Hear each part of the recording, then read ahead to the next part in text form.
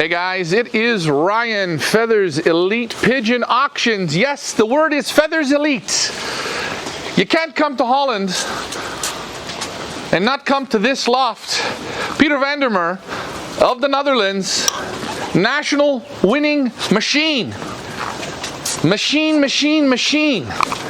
Winning. Super pigeons. There's Peter. Hello, Peter. Hello, pigeon fanciers. Oh man, Peter, what's some pigeons here, some results, the best of the best, some would say. I hear the pigeons you have are absolutely phenomenal. We start. Peter, what is the base of your pigeons, the family? The basic of my pigeons is the old black lines.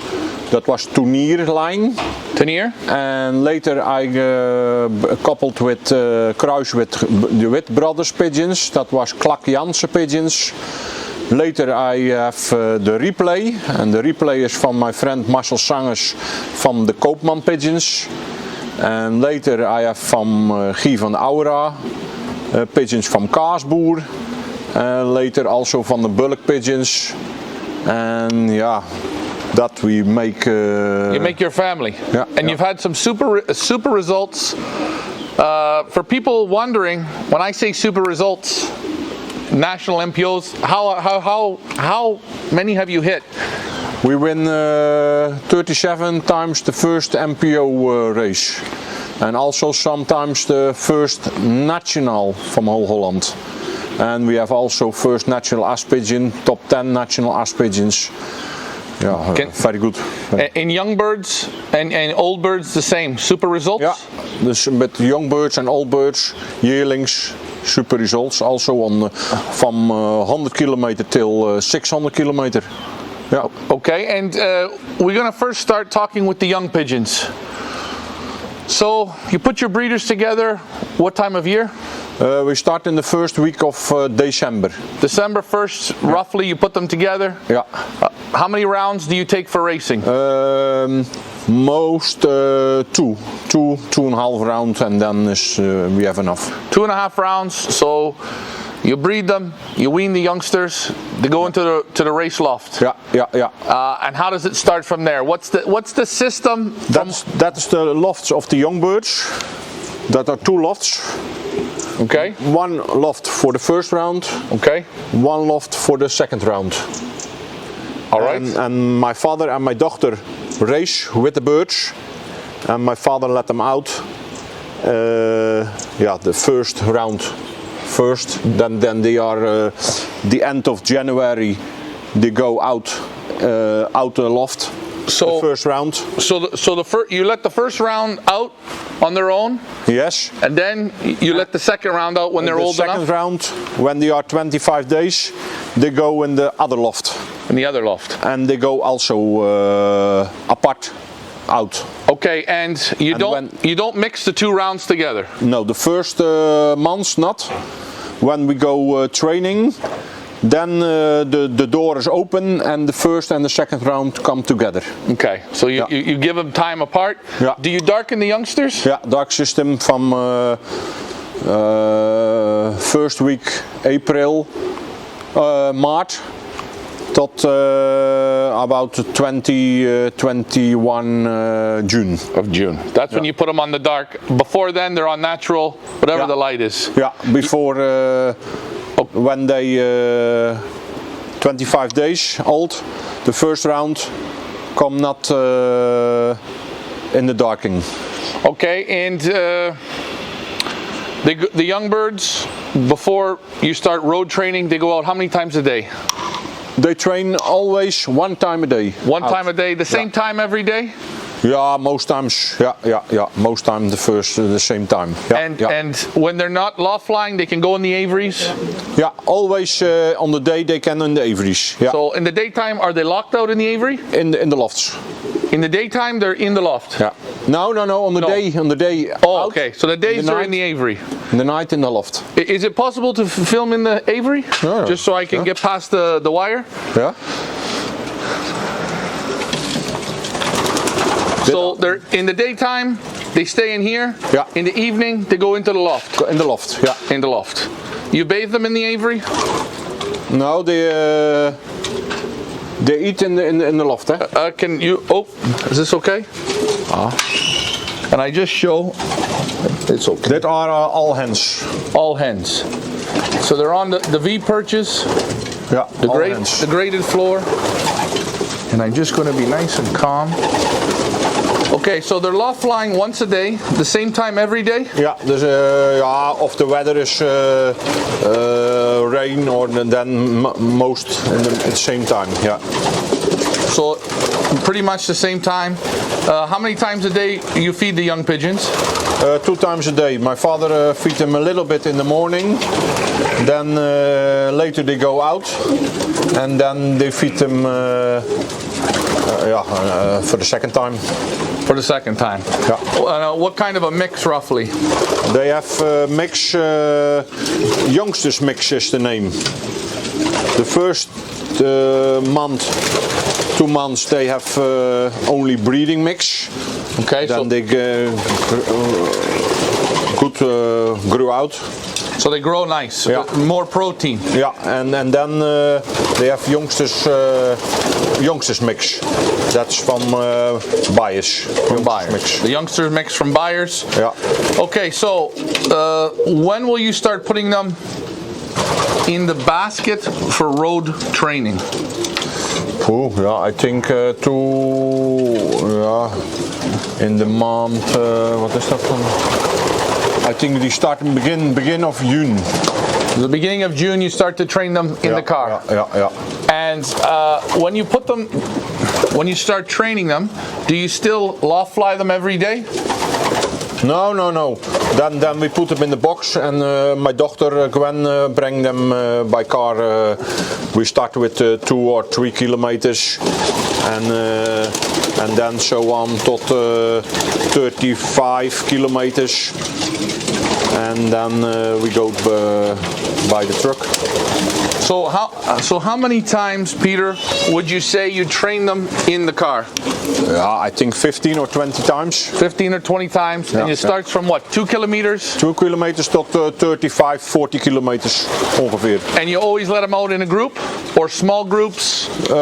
First times in the group, and later with smaller groups. Smaller groups. And roughly how many youngsters are you flying with, you playing with? Ja, Your team size? Hoeveel waren we dit jaar dan? 170? 170 I think. Okay, 150, 170 in that range. Yeah. Okay. This year, last year we had last year 100 I think. Yeah. Okay. Yeah. So you're training them about what? You said 20 times by the car? 15 or 20 times. 15 or 20 times, and then they go with the transport. With the truck. Yeah. And how far the first time with the transport is it? It's 80 kilometers. 80. And how many times is that a race or is that just training? That's one time is training. We do it one time in the truck with training. 80 kilometers. 80 kilometers. And then the week after it is race. Race. Yeah. And you race the young pigeons how many weeks in a row? I think 9 or 10 times. 9 or 10 times. Yeah. And it starts from what, 100 kilometers? Yeah, the first training is 80 kilometers by truck, and the week after it is denk 120. 110. 120 I think. Yeah, Yeah, 100. Okay, 120. And how far? It goes 120 to how far? In the 8 weeks? Tot 420 is 420, yeah, cents. Yeah. Yeah, 420. So 420 is the farthest the young pigeons Yeah, go. this year was 420 the fastest. Yeah. Okay, the farthest. And your young pigeons go every week? Yeah. Yeah, sometimes we have 1 week we have a lot of problems, of 2 weeks. With the young birds' eyes, Watery one eyes. eye cold, dus we keep them home.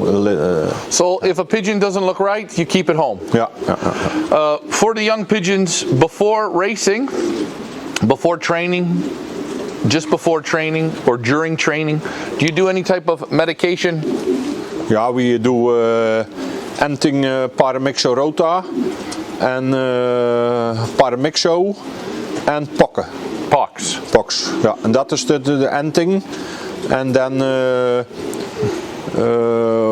or 2 weeks before for the first race, we give them a drups for the luis. Okay. and we give a magic pill. Belgian magic. Belgian magic pill. Belgian magic pill. What is that for? Is it a vitamin? What is Nou, it? dat is voor trichomonase. For trichomonas. Ja, You ja. only give them one pill. Ja, ja. Okay, do you treat for any respiratory? Before racing, not. Okay. Then they must go Self-strong. Yeah, yeah. Okay, yeah. so when you... And we do also nothing for trichomonase vanaf the nest for 2 weeks before the first race. Then they the first time for tricho So pill, you magic give them, pill. you treat for no trichomonas until no, 2 weeks no. before the first race. Yeah, yeah, yeah. Then you treat. Yeah. When you're in race mode, racing the 8 weeks, do you treat for anything? Yeah, then every 4 weeks they have a magic pill, Belgian magic. Okay. And after when they have 2 days in the truck, then we give always BS Okay, so if the pigeons have to spend 2 nights in the truck, with other pigeons. The other pigeon. not 1 night, 2 nights. 2 nights, yeah, They come home, you give them BS. Yeah. And that's in the water. in the water. When the pigeons arrive. Yeah, yeah, yeah. Okay. And then Saturday or Sunday and Monday. That is the 2 days. 2 days, you treat. When you are racing, starting the first week, what's the feeding program for them? The same mix? Yeah. Or yeah. different mix? No, we have the same mix. My father have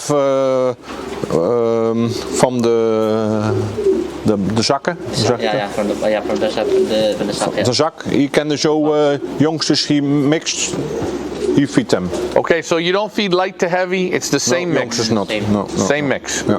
And do you put any oils on the feed? Yeah, sometimes we give a little bit oily van de weird. Okay, the weird oil. Yeah, 1 or 2, 3 times. Any types of powders on the feed? Ja, dat is fit, Belga fit. Belgian Super fit? fit, super fit. Super fit on the feed? Ja, en dat is de producten voor de feed. Okay. Once the pigeons are when the pigeons start race number 1, do you train them in the car anymore? The first 2-3 weeks, then we train one time in the week. One time. After not. Okay. And Then they go only by truck. normally, what day is that? You train? Is it the same? In the middle of the week. So Wednesday. Yeah, Wednesday. yeah. How far? Also 40-45 kilometers. One time everybody goes. Do you separate before the first race? Do you separate the cocks and hens? No, that we do 4 races At the all end. together. 4 races. And then, yes. then apart. Okay, so the first 4 races, they're all going to be together. Yeah. The last 4 you separate. Yeah. And you show them the day of basketing. Sometimes we do it, show them. Sometimes it's for Gwen easy For easy. to when the pigeons apart for basket. It's easier. Hens apart, cocks apart for basketing. For basketing. It's easy to basketing. Yeah. And then when they come home, they get to see each other. Yeah, then they go. The doors are open and they can Play and love and beautiful. How long you leave them together? 1 day. 1 day. So they come home Saturday, you take them away Sunday. Sunday morning, Sunday midday. Gwen doet the pigeons in the box, and cocks and hens go in other loft. Okay, when the pigeons come home from the race, do you give them anything, special feed, special water? No, Just yeah, some BS? always they come back. Is Belgasol. Belgasol in the water. Belgasol in the water. And after BS with Belgasol. Yeah, if they're 2 days in the basket, they get Yeah. Belgasol and BS in the water Yeah. for 2 days. For 2 days. Okay, no special different feed. No. Most times my father give the first day when they come home. That is D8 mix. Diet mix. Diet mix. Light mix. Light mix when they come home. Yeah. And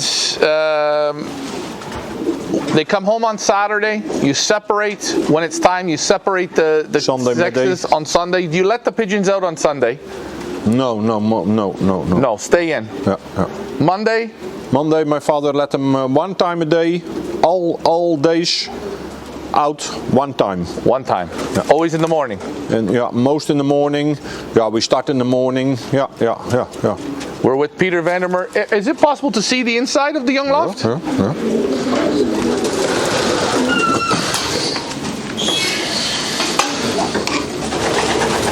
So this would be the section for the cocks. Yeah. And when the pigeons come together, they can in the boxes.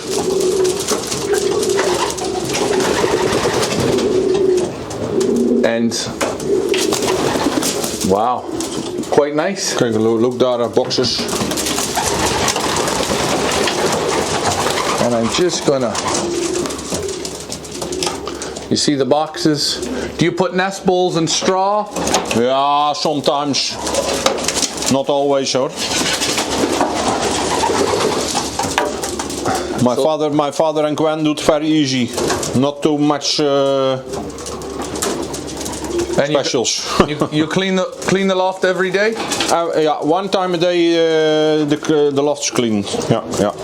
And I see you use droppers as well? Yeah, we have also that.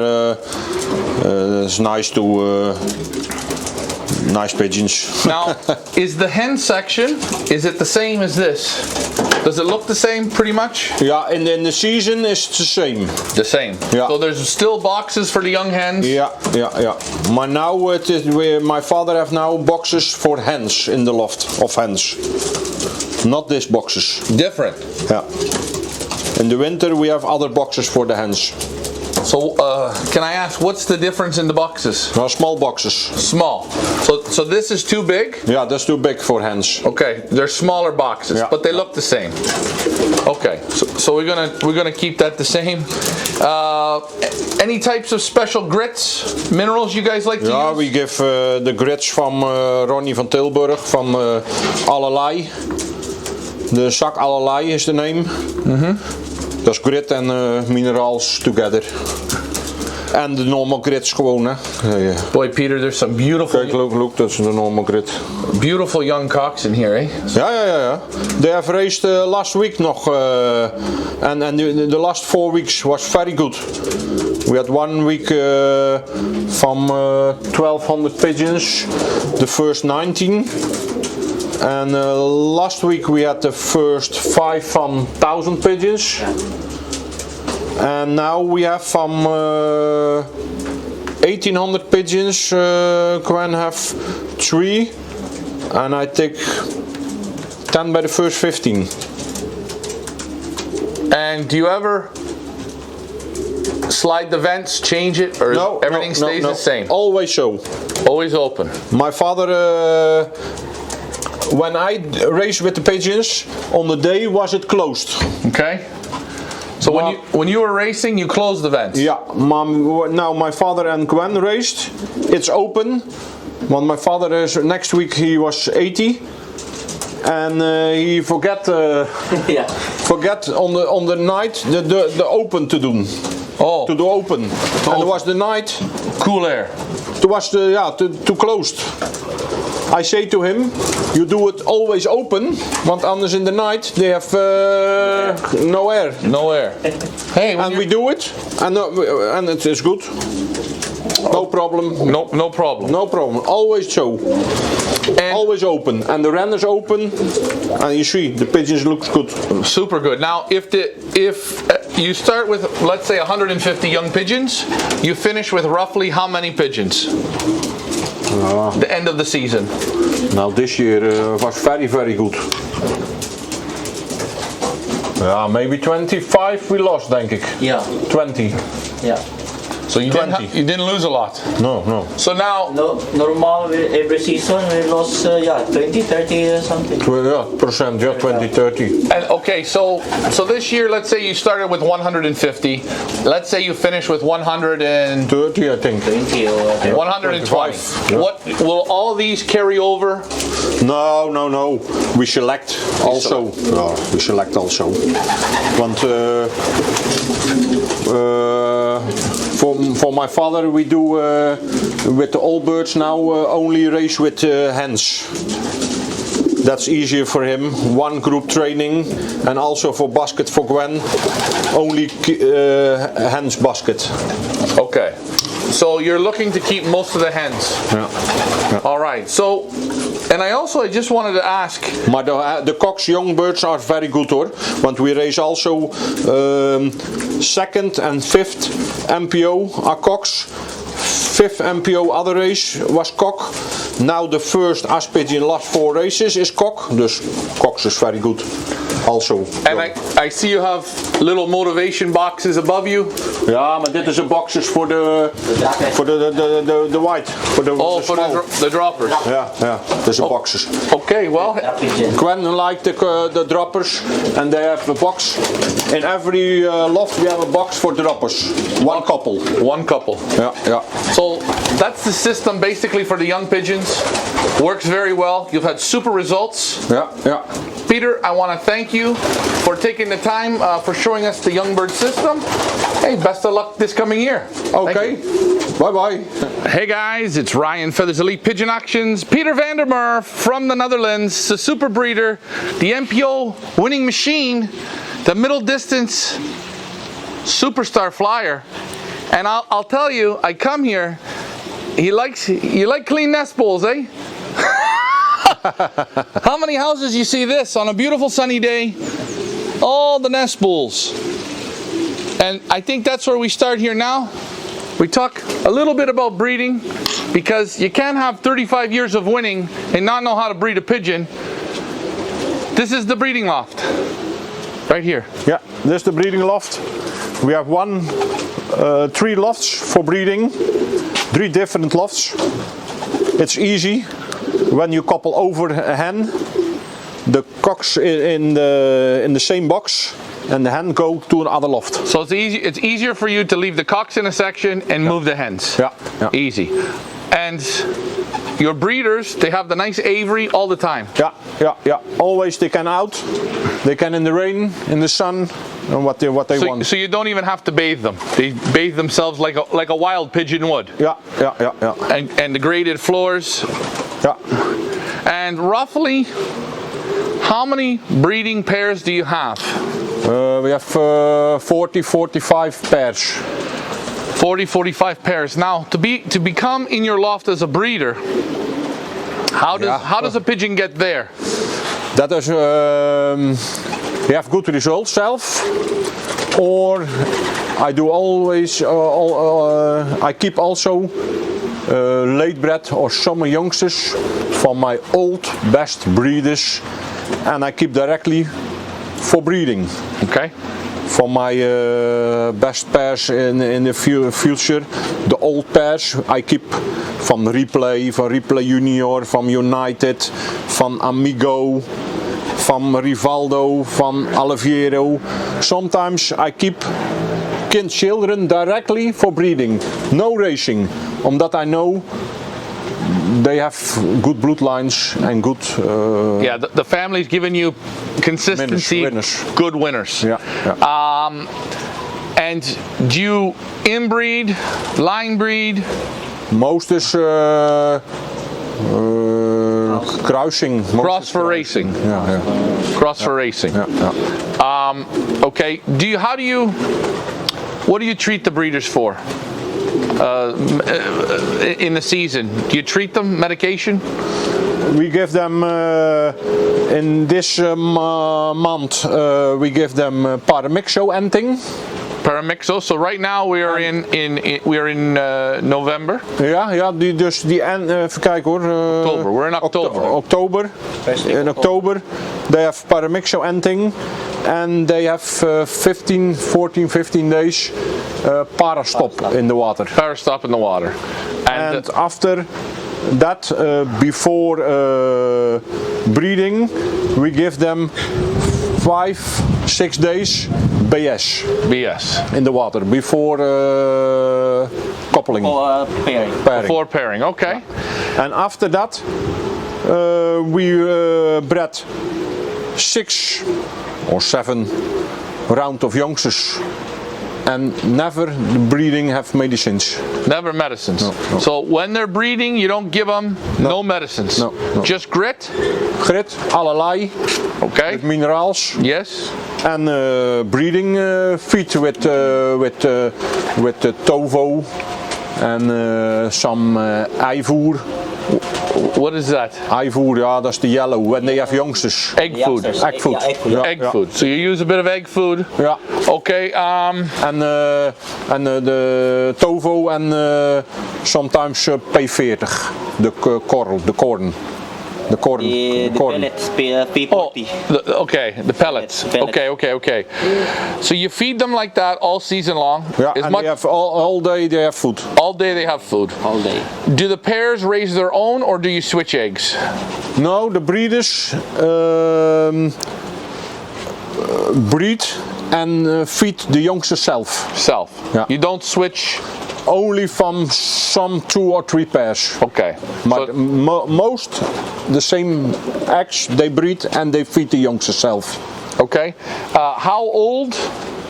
When the pair has the youngsters, when will you separate those youngsters? How old are the young? 25 days, I think. 25 days. You wean them. All right. When the feathers closed on yeah. them. So it's dry, not wet. Yeah. Okay. You let them raise, and you say they'll do 5 to 7 rounds. Yeah. 5 to 7 rounds. And do you switch the hens often? Sometimes in the season. Most in the year they have the same hen. Okay. Other year they have another hen. Okay. So you normally leave them for a year with the same hen. Only super breeding cocks, they have different hens. Okay. So super cocks, you give them multiple hens. The regular cocks that you're still playing with, practicing, seeing if they're the good ones, they're going to have one hen for the season. Okay, so that's that. If you have a pair together and they breed 5 rounds, and you have, out of the 5 rounds, which is 10 youngsters, you have one really good one. Ja, maar we race maar met 2 rounds, hè? You race with 2. Oh, yeah, you only race with 2 rounds. So you have 4 youngsters. Yeah. What is, in your mind, a successful pair? What do they have to be to stay together or to stay as a breeder here? Ja, then they have one good youngster from the 4. Dat is al good. That's all you need. Yeah. Or a very good top pigeon. And also, the end of the season, we have 3 or 4 from one couple. Then is also good couple. Okay. Now, After 10 races. after 10 races. Now, if you have out of the couple, nothing, Ja, then the other year I have another cock and another hen. you switch. Switch other. Switch the pair Yeah. and try it again. Yeah. How many seasons will you give a breeder if he doesn't? The first year, nothing. 3 years, I think. 3, 4 years. 3 years. 3, 4 years tops. Yeah. Okay, and if nothing, they go. Yeah. All right, and how often are you bringing in new blood? Ja, what I think from that is good for kruis with my birds. You bring in. Yeah. So every year you could Every bring year we have a new. a couple new pigeons. Yeah, every year some. Yeah, not so many or. Oh yeah. Do you prefer to bring cocks or hens? No, maakt niet uit of. Just out of the good ones? Ja, what I think van good lines. Good light. What I can kruis with my birds, then. So we have every year we have a new bloodlines to cross to test. To test. To test. And This year we have now nothing No, news. No. We have a lot of from the very good old breeders. We have a lot of children from the old breeders, and we test now that first. okay, so that's simply how you do it. And you will. When will you separate your breeders? They are separate, the hens are out. Only in this aviaries are cocks with the youngsters from the last round. Yeah, you leave the youngsters here. Okay. Yeah. Maar next week we split, all the youngsters go out. Cocks in one loft and the hens in one loft. Okay, and they can still use the cocks and the hens can use the aviary? Kijk, we can now, you can look here, door the aviary. Yes. The boxes are closed, and now from one box we have 3 Yes. sits. 3 sits in one. You divide the nest box into 3. Ja. Dus and that's for the hens? Dit hok is voor de hens. Yes. And the other loft is for the cocks. Okay. See together. Yeah, okay. They sit Only together. the gazes tussen. Hier only the... Only the wires. Yeah. And it doesn't bother you if the cocks see the hens through the wire? No. There's no problem. Okay. No. And again, you put them together the 1st of December? Ja, first week December. You put the lights on? Ja, the day we make a little bit longer, eh? When we coupled. In all your years? 1 week before we coupled, we do the lights on. Then we make the time the summertime. The summertime. Okay. So you give them the lights. The lights stay on until when you normally shut the lights off? I guess April, May? Yeah, when the days longer, you shut them off. Stop with the lights. So that's the breeding. In all your years, Peter, of breeding, what's been your best breeder? Who? That you think? Ja, Gwen. Gwen was very good. Replay was very good. Ja. Dat waren denk ik wel de belangrijkste. Ja. Hard to pick one. The line van United. Ja, pick one. You can't. Ja, dan Gwen.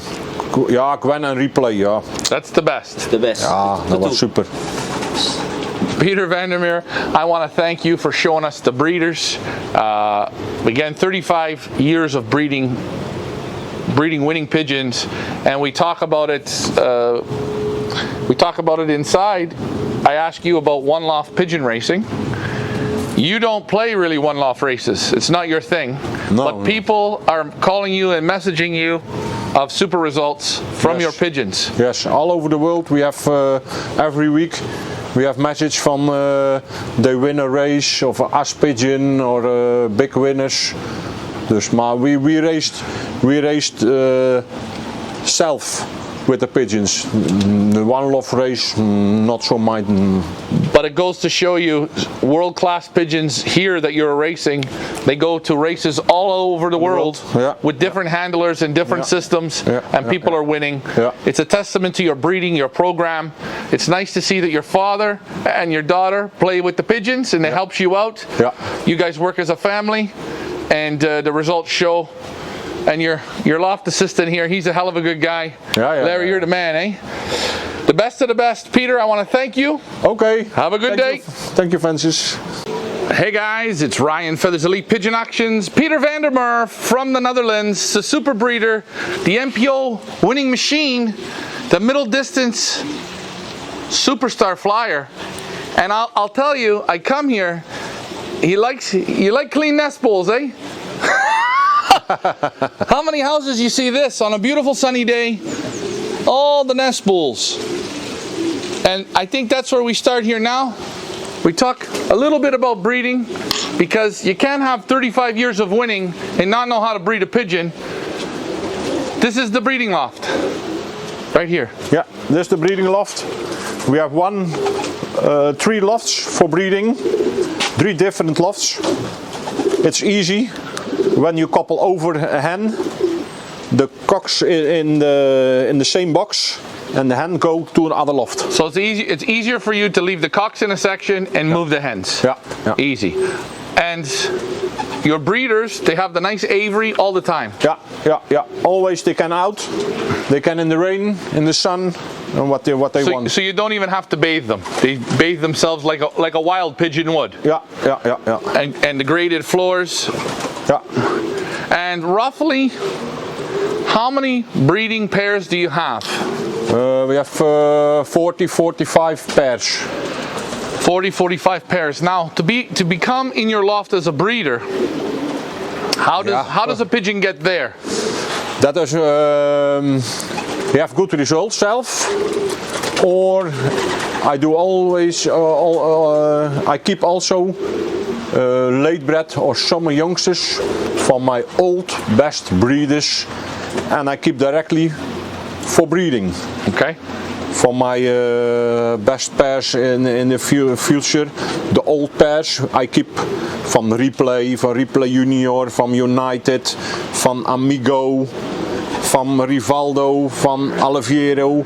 Sometimes I keep children directly for breeding, no racing, omdat I know they have good bloodlines and good yeah, the family's giving you consistency, winners. good winners. Yeah, yeah. And do you inbreed, line breed? Most is kruising. Cross for racing. Yeah, yeah. Cross for racing. Yeah, yeah. Okay. What do you treat the breeders for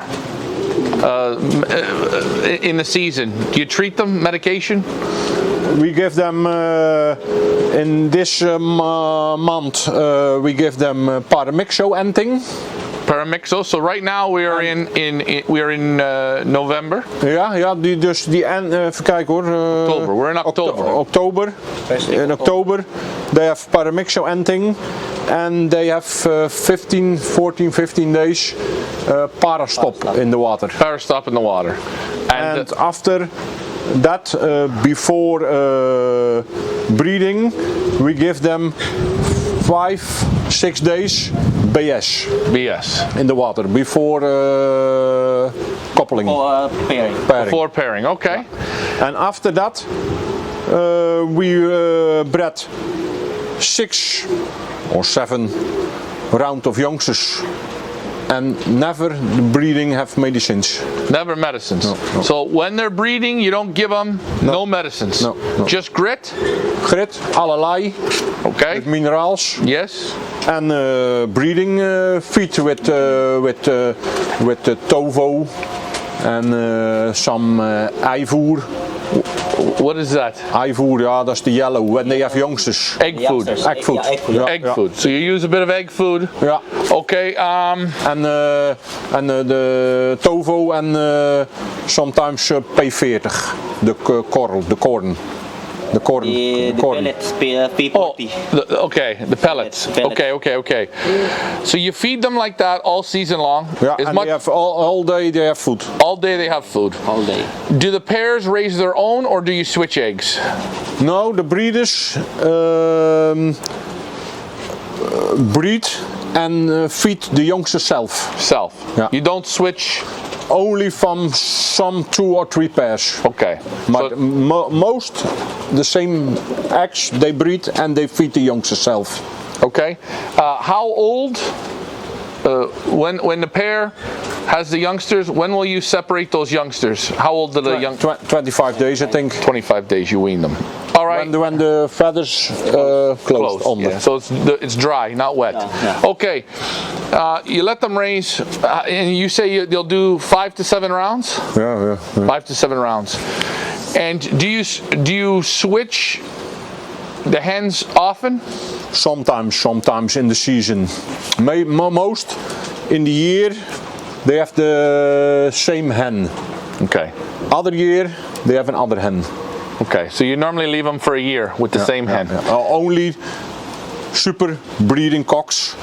They have different hens. Okay, so super cocks, you give them multiple hens. The regular cocks that you're still playing with, practicing, seeing if they're the good ones, they're going to have 1 hen for the season. Okay, so that's that.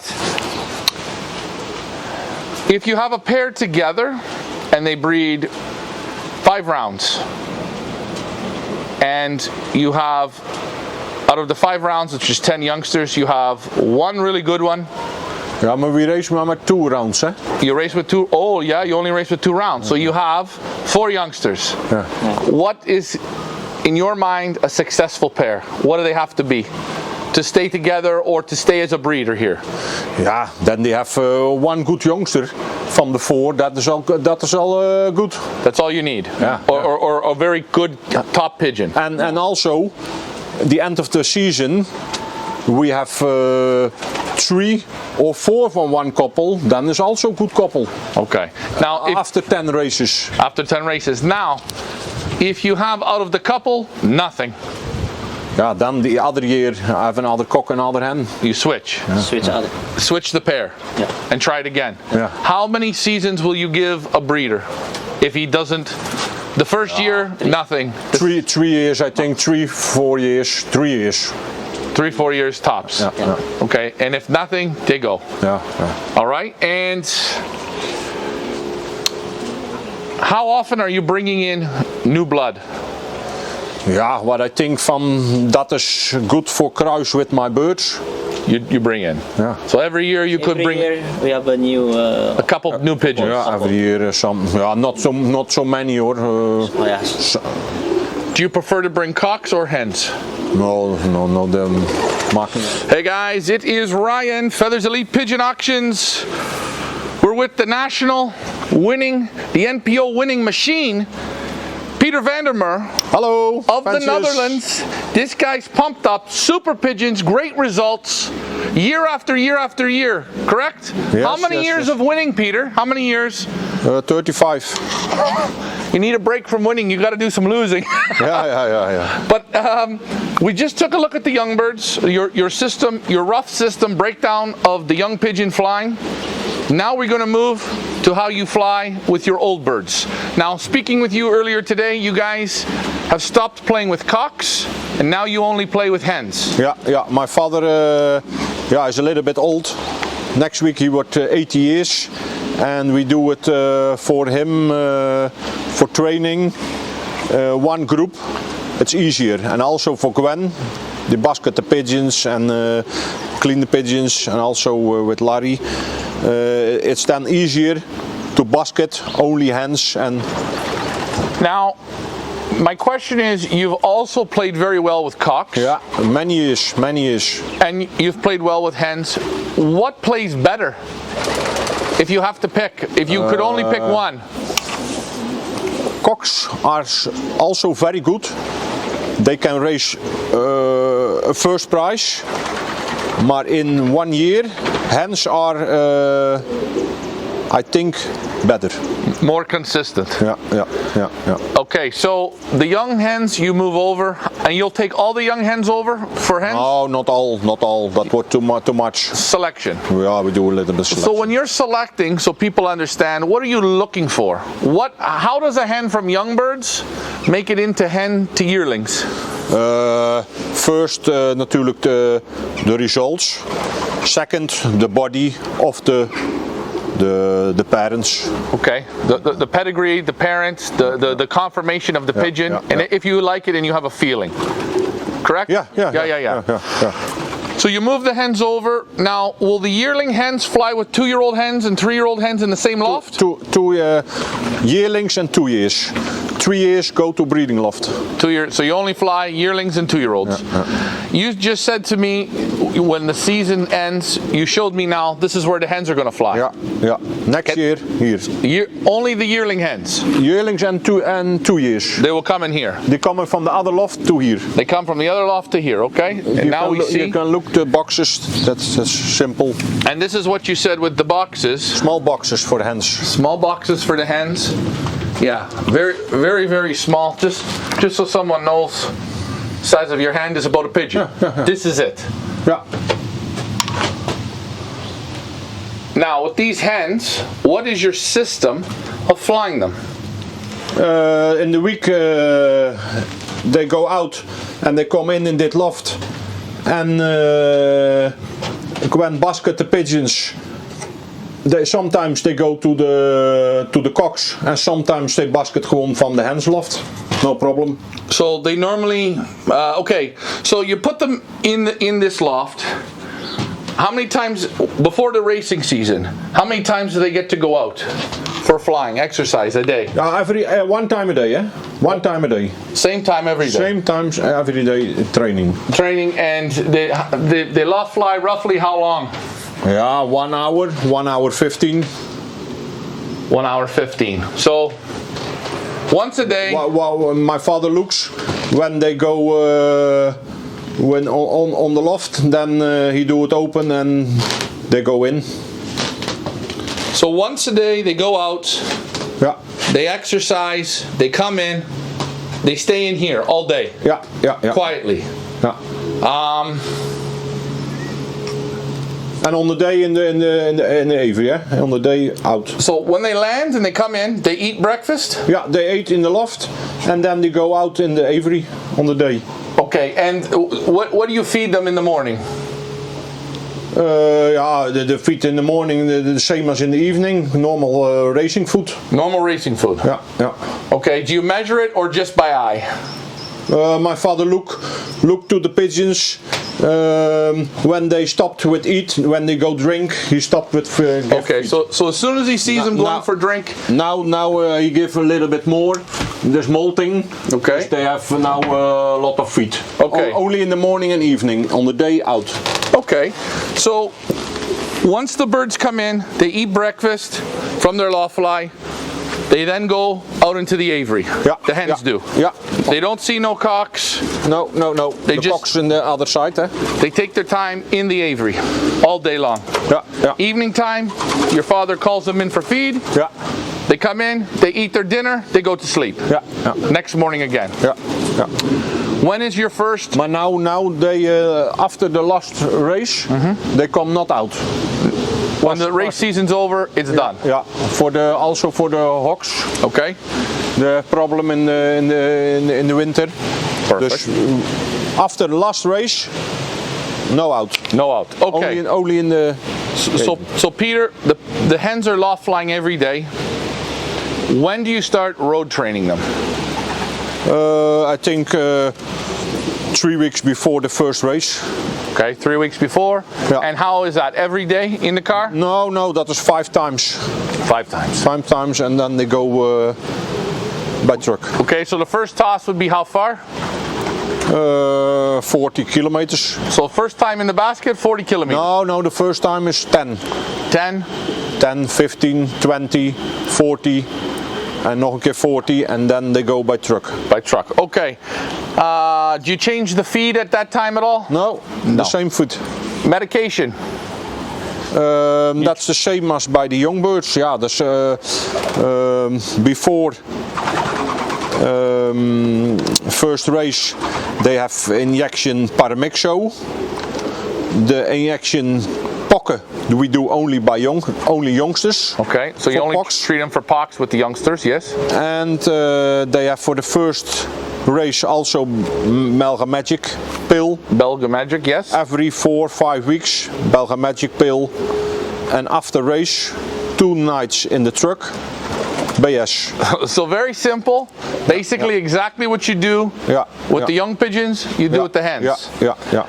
And in the pigeons now, the breeding pigeons have now, the racing pigeons not. Then they have 14 days para stop in the water. Okay, parastop in the water. Yeah. Question, with these hens, the yearlings and 2-year-olds, do you let them have any babies before racing? For racing, only breeding. Only breeding eggs. So No youngsters. all those hens will get to go down on eggs? Yeah, on eggs. On eggs. Yeah. When do you take the eggs away? You don't let them hatch? De kunst, eieren. The plastic eye. Plastic. De eieren come not out. Okay. Dus they breeding 18 days and then stopped. And you put them together. When would you put these hens together? I think beginning of March. So you pair them up the beginning of March. You let them pair how they want. Yeah. Let them do what they want. Yeah. You pair them up. They drop their eggs. You're still letting them out every day. The hens? Not at that time. When they coupled with cocks, No. they are In the loft. 15 days in the loft with the cocks. When they have eggs, they go out for training. Training fly. Loft fly. When the cocks are on the nest, the hens go for work. Okay. The eggs, the hens get off. No youngsters. Want we have most time we have for the breeding. We have enough youngsters. All right. So the hens, they sit on the eggs until they get off. Yeah. The cocks come away. Yeah. When's the next time the hens see the cocks? After the first race, The first race. they come home and they come in the loft of the cocks. So they come into the loft of the cocks. The cocks are happy. The hens haven't seen them since they got off the eggs. Yeah, So no cocks in training. No. No cocks for fun anytime. So the hens come home from the first race. It's 120 kilometers, let's say. Yeah. They see the cocks how long? The day whole when day. they come home. Whole day. Yeah, In the yeah. morning you separate or in the evening? No. When they come in the morning or midday, in the evening they go out. They go out. Okay, now, Sunday they're alone. What do? You leave them in the loft? Yeah, in the loft, and they give them a bath. So bath, leave them in the loft. Monday, what do you do? Monday, my father let them out for training, Loft flying. and the most is fly, free fly. And when they come on the loft, they come in. The other days he do it with vlag. With the flag. So on the Monday, he's gonna let them have their own little bit of fun. Yeah, Tuesday, Wednesday, Thursday, Yeah. they loft fly. Yeah. Any road training? no. Okay, But so- it's not. All birds no. So Tuesday, Wednesday, Thursday, loft flying. Yeah, Monday. Oh yeah, Monday. Okay, Monday is a free day for them to play. Yeah. Tuesday, Wednesday, Thursday, your father with the flag. Yeah. How long does he want them to fly? Ja, minimaal een uur. Minimum 1 hour. Ja. Most of the time, do they do it with very easy? Ja, most times is good. 1 hour. Ja, is goed. 1 hour. Okay. They land, they come in, they eat breakfast, they come back out into the aviary and sit. Yeah. In the evening, they come back in. Yeah. Still no cocks. Nou, You basket for the next races, the races you always basket when? On Friday, pretty much? ja, short distance is Friday. Okay. Middle distance one day is Thursday. Thursday. So on the Friday, in the beginning, do you fly them on the Friday around the loft? Sometimes, yeah. With Sometimes. short distance well. The short distance you will. Do they see the cocks on a Friday? Sometimes. Depends. Sometimes Gwen put them zo van de loft. For how long? Het is, 20, 15 minutes. ja. 20, 30 minutes, a little motivation. Yeah. But not all the time. 20 minutes. No, not always. Always. Okay, it's how When she have not so lot of time, they put them zo van de loft, van de hens loft. Okay, so they the just result. leave them. Okay. My next question is, when you go to 2-day basketing, so you basket now on the Thursday, Yeah. do you show the cocks, the hens? Ja. 2 days wel. You will. Ja. For how long? Ja, 15 minutes, 20 minutes, 30 minutes. And those races are obviously farther, 400, 500, 600 kilometer, 700 kilometer races. Yeah. When the hens come home, they see the cocks again? Ja. For When how they long? come home, they come together. They come together. Come together for the day? Ja, for that day. For the day. Ja. The Sunday Maar heel sometimes when the race is not so good, the pigeons come not so quick broke up? home. Yes. Then other than Sunday. Then Sunday. Sunday. So then if it's a tough race, you leave them till Sunday. You maybe remove them late Sunday evening, I think maybe. And then Monday they go back out again, or they're in the loft? No, then Monday out. Out. Ja. Tuesday the same, Wednesday the same. Same. And for 2-day basketing, will you loft fly them on Thursdays? Yeah. Most times, yeah. And that's the same system. Ja. You don't change nothing. No. We do that 35 years. Good. And with your hens or your old birds, where do they perform the best? What distances are the best for you? Ja, 300 till 600.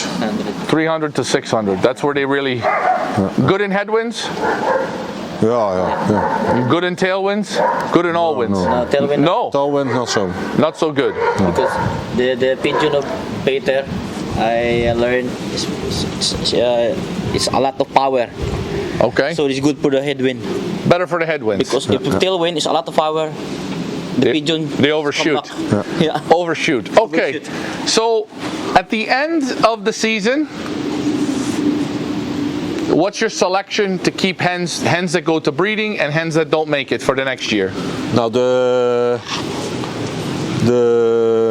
hens are yearlings and 2 years, is for the new team for the next year.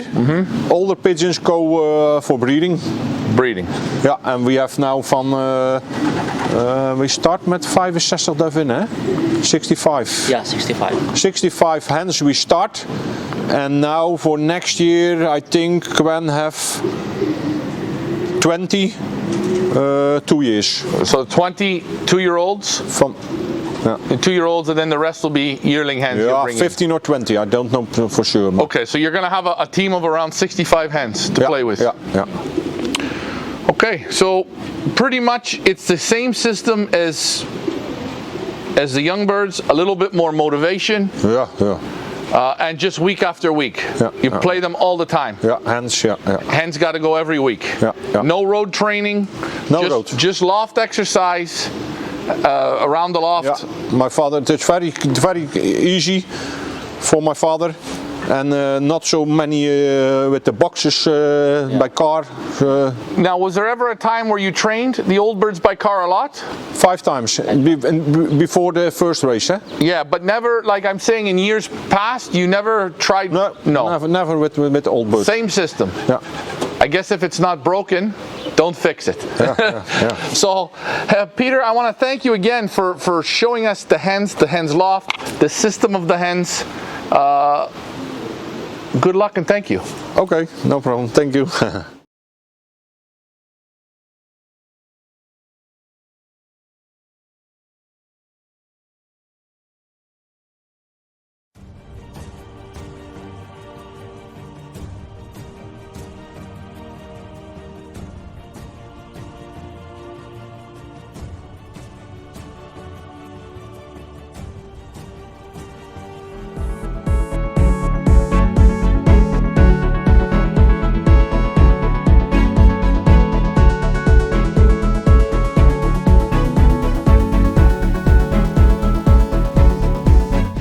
Hey guys, Ryan, Feathers Elite Pigeon Auctions. We are here at the team Vanden Pasch of Holland, of the Netherlands. And I will say, when you come to their home, their loft, you get instantly greeted by a nice smile, a hello, very proud.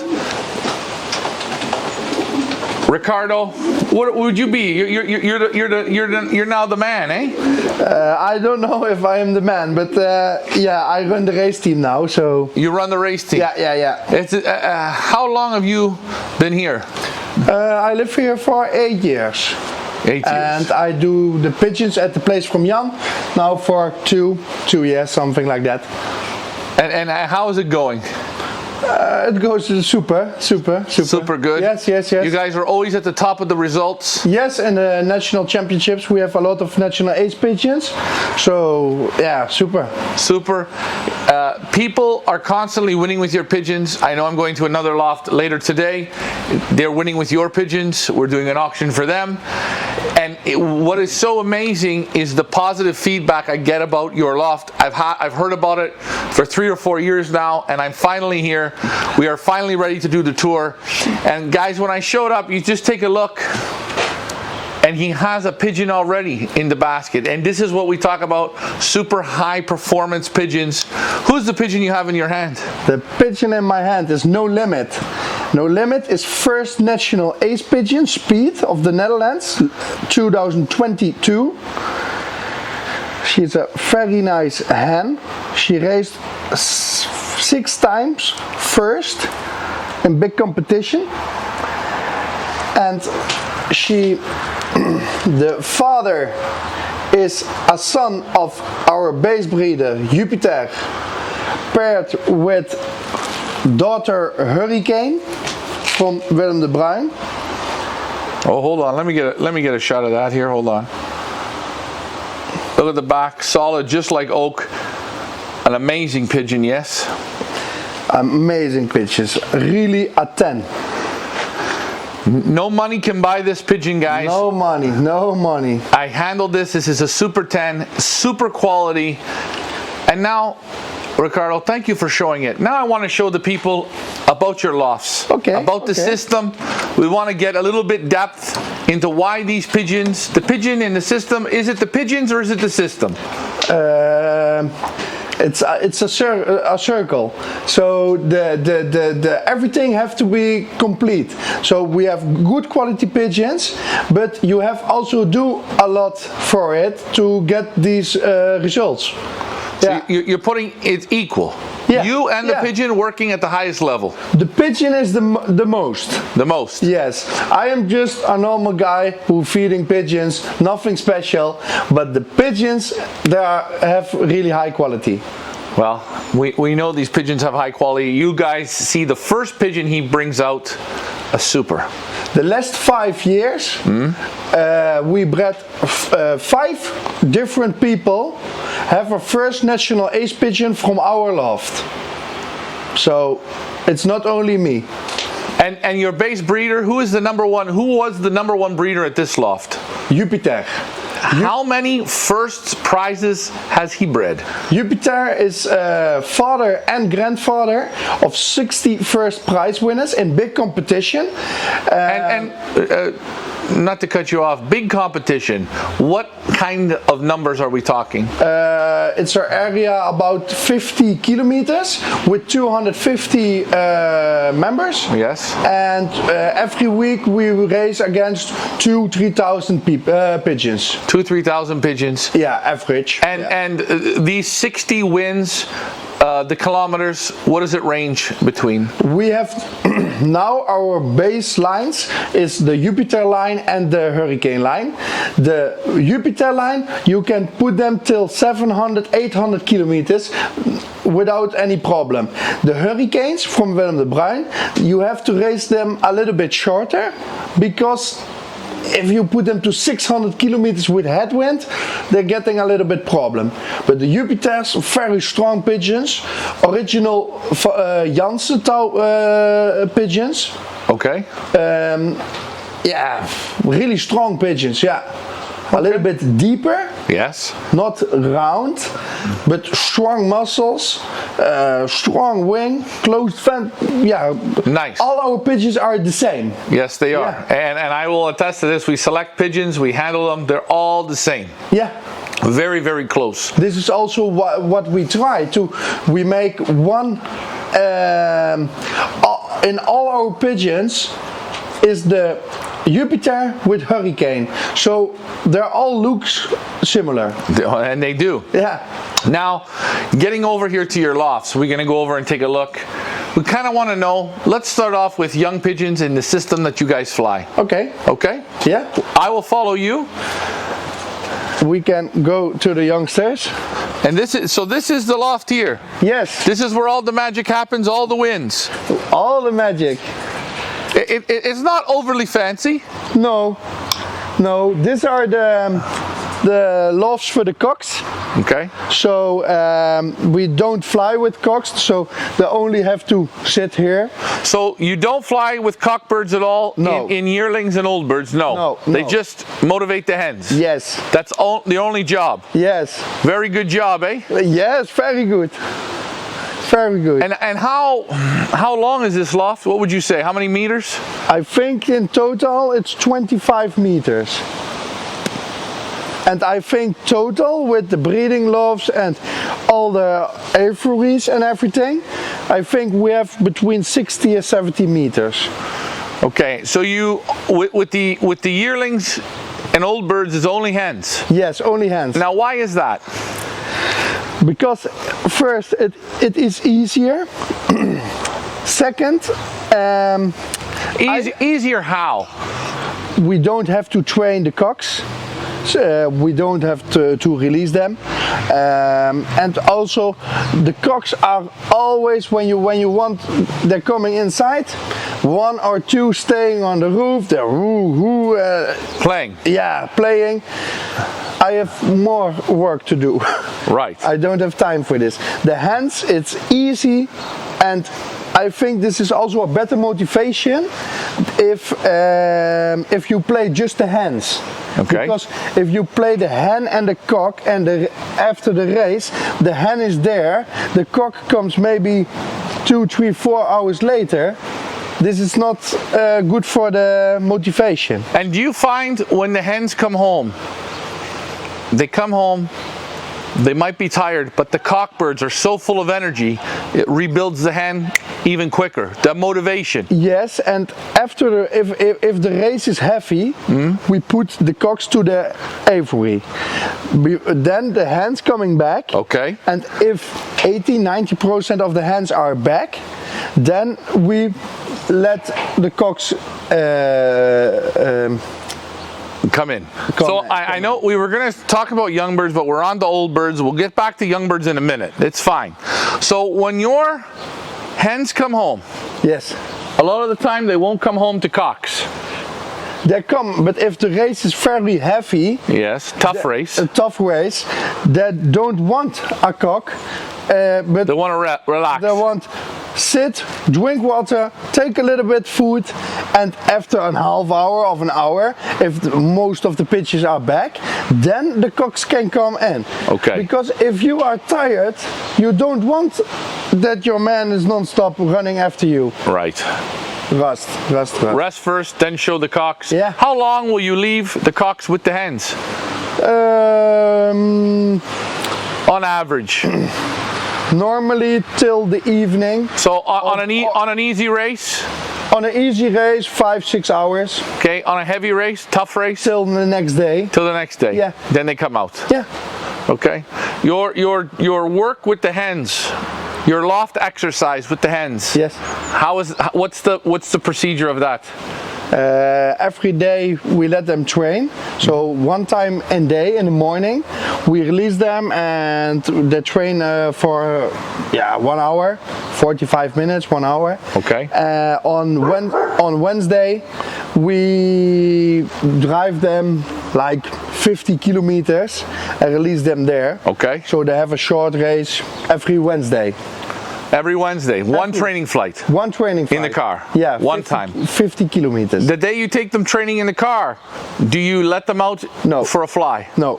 And after the one time in the car, do they fly again outside the loft or no? No. And if they're coming on Wednesday, if they're coming from the small race from 50 kilometers, then I show them the cock.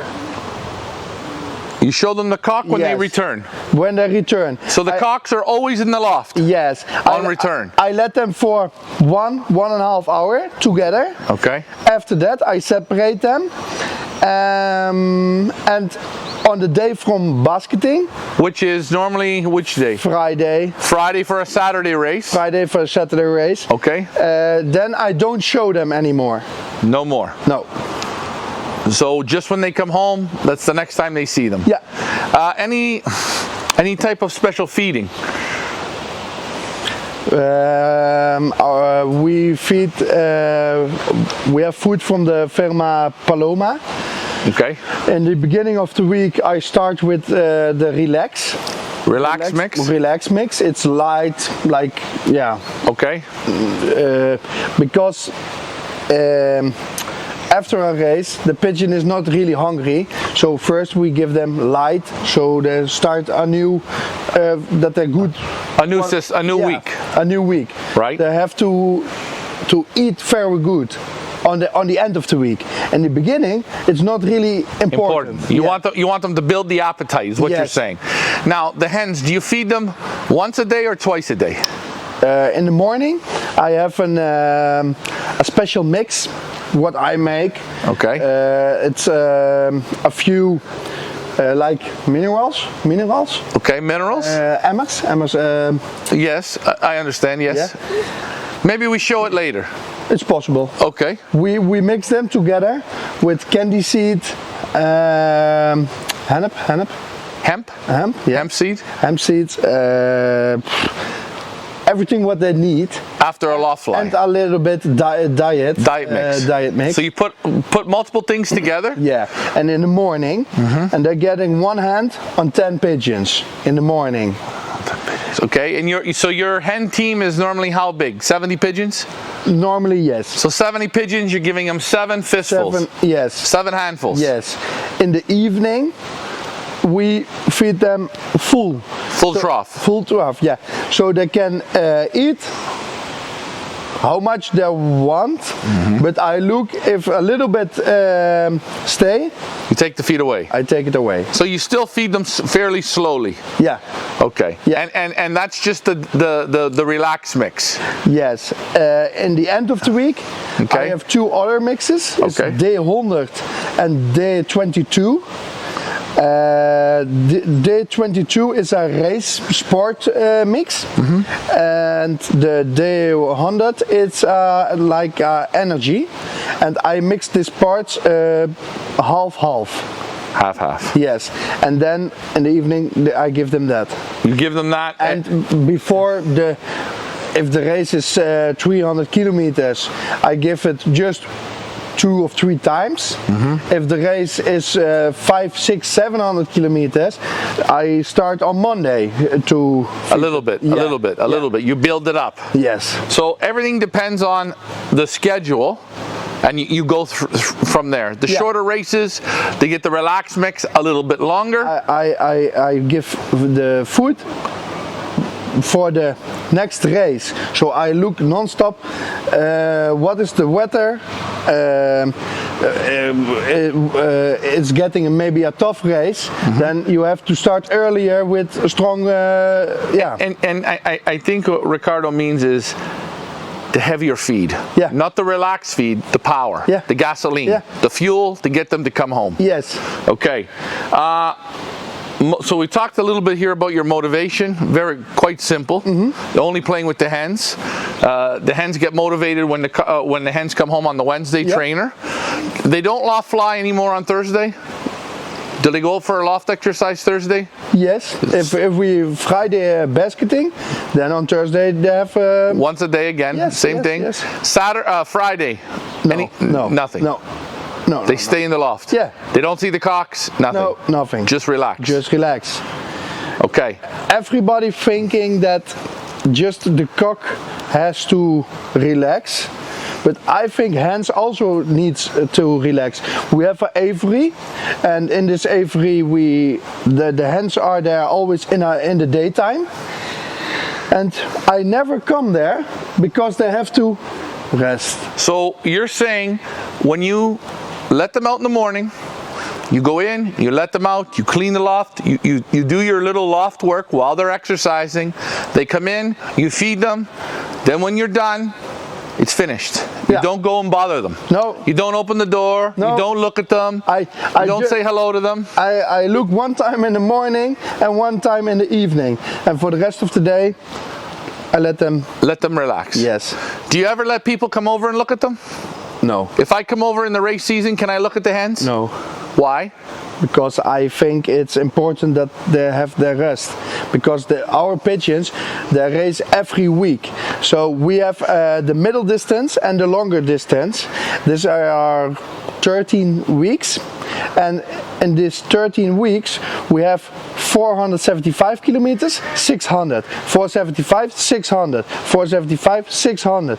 So for 13 weeks, they need their rest. And your hens go every week. Yeah, 13 weeks in a row. What happens if you have a hen that comes late or can't do it? What do you do? Do they come off the team? You take them out? I should be doing that, Yes. but normally I give them peanuts and put them again to the race. To the Because race. in our system we need pigeons who can go every week. Normally if we start the season with 70, 80 hens, we finished with 30. The rest is gone. And gone because the races, the basket has eliminated them. Yes. You let the basket do the culling. Yes. Okay. You said peanuts. Do you feed a little bit of peanuts? Not a little bit, a lot. A lot. Yeah. In a week, how much peanuts? I can. If it's a heavy week coming, 600 kilometers, you think you're going into headwinds? I give the pigeons, I feed them always on 4 o'clock in the afternoon. So you always feed at the same time every day? Yes. In the morning and in the evening? Yes. Okay. And I feed them on 4 o'clock. If I get a heavy race, then I go in the evening, like 8 o'clock, I go back to the pigeons, and they're getting peanuts, Treat. candy seed, Dessert. dessert. Yes. Because if you feed it directly after the normal food, they are not hungry. But if you let 3, 4, 5 hours between it, Yeah, let them have water, let them relax. yes, then they start again eating. Okay. Here's the question. Any magic potions in the water? Any? Magic potion. Any special things you put in the water for drinking? Of course, we give also antibiotics. Okay. So you treat for canker, cocci, respiratory, Yes. once a year, twice a year, every week? It's independent. We give every week as like a disinfection, like BS. Okay. Something like that. Yes. Every week, 1 day, and we give for the respiratory. Also, one time in a few weeks. Something. Every couple of weeks you'll treat for it. A little treatment. If the pigeons need it, if I see that the pigeon need it, I give it. So you know they have the airs. Yes. They're sitting like, A little fluffed. yeah. Not Then right. I give that 2 days or, yeah. Okay. So, And something else in the water. No. electrolytes?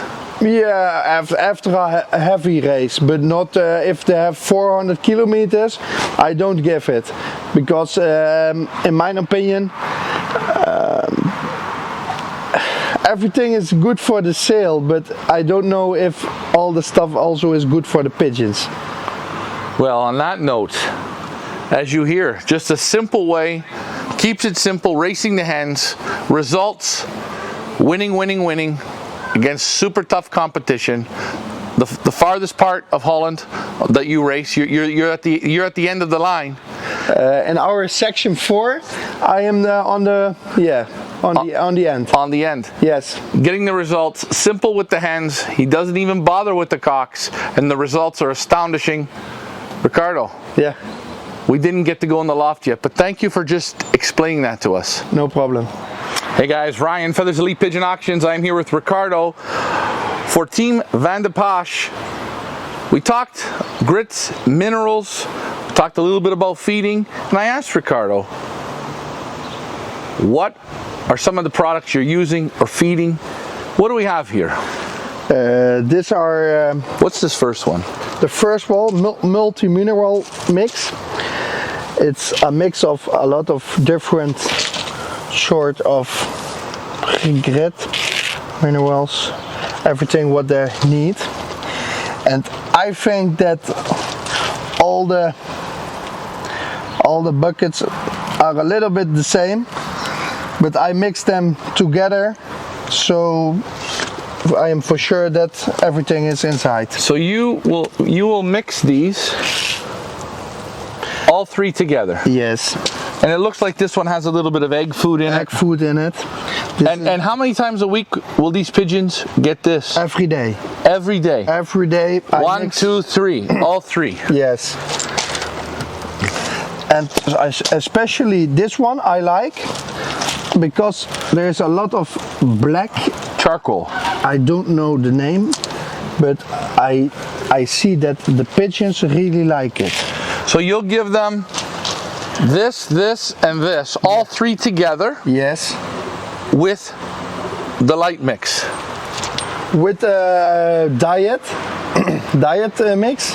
Okay. With the diet mix. With the diet mix. Okay. A little bit like P40. I don't know if you know. B40, Yeah, it's a special a liquid. corn who is make the It's a pellet? yes. Okay, so it's a pellet. Yes, with a lot of vitamins and everything inside. So you'll put the four of those together with the diet mix, yes, and you give one fistful for 10 pigeons. yes, They clean it all up. Yeah. And they only get this once a day, once a day, only in the morning. only in the morning. Now, when you switch them over to the heavier mix, Yeah, do they still get this in the morning? yes, But it goes with the heavy mix then. No, in the So they morning get- I never give a heavy mix in the morning. So it's always the diet mix. This is always the diet mix in the morning, and in the evening I can choose between light or heavy mix. Okay, so I get it. So every morning they're getting this with the diet mix for the whole season, Yes, every week. yes, And in the evening they get the heavy mix. If it's going to be an even harder race later on in the evening, you'll come in with just peanuts and fatty feeds. peanuts, Hemp seed, yes. Hemp seed. The fatty feeds, the yes, fat. the candy seeds, the sunflower seeds. Okay. Now, quite simple. That's a lot of good product there. The pigeon's well taken care of. They're getting everything they need. Yes. Most people would feed 1 bucket. You're using 3. Sometimes 4. Sometimes 4. It's. I like to mix everything, so I know for sure They're getting it. That they're getting it, because I don't know what they need. All right. They know themselves Right. the best what they need. Okay. So now let's go and take a look at the loft. Yeah. Let's go inside. Let's see. Okay. Now there's no pigeons. No pigeons. Season's over. Every pigeon, all the pigeons are in the aviary. Maybe a few pigeons with youngsters, but And again, we are at the beginning of October. I didn't clean. This is the loft for the cocks. So this is where the cocks stay. Yes, this is where the cocks stay. And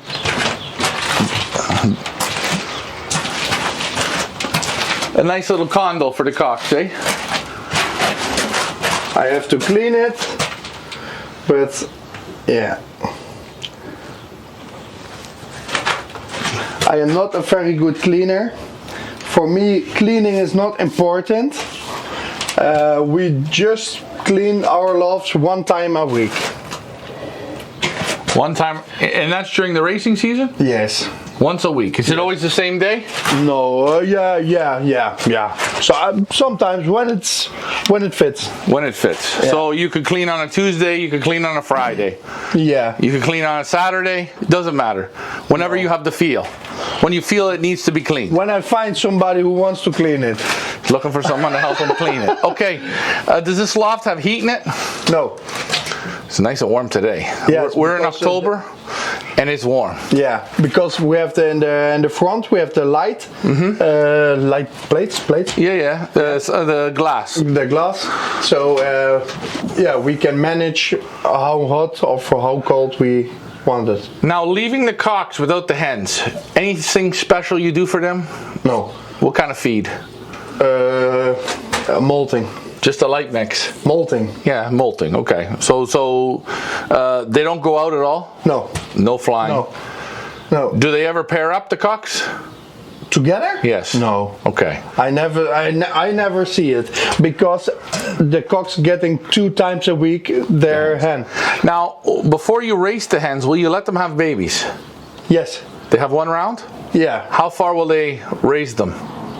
Do you? If the hen, if I see that the cocks starting again Treading? yes, driving, then I take the hens off and the cocks have to make the youngsters growing up Themselves. Yeah. So you let them pair up. When they're paired up, when the hens are paired up to the cocks, the hens are on eggs. Do you let the hens out Yes, we let them out. with the cocks? Yeah, together So with the cocks. a little bit of open loft. We open the window. Let and them they play. Can, for 4 or 5 hours, they can Play around. We put a bath. Yes. So they can. It's like they're on holiday. Yeah. Relax. Yeah. And they're getting a little bit in shape, moving around a little bit. You don't care if they fly or what they do. No, I don't care. They raise the young ones. Yeah. The cocks start to drive. You take the hens away. Now, Yeah. where do these hens go? The hens goes to the aviary. The hens go to the aviary. So the cocks still stay in here. The cocks are still staying here. Cocks are still staying This is here. just for the cocks. Just for the cocks. Now the hens, they all start, you basically, what I'm saying is you separate all the hens roughly close to the same time. Yes. This is loft for the hens Okay, so this is the loft for the hens. in nighttime. So this is where they spend the night, Yes. and all just little box perches. Yeah. You have the grates there on the floor. I see you feed them in here as well. Yeah. Water them in here. Yeah. And a little hallway. Do you close the doors in or no? No. And there's the little chute for the hallway. The opening to the aviary. That's a beautiful checker hen. Wow. Jeez. Isn't she something? Yeah, that could be one of them. I hope so. I hope so. What a beauty. She looks good. From the race team. Yes. Yeah, we'll have to remember her number. What can I say? Okay, so the hens, you let the hens out from here in the morning? Yes, in they the come morning. out through the window. Yeah. And then, after I feed them, Okay. they're going in the aviary. So the hens come home. Where do they trap when they're loft flying? They trap in here. Yeah. The cocks, you keep them in the back of the room. Yes, and we close the. The cocks must go crazy. Yes. The hens, so the hens almost see them every time they come in. No, and the week with the training, I let them here inside. So the hens on the training, the hens come in here. How does this work? Bless you. Thank you. So this is how the hens come in on training. Yes, and I open the window, and They go in. yeah, And on race day, they have to go inside there. and they know the difference. Yes, They're already smart. Double shoots. it's how you learn it. It's how you learn it. Peanuts, peanuts, peanuts. Everything with peanuts. Okay. If Hey, you know how I got here? You had peanuts for me when I got here. Yeah, of course. All right. Okay, so the hens, they come in from the loft exercise. How long do they have to eat? How long do you give them?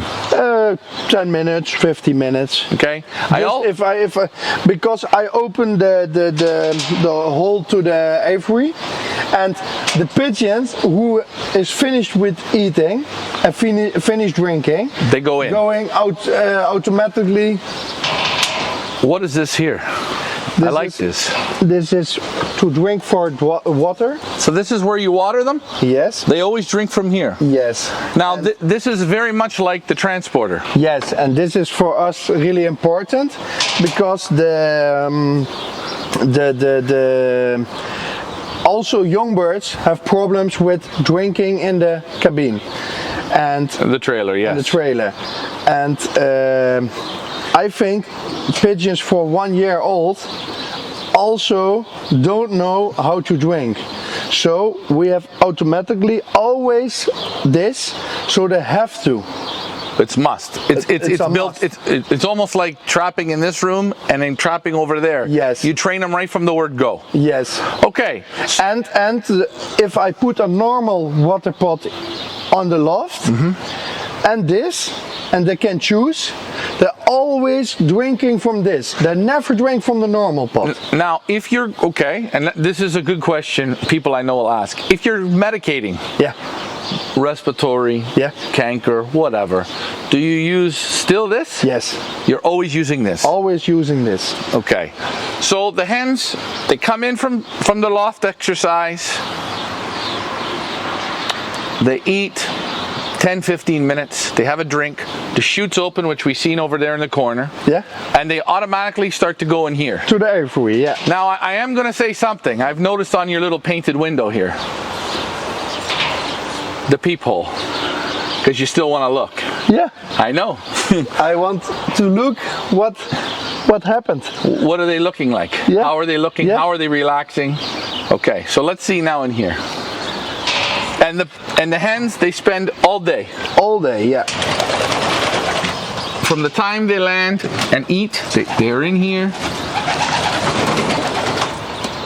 Do you ever bathe them in here? Yeah, yes, always.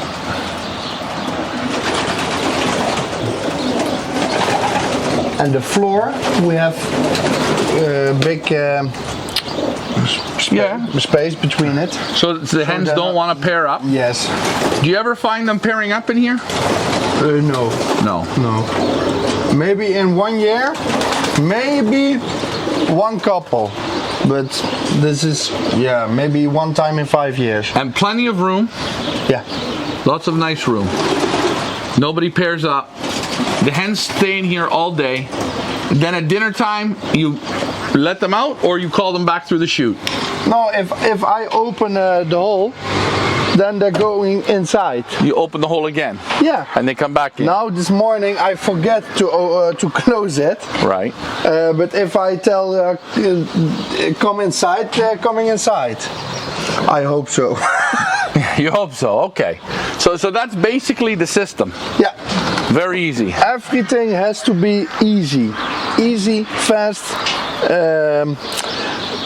It's like in the military. Right. Yeah. Okay. I yes. am the general. You're the boss. Yes. They listen to you. And if I tell come, they have to come. If I tell move, they have to move. Now, if you have a hen that's stubborn, she sits on the roof all day, doesn't want to come in. Yeah. Doesn't want to come out from the aviary. What do you do? I take her out of the race team and put her in the aviary, because if she do it, maybe the second pigeon do it, the third pigeon do it, and after Now I have a 2 problem. weeks, yes, So if they don't follow the system, we remove them. they remove them. Yeah. That's a selection. Yeah. You're making. Yeah. If the whole group do what I want and 1 or 2 pigeons not, we take them out and we go with the other father. Okay. Something to look at. A very simple system, and it's working. Yeah. And how long have you guys been flying hens like this? In the past we also fly with cocks, but the last 5, 6, 7, 8 years we only race with hens. And on that note, hens are powerful. Yes. Everything you need is in the hen. A lot better than cocks. Hey Ricardo, thank you very much. Yeah, you also. Hey guys, Ryan, Feathers Elite Pigeon Auctions. I am here with Ricardo from Team Van de Posch. Superstar Loft of Holland. They win, they win, they win, they win, they win, they win, they win, they win, they win, they win, they win, they win, they win, they win. You want to know how they win? You want to know the system that they win with? Ricardo's going to explain. Now, hey, this is the Youngbird Loft. Yes. What's the secrets to these young birds? The secret of the young birds, I think, drilling them. Drilling. Drilling. Okay. So training. We go a lot of times. We drive the pigeons. Okay. Now, before we get into this training with the car, the young pigeons, they're on the darkening system? Yes. Okay. So you darken the young birds. How many weeks you darken them for? We start like half March. So you start darkening in March? Yes. Till when? June. So March, April, May, June. A minimum 12 weeks in the dark. Yeah. But you breed when? December. December. So there's youngsters going in there in the beginning of January, Yeah. February. They're just on the regular lights. Yeah. March, they go into the dark. Yeah. March till June, they're in the dark. Yes. How many hours a day in the dark, roughly? Or how much light they getting? From 6. 6 o'clock in the evening You darken at 6 in the evening?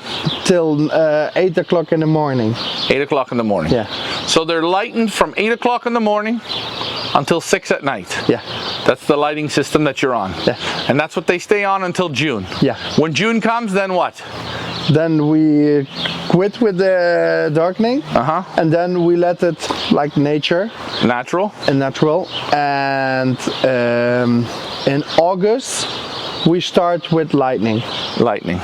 And it will roughly be the lights for how long? 18 hours a day. 18 hours a day. Same time every day. We make it every week 15 minutes longer. Every week, 15 minutes longer. Yeah. Okay. You increase it. Yeah. So the last 6 weeks of the race season, we start with it. It's like half August, and then we every week make it 15 minutes longer. So in the hope we get more. More form. Yeah. Better form, better condition.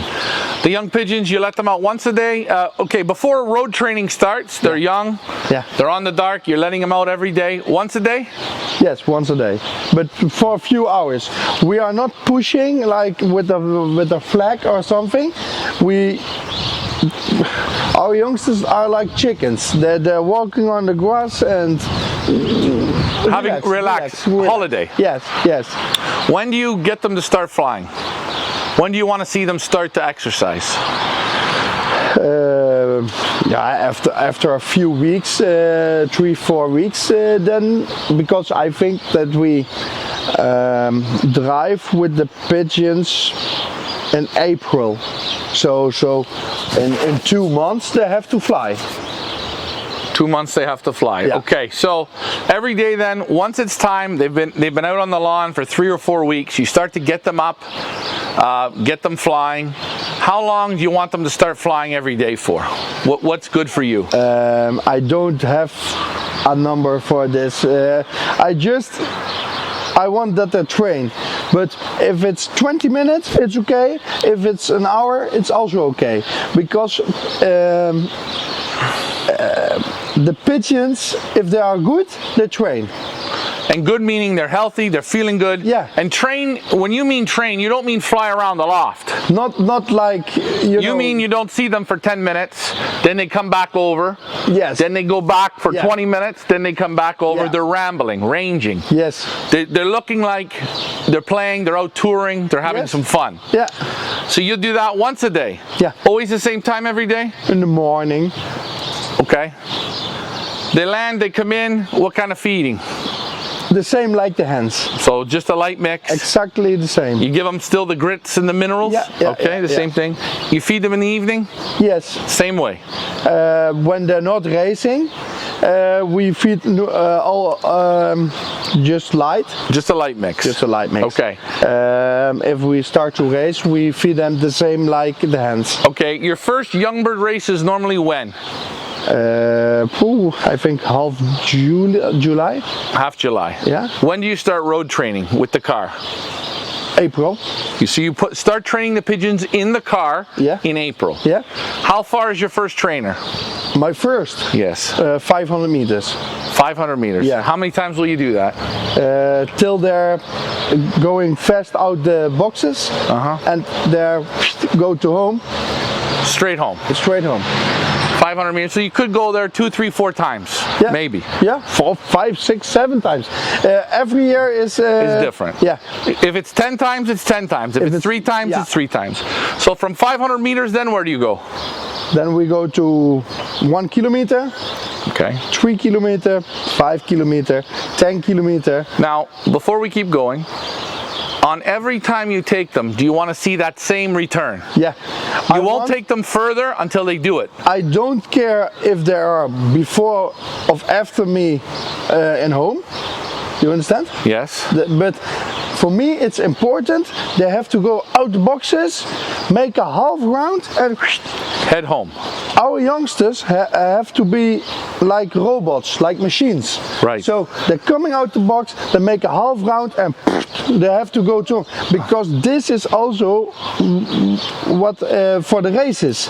If the pigeon's making 1 round, it's too much for the first prize.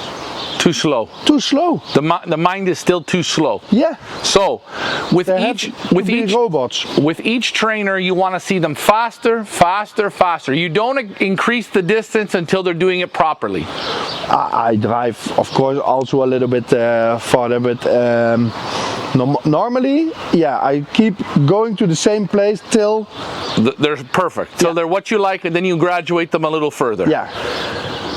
So you start in April, you go 500 meters, then you go to 1 kilometer, then you go to 3 kilometers, then you go to what, 10 kilometers, 5 kilometers? 10, 15, 20, 25, and then 30, 40, 50, 70, and then nog 2 or 3 times on 120. So before the first race in July, roughly how many times will your young pigeons be in the basket before the first race? 40 till 50 times. 40 to 50 times down the road. Yes. They're machines. There has to. They're rolling good. Yeah. Do you let them, from the release points, do you ever let them out in small groups? Yeah, always. Always. I let them, I release them box for box. Okay. So this is for two things. One, we have a lot of electric cables. Yes. In the power lines. Yeah, power lines. If you have a big group, they're flying in and you have a lot of damaged pigeons. Second point, if you release the pigeons every box, there have to also, for every box has to be a leader who takes the group. Right. If you release everything together, you make 1 leader. yeah. If you have 4 baskets, you have 4 leaders. If you have 6 baskets, 6 leaders. If you Yes. have 10 baskets, Then you have 10 leaders. what's the smallest groups you let out? 15 pigeons. 15 is the smallest. Have you ever thought of going smaller? Yes, but we have too much youngsters for this. How many youngsters do you breed? Or how many youngsters do you race with? 250. 250. So you have a big army. Yeah. The army's got to work. Yeah. How many races will your young pigeons go to? How many? Like 10, 12 races. They all go. They all go between yeah, till 500. 500 kilometers. Yes. Now, when you're racing them, so you've got them trained up. They've been in the basket, let's say 50 times. They've been out to 100 and what, 150 kilometers? 120, yeah. 120 kilometers, which is around 70 miles. They've been there probably 4 times, I would say. With you, Yeah. maybe 6 times. Yeah. I can see it in your eyes. You're like Rocky IV, Ivan Drago. You know what I'm saying? You're like a robot. Don't want to fly for this guy. Hey, okay. So you've got them down to this. Now, week 1 of racing. Do you separate the hens and cocks? In the beginning, no. In the beginning, we race them one group. After 3-4 races, then we're gonna separate them. Okay. So for the first race, how far is this? The first race for 200 kilometers. 200 kilometers for you. The week preparating, what do they get at the beginning of the week?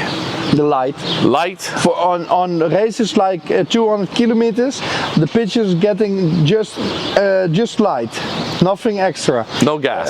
No. Only the last meal is heavy. is heavy. Okay, so only 1 meal in the week when you're under 200 kilometers. And I take it if it's going to be a strong headwind, you might give them another meal. You adjust for the weather? No, for 200 kilometers, no. Doesn't matter. Doesn't One matter. good heavy meal, the last meal. If you above the 300 kilometers, then we start a little bit more. Yeah. What time do you feed them in the evenings? 4 o'clock. 4 o'clock. Same with Same the like hens. the hens. Do you feed on Friday, the night of basketing? And just In the morning.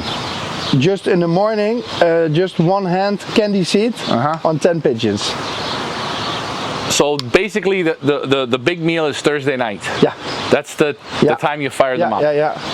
Friday morning, the candy mix, 1 handful per 10 pigeons. Yeah. They have water, Yeah. nothing else. Nothing else. So the system's completely cleaned out. They're running. Till the 200 kilometers. If you go to 300 kilometers, we start to feed them in the morning. So they'll get a regular feeding in the morning, but Yeah. nothing in the evening. Yeah. Okay. Anything in the water? The same like the old birds. Okay. So every week disinfection like BS. Sometimes in a few weeks for respiratory. Yeah. So Everything. the young pigeons come home from the race. It's a good race. Not a hard race, not an easy race, just a middle race. Yeah. Birds all come home. You let them out on Sunday? No, never. Pigeons don't go out on No, Sunday. the old birds, the young birds, never. No. Sunday's rest day. Yeah. Monday, For me what do you and do? For the pigeons. For you and the pigeons. Okay. Monday, you're going to let them out back on the regular schedule. Yeah. Do you make them fly? Do you force them to fly? No, on Monday they can also like Play around. Play around. I like that the pigeon Wednesday has to start. Really going. Yeah. Then they have to be good. Okay. So Tuesday, half hour. Wednesday, yeah. But normally with the youngsters, we drive them 2 times a week on 50 kilometers. 2 times a week. Yeah. And that's what, Wednesday and Thursday? Yes. So Tuesday, you'll let them out for a loft fly in the morning. They're going to fly a lot better than Monday. They're feeling more energy. Yes. Wednesday, they're not going to loft fly. No. They're going to go in the basket. Yes. They're going to get released. Yes. Thursday, they're going to go in the basket. They're going to get released. Yeah. Friday, they're going to stay in the loft all day. Yeah. Relax. Yes. And it repeat itself. Yeah. That's the system. Yeah. It's very easy. very easy. Yeah. Lots of wins. Wait, let me ask you. You guys better in young birds or old birds? It's difficult to say. What do you prefer? I like the old birds because with the youngsters you have always they're getting sick and they're getting lost, and this is for me it's heavy that I lose my pigeons, because I like my pigeons, and if I lose all my youngsters I hate it. So I prefer the old birds, but yeah, in 2013 we have first, second, 5th, 6th, 8th and 9th best youngster of the Netherlands. So the system's working. the system is working. And the pigeons are working. This year I was first with the youngsters, national. But after 4 races I lost too many pigeons, and I decided to quit with the youngsters and put them to the second youngster tour. Okay. So I gave up my position, but this year we were first national. First national. After 4 races. Wow. Yeah. Can we see the young bird loft? Yeah, of course. This is cleaned.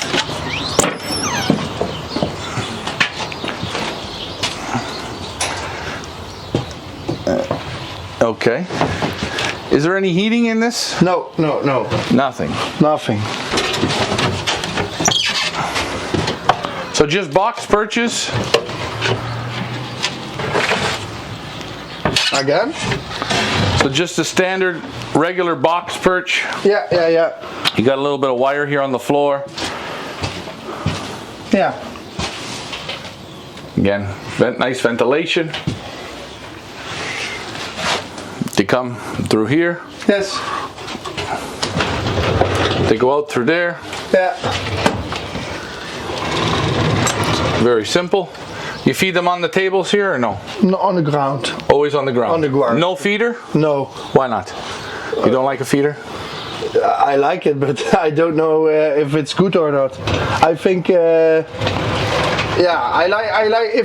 like to look when I feed my pigeons, because the feeding from the pigeons is most important, I think.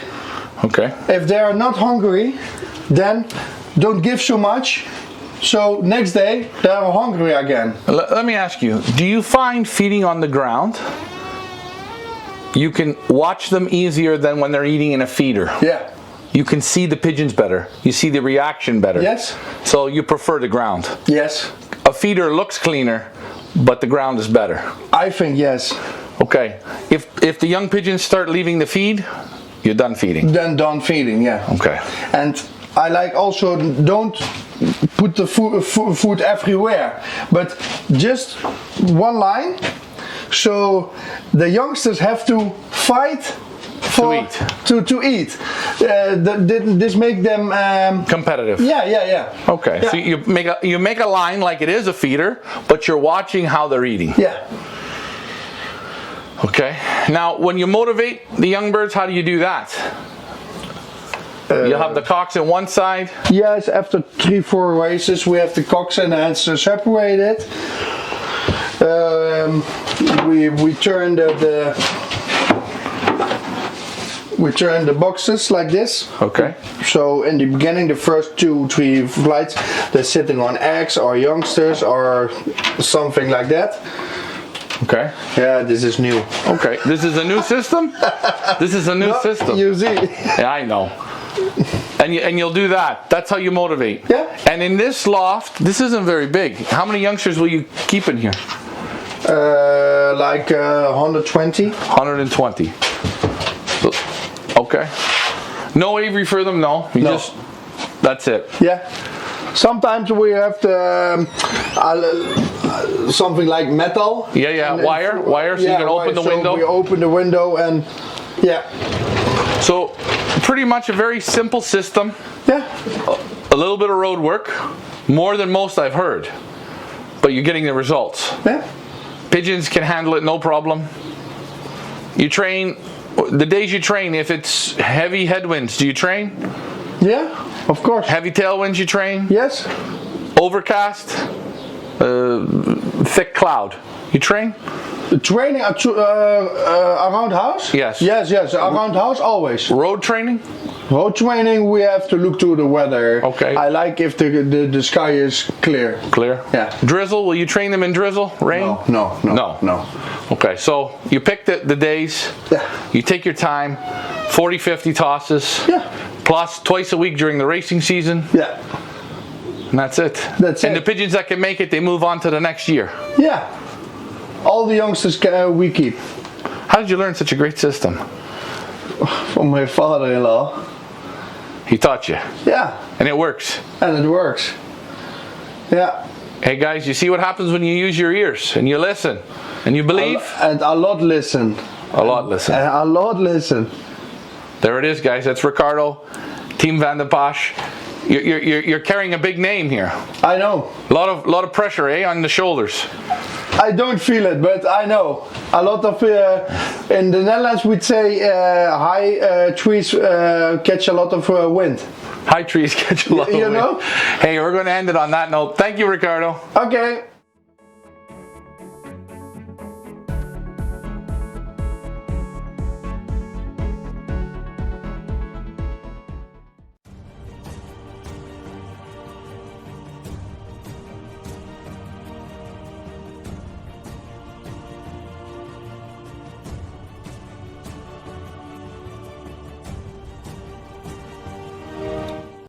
Happy Sunday morning. It is Ryan Feathers Elite Pigeon Auctions.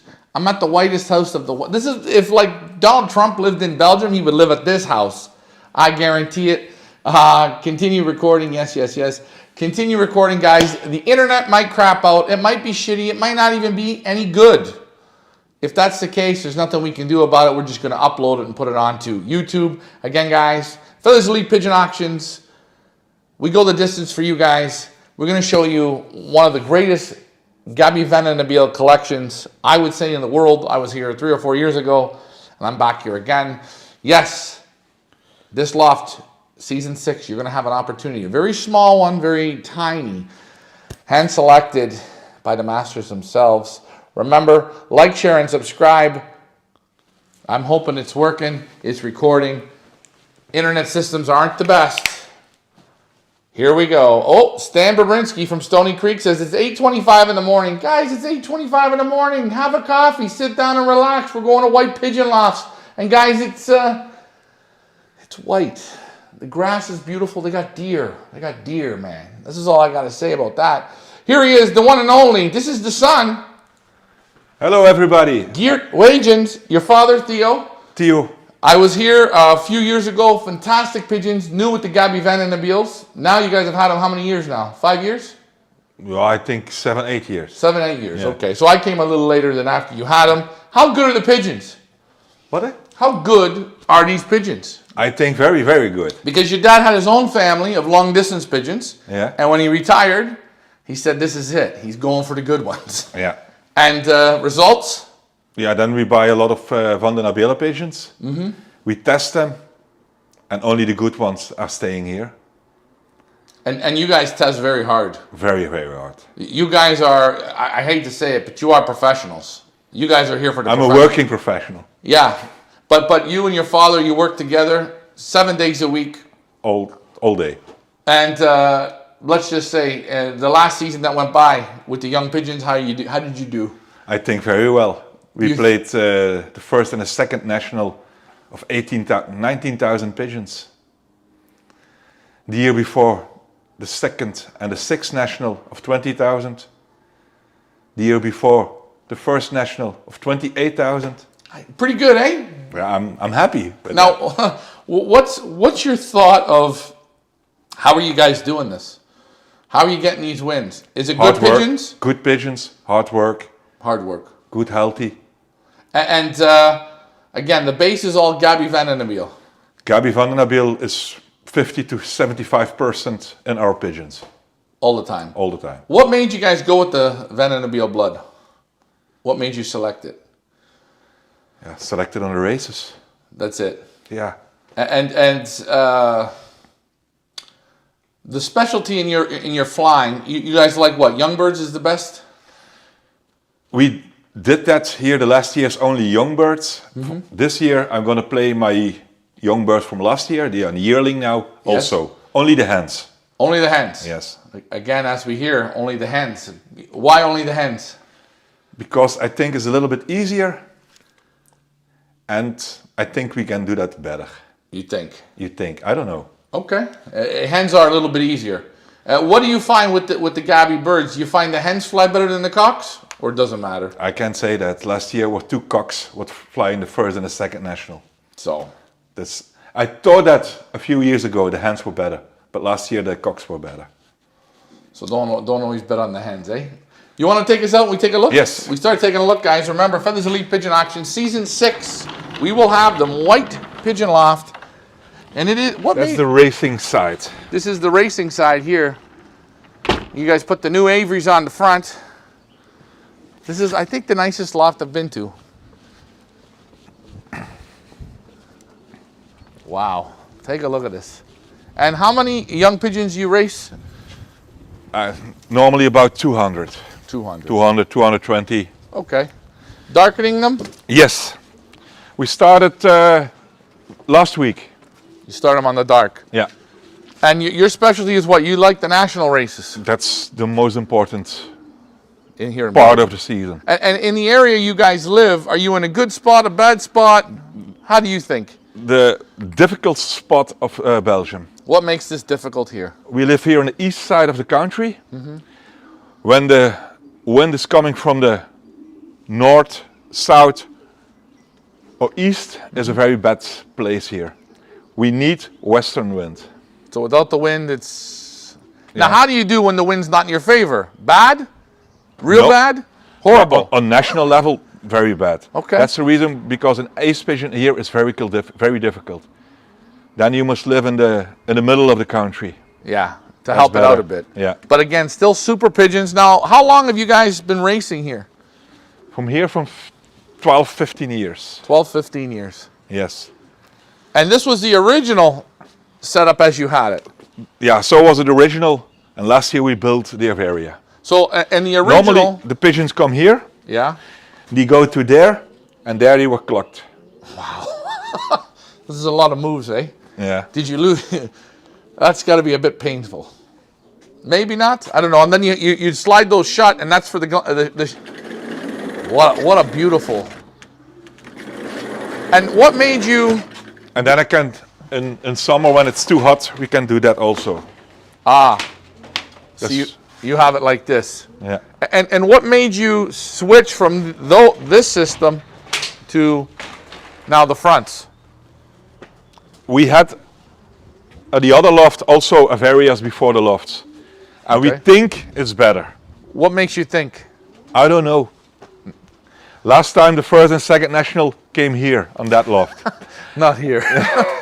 Okay, so you put these in. Now, how do you? So far, you like them? Yeah, I think it's better. And how does It it work? feels a little bit warmer inside the loft. Really?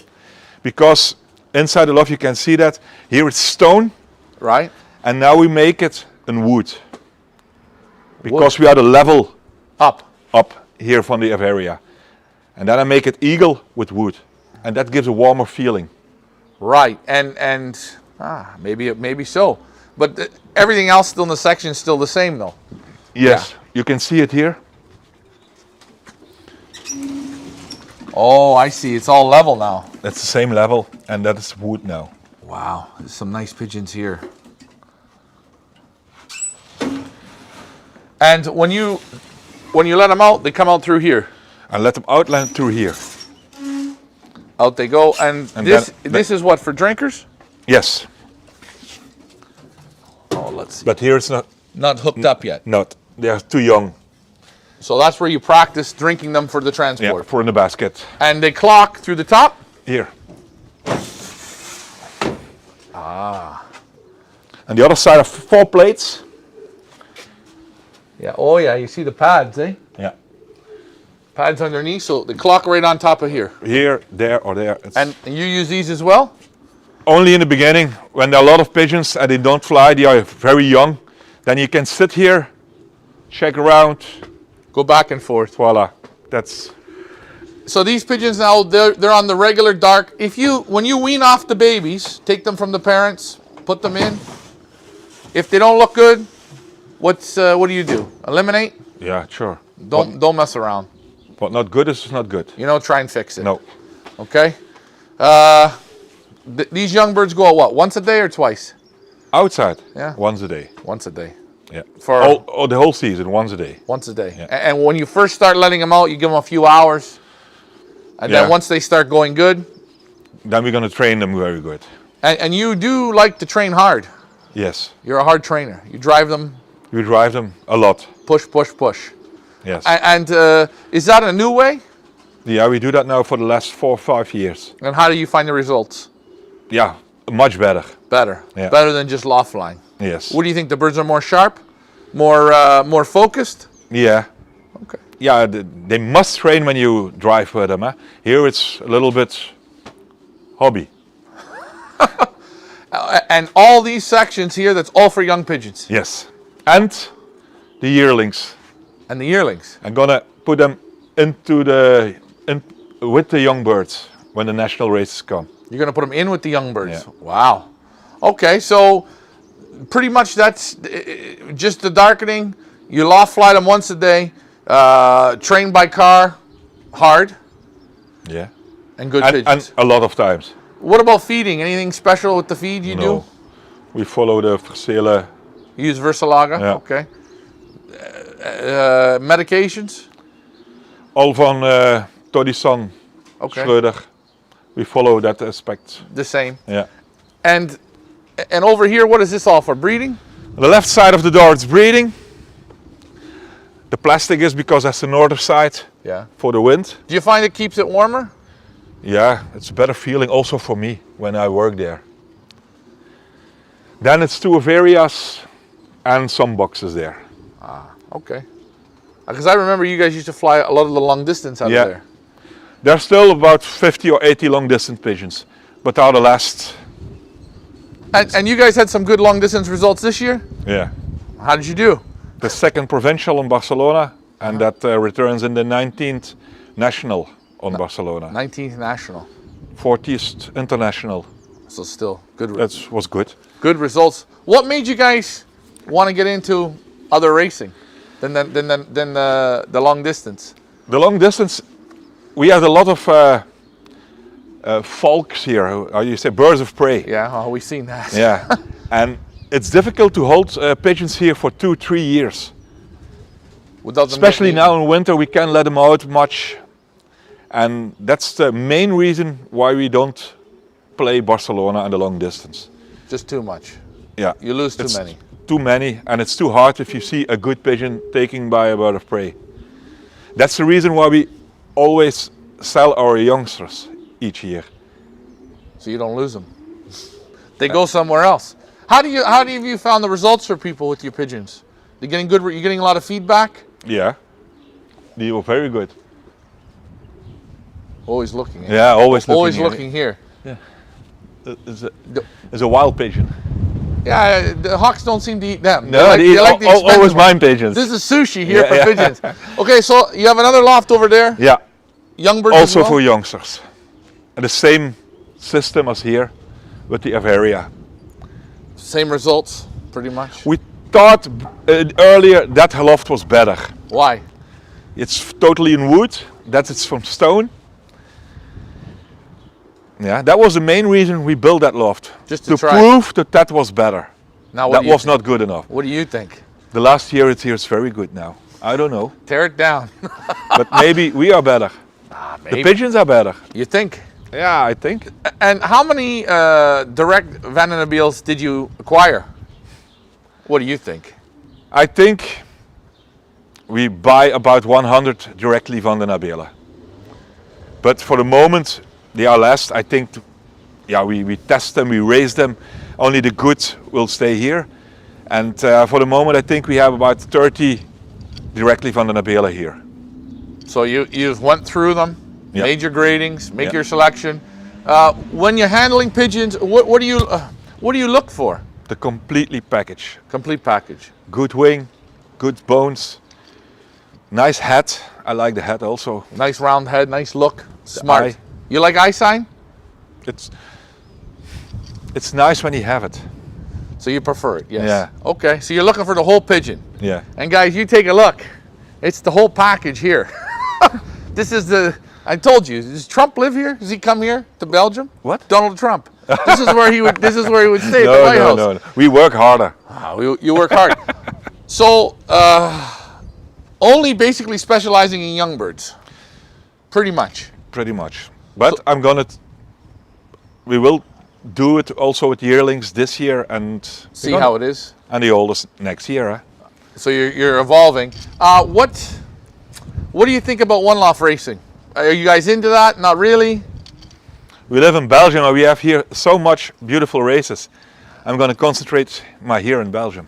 It makes sense. It's the best of the best. Again, you guys race the national races, great competition, and birdage. You fly against thousands of pigeons.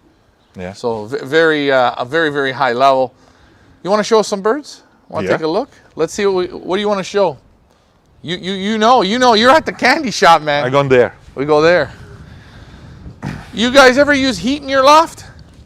With What? the heaters? You ever put heaters in the loft? No, I have them there, but I don't. Sometimes when it's very,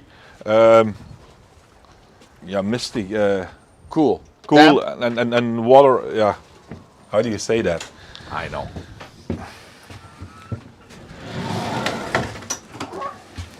And again, all graded floors. Here are my breeders. These are now still youngsters. You see how nice they are. Oh yeah, look at that guy right in the middle, eh? Yeah. Look at his little legs. Again, guys, Feathers Lead Pigeon Auctions bring it to you. White pigeon lofts.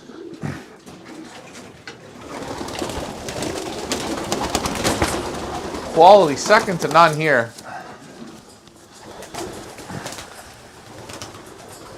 Oh, that little pied hen, what a beauty she is too.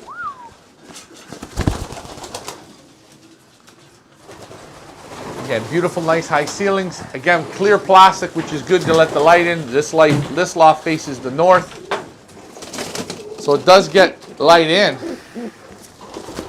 For a loft that faces the north, it gets beautiful natural light. Yeah.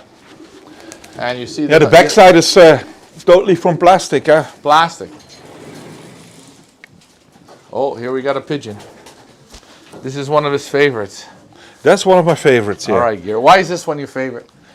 Because I like the bird. I buy him 2 years ago. It's a nest brother of one of our very best breeders. And this year he was the father of the first national Chateauroux.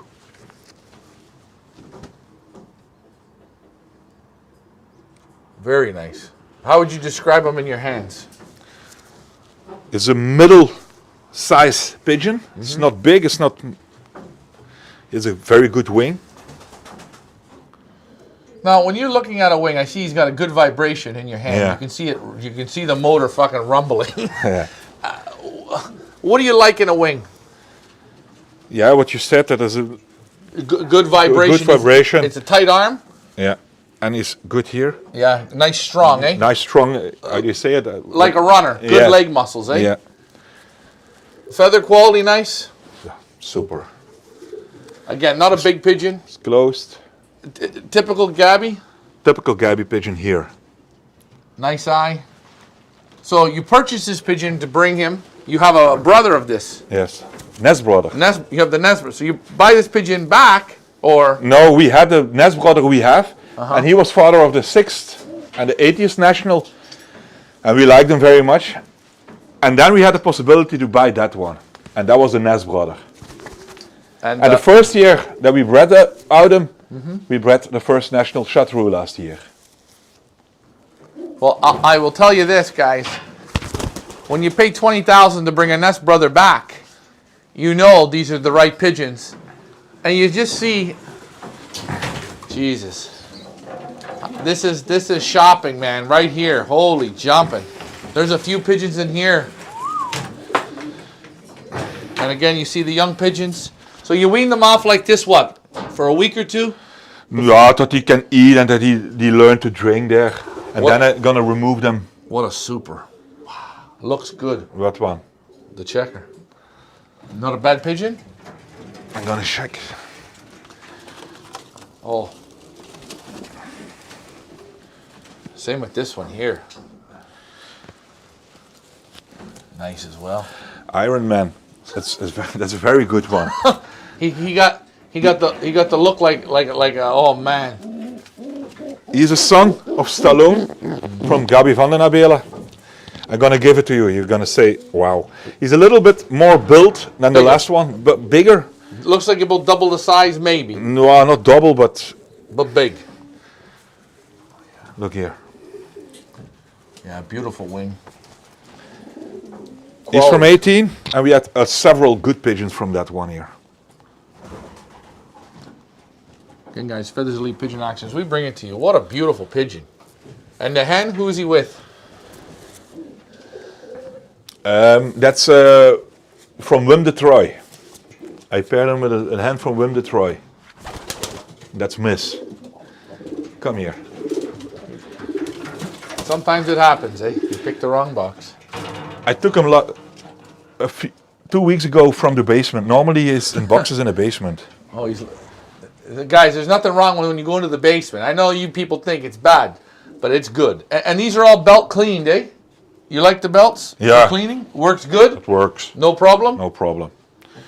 Here, that one you know, I think. Oh, this is another super cock down at the bottom. I don't know him. That's our Primus Inter Pares Barcelona. He was 6 times in Barcelona. Yeah. I handle him, yes. Yeah. And he's the 3rd national Primus Inter Pares Barcelona in 5 years. So what does this mean? Explain. That he was 5 years after each 5 year. 5 years in a row. 5 years in a row to Barcelona, and he win his prize every time. And so that was the 3rd in Belgium, the 3rd pigeon in Belgium. What can do that? He's only the 3rd pigeon to do it. On that time. On that time. So he was the 3rd best. Yeah. Now, how many, this is a really stupid question, but how many thousands of pigeons was he competing against, if you think about it? Yeah, it's unbelievable, eh? And you have him now here for breeding? Yeah, for breeding. And I see each Yeah. little youngster. And you wrap the bowls always in paper? Yes. What reason? Dan, No nest pads either. no, never. Why? Die can hook with the The feet? with the feet into and So no nesting material? no. Wow. I never seen this. This Always, is new. always like that. We do a little bit of straw, Uh-huh. but And the babies always come out nice? No always, problems? No problem. Some real nice pigeons in here. Ooh, that's a nice hen in the corner, eh? That's also from Wim de Troy. Well. And the breeders that you have here, this is the best of the best? Is this first level, second level? Because I know here, Normally the best are in the basement. the best are in the basement. Here are also feeders. Okay. Dus And again, how often are you cleaning out underneath? now in the season, once a month. Once a month. When it's when we're not breeding, we can do a longer time. Again, guys, Feathers Elite Pigeon Auctions. We are here at White Pigeon Lofts. Geert Wagens. You've seen him on the show before, and now we're at the loft. I was here before. It was a lot harder with your dad, eh? What? It was a lot harder communicating with your dad. Yeah.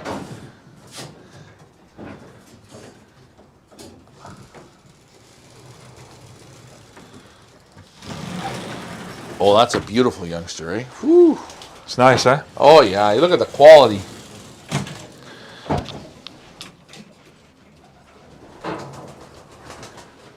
Quality second to none. Will you bathe them in here as well? Give them a bath? Yeah. Here, always give a bath here, Yeah. because there's the water can through the Oh, yeah. concrete. Yeah, you drain the water right through. Yeah. How did your dad come up with this design? I don't know. Was he crazy or like? I mean, your mom's got to be the best. He does what he wants to do, I think. I never seen. Especially in pigeons. I never seen a loft like this. It's like. Is it built for the man or for the pigeons? Both. Both. And he built it on his own with his friend. No. Yes. What, by hand? Yeah. Come on. Unbelievable. What do we have in here? Here I must clean next week. Ah, that's okay. Again, breeders or switchers? Both. Both. We're gonna in the basement. You see Benny? Ben? Here is. This is brother? No. There is. I think he's in the basement. He's in the basement. That's okay. Yeah. And babies all look good. Must I? Look at the nice health on them. And the belts, you just run them what? Every couple days? Every few days? What? The tracks. Normally each day. Each day. Yeah.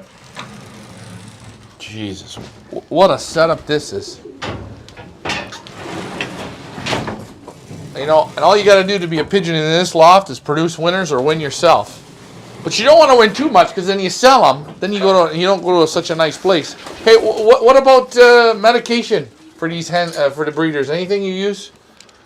Anything special you're using all the time? No. Or It's vitamins? Vitamins, Gavitwe or something like that. I don't know. Nothing. Nothing special. Nothing special. Super. And here you see. There we see. Look at the mix. Real simple. Nothing fancy. Food. That's what it is. That's the food. Buyers, eh? Buyers No, Versalager? Yeah. That Verselalager. This one, yeah, Versalager. I see it there. And these are what, your distance pigeons? That's are the long distance pigeons.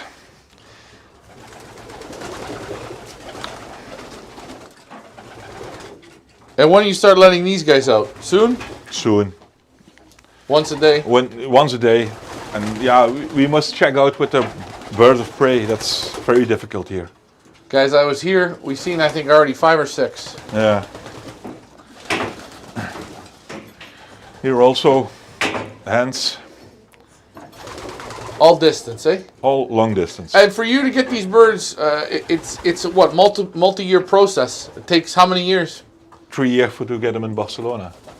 Because I remember 4 years ago when I was here, your dad was breeding like 200 for the long Yeah. distance. And he had to keep them. Keep them. A lot of work, eh? Yeah, and then when you lose so much birds and on the bird of prey, it's It's tricky, eh? Yes. Again, quality out of this world. Separate the hens. So for Barcelona, will you pair them up, or how do you do that? These are the youngsters from last year, where I raced with. These are my. They gonna remove them to there. You're gonna remove them. Yeah. Last year they sit there on that loft. So now you move them over and with Yeah. the young birds there. With the young bears. Now you're not thinking of just putting them back over there. No, you're gonna put them No, where they lived last where year. they lived last year. Yeah. And are these the best of the best, or these are real good ones? They're best of the best. Only hens. Only hens. Jeez, which one would I pick? This hen's real nice here. This blue. Right there. Nice hen. Again, all Van and Nabil blood. Yeah.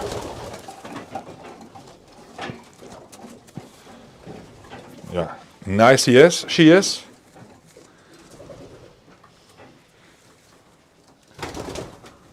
Again, you see, they're not big pigeons at all. It's a middle size. Super rich in the eye. And these pigeons, they flew last year how many weeks? How many races? All the nationals? All the nationals from the beginning till the end of the season. So from May until September. There's another real nice hen. That one here I know. This is a good one. And same with the one beside her. This one is a youngster from Golden Rudy. So she is a grandchild of the famous Rudy of Van den Abele. Okay. And last year she won the 6th national Chateauroux. This pigeon. This pigeon, I knew him on that one. Oh, I don't know. That's she, the 501. 501. So you're going to play her again this year? Yes. And for a pigeon like this to get into your breeding program, what is it? How do you bring... Because... We think that this year to put them on the breeding loft, but I want good pigeons for the next races this year. We're going to play them. So these ones you're going to move, and when will you move them over? Next week or the week after. And they're not gonna be paired up at all, no. We must learn that. I don't know who we're going to do that. I have rolls also for the loft there. You have what? Rolls. Rollers? Yeah, rollers. Really? Yeah. Even for the babies? No, for that one. I don't know how we're going to do it. We must see it. We must figure it out. This is a mystery, eh? Because they're going to want a pair, no problem. Oh. Can you imagine the round of babies you can get out of these hens? That one is also beautiful. Oh yeah, she's gorgeous. She had a little bit of paint on her face. She won last year the first national Zone Argento. So first national zone, what would that mean for people so they can understand when they see zone? Then it's the country of Belgium in 4 zones and 4 strips. Cut into 4. Yeah. So in her zone, she was the first. He's very nice. Oh yeah. They look very muscular. Not very long. You can see the feathers are painted on. Super condition already.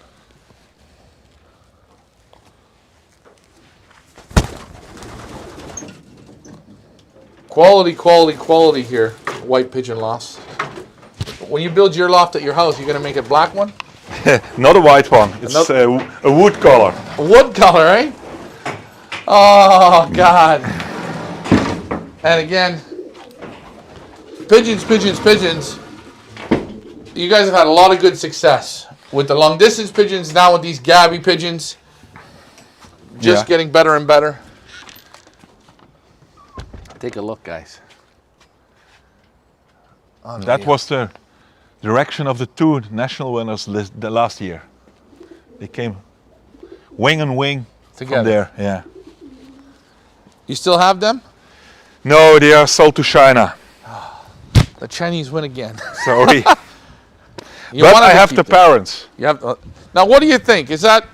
Would you have? Here's a question. Would you have rather sold the parents? No. Or the winner? No, winner. Why? Because I can bred brothers and sisters. Okay. So you'd rather sell the winner itself? What? You'd rather sell the winners than the parents? Yeah. Maybe next year I don't sell them anymore. I don't know. Of course, it'll probably be the year I want to buy. Yeah, I know. I'm going to show you the basement. Okay, we're going into the basement, guys. Remember. I remember a few years ago I came here. Your dad kept pointing to the basement. He showed me the map. I remember the map. Look at the map. 3D map. You say to me in Belgium. Here is Belgium. Okay. Dus here we are on the eastern side.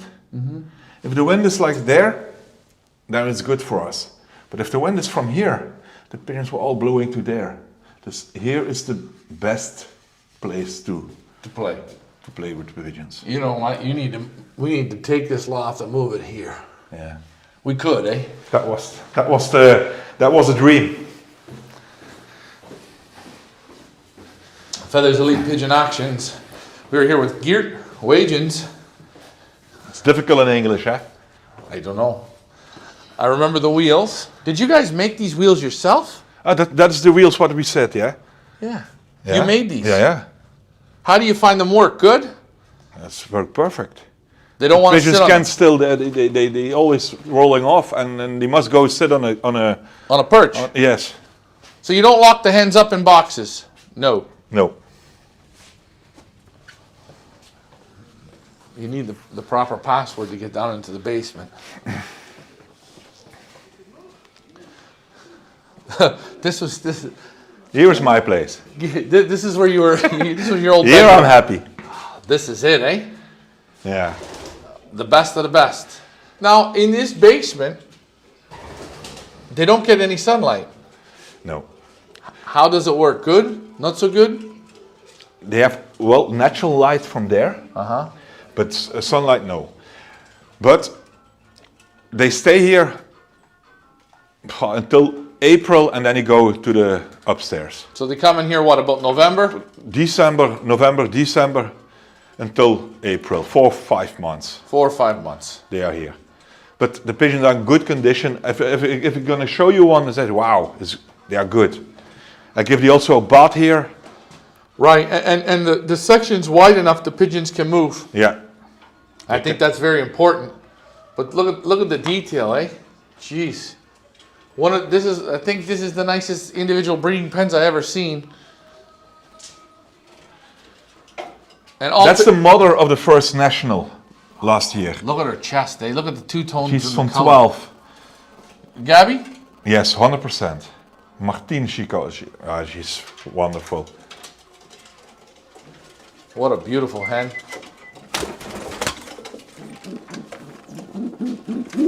Again, I love the two-tone, eh? On the Yeah. chest. I think she is our best breeding hen because she's mother of Suzanne and she's a car winner. She's now mother of the first national from several top pigeons. It was very good. Again, beautiful, beautiful hen. And the cock, who do you have her to? The cock is from Patrick Vervlussem. It's from his super breeding couple. I don't know much from that one. That's the reason why I put my best hen against them. Now, is Patrick's Gabby's as well? No, No. So this is a cross. cross. So you put this to your very best. Yeah. You got a lot of faith here. I believe in Patrick. Patrick believe in us. Now The pigeons in here, they breed, you switch the eggs from them? yeah, So they never rear? no. No. That one. Father, here you can read it. Father First National. 28,000 pigeons. And 20. So this is the father. Yes. Now I'm going to ask you, Gabby again? No, that one not. The grizzle? That's also not Van Gabi. That's a different. Different. Yeah. Nice pigeon? You That like? one is amazing. He's your favorite, eh? Have you ever put him to her? No. Yeah. Maybe. Here it's Benny.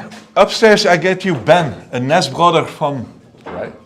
He's father of 6 national chartreuse, 20. Hey, look at this. First National Chateau, 18,000 pigeons. Father to the 22nd National Peeper ranking. And then all young pigeons. So winning instantly. The results from these pigeons. Was Quick. immediately good. Immediately good. This is what Here this was the box of Ben, the brother, what you see upstairs. Uh-huh. But I put them there. You move them. And again, Here's another one. you see how the nice, and they pull out, you can clean them easy. Yeah. Now, How do you here's say that in English? a drawer. Yeah. Here's a question. You've got the grates. I know what the answer is to this, but why do you have the little piece of wood? What's the reason for that? The cock is Tread the hen better? yeah. Yeah. That's More comfortable. Yeah. It's kind of like a little bed. And kind of. Yeah, and he can move a little bit better there. Flirt with her. Yeah, that's what it is. And they normally tread, I would say, on the little piece of wood. Again, you don't smell no pigeons in here. No. And you have what? How many- 11 how many- boxes, 22 pigeons here. 22 pigeons. That's a son of Kaasboeg Okay. from Patrick Vervloesem. Again, father to 11 national ace in 2022. Third national people ranking. Good pigeons. Good.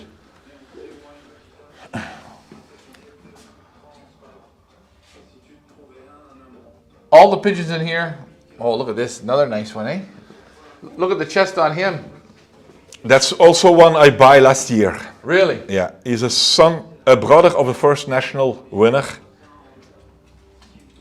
How often do you bring pigeons in? Are you always looking? Always. What do you look for? Good, nice pigeons. Good, nice pigeons. When you say people that buy pigeons, people are going to look, watch a video, we do an auction. What should they, like, give them your insights of looking when you go and buy a pigeon? What are you looking at? What's the whole, it all has to be for you. The whole packet of the pigeon must be good. The pigeon is not too big, not too small, a good wing. Everything must be good. And I must have confidence in that person. And the pedigree, can it be children, grandchildren, or you want directly always supers? Directly. The closest you can get. The closest as you can get. Closer the better. And it's worked for you guys pretty much. I think it works. Again, pigeon by pigeon, guys. Holiday. It's a pigeon from van Wim de Troy. Always with her. She's van den Abela pigeon. And last year we had also a first national zone. Take a from look him. at this. Beautiful. He's very beautiful, yeah. Yeah. It's a good You one. see all the qualities here in these pigeons. That's Stevie Wonder, that checkered. He's a child of the black one, what you said, you see there. Yeah. The black one was father of the first national Right. Bush. He is father of the second national Chartreux. So there it goes. Father, son, Father, son. producing winners. That's what I must have. You can't beat that. Now, we got a little different setup in this one. This is something different. What are we Yeah. doing here? We thought the hen was not happy with a combination like that. So they didn't like the penthouse. Voila, and I take the box, I put it there, and it works. It instantly worked. So You must see what the pigeon wants. guys, this all looks beautiful for us, the people. You guys put this in, you notice the hen's not enjoying it, or wasn't getting the result you're looking for. Yeah, she was not happy there. That's what I saw. So you make an adjustment, and then bang. Voila. Good pigeon men, guys. Last year, huh? Take a look. Ace pigeon again. Iron Man is also upstairs. I show it to you. That's his father. What there is. She's directly van den Abela. I can show him to you if you want. Oh, it's up to you. It's a very nice bird. Again, guys, Feathers Elite Pigeon Auctions. Hey So once about April, the end of April comes, these all come out, Yeah. and that's it for the season. And then we clean everything. Everything is nice. Ah, that's a beautiful pigeon. A little longer, eh? Oh yeah, you can see the condition on them, eh? The feathers are painted right on. It's, And how old is he? He's old. no, for 14. 14. Still good. Still good. Good shape. And you will fly the children from him? What is a ply? You fly? Yeah, Everything flies. everything is flying. I bred for me for race. And after mine pigeons, then you can buy something or Yeah, you like to play even out of the direct good ones. yes. You play. Yeah, yeah. Oh, the hen's beautiful too, eh? She's also from Wim de Troy. Oh yeah. Character, character, character. Here, white pigeon loft. Everything's white. Even in the basement, it's white. What more can you say? It's all here. Feathers Elite Pigeon Auctions. You want the very best collection of Gabby Van den Beels that are winning. They're not bred for breeding, for breeding, for breeding, for breeding. No, these are winners. You've went through them all. Yeah. You've weeded out the ones that were expensive that didn't do it. You weeded them all out. You found the ones that do it. I don't have nothing on pigeons but not good enough. They must be good and then you come here. This is where you want to end. Yeah, that's what it is. Unbelievable. I want to thank you, man, for taking us and just showing the details. Your family puts super detail into the pigeons. Yeah. It's unbelievable. Like, maybe the nicest loft I've ever been to. Yeah? Yeah, I've been a lot. Yeah, you have been everywhere. I've been everywhere. Some of them aren't so nice, whatever. They're pigeon lofts. This is like a Cadillac for pigeons. And the quality of the pigeons, you can see it. And that's the most important. With the quality. Yeah. The pigeons, I mean, guys, you take it. All these boxes are great. Everything's great. But if there's no quality, you got nothing. They have nothing, eh? And results. They don't live in the best spot in Belgium. The wind's normally not with you. Some year is better than the other year. Yeah. But no excuses. You work the pigeons hard. And you fly partners with your dad. Yeah. How is he to fly with? What? How is he to fly pigeons with? Good? My daddy is a winner, eh? So and how did you get into it? Yeah, when I was a boy like that, I would run with my dad in the lofts, and yeah. Pigeons. Pigeons, it's always pigeon here, eh? And you're always, you never get sick of it? No. No. It's in you. You got the sickness. Yeah. I like it. How I can dream about it. How can you not, eh? You're lucky you're not a pigeon. So what do you guys plan on doing next? What's your big goals here? What do you mean? Oh, what do you want to achieve this season that you didn't achieve in the past? This year on the national races. That's the main thing. National races is where it's at. And again, these pigeons, how do you find them work in headwinds? They good? Yes. Tailwinds are good? Tailwind, they are good, yeah. This year they make 1,542 meters, dus die had tailwind, and we made it first in the second national. But it's the headwind and it's 1,100 meters. It's also good for the pigeons. So these pigeons will do all types of wind. Yeah. It doesn't matter. It doesn't matter. And you'll play with the young pigeons how many weeks in a season? Oh. When we start, the end of May, and the last national flight is half September, I think. And those young pigeons go from that time all the way. Every week. Every week. Pigeons can't do it, you're eliminated. Yeah. Pretty much.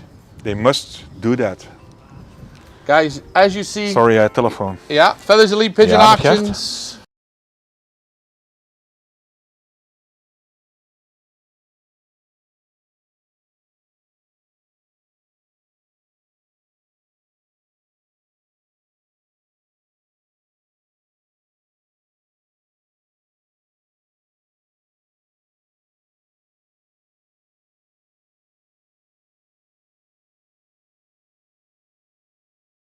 As you see, guys, we're going to wrap this up here. I want to thank you guys for tuning in today. It's all about the rebroadcasts.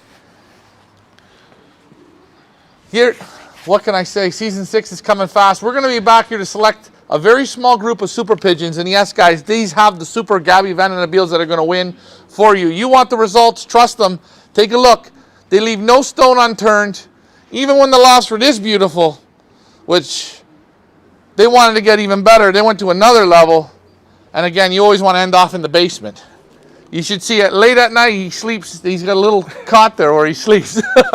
Geert, thank you, for showing us this. No problem. It's always awesome to come here. And I'm going to give you one of the best pigeons what you can imagine.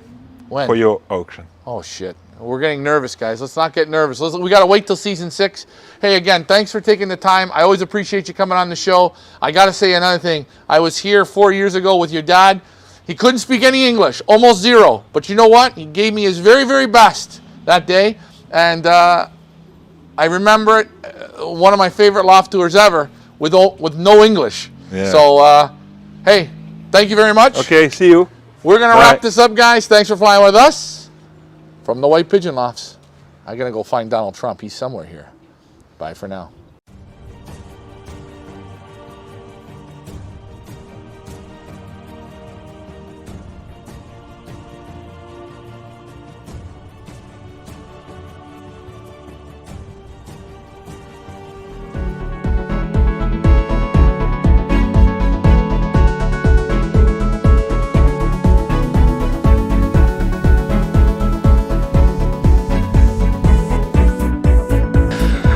I'm here with Willie Daniels. So this is the race lofts? On the hens, Hens. And Willie only races hens. yes. Does he play with the young pigeons as well? Yeah, young birds. Young They are birds. sitting here, Willy. How many young birds do you breed a year? 100. 100 young birds. Yeah. And he flies them how far out? Also the nationals. Eh? Just to the national races. Ja. Then out of those 100, he selects down to how many? Hoeveel speelden vinden er zitten, Willy?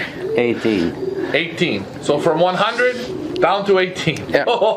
How does he select? Hard selection. Hard. Very hard. And you know what is he looking for? Only the strong survive. Only the strong. Top Yeah. results? Ja. And the results, how top do they have to be?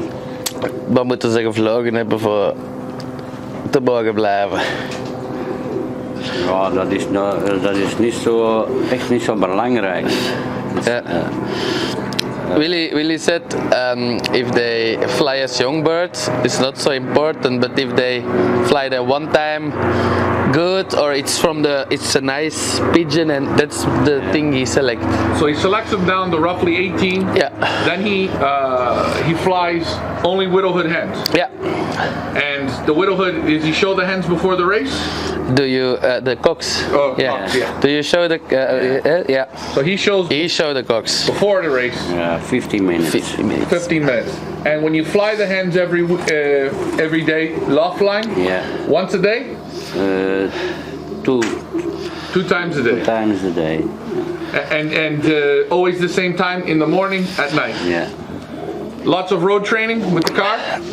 Dikke Only in slappen. the beginning. Only in the beginning? Yeah, and then is Okay. we fly out 1 hour. 1 hour in the morning, 1 hour at night, and then how many times with the car? Voor de old birds. Yes. Voor de old birds, een keer of 5, Willy.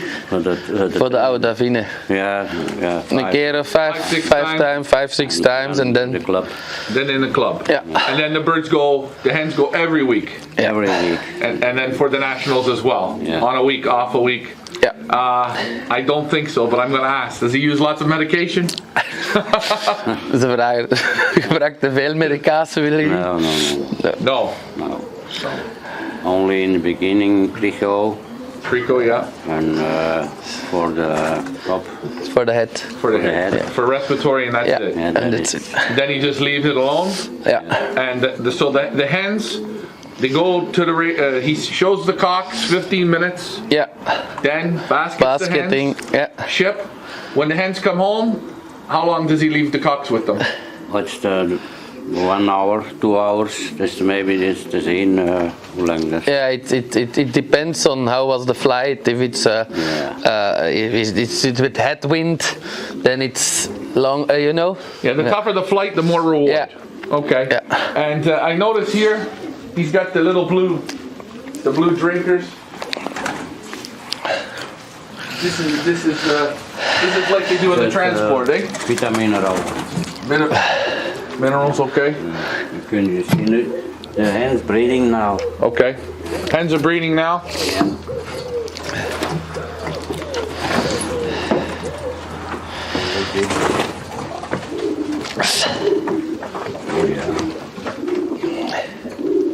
And what's Yeah. the base of the pigeons? The family. Willy, Ja. de bijzonderste lijnen dat er zitten. Het bijzonderste is van Dat is Sarah, Nadine, Nadine. Kaat, first national ace. Yeah. How often does he add pigeons to his family of birds? How often does he bring pigeons in, buys pigeons? Buy pigeons. Willie has a strain, a very strong strain. He don't need birds of someone else anymore. No, he just plays his own pigeons. Ja. They're such at a high level. Ja, af en toe nog iets balen, hè mama. Maybe Some- maximum 1, 2 per year. Ja, ja. Because what is this man's greatest achievement? I handled 2 super pigeons here. Ja. The results on them, the 2 hens. With 2 hands. Yeah. First national ace bird, Yeah. second national ace bird, first national ace bird, All together. first national chateau. Super pigeons Yeah. out of the small loft. 5 national winners. 5 national winners. This is one of the small lofts, big results. Big results. And 3 first nationals ace pigeons. 5 national victories. Second national ace pigeons. Wow, eh? It's an unbelievable little backyard. So he never flies the cockbirds in old birds. No, No, No need. no I need. have no place. Yeah, he's here very, very tight. So It's 2 lofts for the hens, and here is the hog for the sleeping. Yeah. So if they're flying the race, Yes. then they are here, okay, flying the races. and this they're is here. their sleeping part. They sleep So in this they loft. stay there. They stay in there. Yeah. So they don't pair up. No. Okay. So the hens stay there. This is And they can also sit outside. So okay. So pretty much straightforward. yeah, Can we see the breeders? yeah, I don't want to have to make it super long. This is okay. Yeah. This is super nice. Being here with Willie Daniels. This is the legendary loft.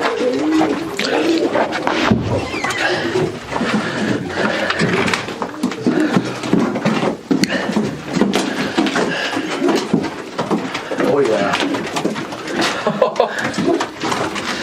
the breeding loft. All boxes, all separate boxes. All separate boxes. Yeah.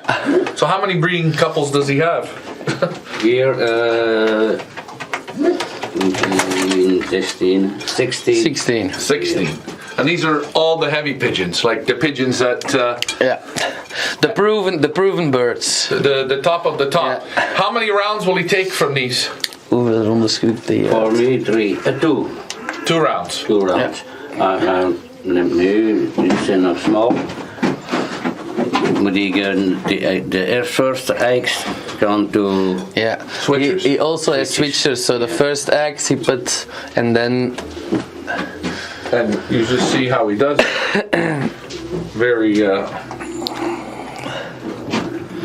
Very simple setup.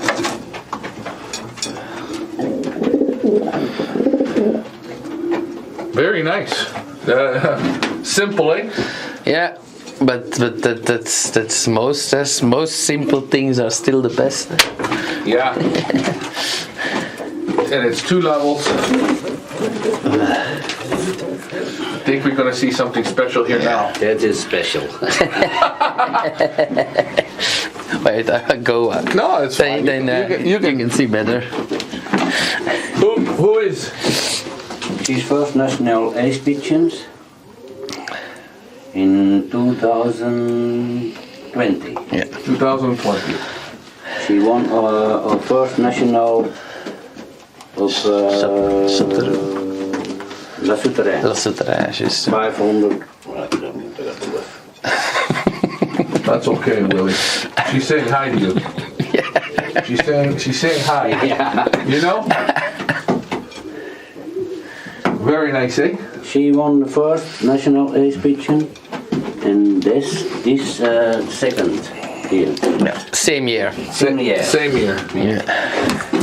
So you know he had 18 Heads. hens, and he win first and second national. First and second national. First and second ace bird. Ace bird. Now, has that ever happened? I don't think. So, Never happened. he makes it happen. Yeah. Wow. Unbelievable. Well, how does he figure these birds are so successful? What do you think it is? Top 5 hè.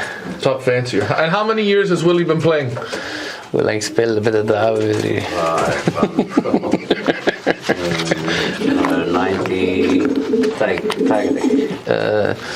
1980. 1980. Yeah, so that's The 40, nationals, I play the nationals from 43 years. For flying nationals. No, playing pigeons. Oh, playing pigeons, yes. For the nationals, I played in 2010. Yeah, 2010. 2000. 12 years I played nationals. Yeah, I 12 five years. nationals and 3 national ace birds and 2 Two times second national on 12 years. Has that ever been done? I don't think so. Do you think it can ever be done? No. So, The results from Willie's pigeons has never been done to anyone else. Nobody now, can beat do you it. think it's the pigeons or is it the man? What do you think more of? It's a good combination, I think. Yeah, this combination. I know we 500 kilometers is the pigeons. Has to be the pigeons. Yeah. Has to be good pigeons. and that's the thing I see in Chris Lofts. We had many birds of Willie, and for the great middle distance, the other lines of Willies are good. But you see, when you have to play you raise the nationals, then you need the birds of Willie for cross. For the cross. Yeah, because Willie's birds are very strong, and it's not really 500 kilometers. The birds of Willie can fly 700 kilometers also. So they got it all. Yeah. They really have it all. Very strong pigeons. And it's all on the selection. Now his widowhood hens, how many years will he race them? Als je oude winnen, hoe lang dat je daarmee speelt, maximum. 2 or 3 years. 2 or 3. Yeah, if they win first national ace bird, yeah, next year no racing anymore. Right? No, stop. 2 years. But normally 2 to 3 years. 2 to 3 years. Yeah. Young bird, yearling, old birds, and then on the breeding loft. And I mean, I don't know. What else can you say? And the pigeons win for a lot of people. His family. Yeah. I know you and Chris play with them. It's very good. Yeah. Gets lots of good international results with these pigeons. Yeah. So it's pigeon and man, Pigeon and man. and unbelievable. Such a small setup, but the quality. That's the most important. I told you in Christoph also. That's the most important thing. Eh? Most important. Well, you know,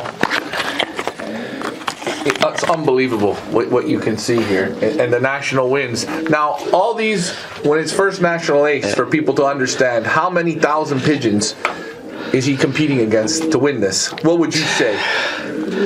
Normally in Belgium, the national races, yearlings. Beginning of the year, 20,000. Yeah, 20,000. 20,000. Yeah. You know the season. Yeah. So, very big numbers. Yeah. 20, 25. Yeah. That's And this family, it does good in tailwinds? Tailwinds. Tailwinds, headwinds?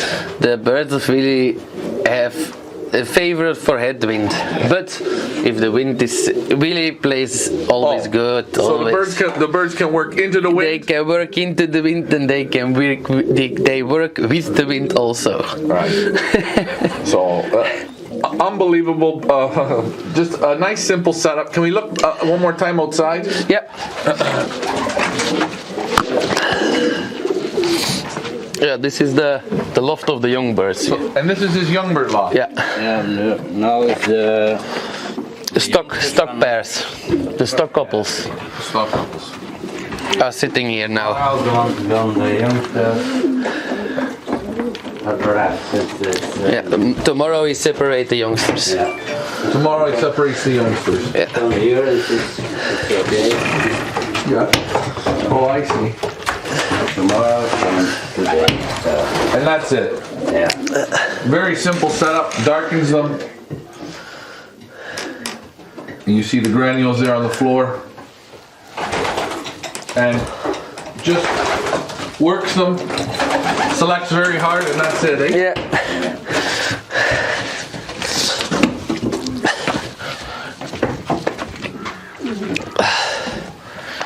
Just an absolute, what a setup. And no special medication, no special feed? No. Just good pigeons. Good pigeons and hard selecting. And hard selecting.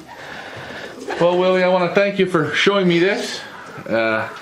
One of the best lots I've been to. You can see the quality. Super pigeons. Feathers Elite Pigeon Auctions. Take it all in, guys.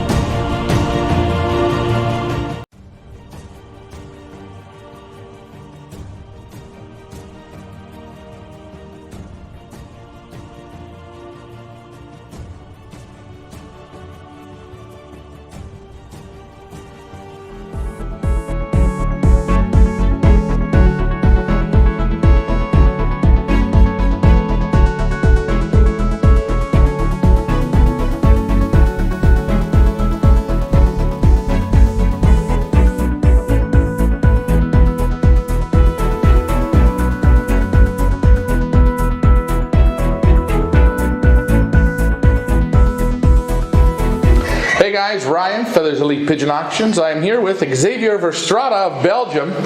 Xavier, I see a beautiful new backdrop. Oh yeah, sometimes it's a photograph, they say more than 1,000 words, one photograph. And this is a short collection from the actual pigeons, with exception from Top Star, or some of the best race or breeding pigeons. Sometimes a new one, but... Now, Xavier, how many years has your family been racing? Now it's 55 years. Well, we started in 68, 69. So it's now about 54, 55 years that we're racing with pigeons. Yeah. Long time of playing, eh? Yeah. And when you started off, what did you start off playing? What was this? What was the kind of races? In the beginning, it was the first 2 years only sprint races, but I took them from 200, 300, 400 kilometers. And after 2 years, my father gave them to the Olympiade for Belgium in his second year, middle distance, with the Golden Ball. And it was a fantastic pigeon when you can go. But in the beginning, we was learning a lot of things. We know nothing in the beginning, but it's still now the same, like 55 years ago. It's 85% the quality of the pigeon, and the other 15% is the food, the corn, the loft, the motivation. But what I have learned in those 50 years is that you need pigeons. When you was doing selections at around 500 kilometers or more. I don't like, I have respect for sprint races and short distance, but that is the quickest coming inside and so, but that is not the difference between a good pigeon and a bad pigeon from races from 100 or 150 kilometers. So you say you start to see the qualities once you get over 500 kilometers, 600, 700 kilometers. Then comes the real good pigeons up, and the rule of the fancier is smaller and smaller. So basically what you're saying is it has less to do with the fancier and more to do with the quality of the pigeon. Okay. And so what are you thinking better, hens or cocks? After all, hens are more important, so well for racing or as breeding, but especially in race time, we make better results with hens. So well as youngster and as yearling, and so I think they are easier to motivate them, and they recuperate it faster. They don't fight. You have not the same problems with hens like with cocks. With cocks, it's many times a catastrophe after a few days fighting or. The cocks are very emotional, aren't they? Yeah. You can set them off very easily. They can do, maybe they are stronger, but also here in Belgium you have mostly of the time 2 or 3 days transport days, and that is the bad time for the cocks. With hens, you have no problem with them. They handle it much. Yeah, I think that is one of the reasons that you make better results. And the hens are also in the breeding loft. Are hens more important than with cocks? I'm thinking the quality and the condition when you couple the pigeons. It's also extremely important. The time from when you couple them. Now, when you're looking at bringing in a pigeon in, are you looking at bringing in hens or bringing in cocks, or it doesn't matter to purchase? If you were to purchase, yeah, what would you be more interested in? Normally, I need more cocks than hens. More hens, sorry, than cocks, because with one good cock and 2-3 different hens, you can breed in faster and see the results. Yeah, hens are my favorites. I know fanciers in Belgium, and they race only with hens. So that's the reason. Yeah. So in the 55 years or 50 years plus, Yeah.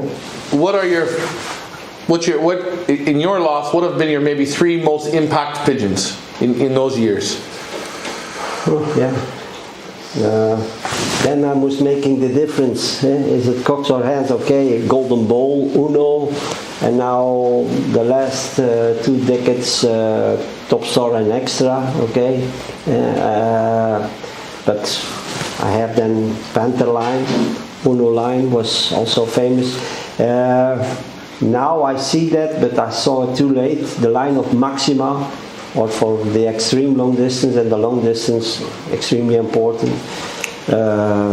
Champion, also an extremely good pigeon, and he produced in the first and the second generation give extremely good results, breeding results. And I notice your pigeons cross very well with other birds. Yeah. People get very good results all around the world. Some very top names winning with your bloodlines. That's my best publicity. I have more than 850 different fanciers. They're winning a first prize with direct pigeons from me. And some fanciers, they race with my pigeons better than me. And that is the best publicity. I think not so much fanciers can say that they produce so many winners. Well, hey, we have lunch here today, and while we're having our lunch, you tell me in the Middle East. Yeah, that was from yesterday. Yeah. The 4th prize in Emirates, one Loft race. And it was, I believe, Birka Loft. Yeah, that is from, I think, Qatar. The 4th prize in the final. It's again for a part the start of the bloodline that is done Top Star and Olala line. But I have a lot of funny when they make good results Top results from top pigeons, and so many flyers here in Belgium had your pigeons in one, in America, in the Middle East. They win all over. Like Xavier says, you've had reported over 850 different wins. Well, 851 here today. But first prize winners. I talk not from good race results. I talk from first prize winners. Could you imagine if we put in the top prizes? Yeah. How many you'd have? You would have 5 times that, 10 times that. Yeah. Excellent results, excellent pigeons. Yeah. I was wondering, can we go to the loft? Yes. Okay, I follow you. Follow us. Again, we are with Xavier Verstrada of Belgium. Every time I come here, it's raining. It's raining. I was at the show, in Houten, and your friend, the Viking, the great Viking, he says hello. Rolf, Ralph, yes.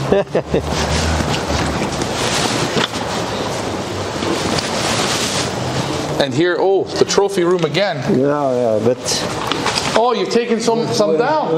we deleted the trophies. I need good pigeons. I need no trophies. Yeah, and you just see here. Let me just scroll up. Oh yeah, that was the first 15 years. Upstairs, the Golden Ball line, and then the Janssens. We crossed that with Janssens, but that's just 45 years ago. So we cannot talk from those bloodlines from 40 years ago. But fantastic. Elvis was also extremely good. First national ace bird from Germany. And some of the trophies, this used to be just full. Full. You must have had 500 trophies in here. No, but we put them all away. Yeah, that is okay. Here maybe championship 2009, general champion Belgium here. Yeah, second place, and the 2011 first national ace. First national champion all round from Belgium, and that's it for me, my highest trophy. We're winning 5 first nationals, but okay. Hey, good results, eh? Even with your own pigeons. Yeah, but you know, pigeon sport, it's not everyday sunshine. Pigeon sport is falling down and going up and getting back up. Helping many fences. All right, we go upstairs? We're upstairs, yeah. And again, the breeders are on the second floor.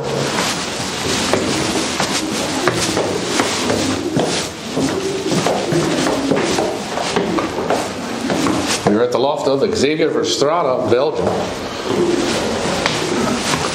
And just a few more trophies, and you see out the window, the racing lofts right there. Go up here just a little more.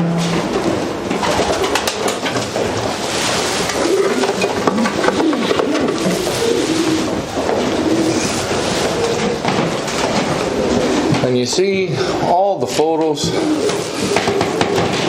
Lots of photos here, my friend. Yeah, but okay, okay, I have here maybe one of the most important pigeons on this moment is my artist. Yeah, fantastic pigeon, very fast wing, fantastic producer, children and grandchildren winning top prizes, also brothers of him winning top prizes in one Loft races. That is the line from Top Star Maxima. And crossing with Jow's line from Hebrecht. Now let me ask you, for people that want to know, when you open the wing, what are you looking for? Some people may not understand, oh, fast wing, what do you mean? No, oh, yeah, fast wing. I like small feathers. Here, small, long feathers, I like that. And, okay, I cannot talk about how soft are the quality of the feathers. I think those are, for me, one of the most important things. Very soft feathers. Here in Belgium we have also a lot of rain, and the water drops must falling down. Yeah. Okay. Yes. Very important. But beautiful wing. Beautiful wing, and the first impression when you take a pigeon in the hand, after a half second, you know this is a top pigeon, or not. You know it instantly. Yeah, instantly, and he is so exceptional, the artist, and he do that. He make fantastic results all as yearling, winning the 21 national from a race from 750 kilometers. As yearling all, so that's say enough, and he made other top prizes at 500 kilometers, but that's just not a lucky shot. When a pigeon winning a first prize or a top prize from 600, 700 or 800 kilometers, it has to be good pigeons. Yeah. That is only for good pigeons. Now, and these pigeons here, these cocks, you will see how many hens in a year? Well, yeah, I coupled him about with 15 hens, I think, or 15 hens each year. Every 2-3 weeks I coupled him with another hen or And you see, he is now on this moment, he is coupled with my jewel. It's my new phenomenon. Normally I was thinking I will raise her this year again, and then she can go to the Olympiad or so. Yes. Because she was as youngster fantastic. She winning the first national in zone, and she did it fantastic as youngster, like I say, first national zone, and as yearling she was also super. She is qualified in the ranking of PIPA with 8 nationals as yearling, also 8 nationals from 500 kilometers or more. But last week I heard it from another fancier, and his best pigeon is catching from a falk, and I decided that I never raise her, and I put her for the whole life on the stock loft because she got lucky, eh? yeah. And she is now coupled with the artist. And this is how you breed them individually? Yeah. So in the next week I have eggs, and I coupled him. Now I notice another super hen. Now I notice here in this individual breeding pen, you've got a bowl in the top, you've got 2 boxes, and you've got a little cubby hole down in the bottom. But I give them not 2 hands together at the same time. No. Sometimes if I see that the hen or 2 hens pair with each other, then I put a hen 2 days in a dark place, and that's possible, but it's exceptional. But you like to really give them a few different options to make nests. Yes. I let them free, and sometimes I'm changing from loft. I have also on backside another loft with a small aviary, because not always in those small lofts. Yeah, those lofts are more than 50 years old, but I have good results, and that's for me most important. So you have your individual pairs, and then you have other breeders here as well? Yeah. Also, for people wondering, I like this. What's this little machine? I think every fancier, they need a brood machine for eggs. So sometimes I must changing eggs from one couple to another couple by feeders. Yes. Yeah. And sometimes I'm looking if an egg is good. When the cock is 10 years old or 15 years old, 10 or 12 years old, you cannot see every time. Beautiful, eh? Now look at the baby in it nicely, eh? Yeah. After 5-6 days, you can see it's a good egg or not. But I use it also in race time. Okay. When the parents are in the race, and that the eggs are not cold. So you use this to keep everything good. Yes. And so you use this. How long have you had your incubator for? How many years? I have no idea. 30, 35 years or more. So it's something you definitely can't go without. You have cheap incubators for $100, but those are even so good. Then you must individual water and temperature or turning, but this is automatically. And now, is it possible to look in there? yes, of course. We take a quick look. Yeah. Guys, we are with Xavier Verstrada.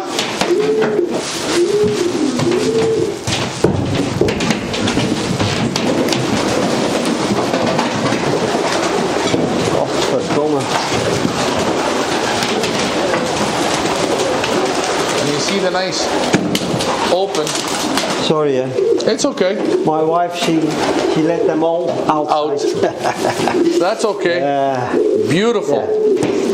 This is my stock loft. This loft is all more than 45 years old. I put here some cocks. This is Jano, half brother of my national winner. There are youngsters from Jano in the auction. Yes. Famous breeder. He is half brother from my national winner. That is also a daughter of. She's a half beautiful. brother, half sister. You see the beautiful health on the youngsters. Look at a little bit of war paint.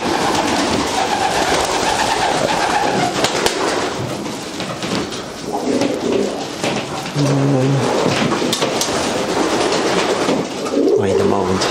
And Maybe. Xavier has the drinker way off the ground. Yeah, That's away nice. from. Yeah, that's his. Nice and clean. Yeah, for you have no mouse. Nothing. Or so. So I think it's better than that you put that on the table or on the floor. And it's also important for in nighttime. And they can go outside into the big aviaries all day. Yes. They go out and have a nice large aviary. This is son of Top Star, the Danny Star. I think there are also direct youngsters in direct children from him in the auction. His son of Top Star, very good breeder. He gives good pigeons with different hands. See the health, the quality. Oh yeah, maybe. This is a beautiful pair of youngsters. Look at the health. Again, we are with Xavier Verstrada. Yeah, you want to show? Okay, we go downstairs because the most of the pigeons sitting outside. Sorry. Hey, it's okay, Xavier. Again, you see how it is. It's nice. It's open. Quality, second to none. Xavier, thank you for showing us the breeders. Thank you. Yeah, I shall show you Champion. Wait a moment. He's sitting here on the separate loft. Okay. We're gonna see Champion, guys. Feathers Elite Pigeon Auctions. We are with Xavier Verstrada. One more superstar for you to see. The best of the best.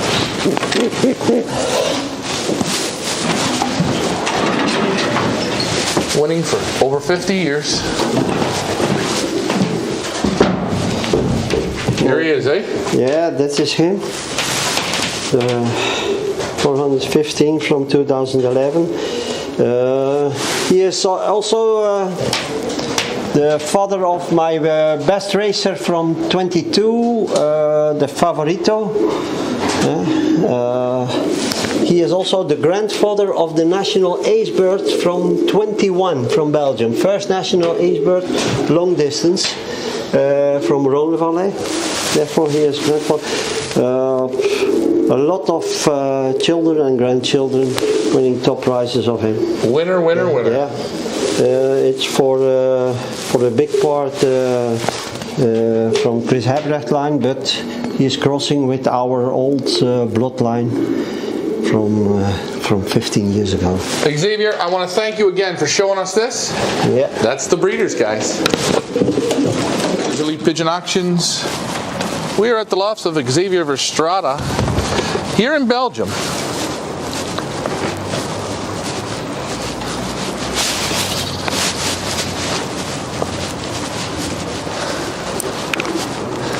Beautiful double-story loft. Xavier, has this been the loft always? This has always been the loft? Yes. For that's the over risk. 50 years? Yes. Oh, no. 40 years ago, it was only one floor down under, but then 40 years ago, my father made a double floor because, we need more space, and now I have too much. Too much. Too much lofts. Those there are empty. Yeah, but okay, we look. We look. Small side. With those aviaries, that is good.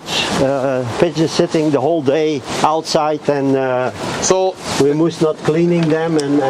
so downstairs Yeah, you raise yeah, the old yeah. birds. Yeah, Music. music. Okay, that's better that there is music. Now, is that something you always have in the loft? Is music playing? Yeah, I like it. When it is so quiet the whole time, and then you come inside the loft, the pigeons are nervous. But when there is music and they heard voices and so, they don't change. It keeps them more calm. Yeah. So you'll have that music playing all day, all night. It plays. Not in the night, just from 8 o'clock in the morning to 8 o'clock in the evening. Okay. But and when you go on the lofts, and we talk, they are not nervous. Otherwise, in the widowhood time, they are nervous, and it's not necessary. So I see here, these. This is the loft from the cocks here, and there is the loft of the hens. Nothing specially. In the evening, they sitting here. So these cocks, Yeah. they'll have a round of babies before. No. No young. I don't breed with them. Normally, it's better, but otherwise, when I have 120 youngsters for myself, it's more than enough for racing. And when I was breeding with those racers, then I have 100 youngsters more, and that is not necessary. And I have not enough good hands. The quality, we must make the level high, so high as possible, and I must select those pigeons every year. It's starting from zero. So the cocks spend all day. They're sitting there, and in the evening they're coming inside. They come inside, they eat. They eat, but I give them then, normally in the winter time I give them Food here. food here, on the but table. once the race time starting, I give them corn in the basket. So always they eat, once race season starts, they eat in the boxes. Yeah. Twice a day? Twice a day, yeah. But now not.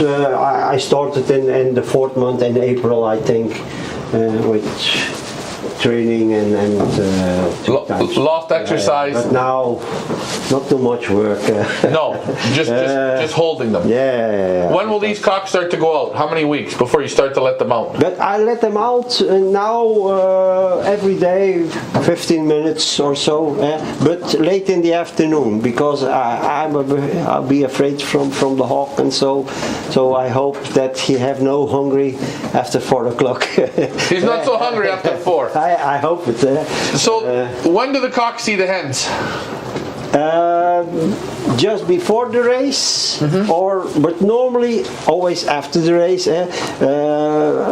Last year, sometimes I show them, or sometimes I don't show them, and then I close those doors and I put the cocks here, and I let the hens just walking and showing here, Dancing in front of them. for 2-3 minutes. I do that also, but I'm changing the system. It's never the same. Never the same, but I'm changing. Sometimes. Maybe that's not the right way. It's the same system, but you use different motivations. Yes, you don't keep it boring. Yeah. You make it. And there is also one of my problems is these is middle distance and long distance all together. Okay. Yearlings and old birds together, and sometimes I must in midweek. I must go to the club, Right. and always at Thursday also, and sometimes at midweek it's only 3 or 4 cocks That go.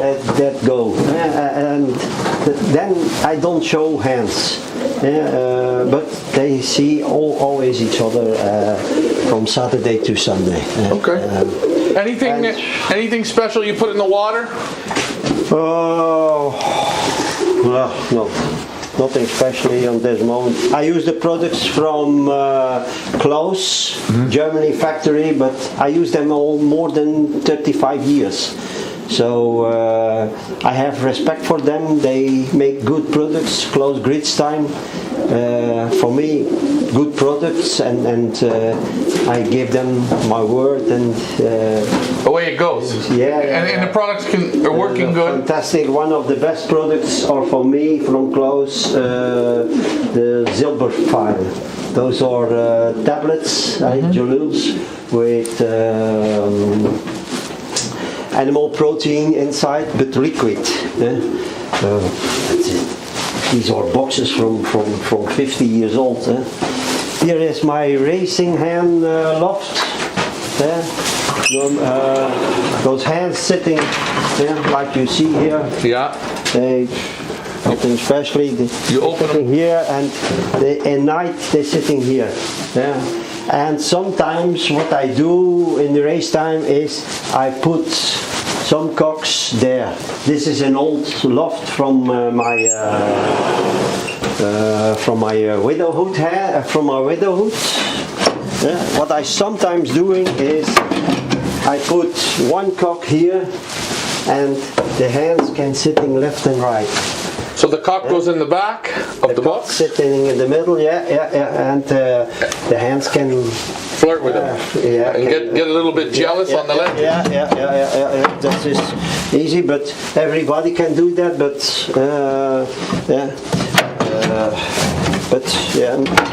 Very, very nice. And you'll do these different little tricks. But I do that only 2 or 3 times at a year. Every time new things, and believe me, pigeons, they like new things. Some fanciers, they be afraid to change our Loft, or sometimes I put here a dark paper box, with a hole. Yes. But I do that not always. I do that 1 or 2 times at a year. To make it special.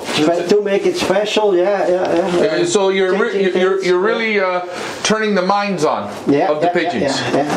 Waking them up. When the pigeons coming home, that they say, what is new today? Right. Maybe, and I believe you said also, when you train the pigeons in the car, you put the clock on, you like to see how the pigeons, which ones are first.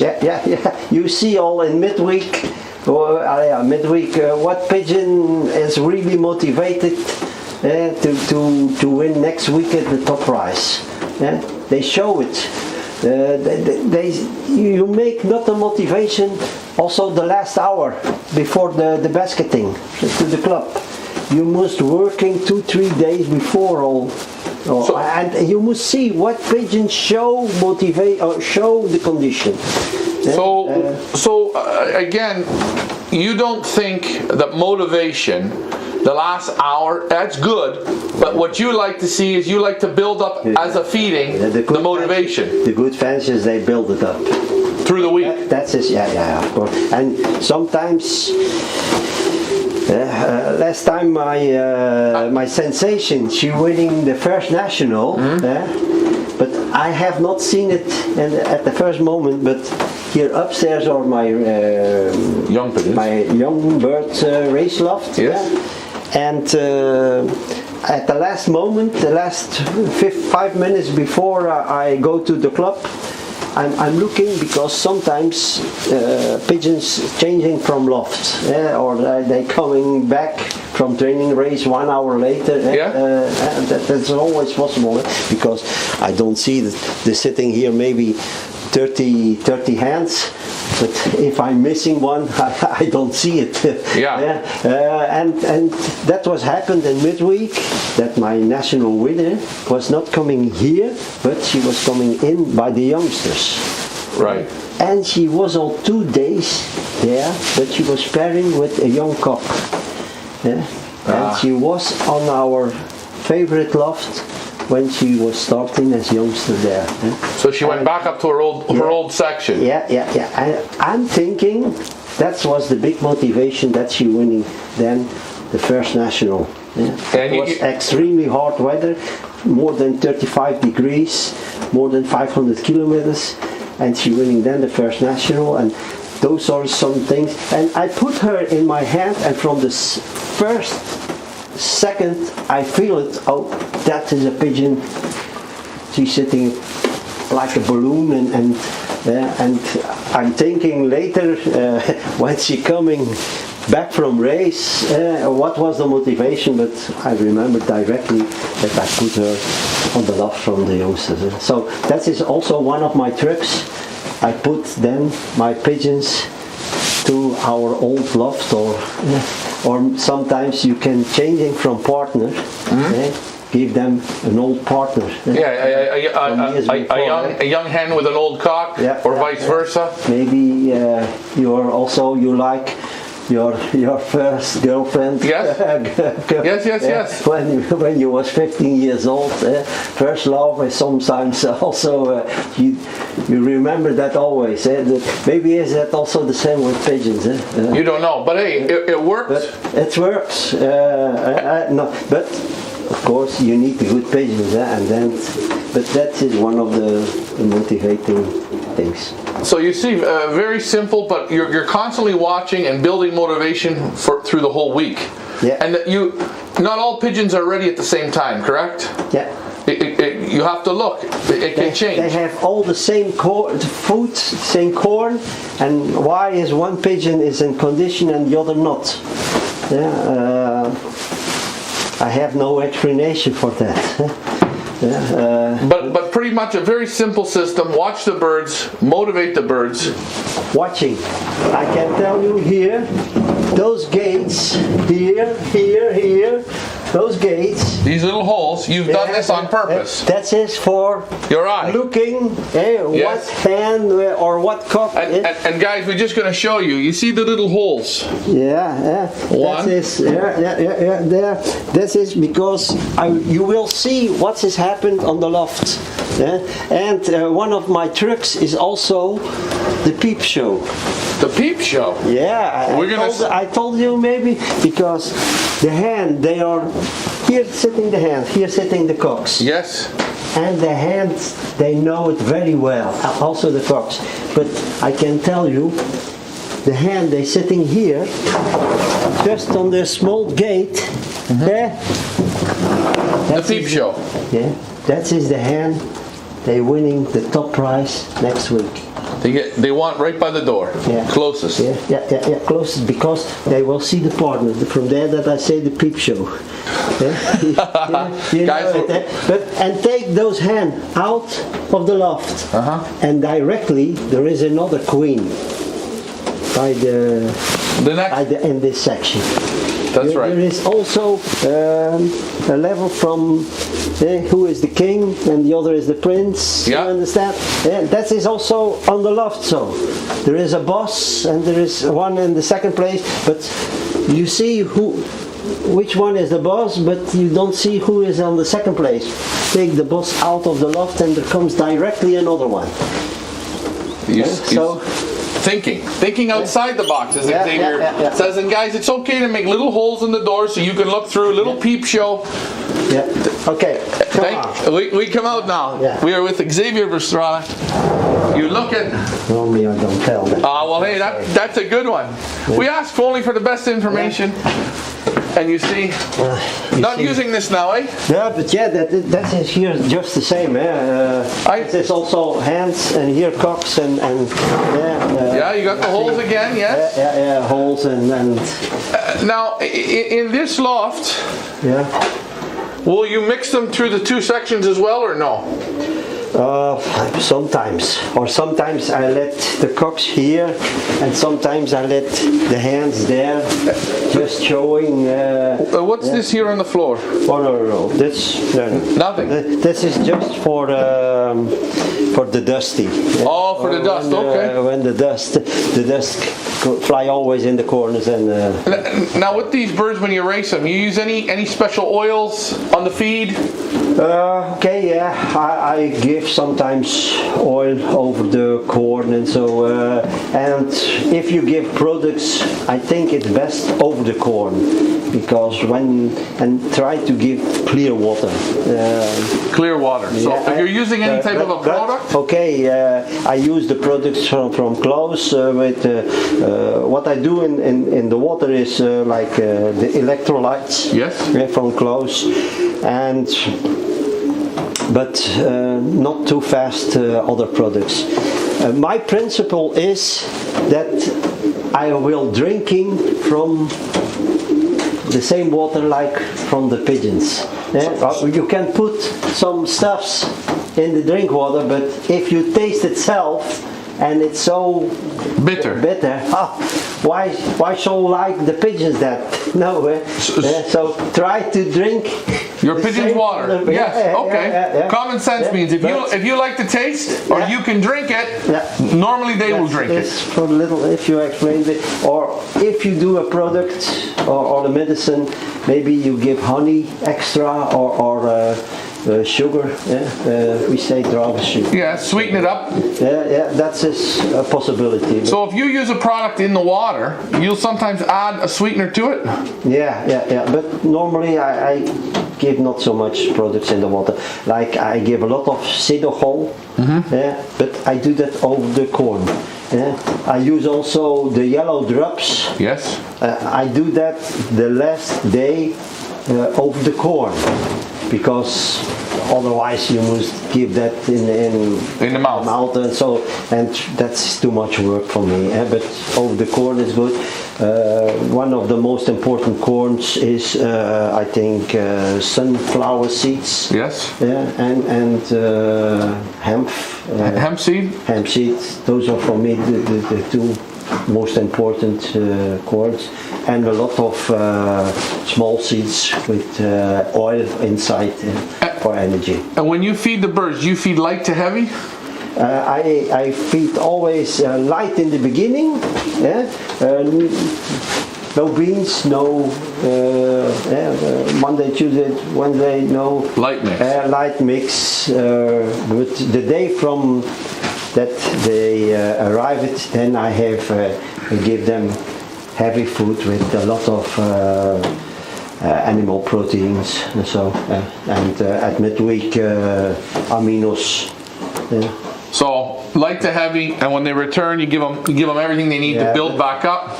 I think we make it too complex. I understand that it's not always the best for the pigeon business or for the products, but we make it all too complex. I told you there, why is that pigeon a champion and the other one not, and they have all the same corn and the same water. So that's it, one of a little bit more common sense, eh? Yeah, and why is that pigeon in condition and the other one's 2 or 3 weeks later? Sometimes we have not an explanation for that, but we make too much work. Therefore, that I told you from in the beginning, it's 85% the quality of the pigeon, and the other 15% is the good loft. I have here no ventilation. Therefore, ventilation, that is a bad story. That is not necessary. The most of the fences give too much ventilation. Put it in aviary is very good, but no windy and so. No draft. When you're a smoker, you see best how works the ventilation. So, but warm pigeons need a warm loft. Warm loft. Do you add heat to this loft, or do you just leave it? I have the floor heating here, but I use it only 2 times at the year in the beginning of the season. Sometimes when it is like today, cold, and it's, I think it's only 2, 3, 4 degrees now, so that is not perfect for condition. So pigeons need how warmer at night, how better. Warmer at night. So you'll close the windows in the evening in racing season? Yeah. Therefore, that I say ventilation. It's better too warm than too cold. Guys, that is like when you lay in your bed and you have cold in your bedroom. Blowing on you, it's not good. Yeah, okay, but. Xavier, yes. Thank you for showing us your downstairs loft. Beautiful setup, very simple, guys. Results, motivation. Remember, it's not a one-time thing. It's multiple. Yeah. Xavier? And selection up to 500 kilometers. Believe me. And race with hands. You can selecting better, and then you make better results in breeding Loft. Thank you, Xavier. And maybe a tip: try to bring your wife on the Loft, because the wives, they make everything cleaner and they are closer with pigeons. Yeah, so this is also a very good tip. Always it's only 5 minutes at a day, or 5 minutes at the week. Yeah, you go working and you give a call to your wife, let them out. I come back home at 30 minutes. Yeah, it's a fair example. All right. Thank you, Xavier. And four eyes see more than 2 eyes. 4 eyes see more than 2. Well said. Yeah. The good fanciers, they looking. What has happened on 4 eyes see more. Yeah. There it is. All right. Xavier Verstrada. Thank you. All the best. Bye.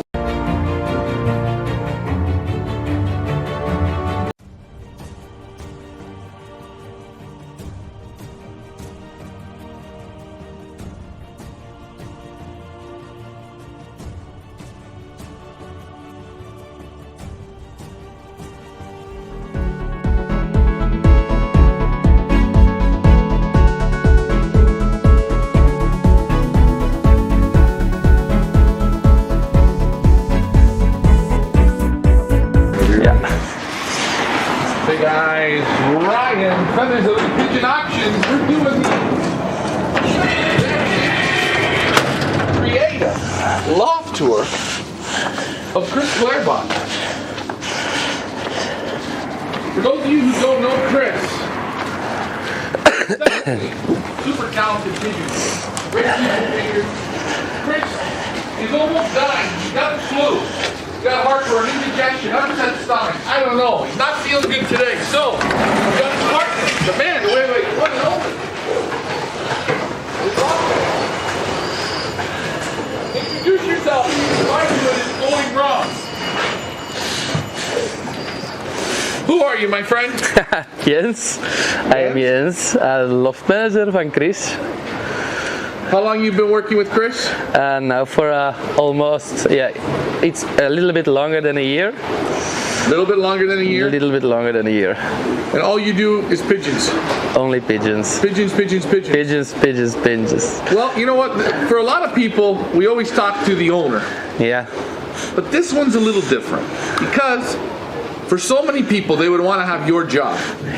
Right? It's a pigeon dream. All you do is pigeons. All I do is pigeons. Grew up in pigeons. Yeah. You were born in pigeons. Tell us a little bit about yourself and how you grew up. Yeah. And how in the end you managed to meet Chris. Yeah. So my uncle raised pigeons, but he died on a young age. Then my granddad take the pigeons on his loft, and then I raised together with my grandfather for I think almost 15 years. Yes. And then I was loft manager van Hoven Aterhoven. Okay. And then I changed to Chris.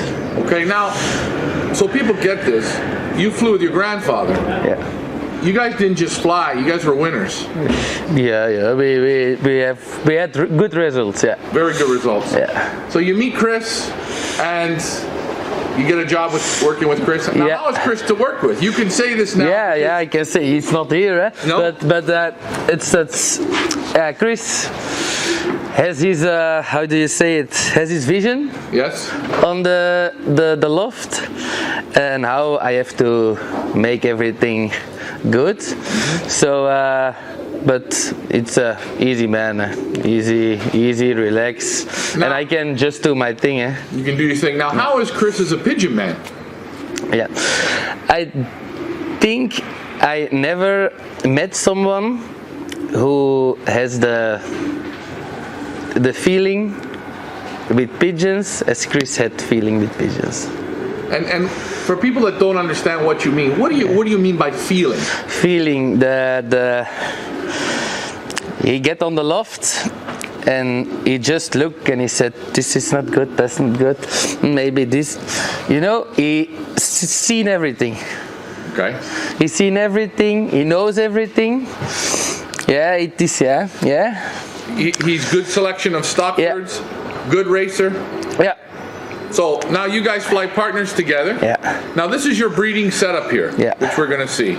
How many breeders do you guys carry? Now we had 66 couples. 66 couples. Yeah. So, and this is, it's like a greenhouse. Yeah. Can we come in and see? It was, last year it was a swimming pool.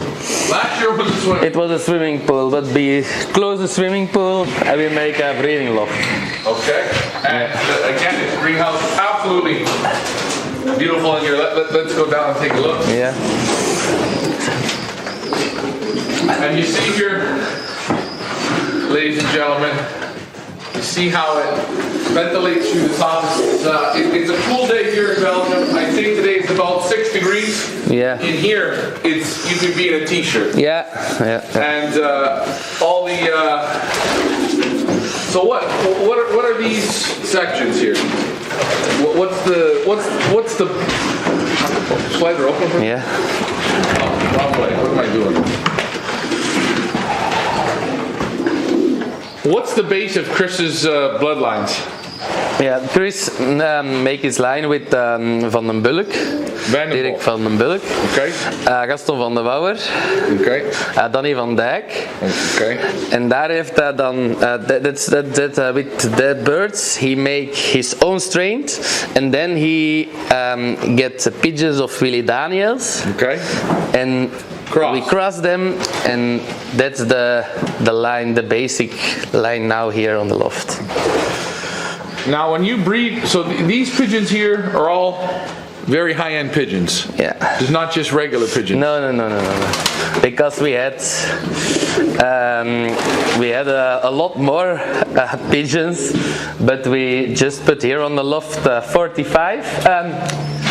45. Mm-hmm. And then in the boxes, but we will see later, there we have 14 breeders, and that's it now. And all your sections are the same here. Yeah, only this one I haven't cleaned yet. How often you clean these birds?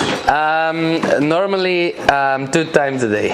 2 times a day. 2 times a day, and sometimes, in the morning I put the nest. How do you say it?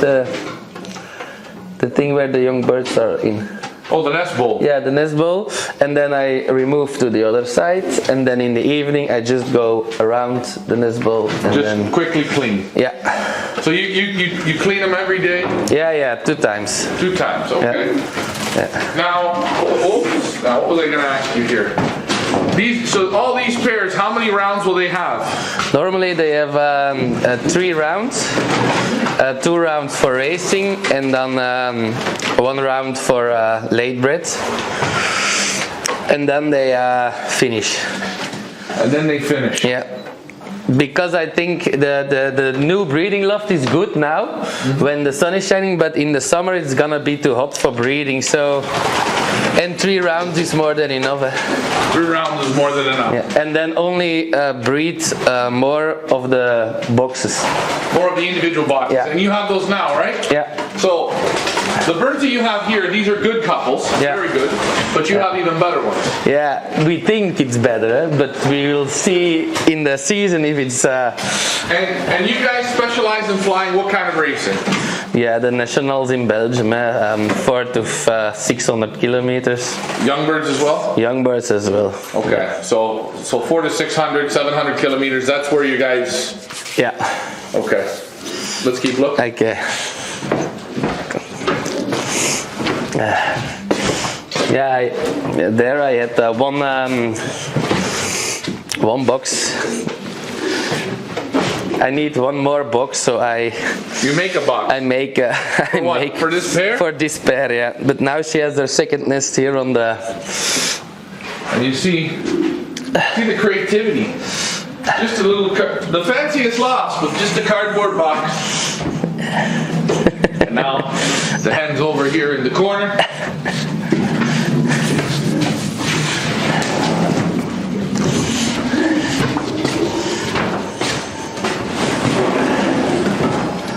And these are the boxes.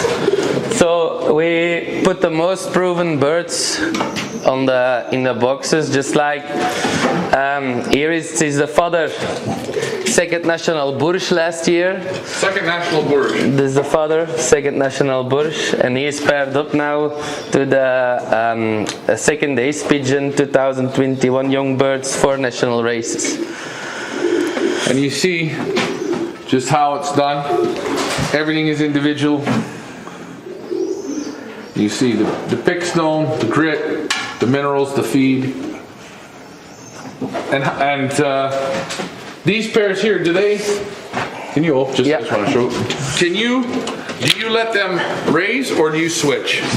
I switched because for the first round he get another hen.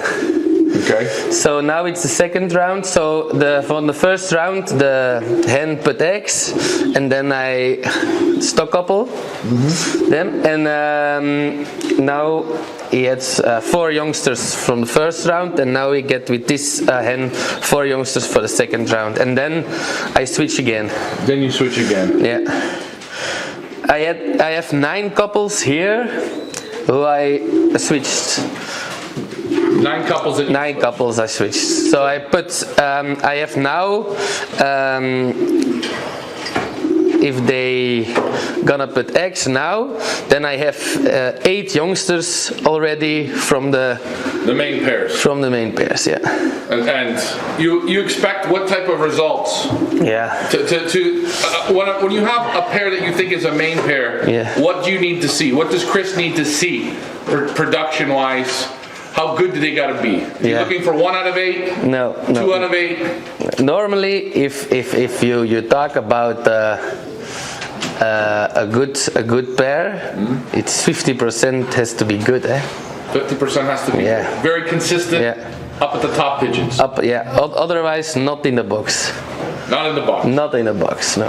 So about him, he's the father of second national Bourges this year. We bred the year before also 2 good hens of him. So now he is in the box here. Right. The one there is father of the 6th national ace pigeon KBDB. This one here, the blue one. Let's see. He's father of the 6th national ace bird in 2019, and also father of 15th national ace bird last year. So super quality. Yeah. And do you find that these top national pigeons have a better chance of reproducing themselves? Yeah. You know what I mean by that? Yeah, I know what you mean. Yeah. No, I mean I know there's no guarantees. Yeah. But my favorite is to breed from good birds and not from a sister or a brother, or you need the good birds. Right. The one who proven that they can do the work. Okay. Because she also now on the breeding loft. This one we buy back. She fly for us in Avirings in Czechia. Check. Yeah. So this is a 1 loft pigeon. Yeah, 1 loft, and she was a 3rd ace pigeon there. So we bought her back. You open my hand.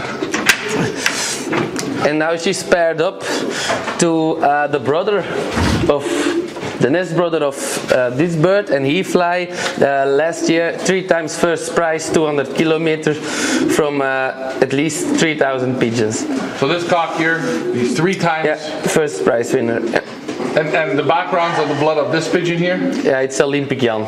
Olympic Jan met Danny van Dijk erin. There you see, guys, super health. Very, very nice. Quality at this loft is second to none. Now, when you guys are selecting pigeons for breeding, I know you have a pigeon here. Yeah. With no pedigree. Yeah. Do you still have him in here? Yeah. Can we see him? Yeah. This is interesting. You guys are looking for super pigeons. Yeah. He was 2 times the fast bird of whole province Antwerp on the short. I'm gonna first close the door there. On the short distance, 100 kilometer. And in the club, he flies 6 weeks after each other, first prize. Headwind, soft race, hard race, every time first prize, 6 times after each other. In a row. Yeah. 6 times per. But the bird is from an old man, and he don't have pedigrees. You don't have pedigree. No. Did this stop you? No, because we handled the bird, and Chris immediately said, "That's him. We gonna need him." And then we bought the pigeon. He looks from the perfect man. in your hands. Yeah. If you had to describe him, how would you describe him? Very strong, I think. And the man only raced 100 kilometers, but I think this is a bird who also can fly 400 or 500 kilometers. He looks super. Yeah, very good muscles. And no pedigree? No pedigree. Just a pure, straight out. Yeah, we don't know. He didn't know who was the father, who was the mother, so no pedigree. But it's no problem. You don't need pedigrees. You need good birds. And this pigeon here, does Chris look at the eye sign? Yeah. What else does he look for? Yeah, Chris. Oh, yeah. If they good, the bones good closed. Yeah, then bones closed. The balance, and then yeah, the eye. Has to have it A all. little bit, yeah. If you, yeah, not so. How do you say it? Beautiful? Yeah, there is something. There must be something in the eye. Okay. You know what I mean? I kind of understand. Yeah. So this pigeon here, now how long will you give him to breed? How quickly does he have to start producing? Yeah, I'm gonna. He's now he had his second hen. So with the first hen he had 2 youngsters. With this one 2 youngsters, and then I'm gonna pair them up with another one. And then he had back 2 youngsters, and that's his chance. He get here. And if he doesn't produce, he'll be out. Yeah, Just like that. just like that. There you guys see it. So out of all the big dollar pigeons, this is still a very expensive Yeah. pigeon. Yeah, But he didn't have a pedigree. Didn't you have a guys take pedigree. a chance on it. yeah, And what do you think of the pigeon? yeah. I liked it. I liked him. I like him. But yeah, you don't know. We have to see in the racing season. Eh? Yeah. So Hold him up so we can see him again.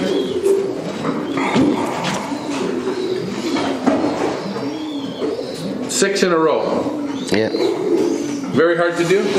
I think, yeah, very hard to do. Very hard to do. And then, normally in Belgium, they raise old birds and yearlings not together on one race. So it's but there on where he raced, it's all the yearling birds together. Right. So and he was a yearling, so to the old ones who know straight Yes. where they have to go, it flies 6 times first prize. So it's Super. yeah, I think Well, good luck on breeding him. Thanks for showing them to him. we will see. Anything else here to see with the breeders, or is that pretty much it? I make a new couple. I will show you. Okay. Now, do you guys do anything special? Any special medications? No, Anything like that? now because now it's just yeah, you can smell. It's just look. Oh, how do you say it? Just lick, smell please. You know what I mean? Garlic. Garlic. Yeah, just garlic. Garlic. And that's Only garlic. And this is that's for the whole winter. And then they get their minerals, their grit, their foods, and that's all. Do you guys put anything on the feed? No, normally not. Nothing. Nothing. No. You put medication to them Only for breeding. only before breeding. Only before breeding. What do you guys We treat make them clean. So how do you say it? Coccidiose Yeah. and Canker. Do a canker treatment. yeah, we do a treatment coccidiose. We do a treatment trichomonas. Yes. And that's it. Okay. Yeah, Simple. it's very simple. All right. And the one who are after that sick, kill. Yeah. Yeah. Sick birds you guys don't put up with. No, no. So what's your special pair you want to show? Yeah, here. The first for the second round, I put the father is one from Willie Daniels. Okay. He's in 2022 is father of the 6 national ace bird young birds. Okay. And he's paired up to the mother, and she had also in 2019 Chris breed 6 national ace bird young birds, and now this year we breed 15 national ace bird young birds also From this pair. from the hen. From the hen. She's super. She's super, and from him we had now 6 national ace pigeons, so I like the couple. And the hen is from Van den Brande gebroken, the speed racer. Yeah. There you see it. Hey, super nice pair. I noticed the hen has the tusks. Yeah. The little barbs. Yeah. Normally the hen was paired up to this one.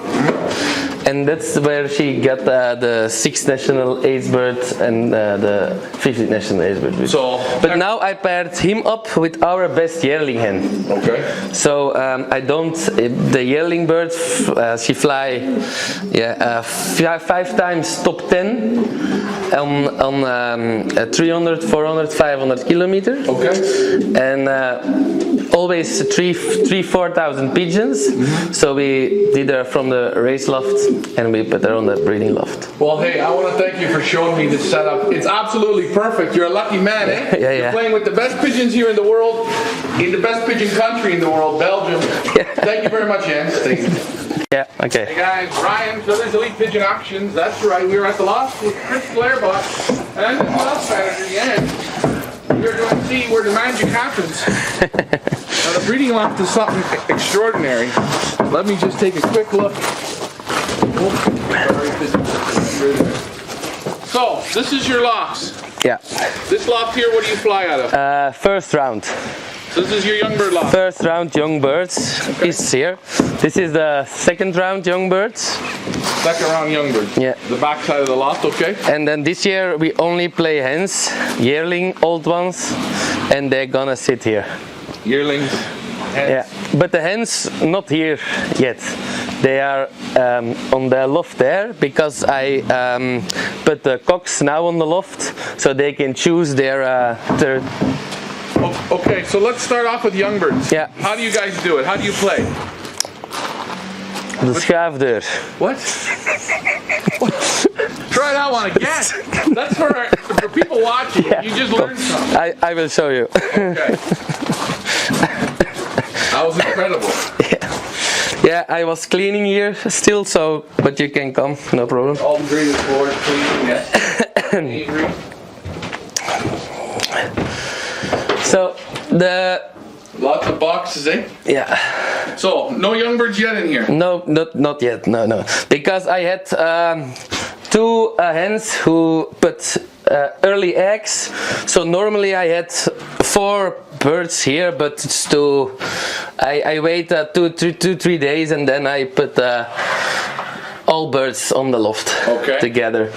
But normally they the cocks and the hens, young birds sitting together. Cocks and the hens, young birds together. How long do you leave them together? Mm-hmm. How long? Until the second kivra. Second race. Second race, 100 kilometers. Okay. Now this year I had not so many couples yet because we had some bad races, and now we let them together till the first 200 kilometers, the third race. So. Okay, and you darken this loft. Yeah.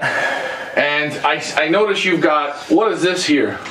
Yeah. How does this work? When I separate the young birds, yes, then the hens are here.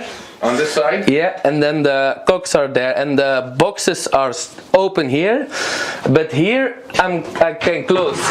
You see, so then I close this, that only the hen can sit here, just like they can sit here. And here the boxes I close also. Okay. Here. And just like this, you can be a bird, and then I put these ones in the in the loft. Yeah. You put So these up. I put everywhere. so they have place enough to sit. For the hens. Only for the hens, yeah. Only for the hens. Now, you clean this loft when you guys have the young birds every day. Yeah. Gets Every day, every twice day. a day or once? Normally twice a day. Twice a day. Twice a day. Do you have heating in the loft? No. No heating. No eating. How often will your loft fly the young pigeons? Loft fly. Yes. Around loft. Yes. Yeah, one time a day. One time a day. Yeah. Hens, then cocks. Yeah, normally. Yeah. But we do also a lot of road training in the beginning. Okay. A lot of road training. What's a lot? A lot. 3 times, 4 times a week. Okay. How far? Yeah. Always 60 kilometers. 60 kilometers. So Yeah. you slowly get them out to 60 kilometers. Yeah. And then it's 3-4 then- times a week. yeah. Same spot. And when the national race start, after Bourges, we go 2-3 times road training, and then we stop road training. So once you get out to those national races, Yeah. get rid of the road training and just loft exercise. Yeah. Same thing every day. Yeah, only if sometimes it's possible. Now this year it was a very hot summer. Okay. And it was Bourges, a week nothing, Argenton, a week nothing, back Argenton, and then in the weekend we drive with the birds.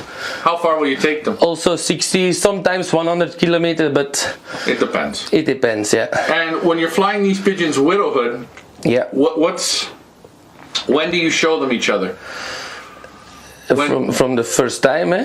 No. But when I'm saying you basket on which day? Yeah, Thursday. So you basket on Thursday. Do you show the hens and cocks together on Thursday? No. Never. It depends also, but we prefer to put them together at Wednesday. Wednesday. So Wednesday in the club in the neighborhood, they play 100 kilometer on Wednesday. Okay. So it's Tuesday. Tuesday, yeah. Tuesday night. Yeah, it's basketing. Yes. So we put all birds. We put them to the. We raise them on Wednesday, and then when they come home, they can sit together. Right. And then we separate. And then at Thursday, when it's race, the basket day for the big race, then they can eat the whole day. They can do, but they don't have to be together. No. They just concentrate on themselves. Yeah. When they come home from the race, they get a whole day. together. They can sitting together till Sunday evening or till Monday. It's okay. okay. Yeah. And now working pretty good for you. Yeah. Okay. What do you find in the young pigeons? What flies better, the hens or the cocks? The hens. The hens. Yeah, because last year we had I think 6 and 14, 15, 20 national race, but all hens. All hens. Yeah. Okay, and any special type of feeding, medications, anything like that? No. No. Just we feeding Matador. Matador, okay. Matador, and yeah. If a young pigeon that you put in here doesn't look good, Yeah, kill. Don't try and fix it. No. Not they get 2-3 days chance for getting better on their own, and if it's not, then they have to be out. They have to be out. Yeah. And how many weeks will you play the young pigeons? How many races do you think? Last year I raced them from the second time. It was young bird race, so it was in May, and I played them till the last week from October. So May, June, July, August, September, 6 months. Yeah, but I have to say it is in Belgium is the round of Belgium. Yes. Yeah, and I played with the birds who are. I played with all my cocks, young cocks, on the round of Belgium, but I put my 30 best hens. I put away, so they can mooling better. Right, and for people that don't understand the Tour of Belgium, that's just around the clock racing. Yeah. So you basket pigeons, and when all pigeons are in the basket, then you have to gamble. Right. Because gamble it's a lot on the Tour of Belgium, right. And when everyone has gambled, then they go inside the cafe, the pub, and then they have eggs, and in every egg there is a flight. and then they put eggs, and then they say we go to that, Yes. and that is that side, there. It can And be normally, how far is the races? around 100 kilometer. Okay, so Yeah. just not far, No, just fun. yeah, fun. And a lot of good money in it? Yeah. That's the time of the year everyone gamble in Belgium. Okay. In the season of the national race, nobody is gambling. No. Nobody is gambling. That's And when it's round of Belgium, if they didn't know where the birds are gonna release, then everyone's gambling. So yeah, So this is the whole loft here. yeah. Now, can you take us to show us how you fly the hens? See that? The old hens. Yeah. Yeah, no problem. All right. Very nice setup.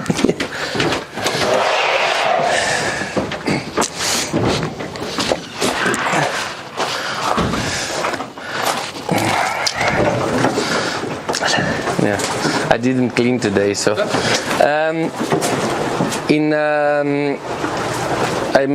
I put the cocks on the last loft later. Then I can explain better. Fly the hens in. Yeah, Hens at the bottom. but in the week. So from Sunday till Thursday, Okay. the hens are in this loft. The hens are in here. Yeah, so you can put this open.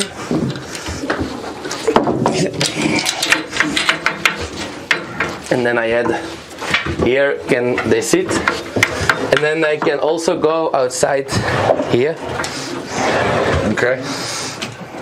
And they can Yeah. just sit in the. How often do you put them in the aviary? Yeah, I think if they they fly in the morning, so around 6 o'clock, 6:30, and when they have eaten, they go outside, and then I close the door. Yes. And then in the evening they can sit, they can eat again, and then I put them outside back, and then around 8 o'clock in the evening they go inside, and then when they're sitting in that thing we close them so they can pair up with each other. Okay, so that's how you do that. Yeah. And these hens, what's the regiment for the flying? How do you, what's the system you fly them on? So, will they all have a round of babies, these hens? No. No babies for the hens? No, normally not. Last year I had babies because Chris promised someone to get some youngsters from the hens, so I breed around. But normally this year No. I'm not gonna breed. They can put eggs, breed the day, 8 days, 10 days, but then it's separate, yeah. Separate, they go in here, and Yeah. they start going out how many times a day? In the beginning 2 times, in the morning, in the evening, but when the middle distance begin, then 1 time a day. 1 time a day. Is it always the same time every day? Yeah, What if always. it's pouring rain? Do you let them out or no? If it's in the beginning of the week, then it's no problem. But if it's on the end of the week, then I don't let them out. Okay. Yeah. And they go out once a day. Do you flag them or however long they want to fly? Yeah, in the beginning, I want them, they fly 1 hour. 1 hour. So then if normally it's no problem, they fly 1 hour, but sometimes, yeah, there was someone who was later on the race, so they come early, but fly. Fly. Yeah, fly. Okay. And now going to the races, how do you motivate the hens now? Yeah, so normally here on this loft, I had 2 same lofts on each end, on okay. each end, and all with the boxes. Right. You guys So boxes. Okay. So the hens. When do the hens come into here? normally, yeah, on the end of January. Okay. So no. So they come into this section. Yeah. Go down on eggs. Yeah. As soon as the eggs are Yeah. 10 days, you take them away. The hens go into that Yeah, section. yeah, Hens start to do their exercising. yeah. The cocks don't stay in here. No, They're gone.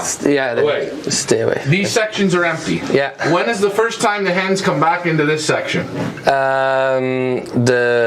The day of the race when we have to basket them, eh? Yeah. When we have to basket them, but no Cock. cocks on the loft, eh? So what you'll do is the day of basketing, Yeah. you basket at what time? Normally it's around 7 o'clock, So what time will they come in here? 5:30. 5:30. Yeah. You open up all the boxes? I open every box Right. like this, Okay. and then they can get inside, Right. and then I wait, I think 5 minutes, Okay. and then I start basketing them. That's it. Yeah. So no cocks. they No don't cocks. see- No. Nothing like this. No. And why don't you show ever cocks? Because I think if you show the cocks too much in the beginning, when the national races started, they are tired of the mans, of the cocks, you know what I mean? Yeah, they get tired of the system. Because otherwise we have to, and now this year we did, and we did the system like this, and it was very good in the beginning, so Keep it the same way. I'm gonna keep it the same way, yeah. Okay, and will you use with this, and I come outside because the sun's bright, any special types of medication or anything you use on the hens when you're racing them? I think I know the answer, but I have Yeah, I want to tell you something. The garlic you smell, Yeah. it was Taflor. Okay. In the earlier years, they make it for horses. Right. Now they make it for pigeons, and that's the thing. In the beginning, is always in the water. Always in the water. Always in the water. In the breeding loft also, if I have to breed 3 rounds, 4 rounds, 5 rounds, always Taflor in the. And now the loft over on this side. Yeah. This is the same. This is the second round. Second round of young pigeons. Yeah. And you guys do not fly cocks. Old ones, you want to say? Oh yeah. And you guys are doing some construction, so I'm Yeah. not going to bother. But Yeah, we have removed the loft from here to there, because the loft was here and the birds has to fall here for going inside, but it's too short on yeah, it's tight. the loft, so they always fall on the roof before they come in, and that's some seconds you lost. Yeah. So so we gonna remove them to there. And guys, you see pigeons all over the world. Pigeon men are always crazy, building lofts.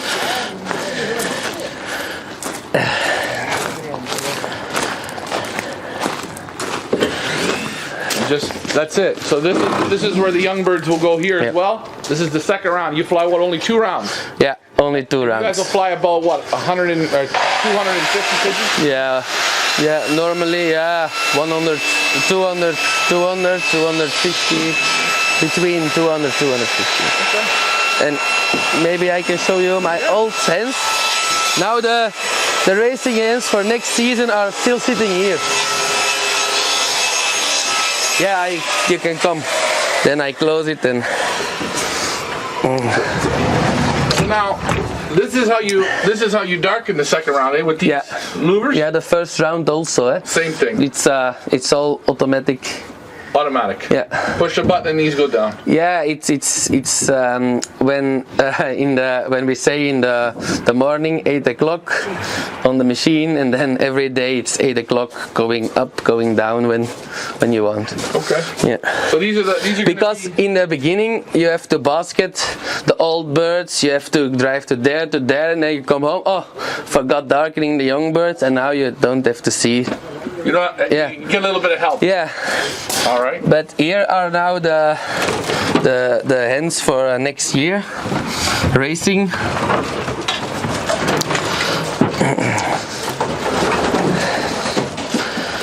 And when will you move them over to the loft? When they are paired up to the cocks. When I pair them up, this normally next week. Next week. Yeah. You want to see some? You want to show Yeah. one? You have Yeah. a favorite one? Yeah, the red one, eh? The red one. I have one red one.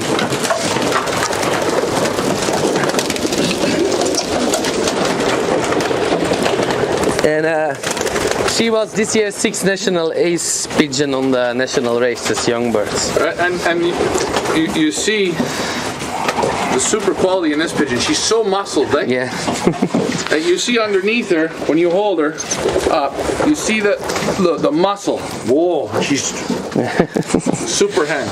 It's a Yeah. super middle distance pigeon. Yeah.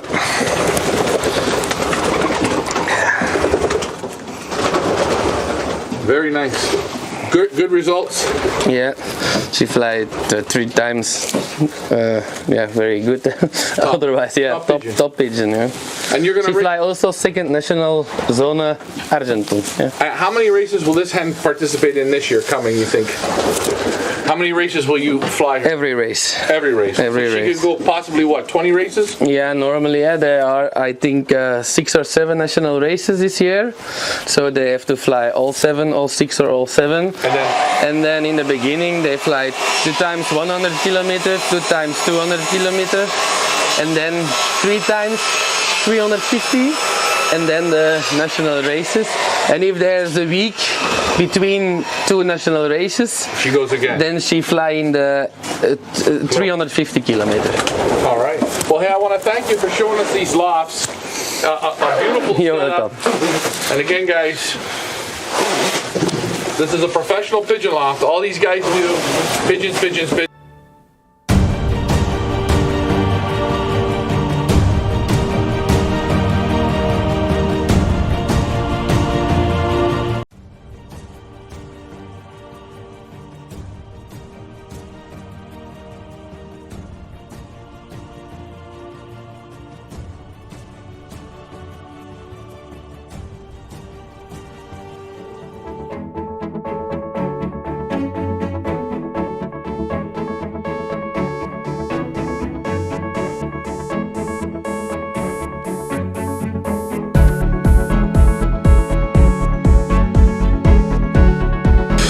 Hey guys, Ryan, Feathers Elite Pigeon Auctions. We are here with the one and only, some call him Eric the Great. Eric Lindberg. How are you, my friend? Hello, friends. Good, good? I feel very good. Yes, Hey, thank you. before we get into this little walkthrough, talk some pigeons, Yeah. tell the people a little bit about yourself. What do they need to know? What makes you tick? I play already very long time with pigeons. I start long? with this more than 50 years. 50 years. I'm 63 years old. I become 64, but I say 63. But I feel young, eh? You feel young. And I play with pigeons when I was 10 years old. I play already with pigeons. My family play with pigeons. So pigeons my your whole life? grandfather, my whole life pigeons. Pigeons, I play also football. Eh? Football? Yeah. Okay. When I was what were young, you? I played football. Striker? Midfield. In the center? Yeah. Smart man. Yeah. This is, you have good stock sense. You disperse the I ball. need to, Okay. and now I play with pigeons. I can say I win already a lot with the pigeons. Yeah, and I mean, hey, I win 11 or 12 national winners. and I win 3 times international. I win 6 times first national ace bird. But a lot of national ace birds, perhaps 5 times second national ace bird on every distance. every distance. From middle distance till marathon. What's your favorite? My favorite is long distance. Long Not distance. marathon, long distance, 600, 700, 800 kilometers, that's my favorite distance. So basically one day. One day, yeah. The same day at home, it's my... Yeah, 1 day distance. Yeah. And you can get that. I'll just show the trophies, but hey, it's okay. So this is some of your trophies, not all of them. No, that's some of my trophies, but Best achievement. first national ace bird is the greatest for me. Yeah. Yeah. But, I've The best of the international races also, Perpignan. My best achievement is Bordeaux International. Yeah. I played 34 birds. I won first international. I have 5 birds in the first 10 international of 12,000 birds. and on 50 international, I have 17 birds of my 33. Wow. That's, I think it's one of the biggest results in Belgium on international races. So Not alone in Belgium, but it's one of the best results, yeah. yeah, super. Yeah. So hey, you want to go show us the birds? Okay, there is one. Yeah, a gentleman here. Come. Hey Chief, if you want, you can come in. We're just filming. You can come in. Fans elite. That's me. And more trophies, and more trophies. So Yeah, that's my pigeon house here. Pigeon, Right. only for pigeons? Only for pigeons, yeah. So when you said But all the day I'm here, I live more here than in my house. and when you said the pigeons are up in your bedroom, this is what you mean. That's why I tell you my very special birds are in my bedroom. Like I will show you. I hope they don't have a water I bed. will show you. This is quite the stairs.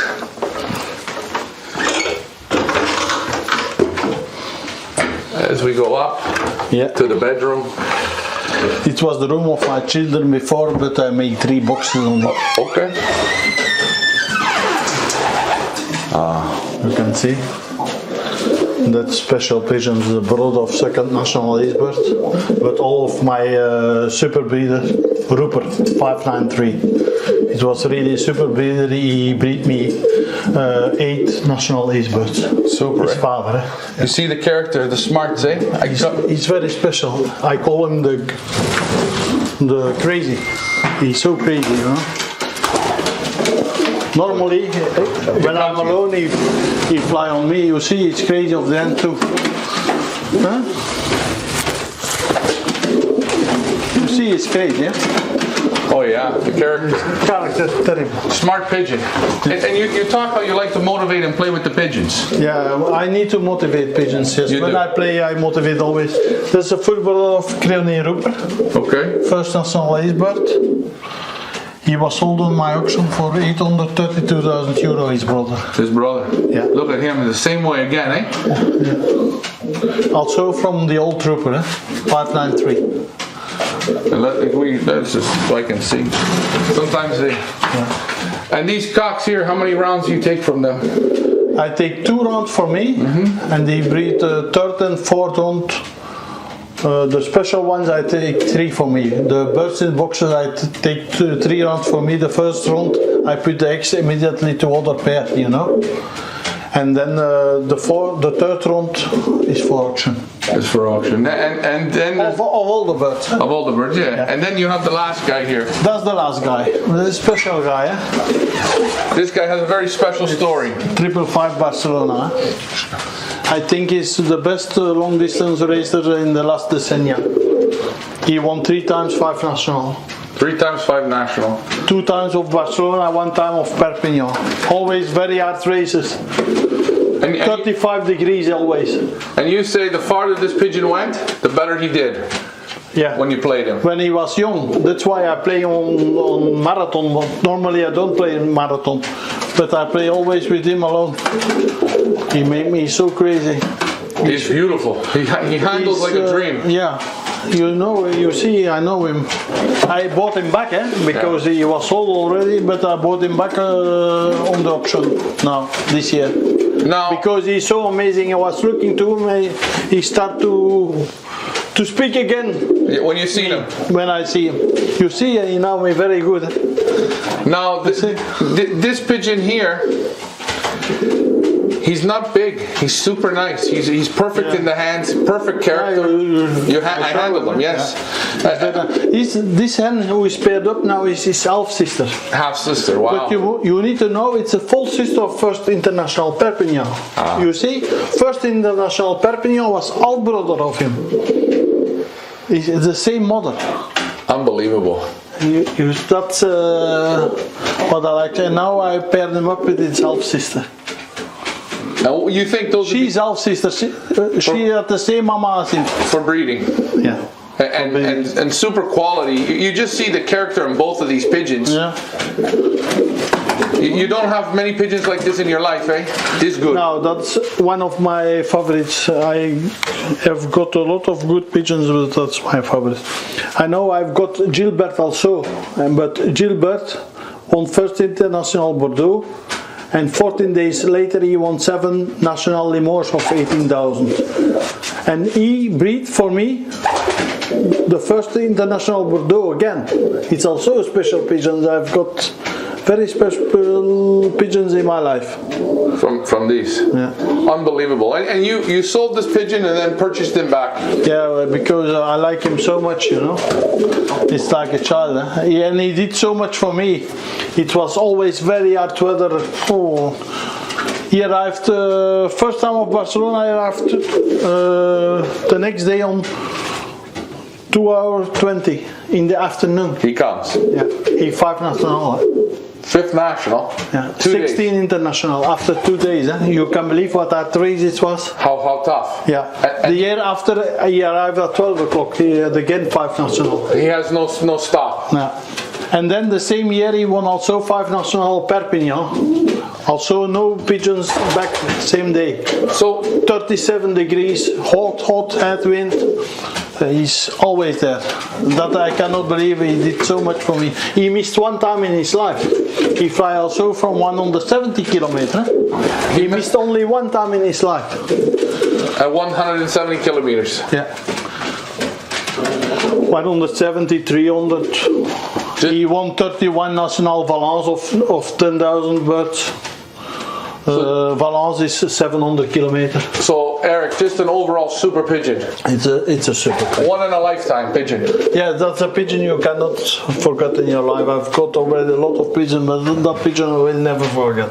Unbelievable. And there he is with his half sister, the best of the best. Yeah. Do you believe in eye sign?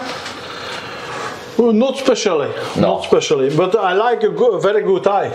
But they have good eyes, you know. Oh, they're super eyes. I see it. The hen also. Huh? When you see the eye of the hen, it's the same. Huh? I will show you. Guys, perhaps on camera you can see good the eye. Huh? You can see, right? Ah, it's okay. You can tell right from here. She got a It's very strong. Huh? You see it. Huh? You mix the eyes different, yes. Beautiful. The best of the best here with Eric. But that always the best of the best are not still good enough. I say always. No. Because the best you need still make selection of the best, huh? Right. Yeah. You select very Not hard. all the good. Yes. Always I select out. I believe in one thing. This is a basket. When I make my selection. One, I believe, the only one I believe is the basket. So, for people who don't understand that pigeon language, Yeah. this means the basket's telling you what stays and what goes. Yes. At first I look to the pedigree. Yeah. I need good family, good birds.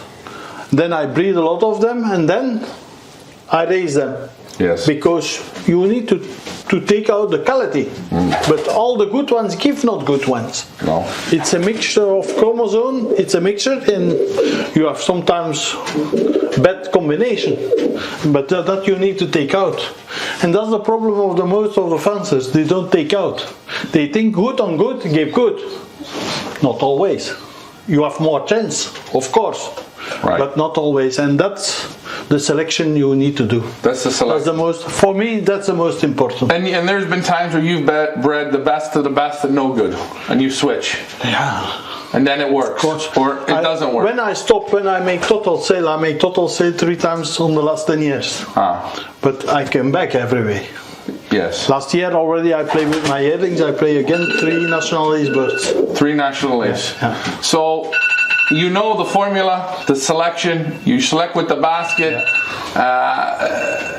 Anything else you need to know about selecting for pigeons? You need to start with good pigeons first. That's the first you do. Good pedigree, good family. Does it matter how a pigeon handles? Yeah, I like a type of pigeon. Okay. You will see when you see my birds, it's all the same type. For instance, you let me handle this cock before. You did. Yeah. Okay. This was my first handling of your pigeons ever. This is one of the nicest pigeons I've ever handled. I will give you a pigeon hand to handle. I take your camera myself. Oh boy. I give you that. That's the type of my pigeon. This is the type. Yeah. And here we are with Eric Lindberg in Belgium, upstairs in the bedroom. This is when you get into pigeon mecca. And you know what I'll do, Eric? That's when you know what I'll do? I'm gonna do this. We're gonna just do this. Hold on a I second. take it for you. Oh yeah, if you want, sure. You're good at it. You hold this. Yeah. Keep me in the camera. We'll see how good you are at camera. No. I have you in the camera. You have me? Oh shit. That's the pigeon Oh I like. jeez. I cannot tell it, but I will show you what I like. I tell you, ladies and gentlemen, if I'm not able to go to a sale and Eric is there, I say, Eric, you pick me the nice one.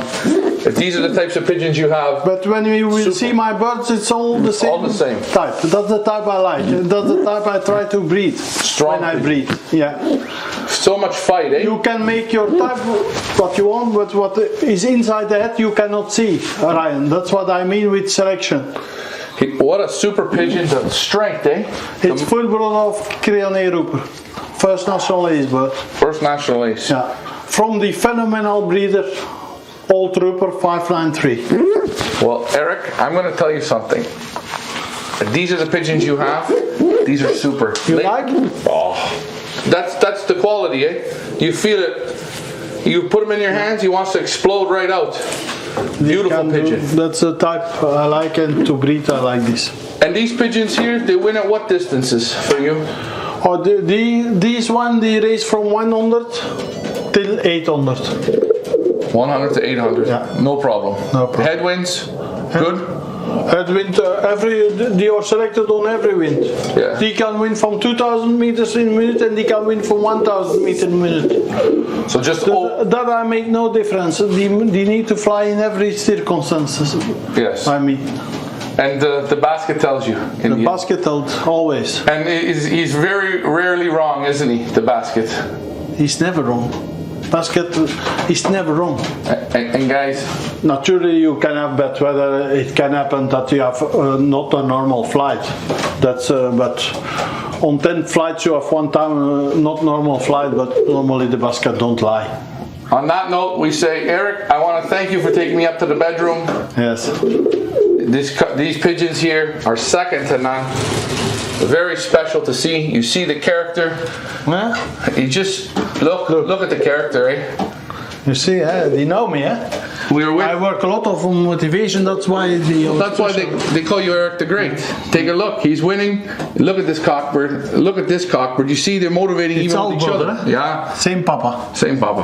Look at this. Fantastic. Eric, thank you for showing us upstairs. Thank you, my friend. Okay. Hey guys, Ryan, Feathers Elite Pigeon Auctions. We are here with Eric Lindberg, Belgium. So this is the loft. That's my loft, yes. Explain, how does it work from left to right? That's the left, the last round of youngsters. Last round of youngsters? Yeah. Third round? There, third round, yes. There, first round. Yes. And second together to race. They go to all the races for the youngsters. Middle, the hands. And right side, cocks. Right side cocks, yes. And that's it? And that's the ren. I have 5 compartments on the cocks. Right. And I have 5 compartments in the ren. For the hens? It's too easy to handle to put them before basketing. Before basketing. So you show the cocks normally before basketing. Yeah. So we're gonna what? First I play not total with No. You play at your own style. Yeah. Eric the Great style. No, not the great, but no, it's interesting. I'm old-fashioned, you know. Yeah, I know. You play the game your own way. I'm young inside, but I'm old-fashioned to play. I get it. Hey, listen, you're a midfielder. We understand. You play right in the middle. You understand. I know. I play the left wing. Good. You're gonna see. Okay.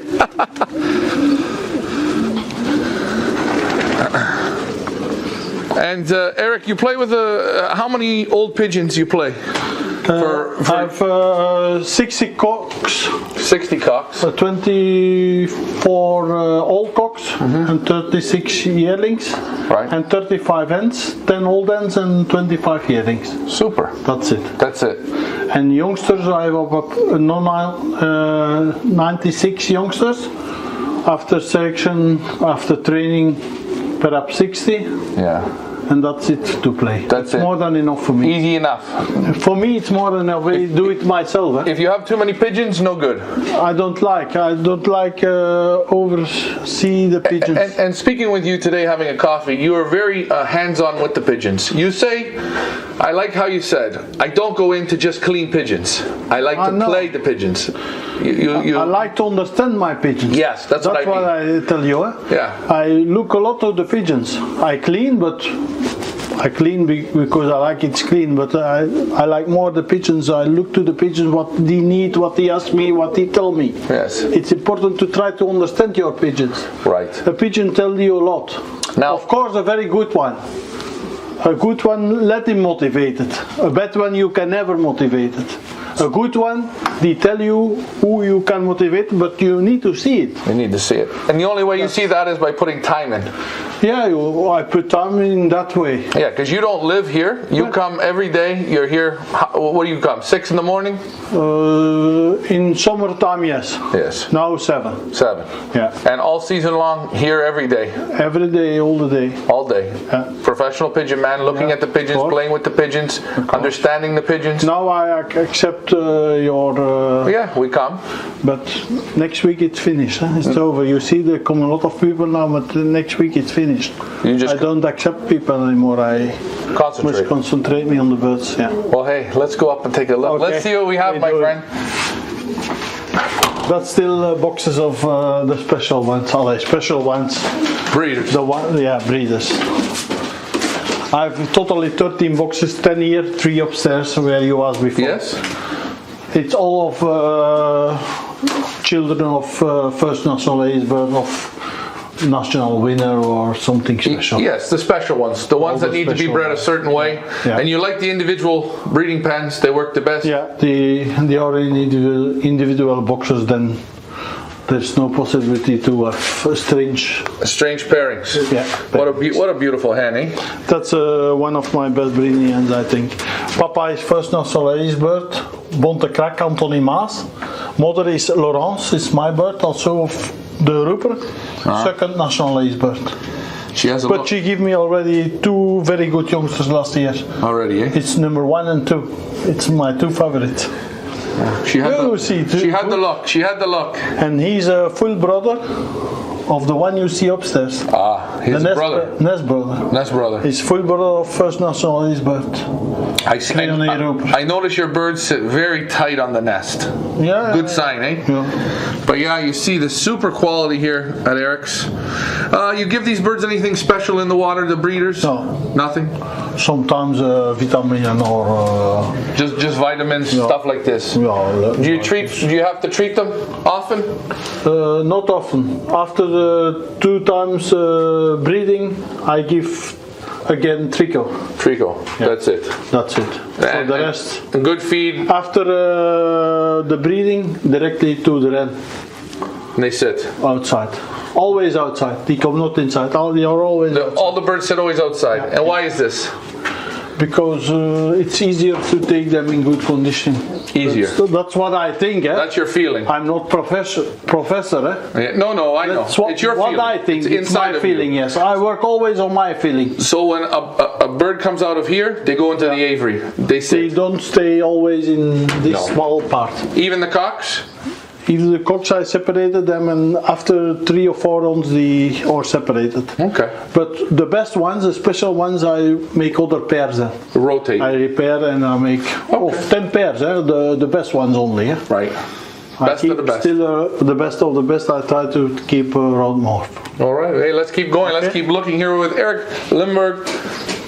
We go upstairs. Belgium, more stairs. To the flying loft. Yeah, flying loft, race loft. Now this is. I show you first the loft of the cock with wear. Okay.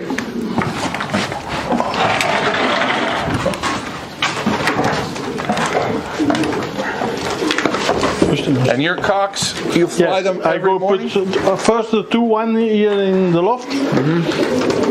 I cup.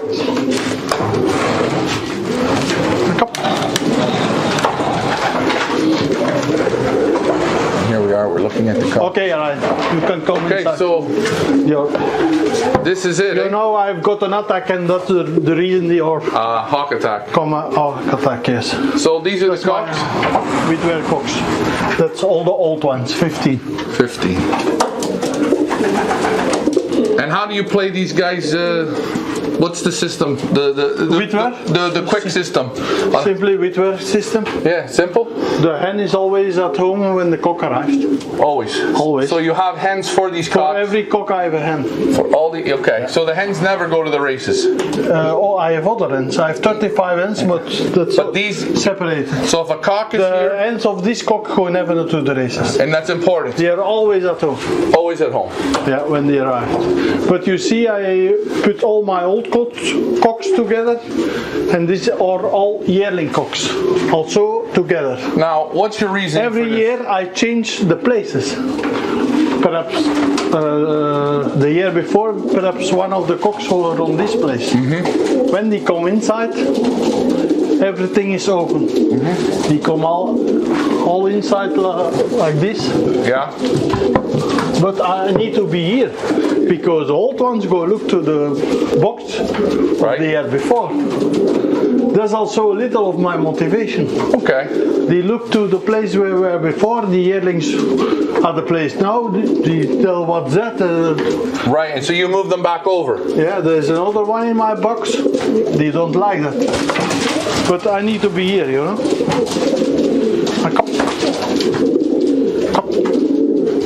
So you like the motivation. You use all types of motivation. Yeah, I need. I live in the middle of the country. I need my birds go out of the group, and then you need a little motivation. That's what I think, Ryan. I say always that's my opinion. That's how you. But I am always open for other opinions. So with these pigeons here that you play, the yearlings and these are yearlings. How will you feed them throughout the week here of the racing season? Like you love fly them once a day, for instance.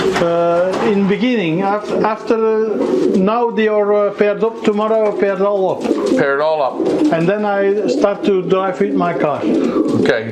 They give very good weather next week. I listen first. Yes. And then I drive every day with my car when the hen is there. And they come at home and at the end of the week I go race. Okay, so you're coming to the first race, the hens will be here all week with them. All week with them, that's my first race. And they know the hen is here and they know when they come, they go always inside quickly. Now will you loft fly them? No. Fly them around the loft? No, next weekend not anymore. Now they fly around the loft 2 months. 2 months. And they train 2 months and they train a lot. Now, with the loft fly every day that you've been doing, once a day or twice a day? Now once a day. Okay. After pairing up, two times a day. Morning, night, evening. You flag them or you just let them be? Yeah, let them fly. Free. And how late? When I see they don't fly good, I take my. But normally they fly good. Normally they fly. When the condition is good, they fly good. Normally I have no problem. And the feeding for these cocks, how do you feed? Diet. I feed diet of buyers. Diet of buyers. Gabi van Nabela. Okay, a light mix, and then the end of the week you feed heavy. It depends on the flight. Short flight, half and half. Half and half. Half with wear. And then the longer races, more. More, then I adapted. I give more fat food. Right. Energy. I give more at the end of the week. Anything special in the water? Vitamins, normally I look what they need. When they are not good in condition, and I give something, again, tricot for the head sometimes, but that is my feeling. Yes. My feeling. So just how you look at it, you observe yourself. Yeah. You're your own vet. You must know I play already 50 years. Then you see quickly when something is wrong. Now they receive not feed. They need. I need to feed them. You need to feed because you are here. I don't give feed. Why? It's your fault. It's my well. Hey, if you want feed them, Brian, it's your fault. you can feed them No, now, eh? I do it after. So, now I'm busy with hey, you. on we do the Facebook show. You feed. Yeah, okay. We video the master Okay. feeding. Okay. Again, it's Eric the Great. As we say, each section looks to be the same. It's all the same. All the same. It's very easy. Now, But they look good, I think. you see them on the floor fighting? I see them land, I see how they look. They just perfect, light on the feet, very light on the toes. So this is the cocks, very simple. All cocks. All cocks. But these two parts is the cocks where I go play marathon races. Marathon. Yearling for the marathon, Now- old one for the marathon. Question, when you fly marathon racing, is it a little different, isn't it? Different system? Normally I don't do it, but I will do it at the end of my career. I will play. So you're getting ready to retire from this. Yeah. Now marathon racing, well, how do you play it? Well, how do you It's motivate? other birds. It's other birds. Other birds. They need it a little in the blood. In the blood? It's all of my 555 you see there upstairs. The black one. The black one. Okay, but getting back to this, do you fly them to the nest? Do you fly them? How do you fly them? No, also with the Same way. system, the same way. Same. Yeah, I play already first national, international Perpignan. I play already first national Perpignan. I play first international Bordeaux. I can win more easy on the marathon race because I live in the middle. Then the pigeons need to fly alone. Yes. The last kilometer, and that's why I win easier. Narbonne, I win 870 kilometer. I win Perpignan 900 kilometer. I win Marseille 870 kilometer. Why I win? Because I live in the middle. It's more easy for me to win such a race. I play also second national Suac and other things, but it's more easy to win. Yes. On a big race. Big race. But they arrived on the same day. Yeah. They arrived from 900 kilometers on the same day. So late into the fly, day. Yeah. But my bird can fly 900 also. Well, Eric, this is why we call you Eric the Great, man. You get the result. I'm not so great. Yeah, come I'm on. smaller than you. What? Smaller? I'm Come smaller on, than go you. this way. We follow you. So as you see, We go see to the ends now. we see to the hens. Yeah. We're with Eric Lindberg. It's other loft you will see. I will explain a little. We have to go down the stairs. No, upstairs. We're still upstairs. We're still upstairs. Still upstairs. As you see, it's nice having a loft upstairs, eh? But I will show you first the loft because it's total older than my Whitwer loft for the cocks. Okay. Here you see no hen, eh? No hen. You see? There's nothing now, eh? Nothing. Before I basketing, I open that. You open. Okay, so You before come you inside, basket, you open this. The hens I are open outside this. here. The hens are outside, I will show you. I open this, but you see my boxes for the hen. They are very special, huh? Oh wait, I gotta see this. Look, I make them so. I have only one cock for two hens. One cock. I have only 24 cocks. 12 boxes here, 12 boxes there, the same loft. So one The cock cock. goes in the middle. The hens are paired up with the same cock. Two hens are paired up with the same cock. And this is why we call him Eric the Great. You see? It's a little special, but You find this works? a little motivation. So in each middle there's a cock. Cock. And the hens fly there. The first arrived can go first by the cock. And stay with them. The other one can look a little what happened and they don't like it. The Women. one inside, They get jealous. of course. After I change, the other one come also to the cock. Yeah. And the other one get jealous. And how you'll play this system with the hens all season? All season, yes. I have only one loft. Yeah. It's the same. And the hens, how do you? But it can happen that the hen go. In the beginning, they go to that cock or to that cock. It doesn't bother It's a you. little chaos. Yes.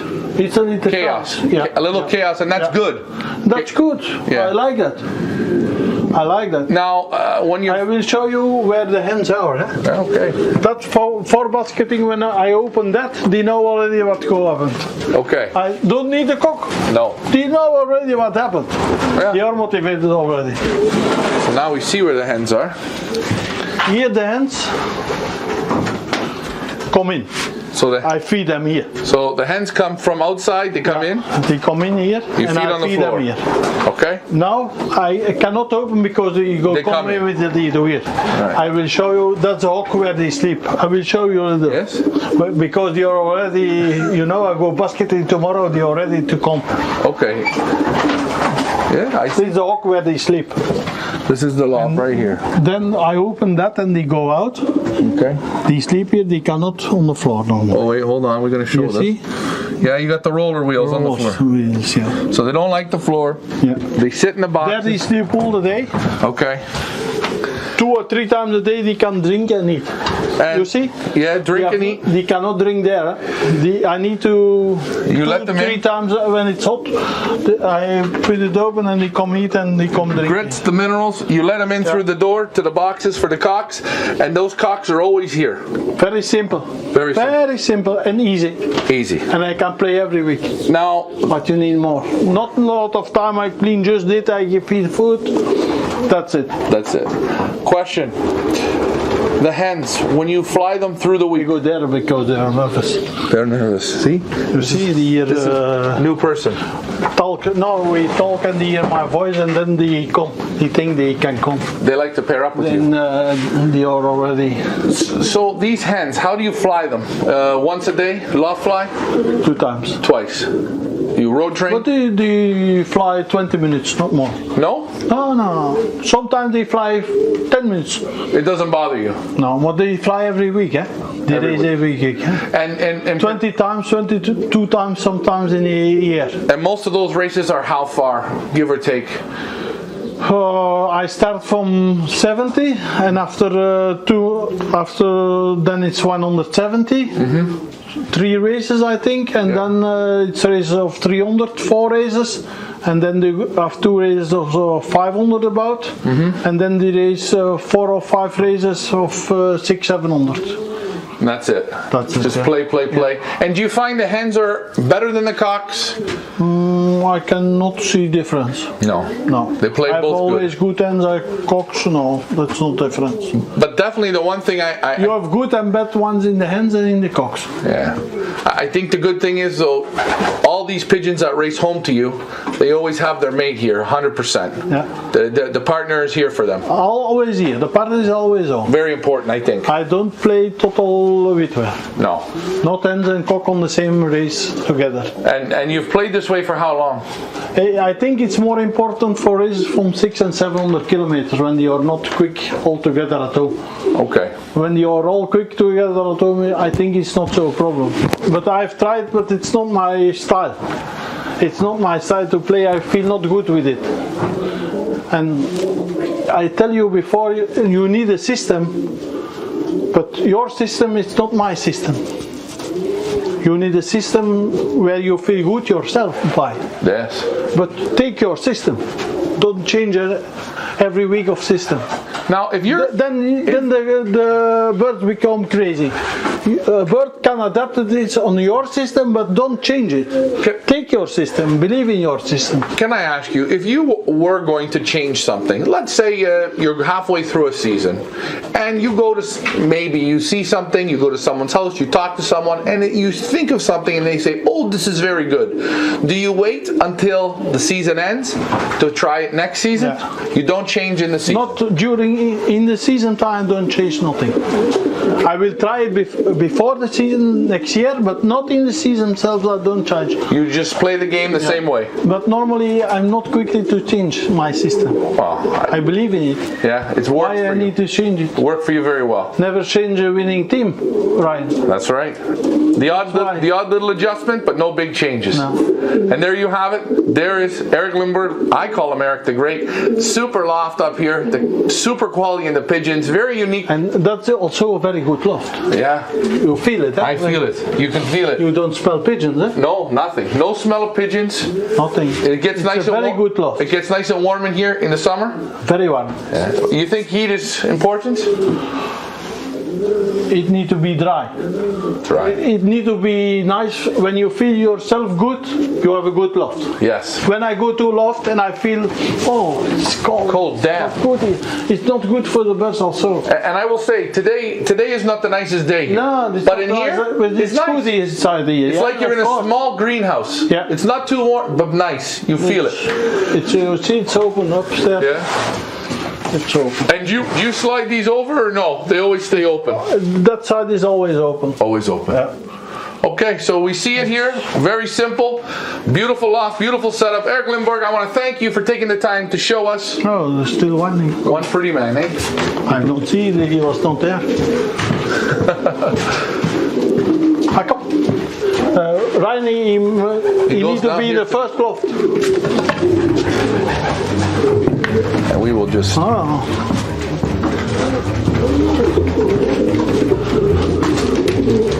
Alright, go inside.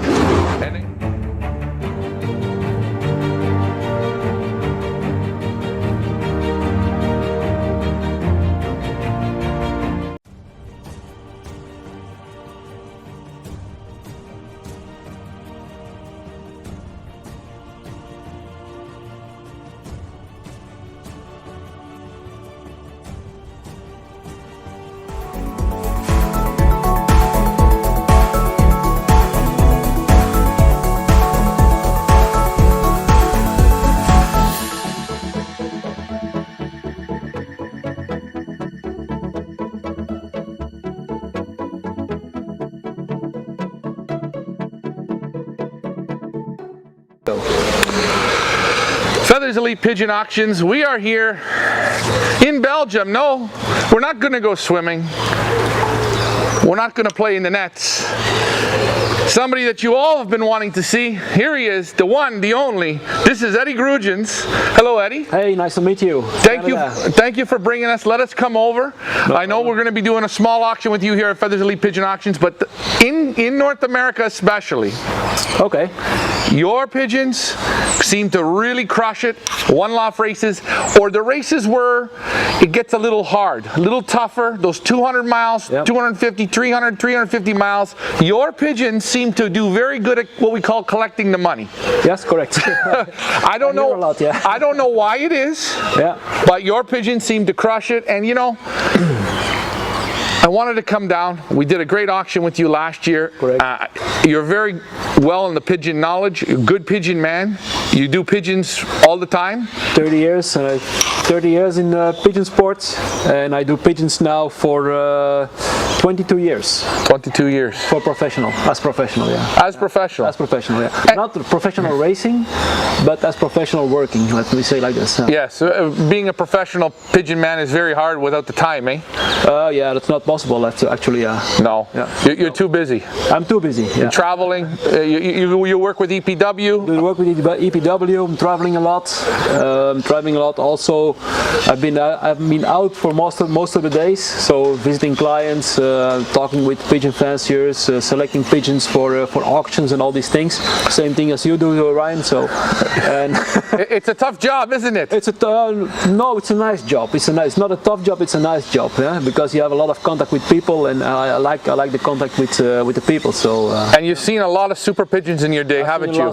A lot of super pigeons, yeah. Every year I see quite some national winners. Let's say about 25 to 30 national winners. I see every year. I see the national ace pigeons, most of them, the top ace pigeons. So you learn a lot also from this kind of stuff. Yeah, the pigeon knowledge is huge that you pick up. It's very huge, yeah. I've been working also for 17 years at the breeding station, natural breeding station. So I did also selection there. I learned a lot from Andre Roodhoofd. He taught me a lot about how to handle pigeons and how to select pigeons and all these things. So you see also in the loft with me, when you go in the loft, you see also nice selected pigeons. I don't have pigeons which are not in good body shape, let me say like this. So right. I don't like it either. So well, so tell us here about your loft. This is sort of a new Started a new construction, yeah. So these lofts are 30 years old. 30 years old. Yeah, Ooh. the left loft and the back loft are 30 years old. Yeah, they moved already 3 times. Yeah, so this is the 4th time they were set up. Yeah. Wow. Yeah. And you changed the roofs on them? Yeah, that was a little bit of difficulty I had the last few years. That's also why I have also some problems with the pigeon racing, some sick pigeons in the racing loft because of the vent, how you call it, ventilation, the ventilation and the air on the loft. But now I changed into this system, so I moved up the roof a little bit, the top roof. So now there's enough aeration and they, yeah. So and then the pigeons are in good condition right now, so they look very well. They train very well. So let's hope this year we'll have a new start, and we'll see. And for people who don't know you, what do you specialize in? What's your specialty in racing?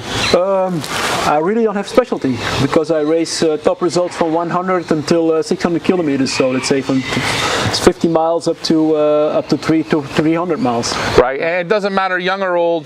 Doesn't matter. Hens, cocks. Doesn't matter. No. And now you're old birds. I used to race with cocks. So with old birds, the hens I don't have really the time. I try to raise the hens, but mostly after 3-4 weeks, then I stop with them because I don't have the time anymore to train them and to train the youngsters, the old birds.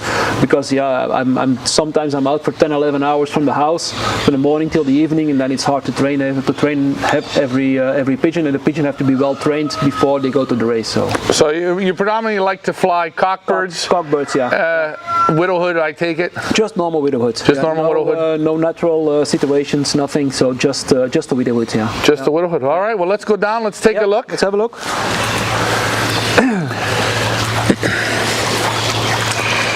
4 times of moving your lofts. Now the 5th time you get new ones, eh? There's not gonna be a 5th time. When I move again, I stop. You move again, you stop. Okay. Yeah. So it's like a horseshoe shape here.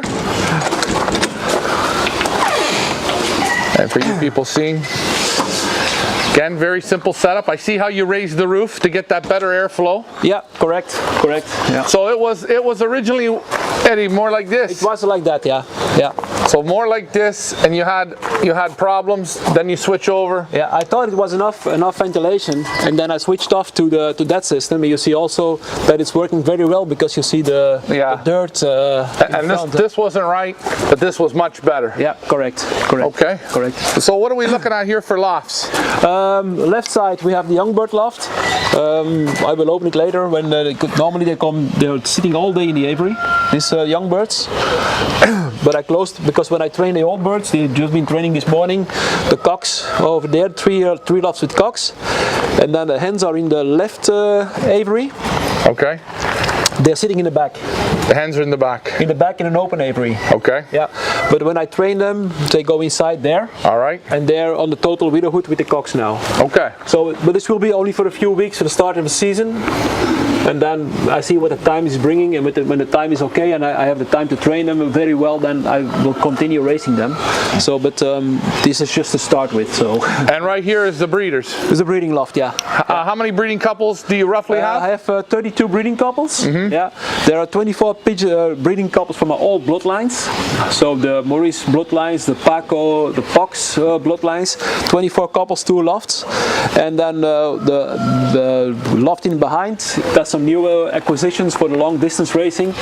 I brought in some pigeons from Korteheide. I brought in some pigeons from Erik Limburg and from Debequa. Okay. Debequa. For more distance racing, so yeah, you want for more distance racing. I also keep them separate. I don't cross them. I'm not going to cross them with my own birds. So they're a different feel of pigeon as well. Different type of pigeon. Also. Yeah. Different structure, different build. Yeah. Very. And distance, you want to get out to what? Like Barcelona racing? There are only few for Barcelona. One pair, 2 pairs for Barcelona racing. I have some from Jos Joosten also. I have a child from First International Marseille. I have some children from First National Montélimar. So these are pigeons for 700, 800, 900 kilometers, 700 to 900 kilometers. So 1 day long distance racing, let me say. Okay, well hey, let's see. So I hope to get them home at 1 day. Well, you got to get them home at 1 day to win. All right, let's see your widowhood cocks. Yeah. Here we are with Eddie Grugins.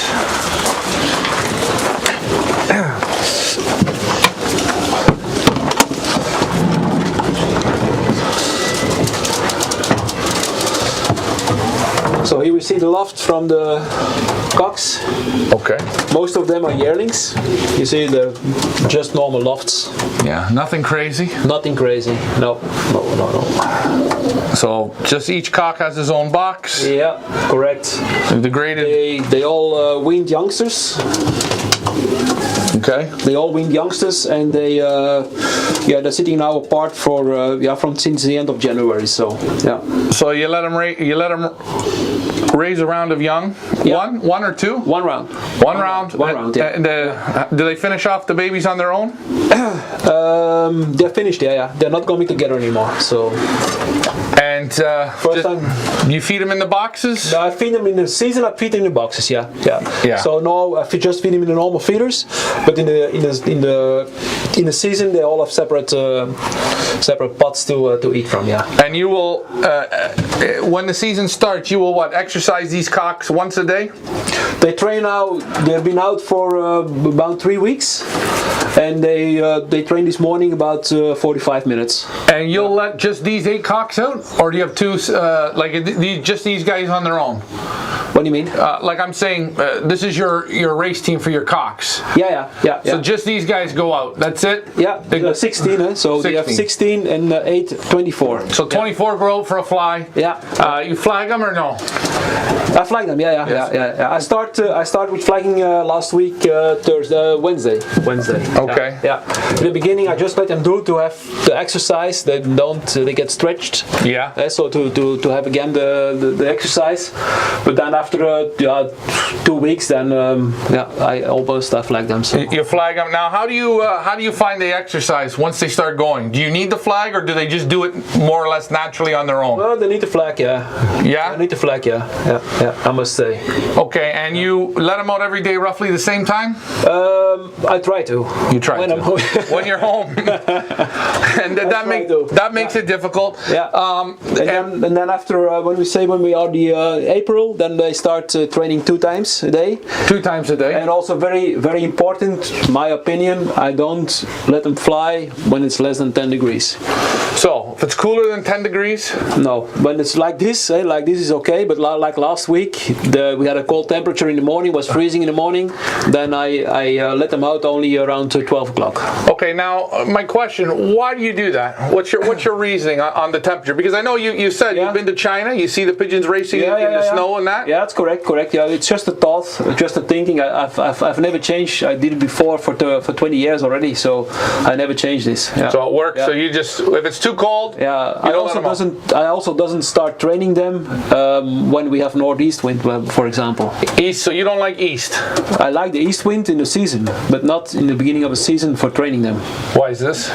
Because it's the struggle. I have to struggle. Okay. And when we have cold temperature like now, it's 10-12 degrees. You have the headwind, and you start training them for the first trainings, so they don't come normally straight home. So they in the first training. So that's Now question: if it's warm out and it's raining, you let them out or leave them in? No problem. If it's cool and it's raining, you leave them in. Leave them in. Yeah. Okay. So rain doesn't bother. As long as it's warm, you don't mind letting them out. No. When it's hard raining, you leave them in. I leave them in, of course. But it's normal. When it's normal, then I let them out. Yeah. Okay. And these cocks here, you motivate them with the hens. They keep the same hens. They keep the same hens. Yeah, like they're breeding with. So they have bred the round of youngsters, and they just keep the same hens to. Okay. And how do you show before basketing? Normally not. No. You don't show them before basketing. You turn a bowl over. I tried all different things. I had a lot of arguments with my father in the past. But a lot of arguments with my father in the past. Okay. About this thing. Yeah. And one day I decided not to do it anymore, not to show any bowls anymore, but just take them out of the sections. Take the bowls? No bowls, nothing. Just like they are like here. Yeah. Just take them out. Take them out. Take them out and put them in a basket. No different. No different. Nothing. And then when they come home, the hens are in here. They're in. Yeah. When you have total widowhood, not of course, but when you have total widowhood, normal widowhood, then the hens are inside waiting. Okay. Yeah. So they come home, the hens are here. How many times before the first race will you show the hens? Nothing. No. Nothing. So the first time they know the hens come is the first race. When I now start training them on the road, yeah. So I will pair them up. So I think I will start this week Wednesday or something because it's good weather. The weather is good. Then I will let them together on the Wednesday morning. Okay. Take them out, put them in a basket, train them, come home together, yeah, and then I keep them together until Sunday evening. Okay. Yeah. So they get known about their hens another time because hens are also very free at the moment. So okay. for pairing up. So yeah. And you'll fly them. And how many weeks will these cocks play to the widowhood? All season? All season till the end of July. Yeah. To the end of July. So that would be give them roughly what, about 15 weeks? Something like that. Yeah. Yeah. And how do you find? Can you keep the condition fairly good on them? In the past I did, but yeah, now with these lofts, I told the story. Yeah. So it was another thing, but in the past there was no problem. There was no problem with when I used to race these good results in Randst. I have no problems with doing that. So now, for people wondering with these cocks, how much before the first race will you put them in the car and drive down the road with them? 4 or 5 times, I think. 4 or 5 times. I try to. Okay. When the weather is okay. Yeah. And in those 4 or 5 times, how many kilometers? Maximum 30. 30. Maximum. Yeah. That's it. The gas is too expensive. Yeah. Gas is too expensive. What isn't expensive? Okay. And then once the season starts. Yeah. Once the season starts, never train them again. No. Just loft exercise. Yeah. You bathe them, I take it. They get baths. Yeah, of course, once a week. Once a week, the same day. In the Avery, no, it depends also. It depends. Yeah. Okay. Can be normally some Monday or Tuesday. So. Now, a question for you: medication. You like to use a lot of medication? No. As less as possible. Now I know we talked about it with your loft. Yeah. You had problems with the respiratory. Correct. Yeah. And it was funny because a lot of people say the same thing. Mm-hmm. You start to give them medication, okay? And you said it straight. 40 days. 40 days. So that means every 10 days another product. Okay. And you would say the birds would do good, they'd fire, and then they fall off. 1 week later. Again. So you proved you couldn't win out of a bottle. The building's got to be right. The building's got to be right. There's also for pigeons. Pigeons part is very easy. The building is very easy. Yeah. Good loft, good pigeons, and you raise well. Yeah. And you also need some time to take care of them, of course. Huh? That's also very important. Yeah. So you can't win it out of a bottle. Obviously, we know that. Good rest, good feed. Yeah. Feed is also very important. Huh? Yeah. Yeah. I think it's very important. It's also been my business, my job for many years. So I think also food is very important. Expensive food or the right food? Nothing to do with expensive or the right food. But what you have, of course, the right food in the racing season is quite expensive. And why? Because there are a lot of small seeds inside. Expensive seeds, like there are many, of course. Huh? Right. Yeah. So they need to have a lot of fat, and that's very important in the racing this moment, because they have to race every week. And these cocks here, they will go, as you said, from basically 100 miles to 300 miles. Yeah, correct. And they'll stick at that for 15, 16 weeks, the same distances. Yeah. Up and down a little bit, up and down a little bit. Yeah. Yeah, and that's it. I try to raise them every week. When the condition is good, I try to raise them every week. Now, if you're racing a cock, like let's say this super cock here, this guy really he catches my eye. He looks good. I don't know if he's a good one, but he looks good. He won 4 times top 10 last year, so he's got the look. He looks right through you, doesn't he? Yeah, that's a good one. Yeah, from the grandson of Fox. Yeah. Okay, so let's say this pigeon right here, you start racing him, he starts doing good, and you see him fall off a little bit. Will you give him a week off? A week off, yeah. Okay, 1 week off. 1 week off, yeah. You put him back on the road? And when not good, after 1 week, 2 weeks off. 2 weeks off. Yeah. Now, after 2 weeks, he's no good. Something's not there. And we go to the veterinary. Okay, you go to the veterinary. Yeah. If there's not a problem, is he removed from the team? Then he's removed from the team, yeah. He lost, yeah. Yeah. So you really want to see the birds work week in, week out? It's necessary, yeah. Yeah. In the game, in the races we have at the moment, we need to have tough birds. Huh? That's the thing. Huh? They have to go every week, so the racing season is too short to stop them. Huh? Right. Okay. Okay, so pretty much everything's straightforward. Nothing. You're not going to win races out of a bottle. If you're using the bottle, there's something wrong. Pretty much. There's something wrong, pretty much, yeah. And let's say sometimes it's necessary to use. Huh? That's also when we are sick. Yes. We go to the doctor. We have some antibiotics. Yeah. But I think there's also a lot of products at the moment to be in front of. You know. Natural products. Natural products to be in front of. Okay. What's something you like to use? What's one product? One product I like to use for to be ahead of stuff. To be ahead of stuff. Or something that you, with these pigeons, they get quite a bit of, besides the grits and the minerals. Yeah. I think it's very. You said to have to use acids. Okay. I think it's all for the guts. So yeah, definitely for young birds, and also for trichomonas, it's also very important because you also see that when you use a lot of acids, they get less trichomonas also. Okay. That's also something which is involved together, and trichomonas is the base of every disease, you know. So you're using a lot of acid, a lot of good gut bacteria. Yeah. And it keeps and also everything probiotics. down. Probiotics also very especially for the young birds. I use 3 times a week probiotics. Yeah. Okay. And these racers here, how often will they get it?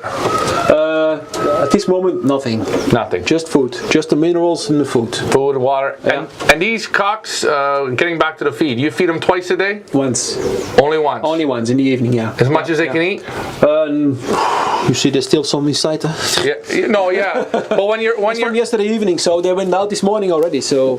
When you get into race mode. When you get into race, no, I have the portion food, so they're portioned. Yeah. They're portioned. Yeah. And you know exactly how much. I have 1 spoon. I will show you. It's. Holy jeez, he's got the spoon. I got the spoon. Okay. It's dirty, but it's okay. But it's a spoon. We understand. Okay, so let's see. Go in the section. They get this. So they get this. Now this wouldn't be a soup spoon, no. They get this every day. Every day.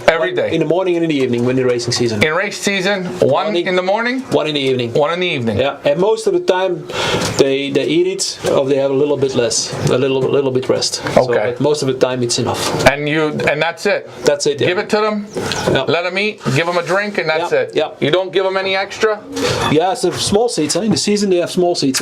Okay. So in the season when they come in, when they fly, they've been training around. Yes. We got some small seeds, peanuts. It's a mix I make. Yes. Tofu. I use also a lot of tofu. Okay. I think you know it. Tofu. Yes. Yeah. So I use it also a lot in the season. So they'll get that when they come in.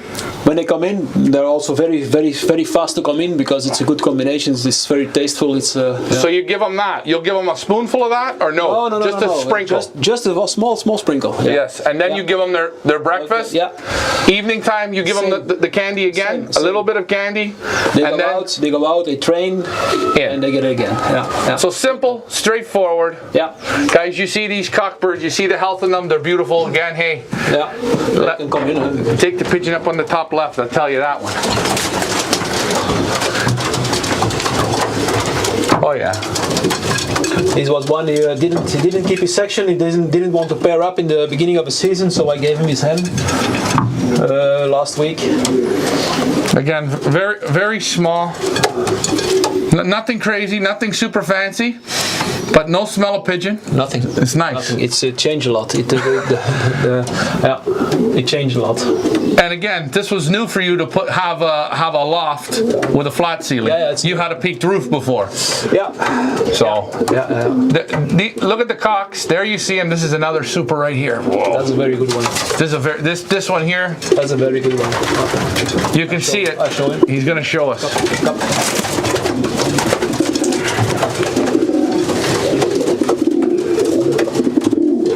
You can just tell by the look of them, eh?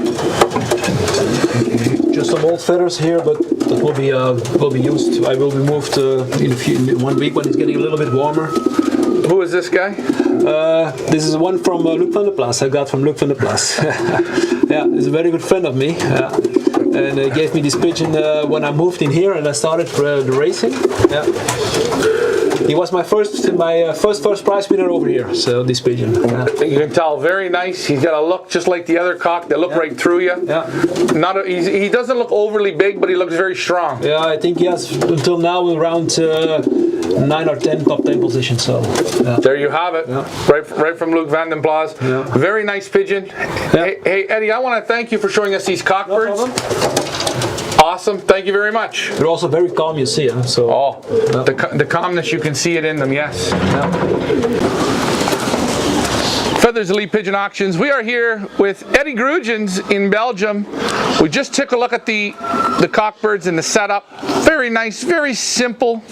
You see the super condition, the health on the pigeons looks very good. Now, Eddie, we want to see your hens. Yeah, okay. The race hens. The race hens. So I'm not a hen racer, hens racer. I'm not good with women, so. Be honest, Eddie. There you go. Be honest. He's not good with women, and he's not good with hens. But hell, shit, he's good with the cockbirds. So what I do is also new from this year, yeah, because I was also thinking about what to do, yeah. So I put this aviary also in front of the loft. This is an empty loft in here. Okay. We have here an empty loft. The hens go out here, come in over here for training. So you let them out through the door. Yeah, let them out through the door. They come in through the ceiling. Training. Yeah. And they have an open loft in there. Open. Yeah. So where they can have the food. Food. When they come in, I feed them in there. Back go out, and then they go to the back. Okay.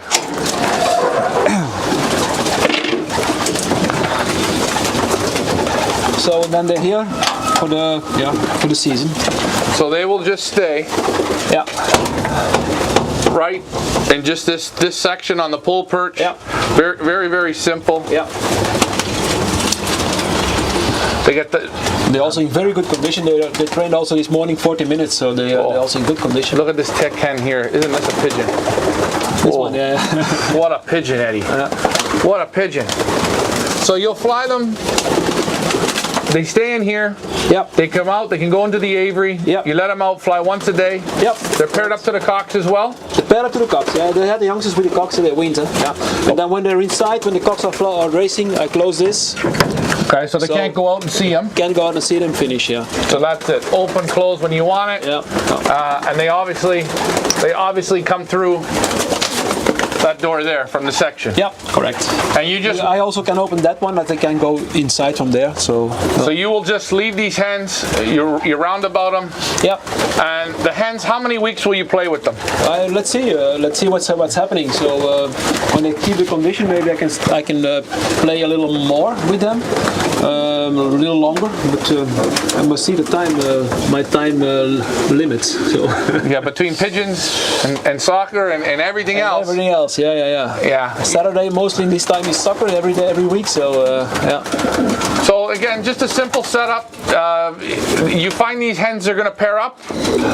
No, I think I'm gonna, when I start training Wednesday, I start training Wednesday, they go with the cocks, they stay there until Sunday, so they get known each other very well again, because now they're 2 months separated. Yeah, so they're going to forget these hens and they get paired up with the cocks again? And also the hens, they start pairing up a little bit, so they need to be with the cock for a while. And then I start training on the road every day until Sunday, I think. Yeah. And we can start. You'll take these guys, 6, 7, 8 times in the car, or no? We are same as the cocks. Same as the cocks. Yeah, so they go together. Oh yeah, they go together. And then they come home together, so they get known that what's happening. So yeah. So they when they come home from the training with the cocks, you leave them just together. Yeah. Until Sunday. Yeah. Until Sunday. I keep them stay together for 4 or 5 days. Yeah. Okay, and I take it the same thing. You don't treat if you don't need to treat, you don't treat. No, just the same. The ventilation in here is perfect. It's sometimes a little bit when the wind is coming from the east, then it's blowing. But you see also when the wind's coming from the east, most of the hens are on the ground. They don't sitting on top, so they get in the shade here. Or they get out of the wind. Yeah, correct. So the health here is super good, and that's really very simple. It's nothing. No, nothing special. No. You loft fly them still once a day? Once a day. Yeah. Flag them if they need to be flagged, or do you find the hens don't need? Also, yeah. Okay, well, hey. What I also find is very important when you call them, they have to go straight in. That's very important. So that also shows the condition of the pigeon. So now, if you call them and they don't come in, they sit on the roof, they're acting different. What is this telling you? Condition is something wrong. Okay. Yeah. I'm going to ask you. You still measure the hens' feet as well?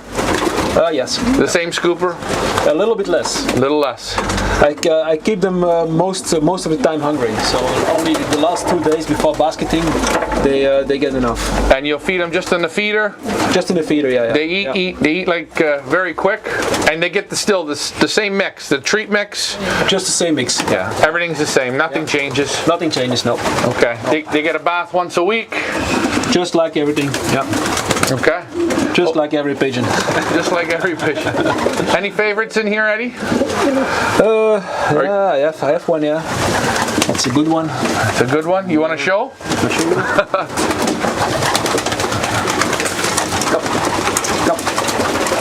Cup.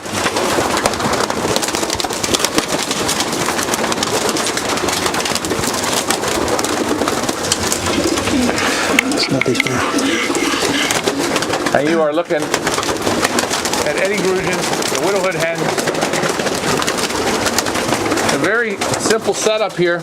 A little different than some of the other guys with the hens, but you see the health, the condition. And who is this one, Eddie? It's a daughter from an old breeder, 71, from 2010. It's last year 4 top 10 positions for the first prize. It's a very struggling hen, also very always fighting. Now, for people asking, do you like when you see that in a hen? Yeah. When you see it in a pigeon, not a hen. Pigeon, yeah. So the pigeon fights. When they're very nervous, it's always good. You like that? Yeah. So this was one of your best hens last year? It was the best, yeah. Okay. Again, does it matter to you the size of a pigeon? No. Big, small? No, I also have the same type of pigeons. I don't have very big pigeons, I don't have very small pigeons. I have the normal size of pigeon, and they're all the same. That's also why my selection, which I learned from Roodhoofd. Okay. Yeah, you can see the conditioning starting to come very nice. Yeah. So. And these hens have been out flying how many weeks now? 2 weeks. 2 weeks. Yeah, but not many times. I think they went out for 5-6 times, not more. So. Yeah. Well, hey, when the call comes in, you have now seen it. Eddie in the hens. He likes the cocks better, but the hens look super. Eddie, I want to thank you again for showing us. No problem. Your hens. They look excellent, and best of luck flying them this season. Thank you. Feathers Elite Pigeon Auctions. I am here with the man Eddie Grugens of Belgium. That's right. We seen the cocks, we seen the hens. Now we're going to see Eddie's Youngbird Loft. Eddie, your Youngbird Loft, this is it right here in front of us. These 2 sections? Yeah, 2 sections. Yeah. Okay. Yeah. How many youngsters will you carry in this loft? Around 90. 90. 90, so yeah. 2 rounds roughly? I have, round 55 in the first round, 55 youngsters, and I have there will be 30 to 40 youngsters in that loft. Yeah. Okay. What time of year do you put your breeders together? Beginning of December. This year I paired up around 7th December. 7th of December. Yeah, this year. So yeah. They're already. The first round is quite old. They start flying around loft. Yeah. I take it they're naturally darkening. They're not. I think this year I'm not gonna dark them. No. I'm gonna just raise them just a normal way, natural way. And the second round will be darkened because they start molting very fast. Right. So these ones here, technically, they are darkening with the natural light of Mother Nature. But you're not gonna shut the lights off on them at all. You're just gonna leave them. Yeah. But the second round that's in here, you will darken them. Now, obviously, the first round is much older. Yeah. You will not mix the first round with the second. I do. After the season, after they train well and they've been trained on the road. Okay. Then I'm gonna mix them. Then you allow them to get together. Because also because of time, the less of time I have. So for training them, then we have 1 time to go and finish. So with this first round here, obviously you're flying the cocks, you're flying the hens. That's a big job because you got right there. You've got 2 hours of sky time guaranteed. Correct. Yeah. The youngsters, when you start letting them out, how much time do you give them out?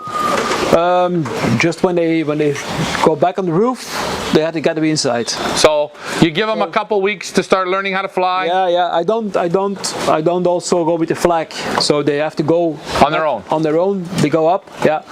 When it's getting 1 week later, like now, then I start. When they don't go up, then I start Kicking them up a I bit. throw a ball or something, and then they have to go up because they're old enough then. But when they finish training, they go back on the roof, have to go in. Okay.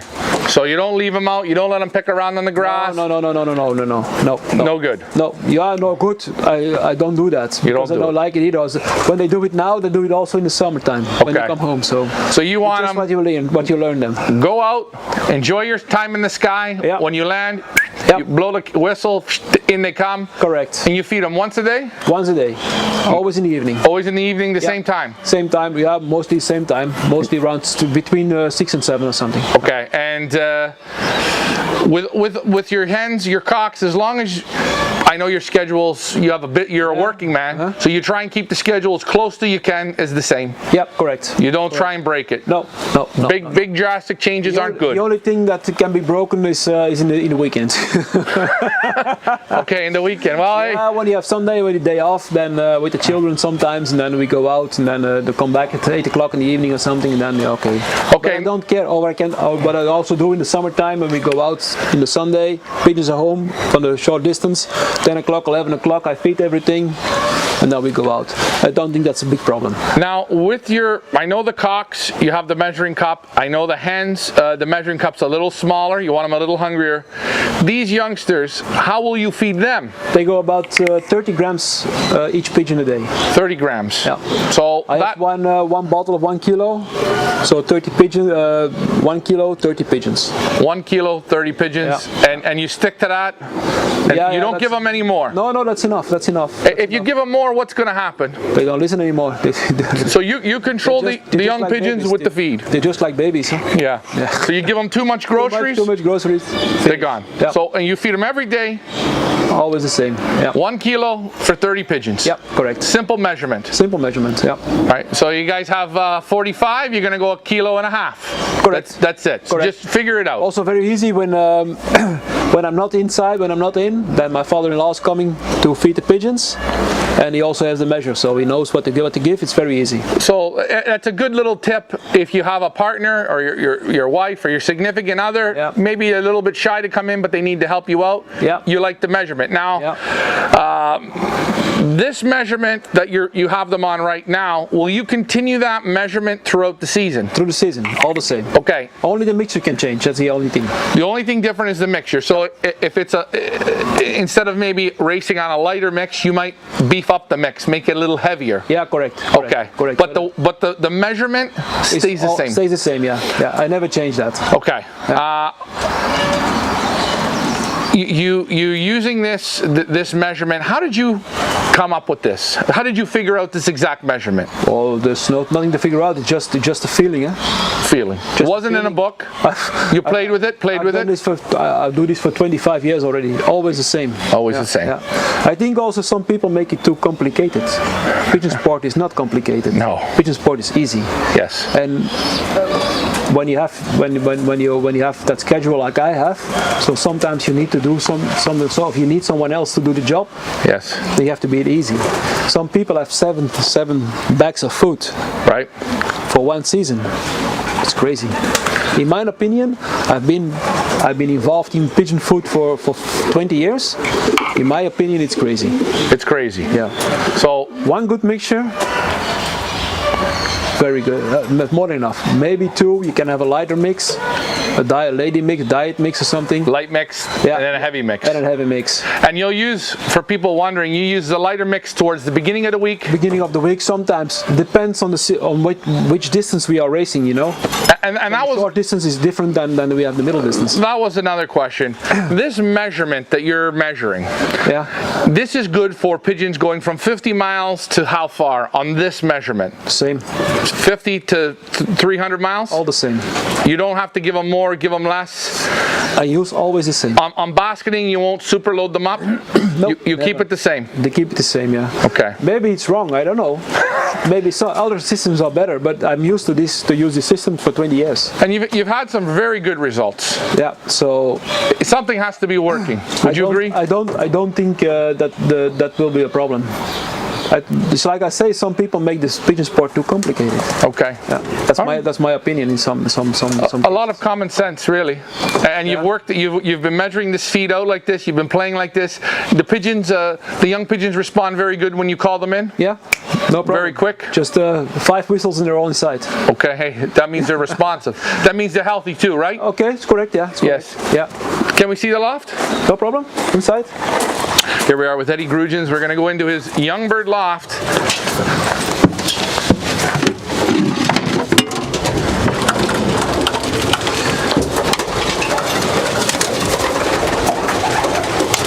So young bird loft, different type of sections than the cocks. This one's a little more fancy. Yeah. There's a little more, you got the automatic belt cleaners. Yeah, it's just for my own profit, so yeah. A little bit easier, eh? Yeah, when you have more pigeons on the loft, when you have the eight pigeons in one loft, it's more easy, but this is, yeah. You see the health is also very good, so... Yeah, the dropping's very nice. Yeah. Again, this isn't a big section, but you don't smell no pigeon. Nothing, no. And how many pigeons would be in these two sections? 55. 55 pigeons. Yeah. You can... Normally what I do is, in the morning when I go out, I open the lofts. Now I close them because you were coming. And the pigeons can go free in and out for the whole day. In and out for the whole day? Yeah. You don't mind? So last week I've been out for a few days. What did I do? The windows were half open. Okay. Night and day. Night and day. They can go in and out as they want. Last week, yeah, night and day all open, yeah. And you got the conveyor.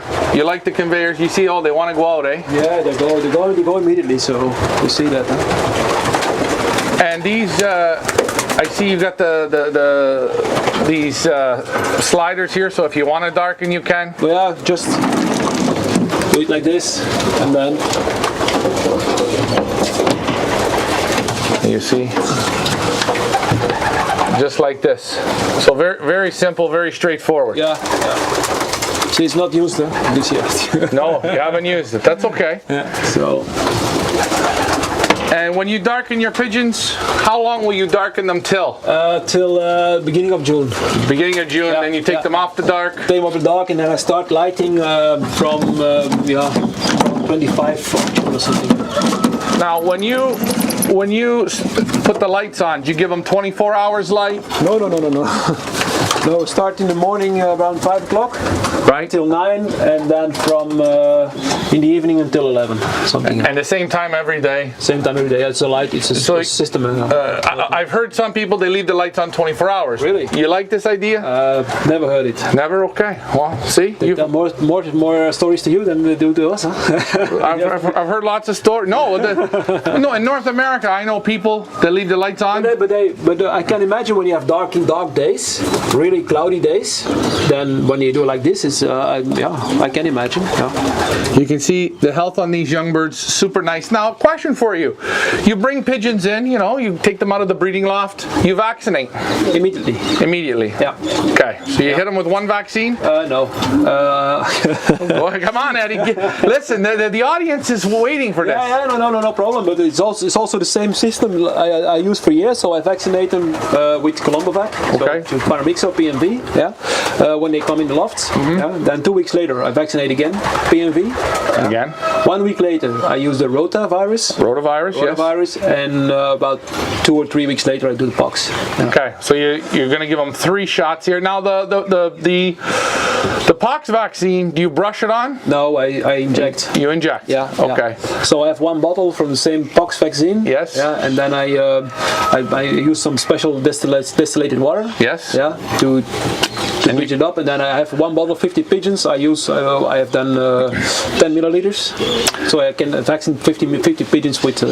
Now, a question for you. You can also paint it on. Why do you choose to vaccinate instead of paint it on? Because I'm alone, and when I do the vaccine, I do it alone. When you do the brush, you need 2 people, so that's the only thing. That's it. That's the only reason. The only reason. And also, when I start doing it actually, because I don't like to see the reaction on some pigeons. I had one time a vaccine, and the reaction was so heavy that I needed to kill pigeons. There were really crusts on the bones. When you painted it on, it was too strong. I've heard a lot of flyers around. They say they like to vaccinate for the pox instead of painting it on. They say it's easier on the pigeon. So you found that as well. They don't have any problems with that. And only what you see when you have the vaccine, they get a boost. Pigeons. They get a boost. A really boost. Yeah. So better to vaccinate them. So you bring them in. You do the vaccinations. You're looking at them. You wean them off. If you see a pigeon struggling, blinking maybe, needs a drink, you give him a drink? Give him a drink, yeah. Okay. You see the same pigeon a few days later, still blinking, needs a drink. And he has a problem. He has a problem. He's eliminated. Not yet. No. Not yet, but he get a second band, yeah. Yeah, he gets a second band. Oh boy, you don't want to get 3 bands because you only got 2 legs. Yeah. A pigeon showing weakness, just not healthy, you eliminate. Yeah. Okay, so you don't play around. What if you have a... When you have several, then you go to the veterinary, okay, then you have a problem. That's also possible, of course. But if you just see one off, you remove it, eliminate, okay? Yeah. What if you get the youngsters on the floor, you see the ones that squeak, squeak, squeak, run around your legs? Does it bother you? Do you like it? I don't like it, but it doesn't bother me. Okay. Yeah. Because you see when you're 2 weeks further on, it's finished, and then they don't do it anymore, so. Okay. So you're constantly looking, observing. Do you handle the youngsters a lot, or not really at this point? Not really, no. No. And they go out, right now they're going to start going out what, once a day? Once a day, yeah. They only train once a day. Once a day. Youngsters always once a day. Yeah. So nobody goes out twice? No. And none of the birds here... I should escape, but... So, and none of the birds get, as we say, they don't get free time to sit around outside. It's It's either do your work and come in the loft. When it's not, mostly, yeah. Okay. Mostly, no time around. When now in the beginning of the season, it's okay. It's no problem. But when the season is really starting, then it's fly training and in. Okay, so these pigeons are going to loft fly once a day. Yeah. They start flying good. You're about 4 weeks from the first race. With the youngsters not, huh? No. But when you get to that point, yeah. How much road training in the car will you go with these pigeons? Not that much. No? Not that much. Maybe 5-6 times. 5-6 and I go times. up to 30 kilometers also. Okay. And then they go with the club. So that's it. Yeah. And you'll play these pigeons how many weeks of racing? Normally till middle of September. So from the beginning of June, end of May, beginning of June till the end of September. So. So you're talking 4 months. Yeah. 4 months, minimum 12 weeks. Yep. And you'll take the young pigeons from 50 miles to how far? I tried to go to the national with a few, not many, because we're in a very bad location here for the national races with youngsters.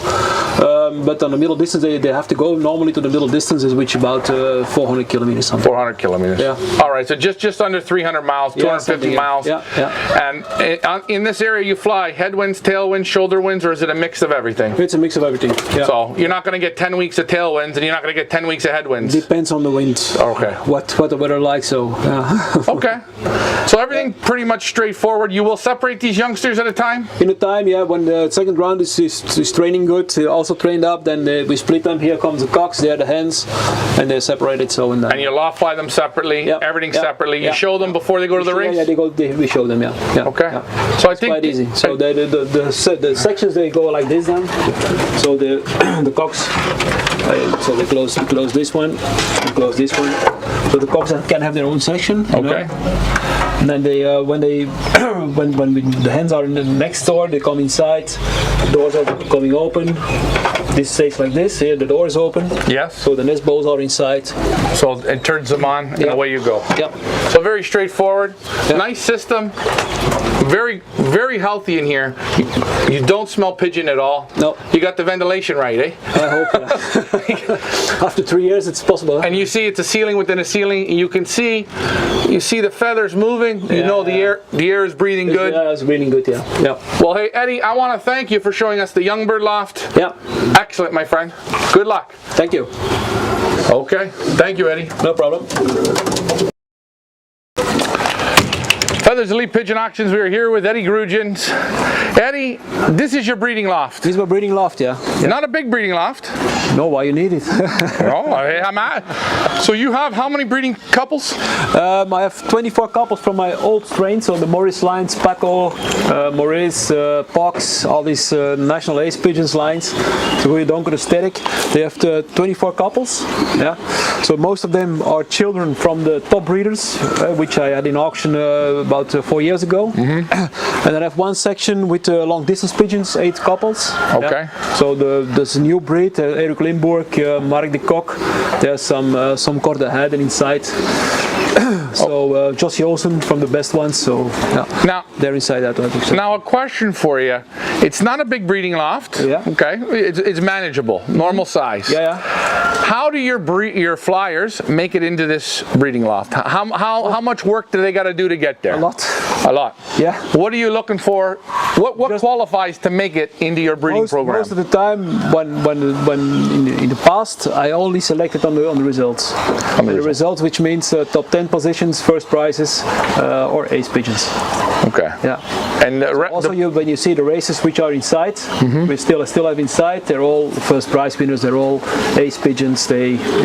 Everything's got to produce a good amount of results to keep it. What I also did also in the past is to keep some late breds.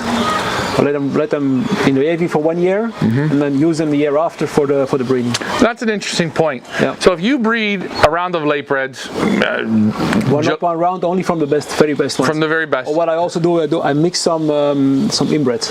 Okay. I do special inbred to use them in the breeding loft again. And you will leave them for a full 12 months. Yeah, I leave them for 1 year in the AV. Yeah. And what's your reason on that? Because I mean, not 1 year, but when we breed them in May or June, then I try to use them in December for the new pairings. So. But if they're a little later, if they're July, August, you give them a whole season. When you have old flights, it's just they stay in the aviaries. Just stay in the aviaries. Give them time to mature. Yeah. And then normally you find you get some good luck.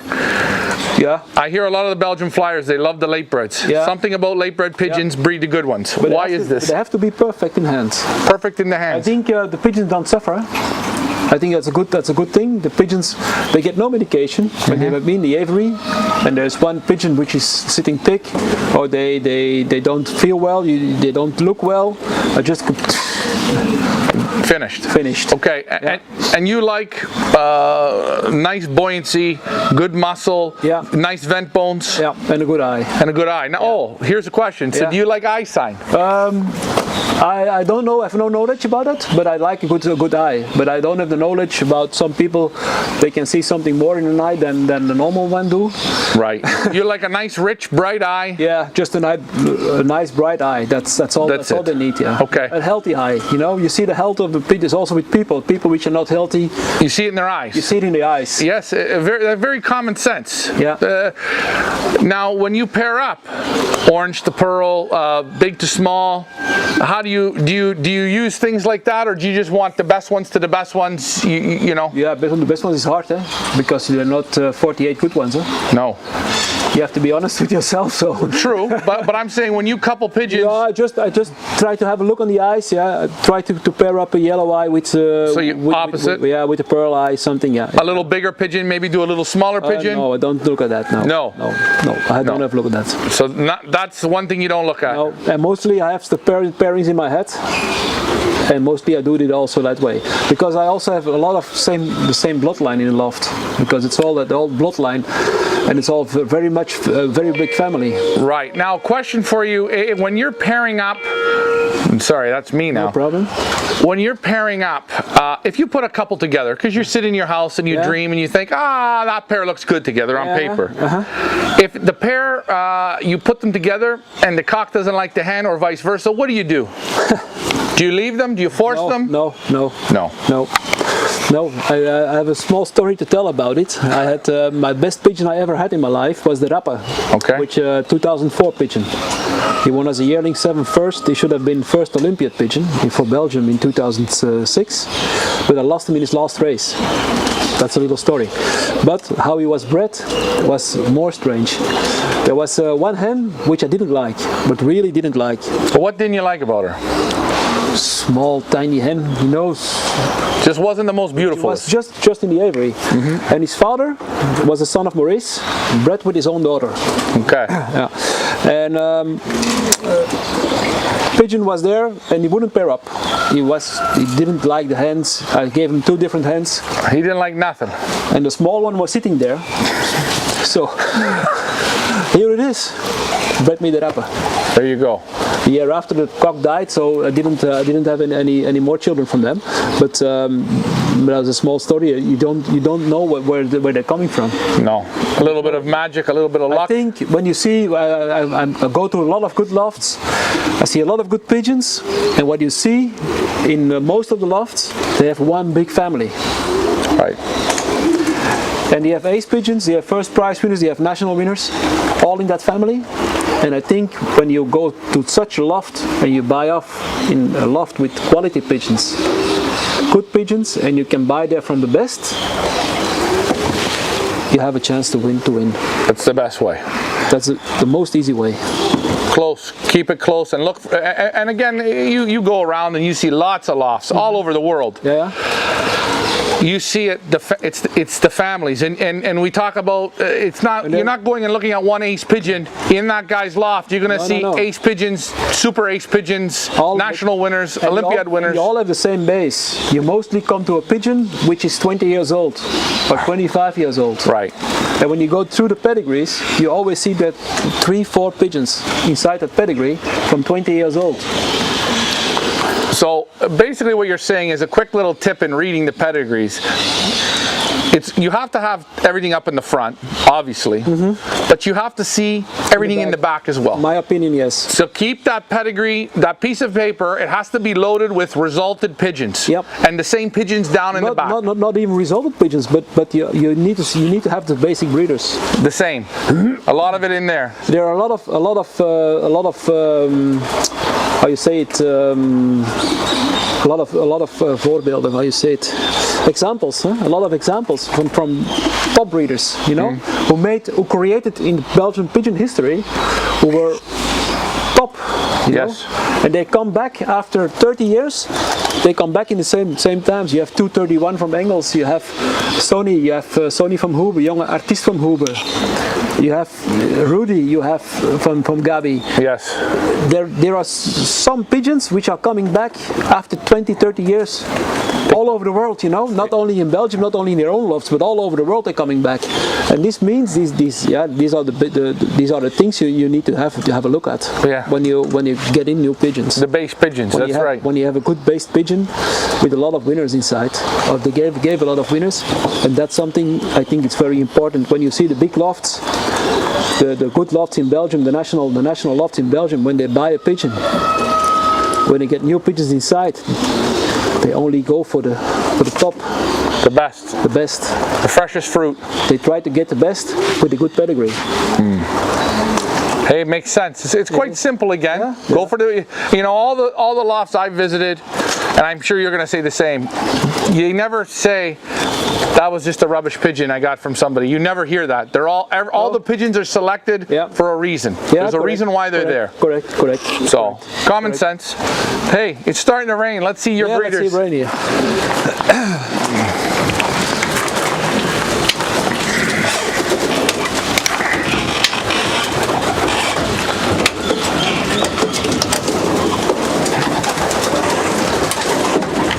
So, breeding loft. Yeah.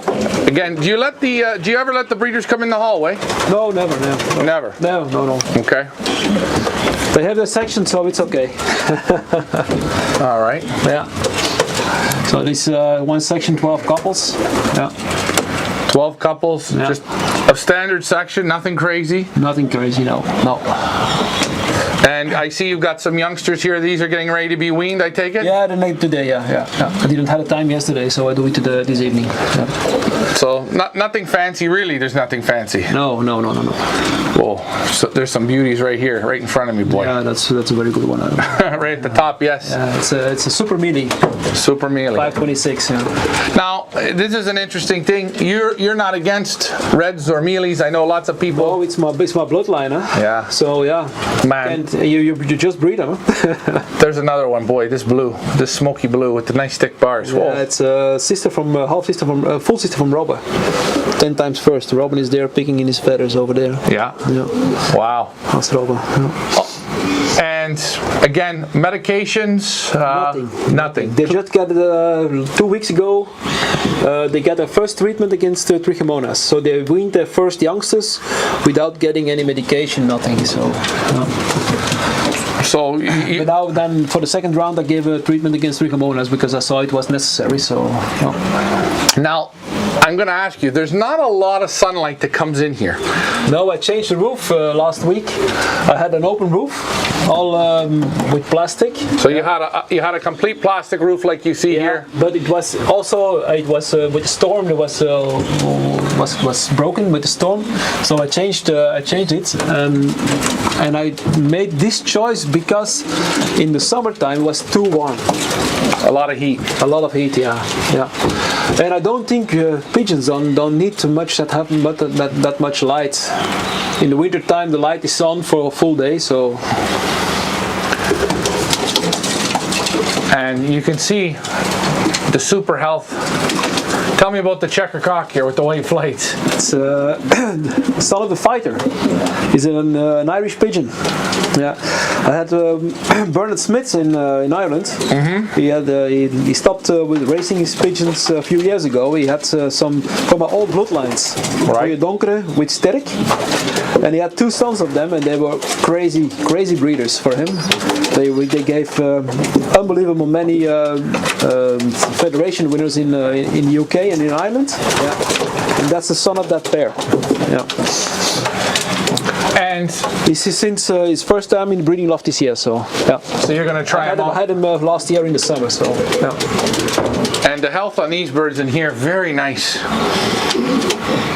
Very nice. The quality. They don't look like they're overly big pigeons. No, they're not big. No. But they have, when you handle them, they all have mostly the same size of pigeons. Yeah. What a beautiful hen this is, Eddie. Yeah, that's a good couple. They gave already first prize winner against 4,000 pigeons. They gave first prize winner against 2,500 pigeons.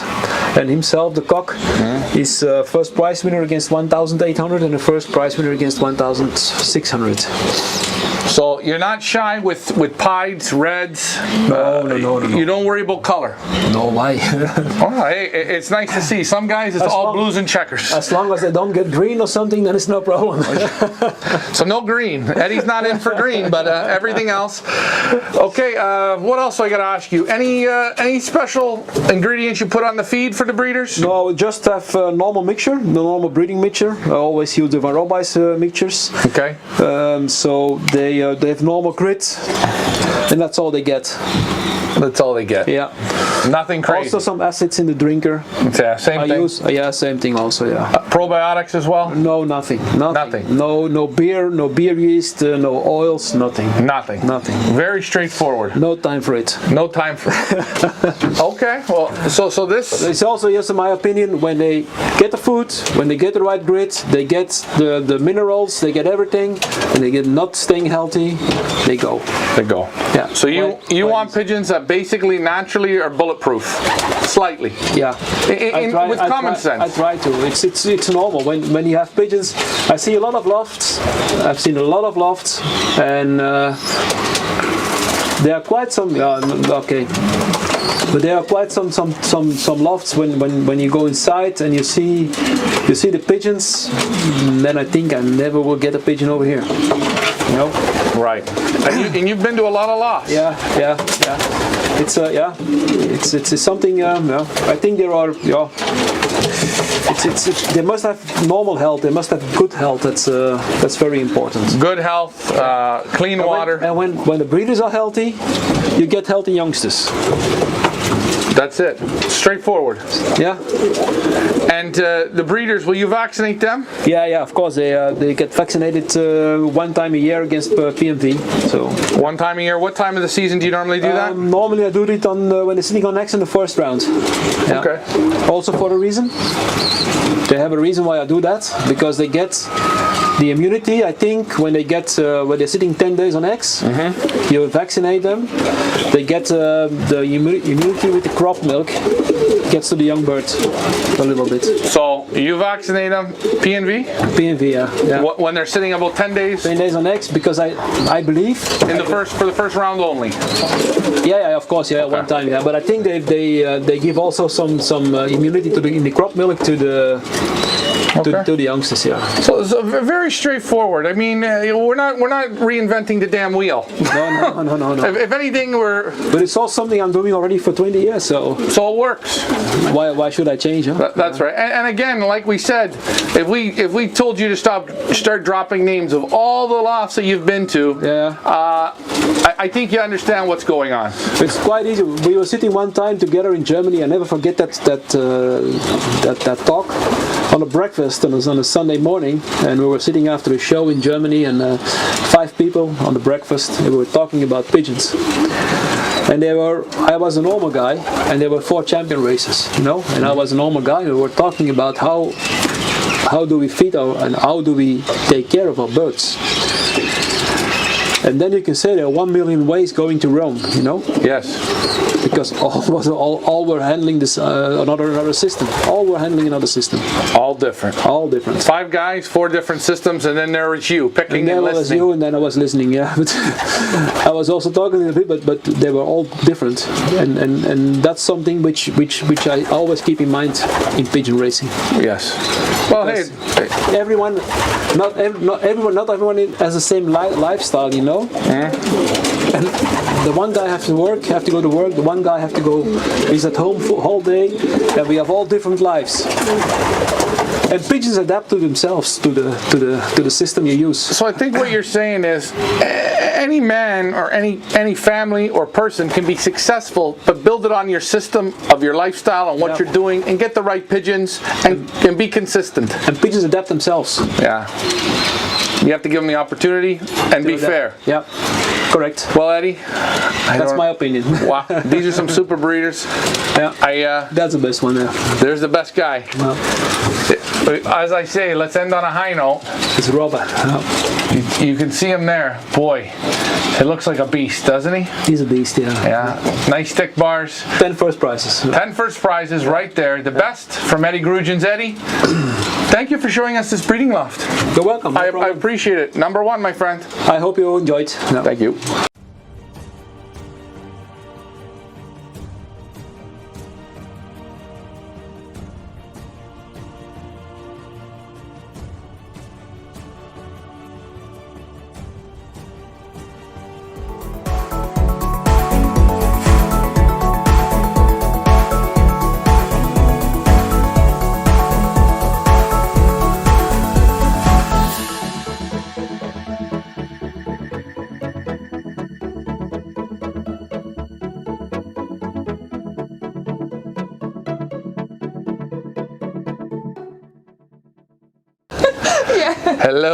Hello. Fellas, Elite Pigeon Auctions. The night is falling quick.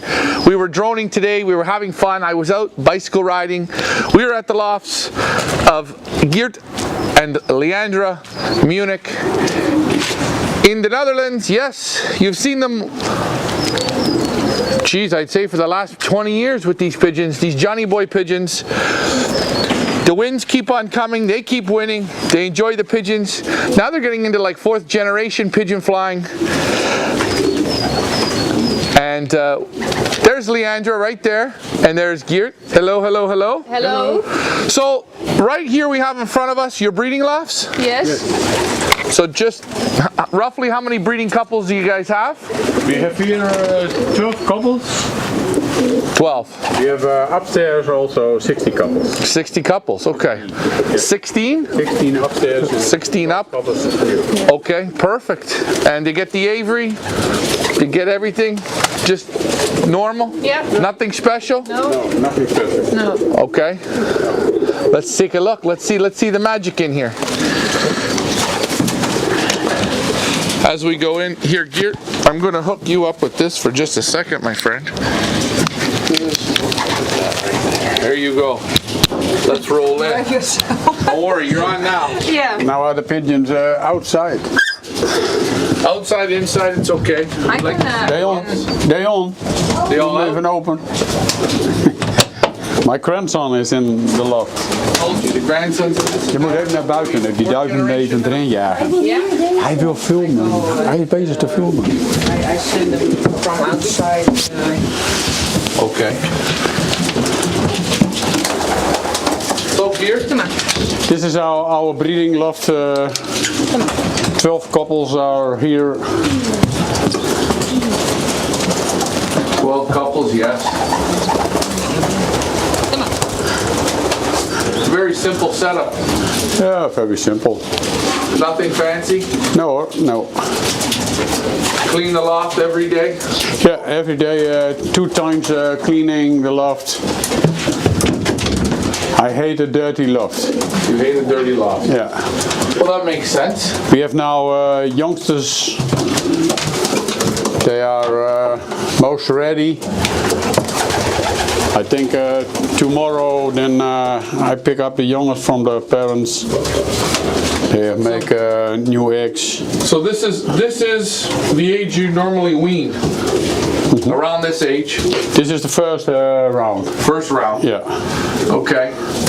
Very, very nice. So you're going to start moving these out. These youngsters are from Magic Blue. And you see in behind, you give the pair another bowl. You have Yeah. a pot there for feed. When I ring the youngsters, then they are 7 days old. And when they are 10 days, then I make a new bag in the loft for the parents. No smell of pigeons in here at all. Very, very nice, simple setup to the loft. Lots of good lighting in here. Sometimes they have 3. Like a triplet. They have 3? Yeah. Yeah, I make one. You give one extra. Yeah, one And extra. how, that's an interesting thing. Those are 3 healthy, strong Yeah. ones. Yeah. And this pair is feeding 3. Yeah. How do you find it works? Good? Yeah. No problem. 100%. You can see. No, but They you are full. But you always tell me it's must between the day 10 days. I think you say to me Yeah. 10 days, and then you put another youngster. It's possible to Yeah, put it sometimes under. when you have eggs and you make a youngster, give him a youngster, then Yeah. you put the eggs Yeah. on, and then you give him a youngster from 10 days. Yeah. So these youngsters are all the same age. Yeah. There you go. Look at this. And can you can see. see not one of them is missing No. body weight. No. Super strong. Excellent. 100%. 100%. And ventilation in here. This Yeah. isn't an overcrowded loft. Yeah, the ventilation is there and here. Yeah. You've got your ventilation. You've got the aviary. Yeah. Birds can go out whenever they want. Yeah. We got Olympic Johnny there. The king himself. There's the king himself. He's a lot like Elvis. Yeah.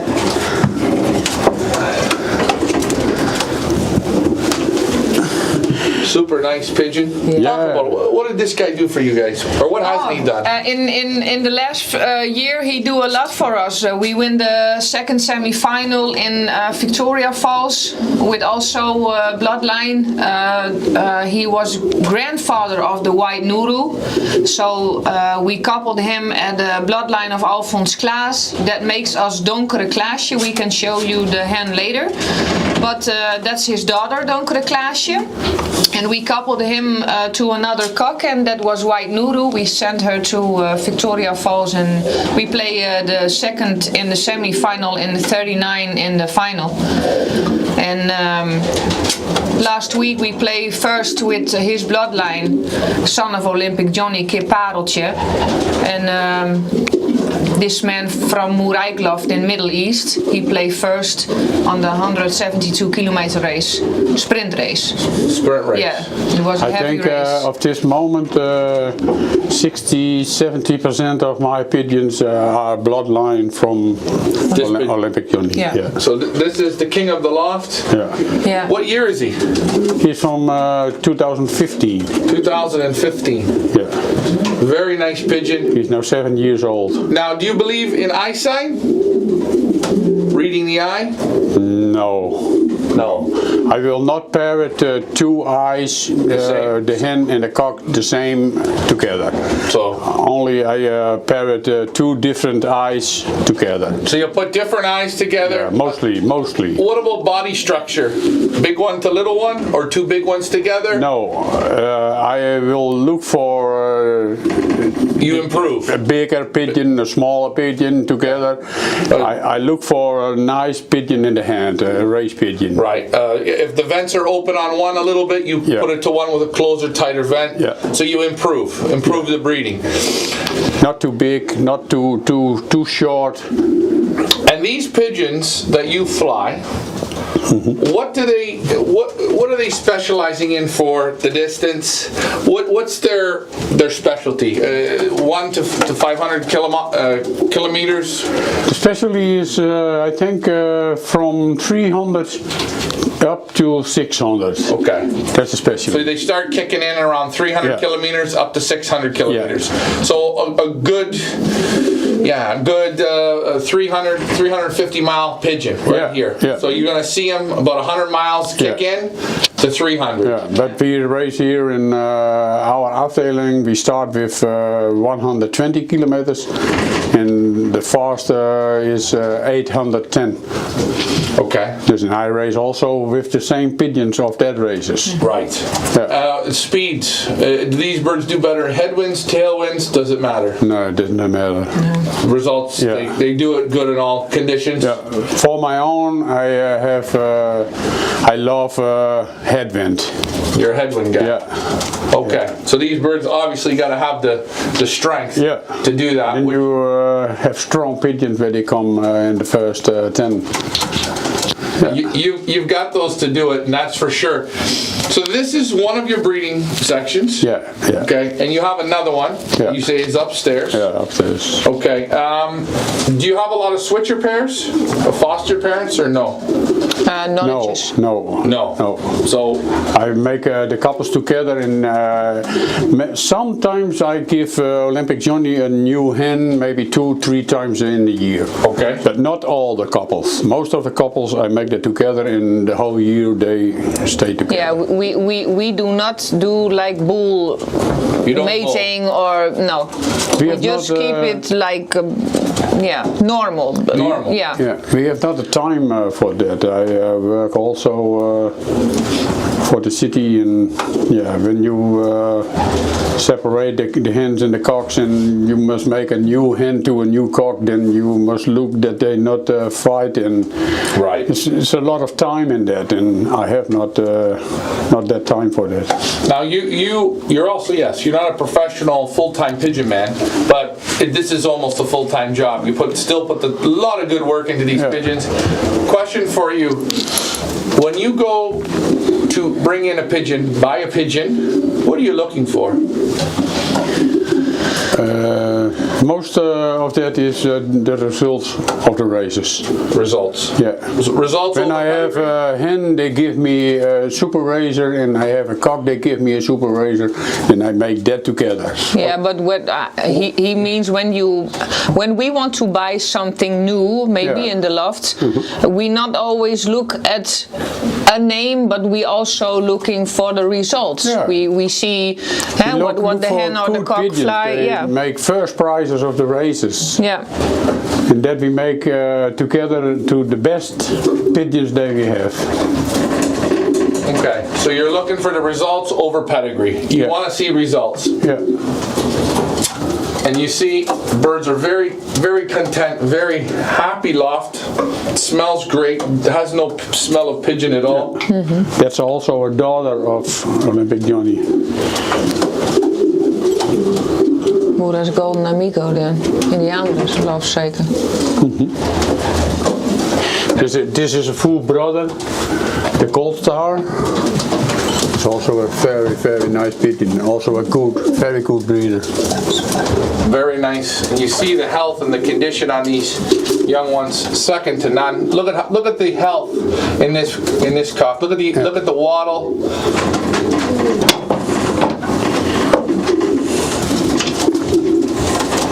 Your birds sit very tight on the nest as well. This is a daughter of Olympic Johnny. Yeah, you see. Look at it. Very good character, eh? Yeah. Excellent character pigeon. I like that. Smart pigeons.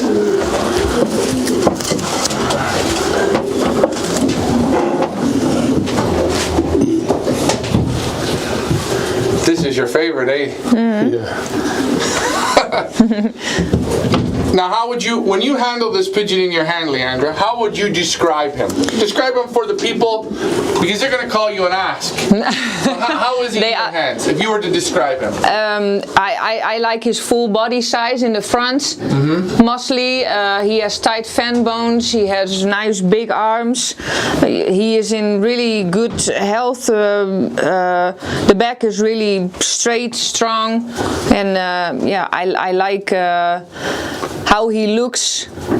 He's got a beautiful face on him. Yeah. He's got. It looks like to me he's got a lot of fight to him. Yeah. Like he wants to rip right out of your hand. Yeah, and go. yeah. But he's a real fighter. He's a real fighter. Yeah. And you guys have had him since what, 2015? Yeah. Did he race? Yeah, he was Olympic pigeon. Okay. He was the third best of Holland. Yeah.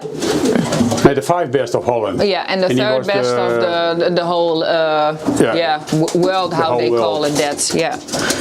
He was up the Olympic in Brussels. Okay. Yeah. So a nice award to win, some very good competition. Yeah. And you feel is he breeding up to his race record? He's breeding like he's solid. Yeah. Because he give to many people good, healthy and strong, sons and daughters. Full brother of that was also the third best cock of the whole Netherlands. Yeah. So the bloodline continues to breed, and there you have him. You see him. He comes into the section like this. It doesn't bother him that the camera's here. No. He kind of reminds me of Bob Barker from The Price is Right. He always loved to be in front of that camera. Yeah. Very nice, simple setup. The grits, the minerals. Any tips, specialty for breeding that you think? I mean, I like this with the 3 youngsters. I like seeing that and seeing how good the parents are feeding them. Yeah. Very strong. You cannot do it 2-3 times after each other. No. That's not. You're wearing out. Yeah. But you can do it when you have one couple. You will make new eggs from that, and you can give him that youngster, and you put it in an other nest. So a little switch like that is okay. Yeah. Anything? Any medications you give to these breeders? No, the breeders. I give the breeders one time in a year, 20 days for paratitis. Okay. And that's most of the end of the season, and I think September, October. And then for breeding start, then I give a tablet for cancer. Canker. That's right. Yeah. So and that's it. Yeah, that's it. Just grit, minerals, vitamins. Grit is there, vitamins. That is here every day standing in the loft. And it's again that type of a pink-red mineral. Yeah. This is Vitalit together with Vitamineral. Yeah. Okay. I make it together. Put it together yourself. Yeah. Give to the birds. 1 liter Vitamineral of 10 liters of Vitalit. Okay. Anything you put on the feed? Any oils? No. Nothing. Nothing. No. Nothing. Okay. So it's pretty much straightforward and good feed. Yeah. That's Yeah. it. Yeah. Simple? Yeah, simple. Simple. Yeah. Yeah. I have also, I'm not the person for give the pigeons every day some kinds of stuff in the drinking bottles or... We talked about that. You had some, Leander is trying some different natural products. Yeah. You got them, you tried them for a week and you said, it's just not your cup of tea. And that's okay, but this is maybe older school. Yeah. And I am younger school, Younger school, that's right. But maybe you know sometimes you want to try something on a natural basis. He is not like that. We want to try that. Maybe it's good, maybe not. We see what the season brings. And the other interesting thing is, yes, you guys are partners. Yeah. But you yourself, with your family, you're flying pigeons against your father. Yeah. And a little bit competitive. A little bit competitive, and you change a few of the things up, which is great to see. But you're flying the same family of pigeons. And why wouldn't you? Yeah. I mean, if it's working for your father and you've been partners with him, now you've got your place and you're doing your own thing.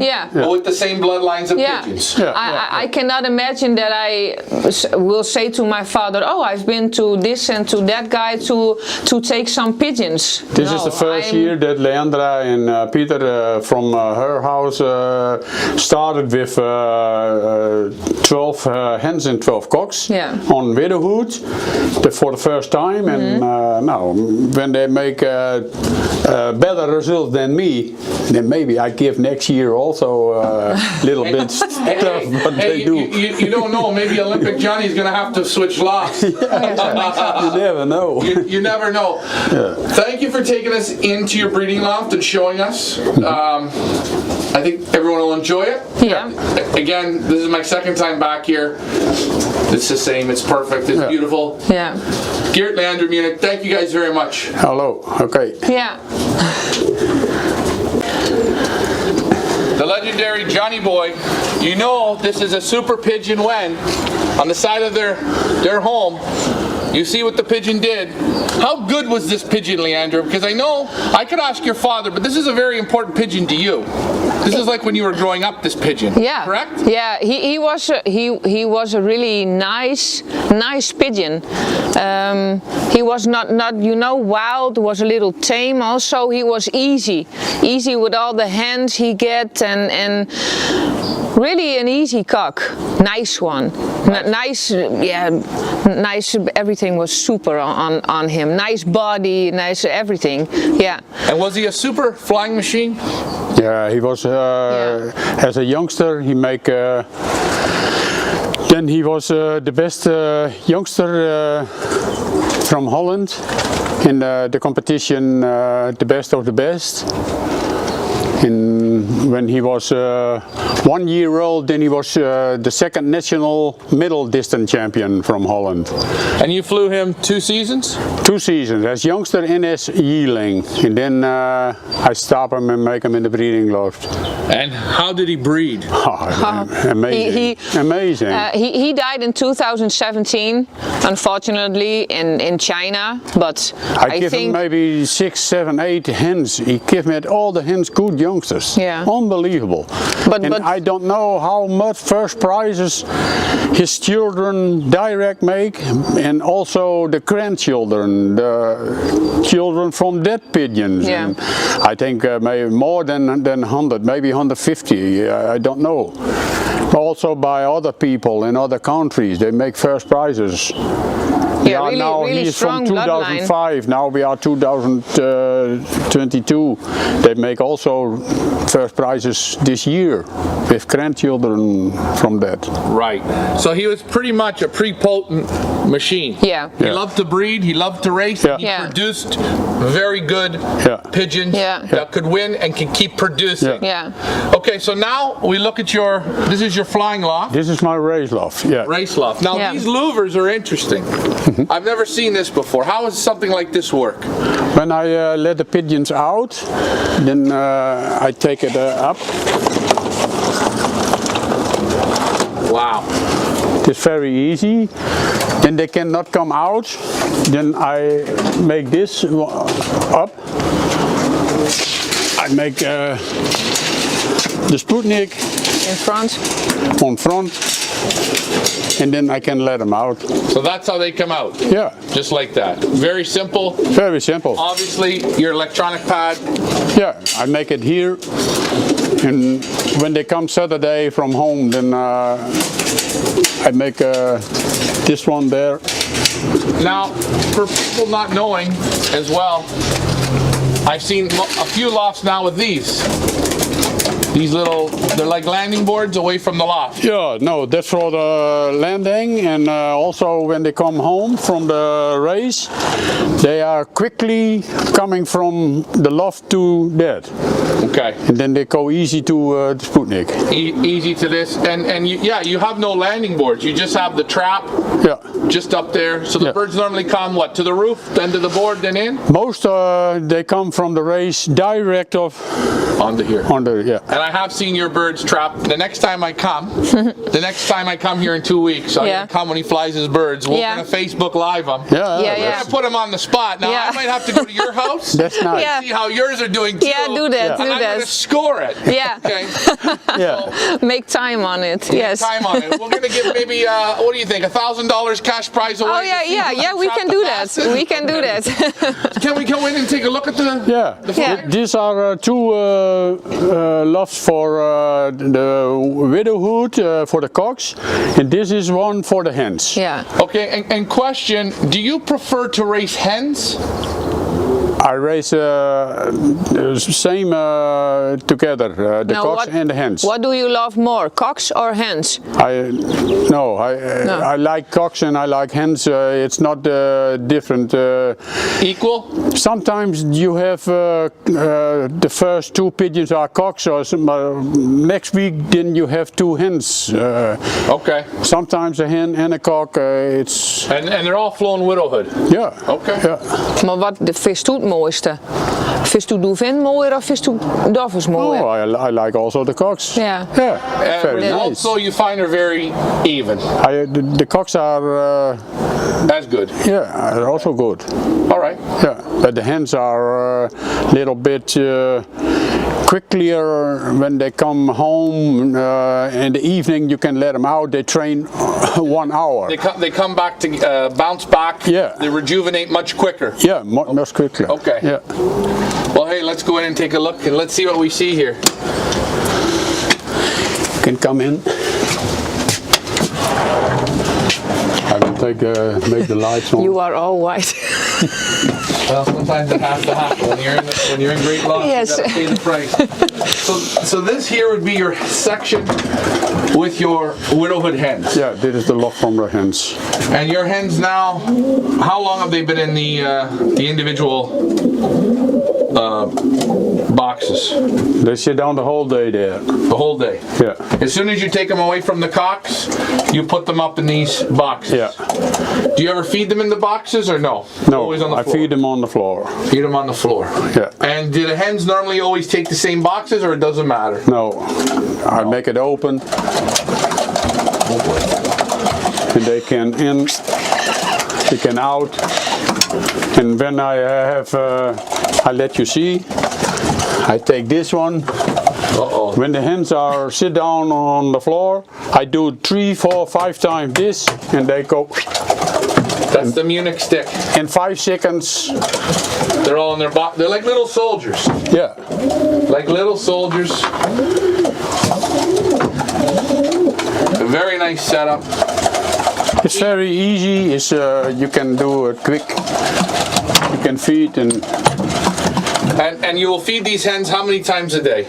two times. 2 times a day? Yeah. Morning, night? Mornings and evenings. And what time of day do you normally exercise them? When they go out in the evening. In the evening? Yeah, only in the evening. Same time every day? Yeah, every day, same time. So before you go to work in the morning, you let them out, give them a little bit of breakfast? Yeah, I let them out of the box. I give them feed for a half hour, and they must also drink. Right. And then they go in. So they get 30 minutes to eat and drink, tap Yeah. the stick, back into the box. Yeah. When you come home from work, you will open the box up. Yeah. They come down, probably have another another drink? No, when I open the box, they go out for Right away. training. Yeah. Okay. For 1 hour. For 1 hour. Yeah. You flag them, or you want to see them go on their own? No, they could go for their own. But when I let them out, they are gone for 20, 30 minutes. They're ranging, coming back, going forth. Yes. I don't know where they are. They're flying good. Yeah. And when they come home and you're done after an hour, you make the call. They come right in. Yeah. You don't leave them out. Direct. When I open the loft, in I think 10 seconds, they are in the loft. Yeah. Just like that, they come in, they eat, they drink. Yeah. Half hour, back to the boxes, and they go to bed. Yeah. And they don't see the cocks. No. Nothing. When will you show them the cocks? 1 hour before basketing. So you let them out, let them go in and see the mates. Yeah. Have these hens all had babies? No. No. I hate when I must have breeding out of my race pigeons. And why is that? I have breeders enough. You have breeders enough. Yeah. So when will these hens, when will you take young from them? When they stop with race. Stop with then they go to the breeding loft, and then I breed out of that. So even your widowhood cocks, they haven't had any babies? No. No. No. So no, a little bit different. No babies, nothing. Last year, the first round is going to Leandra. Okay.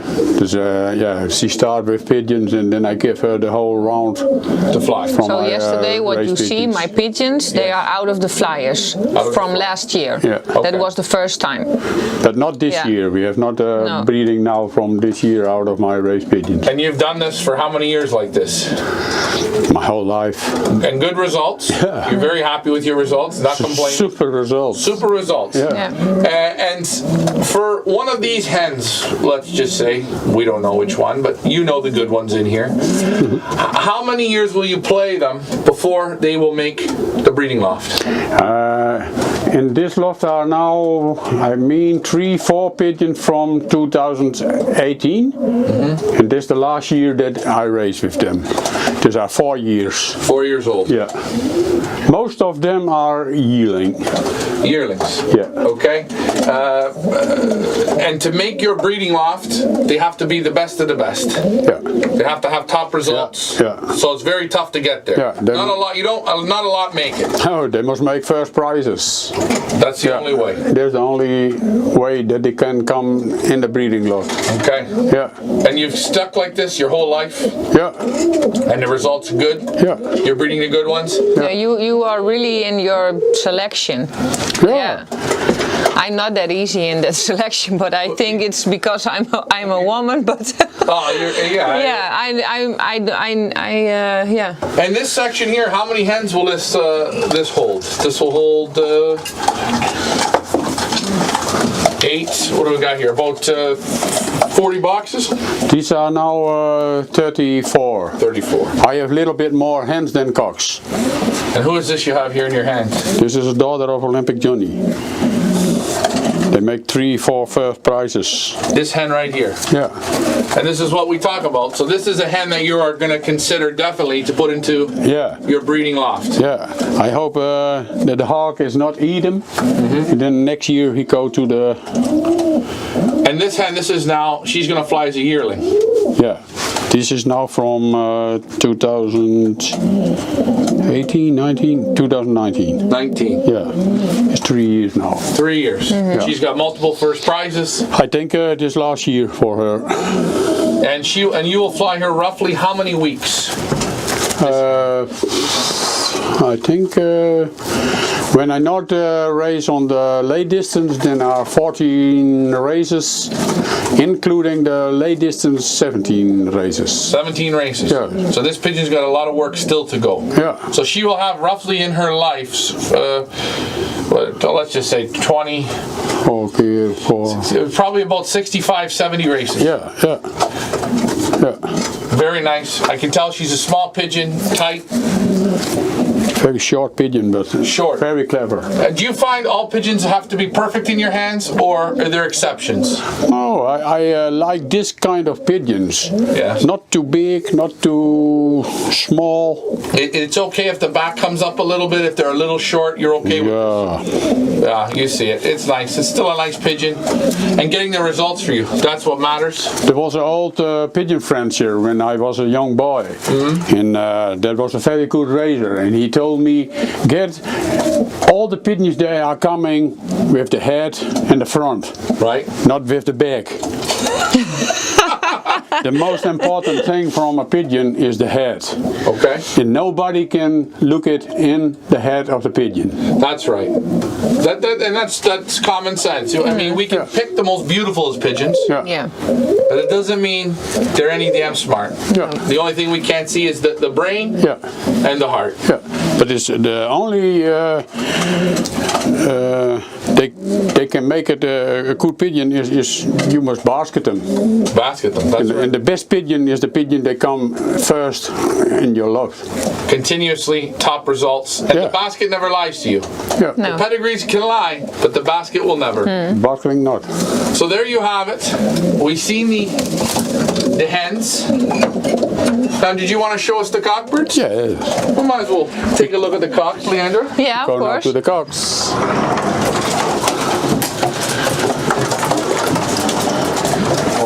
All nice little soldiers. So just regular, nice widowhood boxes. Yeah. They got the nice. They are. You can see that they are deeper than ours. Deeper than yours. Yeah. And I think that's the father of the crazy pigeon we have there, the yellow box. Yellow Up.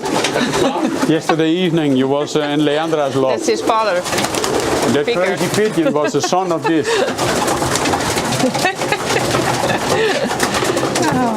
So none of these cocks have had any babies. No. No, they have only eggs.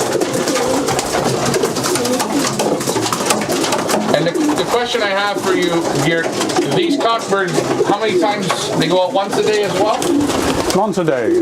The same like the hens. So do the hens go out first or the cocks?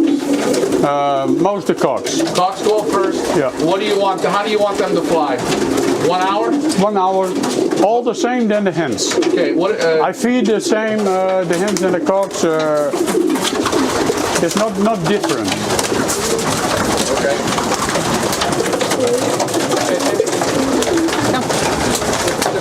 The question I have for you is, these cocks, when you let them out and they go for a loft line, if they want to land after 20 minutes, do you let them land, play around, or they must come right in? No, they must go straight in the loft.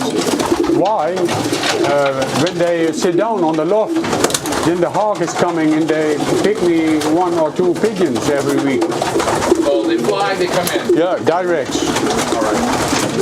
I cannot let them out for fun, only for training. Only for training. Okay. And I notice most of these boxes are closed, so the cocks only sit on the ledge. Yeah, only 2 boxes are open.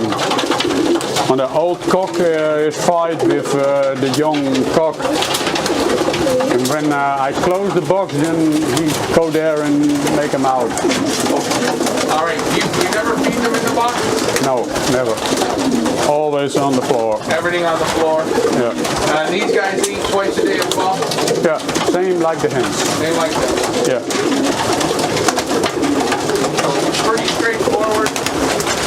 They see the hens an hour before. When they come home, how much time do they get with the hens? When they come home, then it's mostly that they stay together to the evening. And then when I go to the club, then I separate them before or a little bit later. Okay, so you use common sense, you let them see the hens, you give them a bowl, you open up the boxes, they can go, they can play, they have a good time. Yeah, the whole day, yeah. How often do you bathe them? In bad. in Bath? Once a week, Once I a think. week. Once a week, Yeah. same day? No, the next day that they come from the race. So Sunday. Yeah, most Sunday. You separate them?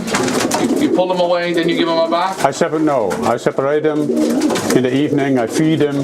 I close the bags from the hens and the cocks, and then next day they go in bath. Go and bath. They bath inside or outside? No, outside. Outside. Yeah.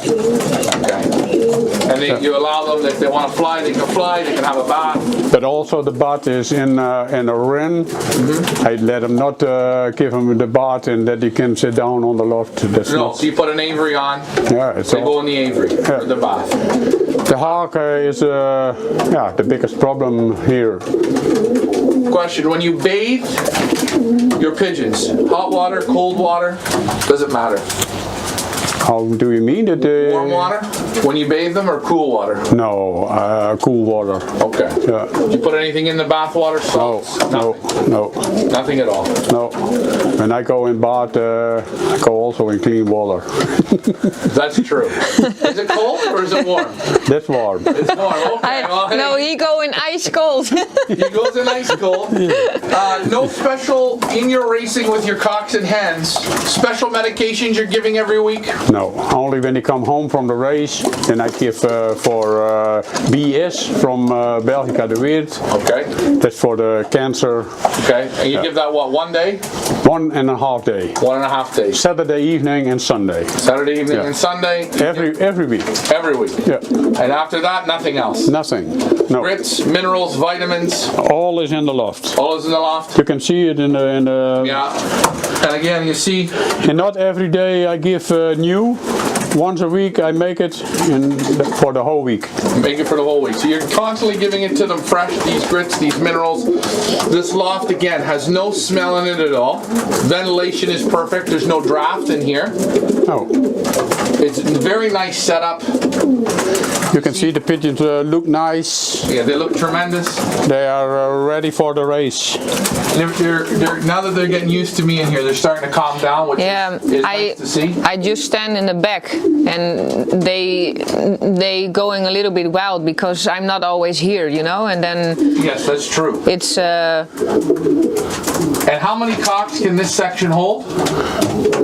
I only have 28, and we have now one box. There is more, but I hate that cocks they In the bottom. sit down on the bottom. You don't like bottom, okay. Yeah.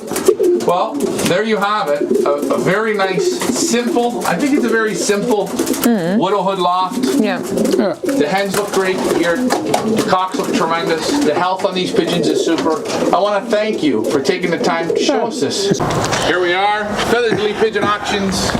We are at the Munich, and Leandra Munich has asked me if I want to see, what did you call it, the King of the Kings? Yeah, it's the golden amigo. He is The base breeder. the base breeder. I think you need to go in front because it's really small.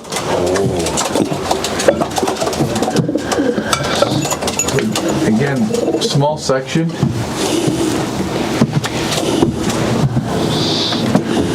So this is just another breeding. Yeah. Look at this pigeon right here. That's the old man. Yeah, Oh, that's him? the man. I Yeah. didn't even know. I just took a look. He looked right through me. That's the Yeah. golden amigo. This is the father of Olympic Johnny. He's the best one. Yeah. Yeah. Well, what year would he be? I give him a new hen next, I think tomorrow. Ja, van welk jaar? 11, toch? He is from 2011. Now, normally I don't do this, Leandra. But you want to Shall hold I? the camera? Of course. Good luck. Now, hey, Yeah. this is your first time. Don't. Hey people, we're live with Ryan and my father. Okay, so this Ryan now handled the golden amigo. Yeah, he's 2011. He doesn't Yeah. feel like a 2011. No. He's absolutely super in the hands, but he has the feeling. He has the feeling of your family of pigeons. Yeah. He all built the same way, and you know it's incredible. It's incredible the quality of these pigeons. Nice tight in the forearm. 2011. That would make him how old? Jeez. It's now 22. So it's he's- 12. He's 12. 12 years. And I will say something. This pigeon does not feel like a 12-year-old pigeon. He's a supreme pigeon in the hands. He make good eggs. He's 12 years old. He's 12 years old, yeah. The feather quality is great. Now, how many youngsters a year will you take out of this guy? Not a lot. No. No? Maybe 8 youngsters. 8 a year. And you Yeah. normally switch the hens? Yeah, I give him 2, 3 hens. He's got a bicep on here, his muscle. When you put your hand on here and you feel it, it's about that thick. Yeah. Okay? Yeah. And for you people wondering what I feel, I put my hand underneath, feel it in the armpit, the bone in the armpit. This clamps down tight, but the muscle in here is real thick, real strong. He's got a beautiful eye, and he's intelligent. How many good ones is this one bred? A lot. Yeah. Yeah. We talked before about the Olympic Johnny, but yeah, he is the base breeder of all. He is the base breeder of all. He is the father of Olympic Johnny. Yeah, he was the father of the pigeon. He was the third best of all Holland Yeah. of the short distance. Yeah. So these birds, The mother of this pigeon was a direct daughter from Johnny Boy. There was the Golden Girl. They make 7 first prizes. that's right, I remember that. And the family is still waiting for you guys today. Yeah. You see the character in this pigeon and the health in these boxes. But I have not separated pigeon. He breed the whole winter. Whole winter, you Yeah. keep them going. Yeah. Very nice, very healthy pigeons.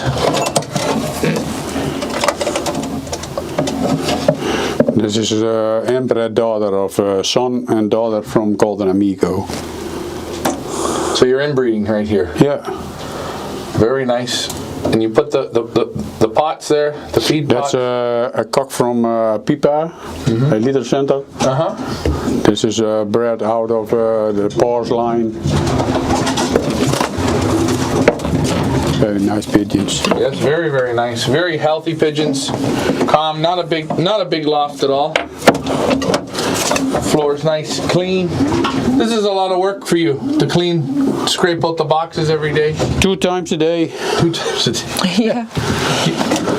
You have a bedroom in here? That's a late bred son from Golden Amigo. Yeah, he's very nice. See the character in him. Yeah. Super. Gave it last year. I'm very happy that he bred. He make good eggs. And the babies you see, look at the quality in them. Super. Very nice. Very nice. Very healthy, eh? Yeah, yeah. And these birds here, They are ready. Tomorrow I separate them. and you now to tell people, you lift up the wings. What are you looking for when you lift up the wings? When the wings are not 100% full, that you can see the body of the pigeon, then they are not ready for separate. So we call that's dry. Yeah. If you lift up and you see skin, it's wet. Yeah. So you like them to be all feathered out underneath. Yeah. I let them a little bit longer to the parents, I and think then the parents they learn the pigeons to eat. And you give the feed cup every day. You feed them in here as well. Yeah. And the parents come and eat in the box. Yeah. The parents show the young. The young can come and eat as well. Yeah. Anything special? You put nothing special in the water No, here either. the same that all my pigeons I feed them. No. Only these are breeding pigeons. I give breeding food. Now a question for you. How do you bathe these pigeons? If you want to give them bath? Also once a week. Yes. They go aviary or in here? No, outside in the ring. In the ring, okay. Outside in the aviary, not a problem. So stock birds get the bath, the race birds get the bath. Yeah, I cannot let them out. The hawk is We'll eat them. Yeah, that's not possible. Well, hey, thank you. Okay. Thank you. This was very nice. See, I got to see the old boy. Yeah. Lucky me. Next time I come back I bet you next time you'll feel better and still be breeding. Yeah, I hope so. We hope, yeah. All right, thanks, Geert. Okay. Here we are, Feathered Pigeon Auctions. We are at the Munich, and Leandra Munich has asked me if I want to see, what did you call it, the King of the Kings? Yeah, it's the Golden Amigo. He is the base breeder. Yeah, the base breeder. I think you need to go in front because it's really small.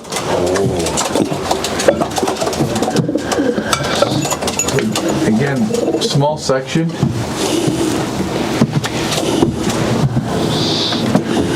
So this is just another breeding. Yeah. Look at this pigeon right here.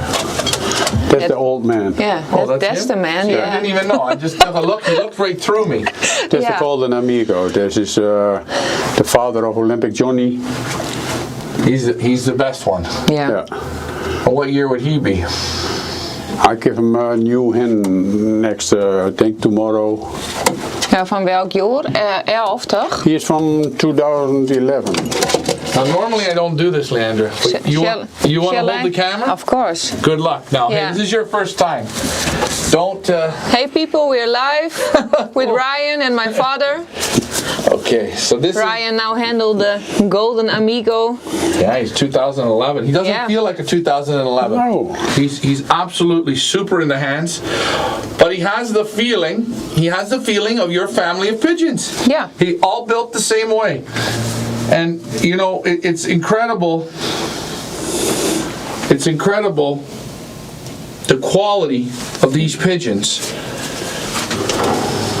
Nice tight in the forearm. 2011, that would make him how old? Jeez. It's now 22. So it's 12. He's 12. 12 years. And I will say something. This pigeon does not feel like a 12-year-old pigeon. He's a supreme pigeon in the hands. He make good eggs. He's 12 years old. He's 12 years old, yeah. The feather quality is great. Now, how many youngsters a year will you take out of this guy? Not a lot. No. No? Maybe 8 youngsters. 8 a year. And you normally switch the hens? Yeah, I give him 2-3 hens. He's got a bicep on here, his muscle. When you put your hand on here and you feel it, it's about that thick. Yeah. Okay? Yeah. And for you people wondering what I feel, I put my hand underneath, feel it in the armpit, the bone in the armpit. This clamps down tight, but the muscle in here is real thick, real strong. He's got a beautiful eye. And he's intelligent. How many good ones is this one bred? A lot. Yeah. Yeah. We talked before about the Olympic Johnny, but yeah, he is the base breeder of all. He is the base breeder of all. He is the father of Olympic Johnny. Yeah, he was the father of the pigeon. He was the third best of all Holland of the short distance. Yeah. So these birds... The mother of this pigeon was a direct daughter from Johnny Boy. There was the Golden Girl. They make 7 first prizes. That's right, I remember that. Yeah. And the family is still waiting for you guys today. Yeah. You see the character in this pigeon. And the health in these boxes. But I have not separated pigeon. He breed the whole winter. Whole winter. You keep them going. Yeah. Very nice, very healthy pigeons. This is inbred daughter of son and daughter from Golden Amigo. So you're inbreeding right here. Yeah. Very nice. And you put the pots there, the feed pots? That's a cock from Pipa, a litter center. This is bred out of the Pors line. Very nice pigeons. Yes, very, very nice. Very healthy pigeons. Calm, not a big loft at all. Floor's nice, clean. This is a lot of work for you to clean, scrape out the boxes every day. 2 times a day. 2 times a day. Yeah. You have a bedroom in here? Or? That's a late-bred son from Golden Amigo. Yeah, he's very nice. See the character in him. Yeah. Super. Gave it last year. I'm very happy that he make good eggs. And the babies you see, look at the quality in them. Super. Very nice. Very nice. Very healthy, eh? Yeah, yeah. And these birds here... They are ready. Tomorrow I separate them. And you now, to tell people, you lift up the wings. What are you looking for when you lift up the wings? When the wings are not 100% full, that you can see the body of the pigeon, then they are not ready for separate. So we call that's dry. Yeah. If you lift up and you see skin, it's wet. Yeah. So you like them to be all feathered out underneath. Yeah. I let them a little bit longer to the parents, and then the parents, they learn the pigeons to eat. And you give the feed cup. Every day you feed them in here as well? Yeah. And the parents come and eat in the box? Yeah. The parents show the young can come and eat as well? Yeah. Anything special?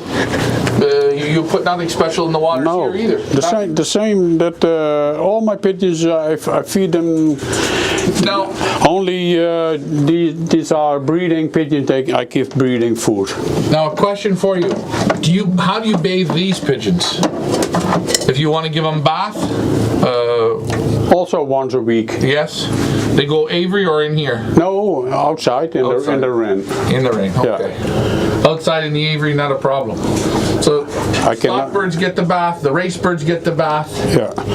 I cannot let them out. The hawk is we'll eat them. Yeah, that's not possible. Well, hey, thank you. Okay. Thank you. This was very nice. See, I got to see the old boy. Yeah. Lucky me. Next time I come back I bet you next time you'll feel better and still be breeding. Yeah, I hope so. We hope, yeah. All right, thanks, Geert. Okay.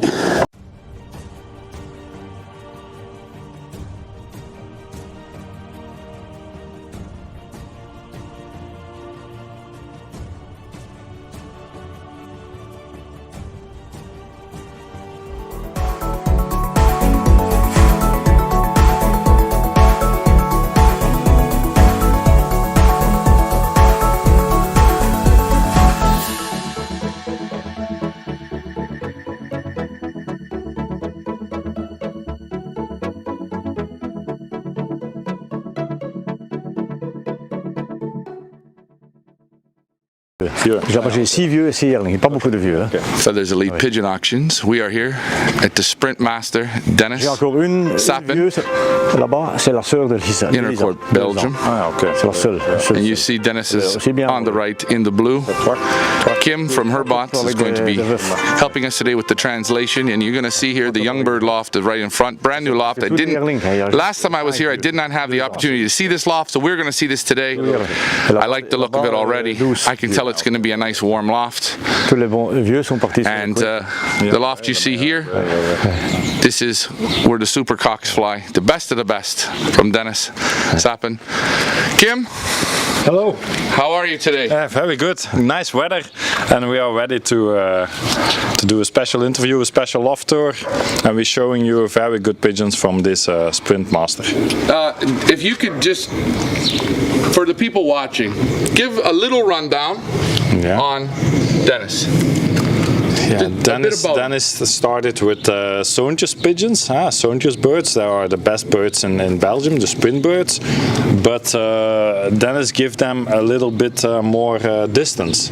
So he weighs with the same pigeons on 100 kilometers, 200 kilometers, but also the national weighs from 400 to 500 kilometers. He crossed them a little bit with other lines, bloodlines, and he gave them a more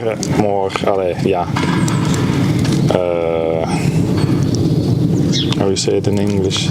More strength? Yeah. More power? More strength, power more to power. do long races. Okay. Also, the type of racing he does, he's phenomenal at picking breeders. He's phenomenal. He puts the birds to the test. He works the birds extremely hard. Yeah, and he prefers the short distance, the sprint races. That's his he loves sprints. Yeah, and he likes the vitesse pour vous c'est mon plaisir. Ouais. C'est mon plaisir. Fun. He likes racing hens as well. Yeah. Racing hens he races with 12 hens. That's amazing. In small loft, all the other lofts in Belgium are more hens, but he races with 12 hens and he have phenomenal results. And when you say phenomenal results, for people that don't know, because that's an easy word, phenomenal results. That's easy for me. But Les mêmes pigeons volent aussi le national. Oui, voilà. La même origine. La même chose. But phenomenal, he win first interprovincial on 500 kilometers, first interprovincial, that's around an area around 50 kilometers. He can win also at that races. And he won also with Olympic cock, Olympic hen. He won on 100 kilometers, 200 kilometers, 300 kilometers, and also on Bourse National. That was national level.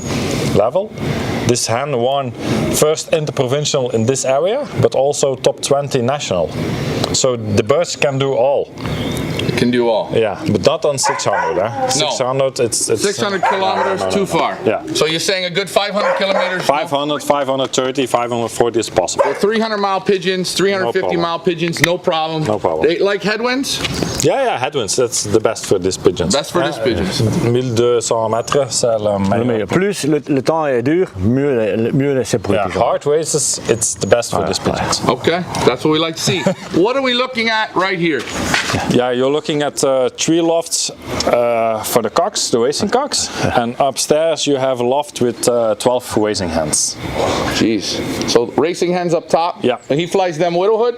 With a hood, all the lofts are with a hood, also with the cocks. And this is the new young bird loft, which you haven't seen, which we're going to look at in a bit. Yes, correct. Okay. All right, Lay, let's go in. Let's take a look. De première maal.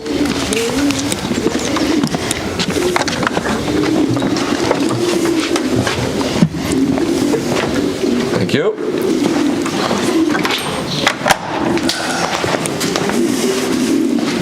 So, oh yes, cocks are here. That's right. I remember now.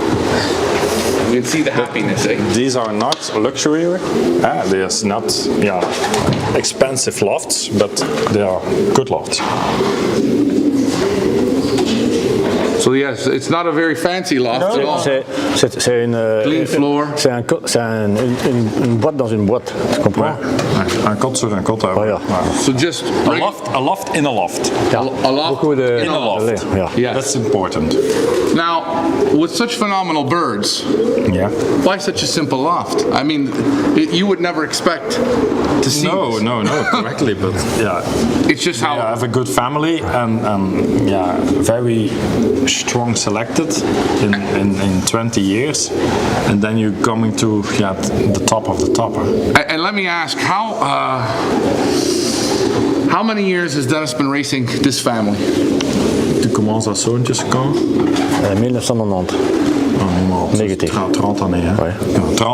32 years. 32 years this family. Yeah. And the result, oh yeah, look at that cock. Oh man. With the bib. But you see they are very healthy. Very healthy. Condition is good. And these cocks? They are flying now 40 every day, one time. One time? Yeah. Every day? 45 until 1 hour. 45 until 1 hour, every day? Every day. When the weather is good, huh? Okay. And the weather is good. Yeah, that's all the same. And the most of these pigeons are yearlings. Huh? The best 2 and 3 years cocks are going to the breeding loft. So he cleans every day? Avant, c'était le code de mes jeunes, ça. Ah, le moment, oui. Avant, oui. Avant, oui. Before these cocks, the youngsters are staying here. The youngsters used to be here. Now he moved them. Je jouais super avec mes jeunes ici. Hein. Yeah, really top results. The 31st prizes, that's possible. Huh? Okay. 31st prizes. Yeah. So he gets 30 on a drop. De 30 premiers, c'est possible. Formidable is avec mes jeunes. Huh? He just said what, 30 on a drop? Is that what No. When he started with youngsters, he started not very quickly with youngsters. He wait a little bit, and then he started. And when they are in top condition, they can fly the 31st. So he gets the big drops. Yeah. Now these, I know he has two. These are the supercocks. No. Are older. Both the same. Yeah, these are all years. normally the meilleur normalement. Supercup. That's normally this is the best. Avant j'avais un code au-dessus de la maison, hein. Oui. Mais alors j'ai éliminé, bien. Tu vois. Alors maintenant j'ai fait un code là-bas dans la grange. So the loft that we're looking at right here, the first section, Yes. that's the best of the best widowhood cocks. Normally yes. Yeah. Normally yes. Yeah. These are the yearling cocks. Yeah, here are also yearling cocks because the best 3 years cocks are moving to the breeding loft to put a new family in there, younger breeding loft. Okay, so he races them 3 years. Yes. How does he select that goes to the breeding? What do they have to do to make the breeders? Because I know he's very strict. Quand tu selectes un mâle pour producteur. Après, les meilleurs, je joue avec normalement 3 ans, 4 ans. Ça c'est 3 ans, 4 ans je joue avec, ça c'est le meilleur. Tu vois. Mais cette année, il me reste, par un exemple, il reste seulement 5 pigeons de 2 ans. Hein. Ouais. Surtout pour 2 ans, tous les autres non. Ça, mais c'est les 5 vraiment top. Hein. Tu vois? Mais 2 ans maintenant. Allez, à 1 an, je garde tous les jeunes pour un yearling, maximum, hein, quand j'ai la place. Hein. Ben, le meilleur, tu vois. Ouais. Et après 1 an, là, je sélectionne. Hein. Quand ils l'ont volé 1 an, ils doivent voler le maximum, prix par 10 et le premier prix. Hein. Ouais. Voilà. Et alors là, je ne fais pas de cadeaux. Hein, après. Non. Je garde vraiment les meilleurs des meilleurs. Voilà. Okay. That's all right, Kim. Give it to me now. Feathers Elite Pigeon Auctions, we bring it to you. Listen, I got to say thank you for doing this, okay? This is a lot of work. Take it away, Kim. Get that all back to me now. We have only 5 cocks now. 5 cocks. In these 3 lofts, they are 2 years old. Only 5 cocks, the 2 top years of the top. old. Top of the top. Yeah. Okay. They must fly first prizes, and they must fly more than 6-7 times in the best 10% of the race. Best 10%. Yeah. So they have to score in the race in the top 10% of the birds entered. Yeah, that's necessary. That's necessary. Yes. But he has. But normally every week. He has 2 cocks. Or 5 cocks from 2 years old. Which cock in here is his best cock? Le meilleur mâle ici. Does he want to show him? You show him. So his selection is very tough. Yeah. And to go into the breeding loft, the cocks must fly every year first prizes or second prize after a loft mate. That's also possible. Okay. Because, that's come together. Yeah. Now you know he gets how many birds normally on a drop? In a race. C'est un fils d'Antoine. Hein. En il volait quel résultat tu penses? Oh, il a volé presque tous les prix par 10. Mais aussi le premier. Oui, le premier, oui. Different first prizes and almost always in the first 10% of the race. Le papa c'est Antoine. Papa c'est Antoine. Et la moeder c'est le 208. C'est une fille de Golden Pair. Hein. Ah, yeah. The father is Antoine. That's the Olympic cock. Yeah, mic up to your mouth. Bring the mic up to your microphone. Ah, the microphone. Yeah. Oh, sorry. Yeah. Sorry. So this one's from Antoine. This is from Antoine. Antoine was Olympic pigeon. National aussi. Et national pigeon aussi. Et the mother is a daughter from the golden pair. From the golden pair. Yeah, the best breeding pair in this loft. And this pigeon's raced 2 years? 2 years. And he almost almost always fly in the first 10% of the race. And he won also first different prizes. Yeah, he's beautiful. J'ai 3 frères ici. So we have 3 brothers in the racing loft. 3 brothers from him in the racing loft. Now this pigeon's going to fly one more season. Yeah, one more, or because he's very strong last year, maybe he keep them almost another year. Because he put some new top cocks to the breeding loft, and that's important. He must have good cocks also for racing. C'est le frère ook. Un frère, mais avec une autre femelle. Ah, een half-brother. Ah, aussi avec une fille de Golden Pair. So this is also a son from Antoine. They look very similar. Yeah, and the mother from the first cock and the mother from this cock are sisters. Okay. Question: does Dennis believe in eye sign? Eye? Yes. Les yeux, c'est important. La plume, les yeux. The plume, the feathers and the eye. So he looks at eye sign for breeding? Yeah. He's the first one. So he uses eye sign for breeding? Yeah, the first one, yeah. Yeah. A little bit, and feather. Feather quality? Yeah, feather quality and soft and a lot of plump, a lot of feathers. Et d'aise aussi, ça. The throat. He looks at the throat. Yeah, to make sure the throat's still and small. Small. Plus petit, hein? Petit, ouais. Yeah, small. Small throat. Small throat goes down like and calm. Calm. Doesn't do that. No. Okay. Understand. Now he's getting into the zone. Antoine, c'est un formidable. Hein? Antoine, c'est un top pigeon. Hein. Mais c'est deuxième national as pigeon. Deuxième as pigeon. Et first Olympic. Donc Antoine. A son from Antoine also. Okay. Avec aussi une autre femelle. Hein? Ah.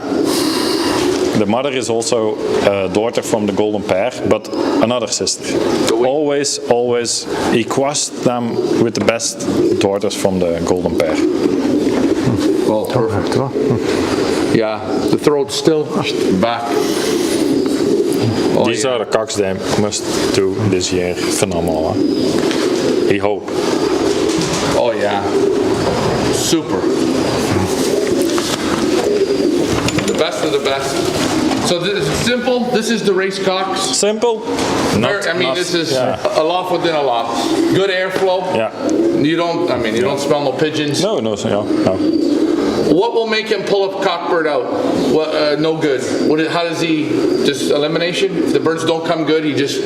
Yeah. Then they must go away. Yeah. Yeah. And they don't have good results. No. They're gone. Yeah. Sure. Okay. But he selected very strong, and the top of the race, first prize, or second prize, or third prize. You need it. Okay. So selection. You need it in Belgium also. Selection very, very strong. Yes. Only the best stay. Yeah. And the other are going. J'ai gardé moins de vieux cette année parce que je pense que j'ai des super yearlings. Yeah. Normal, yeah. He think that he gonna have an exceptional yearling team. Yeah. Why? What makes him think that? It's a feeling. It's a feeling. Yeah. You can't explain that. Huh? Does he use lots of medication? Et les médications, pas beaucoup, ou avant la saison, une fois, ou... Pour les médications? Ouais. Normal, le cure normale. Ouais. Une fois, mais avant la saison? Une fois avant. Ouais. Et puis, c'est une fois pendant la saison. Mais quand le résultat c'est bon, oui, c'est pas... Non. Minimum. Yeah. So one time before the season, in March, mars normalement. Oui, mars, oui. In March, he going antibiotic for the head. Right, respiratory. To put them clear. And then also for tricho, one time. Okay. And then he looked to the results. When the results are good, don't give anything. Quand les pigeons sont ensemble, hein, avec les femelles, comme ça tout est traité ensemble et c'est fini. Okay. So simple. Yeah. So winning doesn't come out of the bottle. No. Minimum. Just calm. Good. They need tu besoin un bon condition et bon pigeon. Les pigeons et la santé sont top. Mais l'origine des pigeons ça fait beaucoup. Hein. Ouais. The family from the pigeons. Family, hein. That's the beginning. The family has the quality. Yeah, is and then strong. you have a good loft. You need a good loft with no wind inside. No draft. No. Yeah, and then dry. This loft is very dry. Dry. Yeah. And you see the loft again for people. It's off the ground. Raised. Des pigeons avec des problèmes, j'ai éliminé ça. When you have pigeon going sick or after 3 or 4 weeks he can follow. Direct. Going away. Yeah. Very, very strict. Not being here. Not being here. No. Only the best of the best. Yeah. You can have. You have also pigeons. Not good results, but after the season they must go. They must go. Yeah. But when you have a pigeon who have problems with the eye or can't follow in the training every day, they must go away. All right. So that's the widowhood cocks. Thank you for showing us this. No problem. Superb. We're going to the. 1 second. Thank you. Thank you very much, Dennis. Feathers Elite Pigeon Auctions. We are going to the second story here. Dennis Sappen, Intercorp, Belgium. We're going to look to see where the hens live, where he races his widowhood hens. Something very interesting they've explained to me, that the hens are in the younger loft right now, but they're going to move into here. Oh boy. Small loft. So listen. Ça c'est le femelle ici. Le soir là, le soir. In the evening, the hens coming to here. In the evening, the hens come in here, yes? The door closed. So the hens stay in? Yeah. In the evening? Yes. And in the morning, they come outside. They training. Le jour, oui, comme ça il y a beaucoup de soleil. Pour la forme. Yeah. You can feel the sun here. Oh yeah, nice and warm. Yeah. And you see it's so bright on the camera, that's just because the filter. So and the hens staying here the whole day. The hens stay in this section? Yeah. But how does he have the box? Les femelles pendant la journée sont enfermées. Fermées. In the boxes. And the boxes closed. Locked in the boxes. Yes. The hens all day. Yeah. But then at nighttime he moves them into here. Why? What's the difference? Comme ça, ils sont plus calmes, directement c'est fini. Comme ça, avec le soleil, c'est la forme. The hens feeling here the sun, and they're coming in condition, and they put them here for a little bit calm in the night to rest. And in the morning they have, they are ready. And just before dark, he moves the hens into here. Yeah, you feed them. Feed them again. Yeah, in the beginning of the evening. Et toujours, je donne toujours à manger ici. Hein. Ouais. Pas de l'eau, pas de l'eau là et pas manger. Hein. Toujours ici. Hein. No feeding in the boxes. Hein. No water, no feeding. They eat all communal. Only there. Voilà. Le matin là, drink là et c'est fini. Hein. Okay. And after that, they're going to there. They go into there. How many times does he feed the hens? Et puis je fais quoi? Une demi-heure. Et puis je fais ça. J'ouvre le bac comme ça. Et directement ils vont dedans. Hein. Directement. Ils connaissent ça. Hein. The hens, they know the system. The hens after 10 days, 2 weeks, they know the system. They come inside, eat, drink, opening the boxes, go inside. Okay, so they know the system. Yeah, that's it. And they eat in the morning and at night? No. 2 fois nourriture. Oh yeah. Twice a day. Yeah. Twice a day. Le matin ils volent. Yeah. In the morning they fly. Always. Once in the morning. Now, interesting. You guys start racing here in 1 month. Yes. Where are the hens? No, because it was interesting. Correctly. This is confidence, and this is what I want to show. Where are the hens now? The hens are still in the young loft. Young bird loft. Yes. Why? They must be very calm, and Dennis think when they come inside here, they feel the sun and they come directly in a very hard condition, and they're going to be paired together. He doesn't want this. No. They must pair to the cock. Right. That's important. That's the motivation to fly. So when the hens come home from the race, yes, they have their cocks here. Yes. Will he let the hens have babies? No. In the middle of March, yes, the hens are going to be coupled with the cocks. Yes. And then they're going to have eggs. Yeah. But you think about the 10 days or 14 days, you don't know for for the moment. Then he He's takes gonna the look. eggs, then he takes the eggs away. Eggs away, and then the start of the season. What doesn't he know? It's a feeling. Yeah, how they fly, how they feeling, how they training the first time, because tu relais avec le pigeon, avec le femelle quand il a les œufs pas avant. Hein? Non. Oh, il l'entraînait bien ici. Oui, voilà. Ouais. Before the eggs, they're training very hard. They'll be coupled. Then after the eggs, when the hens are eggs, then he started with the small training races. Okay. 5 kilometers, 10 kilometers, and then the feeling, how they come home, how they feel, and then the eggs going away and the season gonna start. So when he says they're training hard, that's loft flying around the loft. Yeah. How long does he want to see the hens loft fly for? Ja, de hens évoluent naar, toujours, ja. Quand je jouais avec plus. Hein. Maintenant, oui. Oui. Maar quand je joue, non. 10 minutes, 15 minutes, 20 minutes, ça dépend. Maar facile maintenant. Maintenant, oui. Ouais. Quand je laisse voler, oui. Hein. Quand j'appelle, non. Mais quand je laisse voler, oui. Hein. Ouais. They fly now easily 1 hour. 1 hour. Yeah. Okay. How long does he want them to go? Ja, 1 heure c'est le maximum. Oui, maximum. Je laisse pas plus. Hein. No more than 1 hour. No more than 1 hour. That's the maximum. If they want to keep going, he brings them down. Yeah. So an hour, once a day. Yes.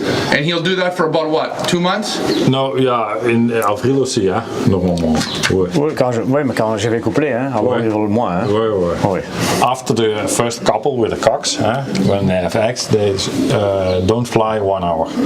15 minutes, 20 minutes, 30 minutes, that's the max. Okay. Yeah, but they fly every week away, Yes. 100 kilometers, 200 kilometers, so you have 70 miles, 160 miles. Quand il fait bon, et qu'ils sont avec des œufs, alors je roule 10 km avec. Hein. Voilà. La première fois, 10 et 20. Oui, ça. So, yeah, directly after the eggs, when you say 10 kilometers he started, 20 kilometers, and then would come very quickly at home. Yeah. Does he do a lot of road training? Yeah, that's that. Okay, how many times will he train them by car? Avant de voler mon mini? 3-4 fois, pas plus. 3-4 times. 3-4 times. Not a lot. And what's the farthest he'll take them? Et combien de kilomètres c'est le... Mon mini? Non, avec la voiture. 25. 25 kilometers. 25 kilometers. And they go into the first race. And and the first race is 90 kilometers. 90 kilometers. Yes. And when the hens come home, they see the cocks. They have eggs. He leaves the hens and cocks together still. Yeah. He started with the road training directly after the eggs. Okay. When they are 2 days breeding, breeding the eggs, they are starting with road training. Okay. Now, when does he separate the cocks away so that hens don't have cocks anymore? Yeah, after 10 days or 14 days, he feel it. He feel it. Yeah. Okay. Normally are 10 or 14 days. 10 or 14 days. He starts road training them. They're on the eggs. Yeah. Then he pulls the cocks out after 14 days, throws the eggs away. Yes. And then the hens go on the widowhood. Yes. The night of basketing, does he show the cocks? Avant le concours, tu montres le mâle. Toujours. Le premier moment aussi. Non, moi je passe avec des œufs, hein, mais je montre le mâle quand je commence le demi-fond. Demi-fond, en mètre, en mètre normalement. Et combien? Un quart d'heure, une demi-heure, ça dépend. Normally in May, the hens must fly national races on top level. Okay. And April is not important for these hens. Okay. The important thing is downstairs, the cocks. And this, in May, he started for the first time to show the cocks before the basket. Before the basket. Yeah. Right. 15 minutes until 30. Je fais comme ça. Donc, à peu près. Le femelle de devine comme ça. Voilà, là. Et le coq hier. 10 minutes. Hein. Et alors après, j'ouvre, je fais comme ça. Voilà, ensemble. Voilà. So he first time 10 minutes separated, and then 5 or 10 minutes together. So he puts the hen in the box. Yeah, here. Yeah.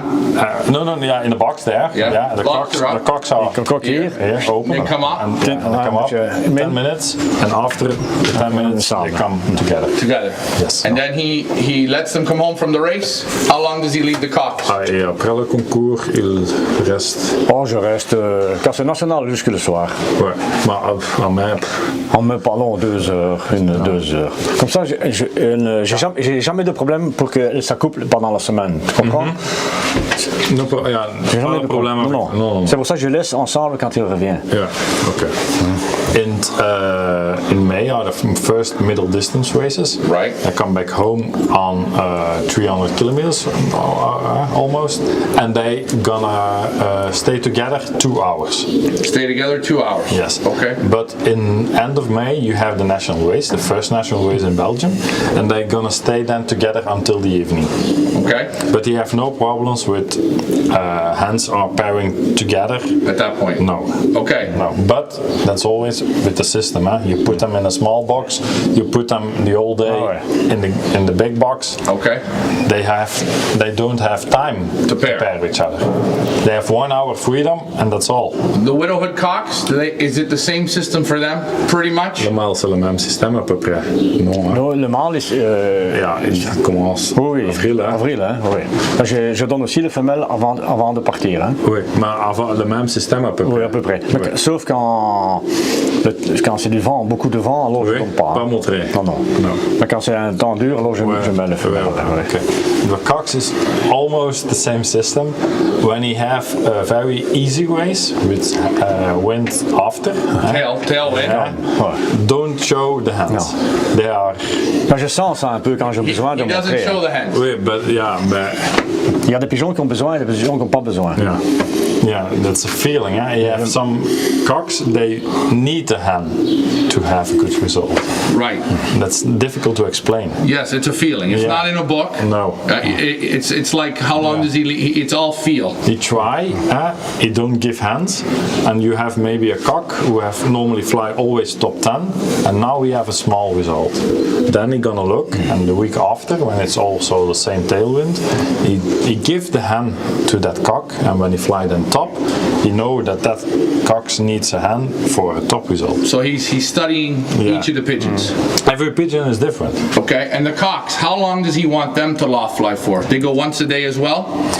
Le mâle aussi, il faut les à max aussi une fois. Hein? Oui. Une fois. Non, jamais, même toujours une fois. Une fois, toujours. The cocks fly every day 1 hour. Now, max. Do they fly or do they go up and land? Up and land. Le mâle, il arrive, il part, quand il volait 1 heure. Hein? Ou 1 heure.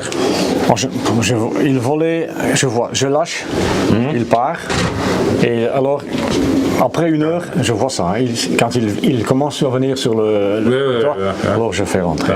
Mais il part revient après 40 minutes. Non, il volait bien. Oui. Pendant la saison. Hein. Oui, il volait bien. Oui. Quand il arrive, quand il ne vole pas, alors ça il y a un problème. Yeah. Okay. They fly 1 hour. They're going outside, they are away, and when they are 15 minutes or 20 minutes away, that's a good sign. Okay. But when they come back after 30 minutes or 40 minutes to the loft, that's not good. He don't like that. He doesn't like them to land. No. He wants them to keep flying. Yeah.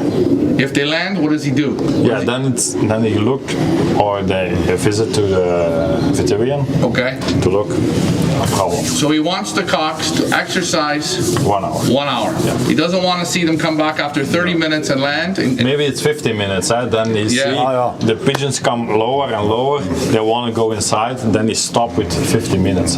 Yeah. But that must be 1 hour on top. Yeah. But maybe it's 1 hour 5, 1 hour 55 minutes, but not 1 hour 15. No. He wants 1 hour, and he judges how they're flying. Yeah. And when they come lower, he call them and they. Je lâche le matin ou le soir, mais une fois par jour. Yeah. Always one time. In the season always, but it can change. If it's raining out, he lets them out. Quand il pleut? Non. So bad weather, he doesn't let out. No. They get day off. Yeah. And no road training when he starts racing. Avec le mâle, tu peux rouler, hein? Non. Et le femelle aussi, pas rouler. Non. C'est fini. No road training in the season. All right. Une fois qu'il volait le concours, première fois c'est fini. Ici, c'est terminé. So, I think we've seen everything with the hens. Well, we are going to go over and see the hens. Very simple setup. You can feel it's very warm in here. Yeah, warmer than down low. Yeah. You can feel the condition. You smell no pigeon. No.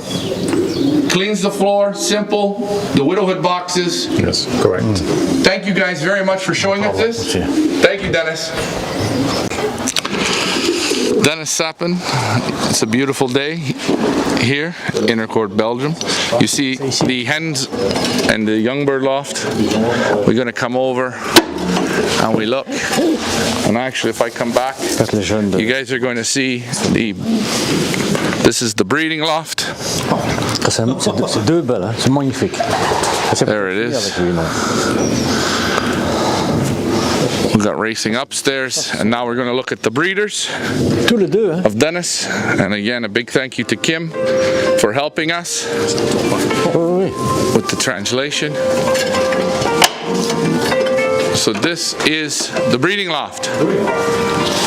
What? The best couples are here, and 30 couples are going breeding. In December he started, and yeah, a lot of rounds, a lot of good couples. It's not so easy to show one couple. They are always good. Yes. Max, Johnny, Victor. All the best again. Romeo. He's got them off the ground. Yeah. Again. He cleans up what? Once a day I clean them. They have a big aviary to come outside. That's important for a breeder. It's my opinion. So that big aviary out there, they can go in and out as they please. Yeah. For breeding, it's pour producteur à volière, c'est important pour. Très important. Ouais. It's important to fly. Ils volent plus alors qu'ils ont besoin ça. Hein? Voilà. And when they don't breed, they come over to rest outside. Okay. In the sun is there. That's for the condition. It's good. Yeah. How many rounds will he let them have? Ja, combien de tournées tu prends normalement? Ja, avec deux pour jouer. Oui, deux pour jouer. Hein. Ouais. 2 rounds for racing. 2 rounds for racing, and then he'll let him have a couple extra rounds for whatever he needs extra. That's okay. How long does he leave the youngsters with the parents? Combien de jours tu restes normalement? 28 à peu près, parce que le bleu c'est 25. Oui, 25. 25, 26 days almost, and then going. Because these youngsters, you can see these blue, they are almost ready to going to the racing loft. To pull out, yes. Yeah. And is he?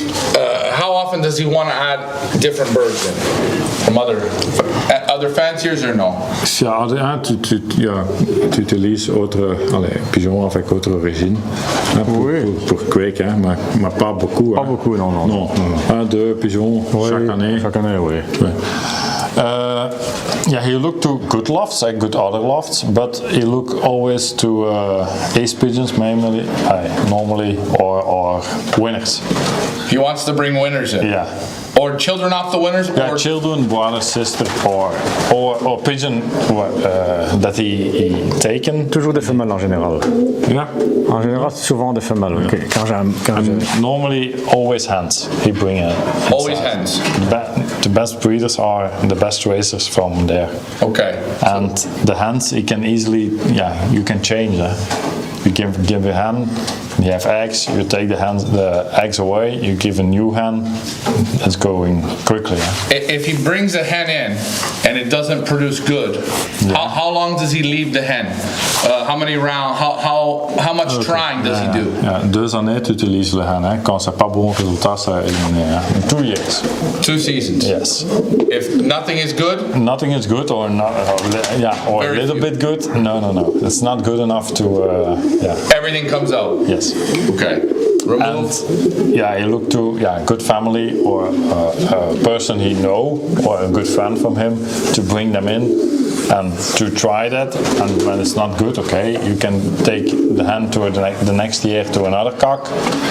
But when it's also not good, it's stop, it's finish. Je mets directement avec le meilleur quand je coupe. Directement. Oui. Normally he coupled the hens to bring inside to the best cocks. he gives them a good chance, but when it's not good, because the cocks are good, he know that. And when you have no good results from the new hens, he stop with that. So when he brings a hen in, he gives the hen every opportunity to have a succeed. good, yeah. And is he has much luck, good success? Tu as bon résultat avec ça. Hein? Oui.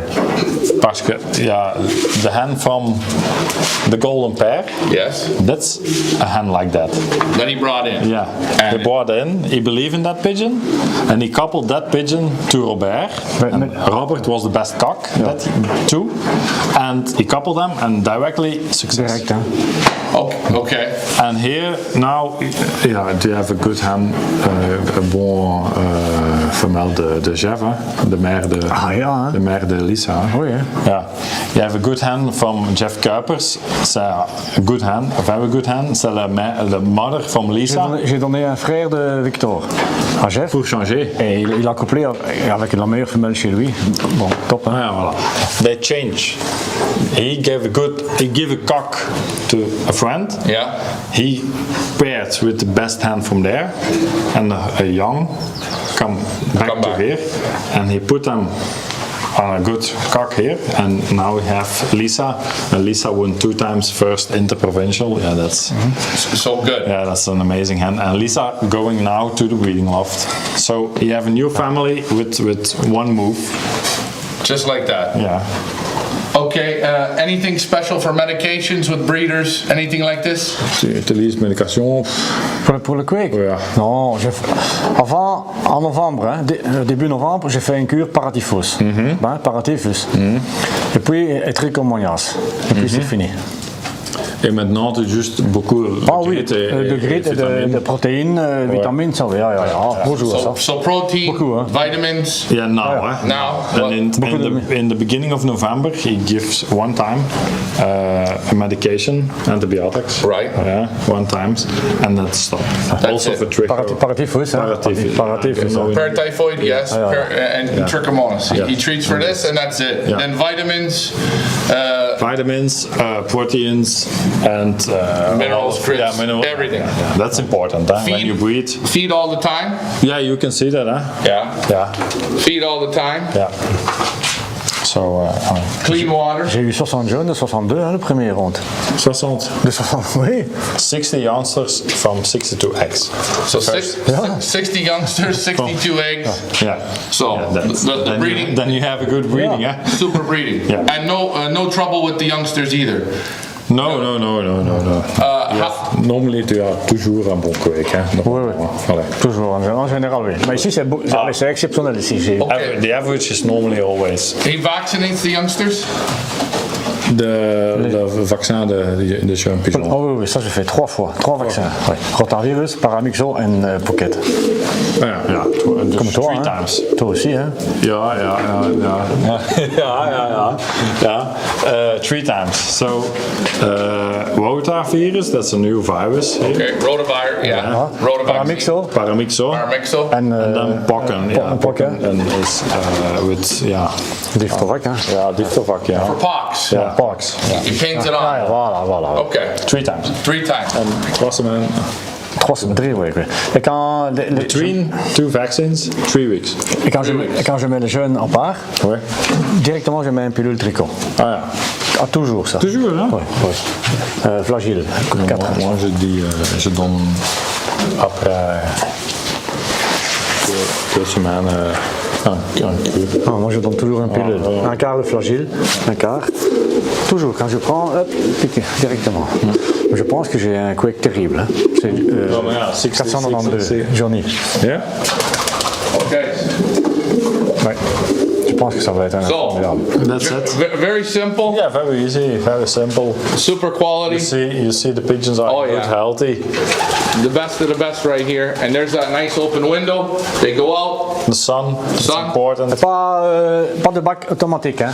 Comme ça, je vois tous les No cleaning automatically, yeah? No, he scrapes everything himself. Yeah. Easy. Everything not expensive. Not expensive. Travail, hein? Werken, Good travail. Good travail. It's Travail, hè? a lot of work, huh? Yeah, It is, huh? a lot of work, a lot of muscle to scrape all this. yeah, And he does it all himself? Yeah. No helpers? Non, pas personne qui aide, hein? Donc juste ma femme le jeûne un peu. Ah. Ben, pas encore, hein. Quand il commence à voler, alors tous les jours elle fait le jeûne. Ah. Le bac, hein. Very nice. Moi, toujours moi. Thank you very much, guys, for showing us the old bird.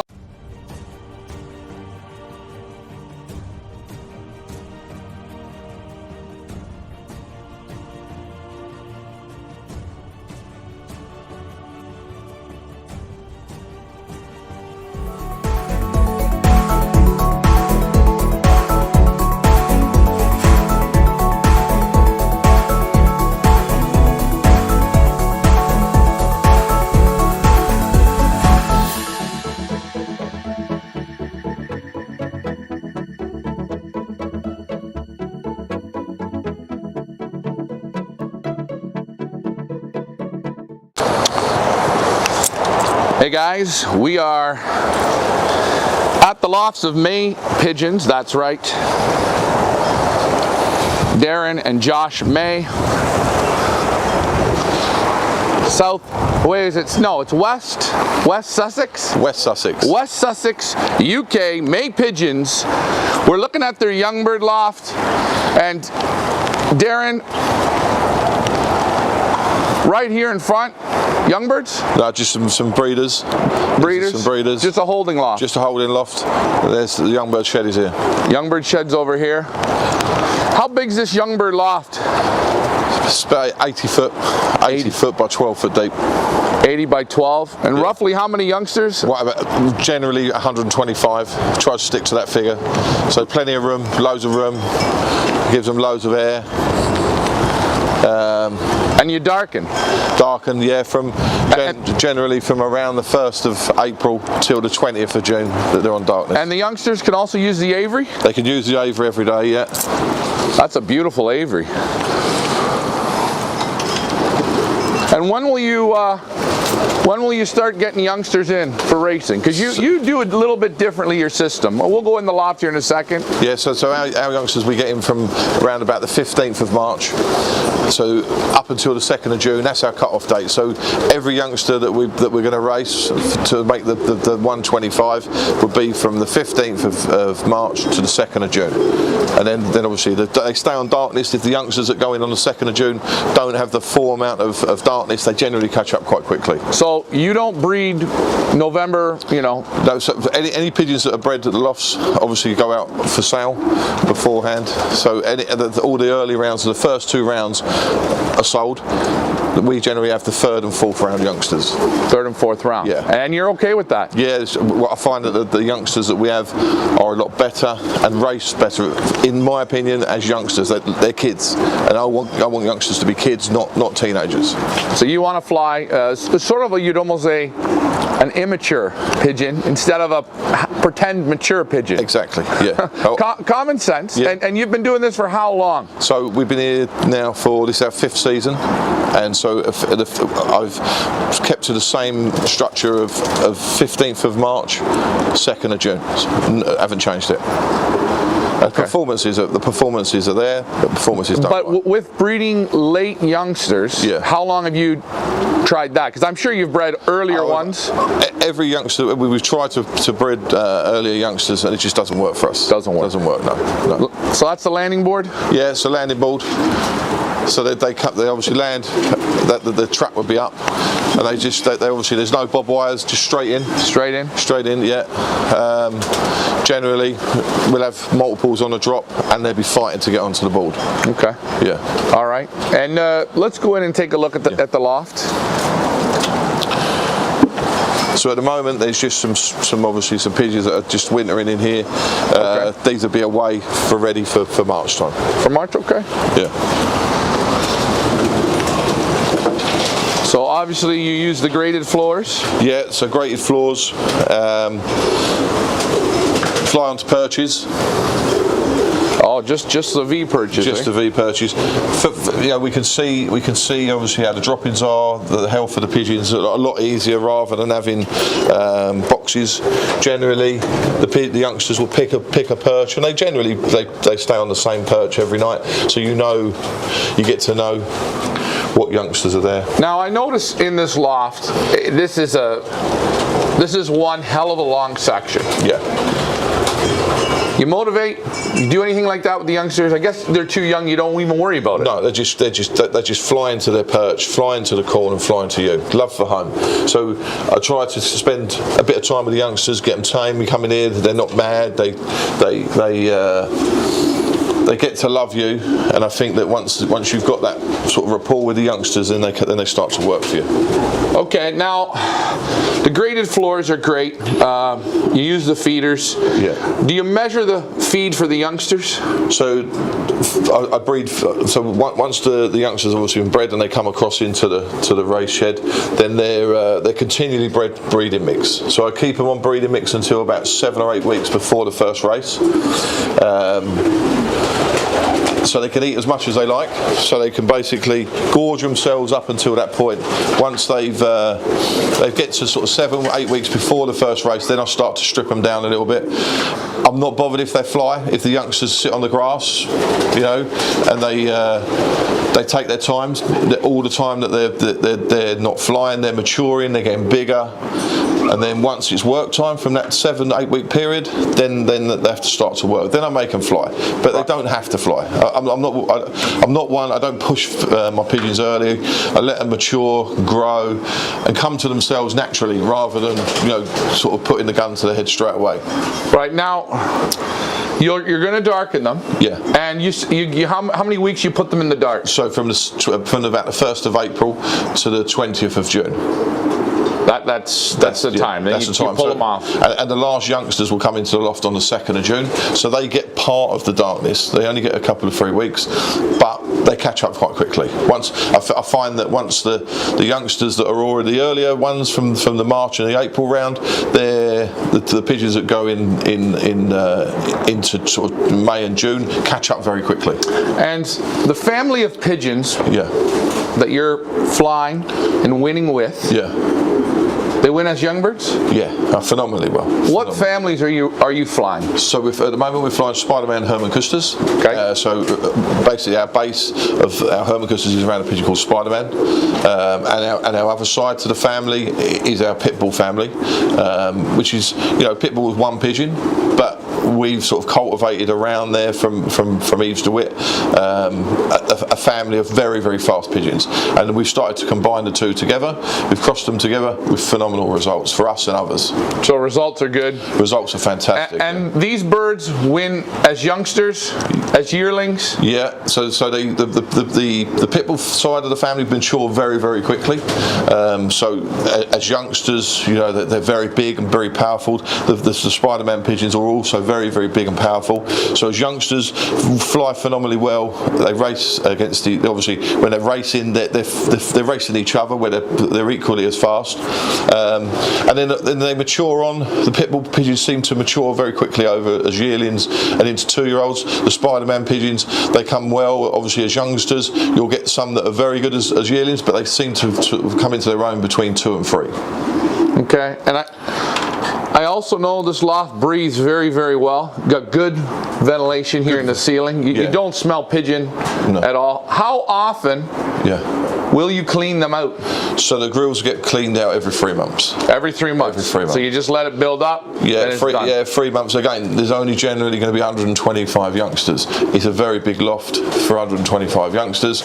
So, every 3 months they'll be cleaned, it'll be sprayed again, and they'll just keep repeating that process. So, pretty simple system. How many young bird races will you get the youngsters to go to? So the youngsters go for generally between 8 and 9 week period, and generally try to have 2 or 3 races a weekend. So what we're trying to do, if we've got 125 youngsters, you're always going to, last year we started with 128, and we ended up with 101. So we didn't lose too many pigeons from weaning to the last race. So what we try to do is split them over a course of a few races. So if we got 2 races or 3 races at a weekend, then we split that number into 3, and that's how many go to the race. But again, you'll have obviously the pigeons that are injured or can't go. So yeah, probably between 25 and 35 to each race. That's what we try to do. Now, this is a question, because you get some super results. You get big drops. You pound them in. I'm going to ask, because there's a lot of people that want to ask this. How hard do you road train the pigeons before the first race of the season? Okay, so from the 7 weeks before the first race, the youngsters generally haven't flown too much. You know, the loft fly would be flitting from the garden to the roof. Once I've got them flying, then about 3 weeks before the first race, I'd start to road train. I generally have between 9 and 15 tosses. And that will be up to about 18 mile. I don't go no further.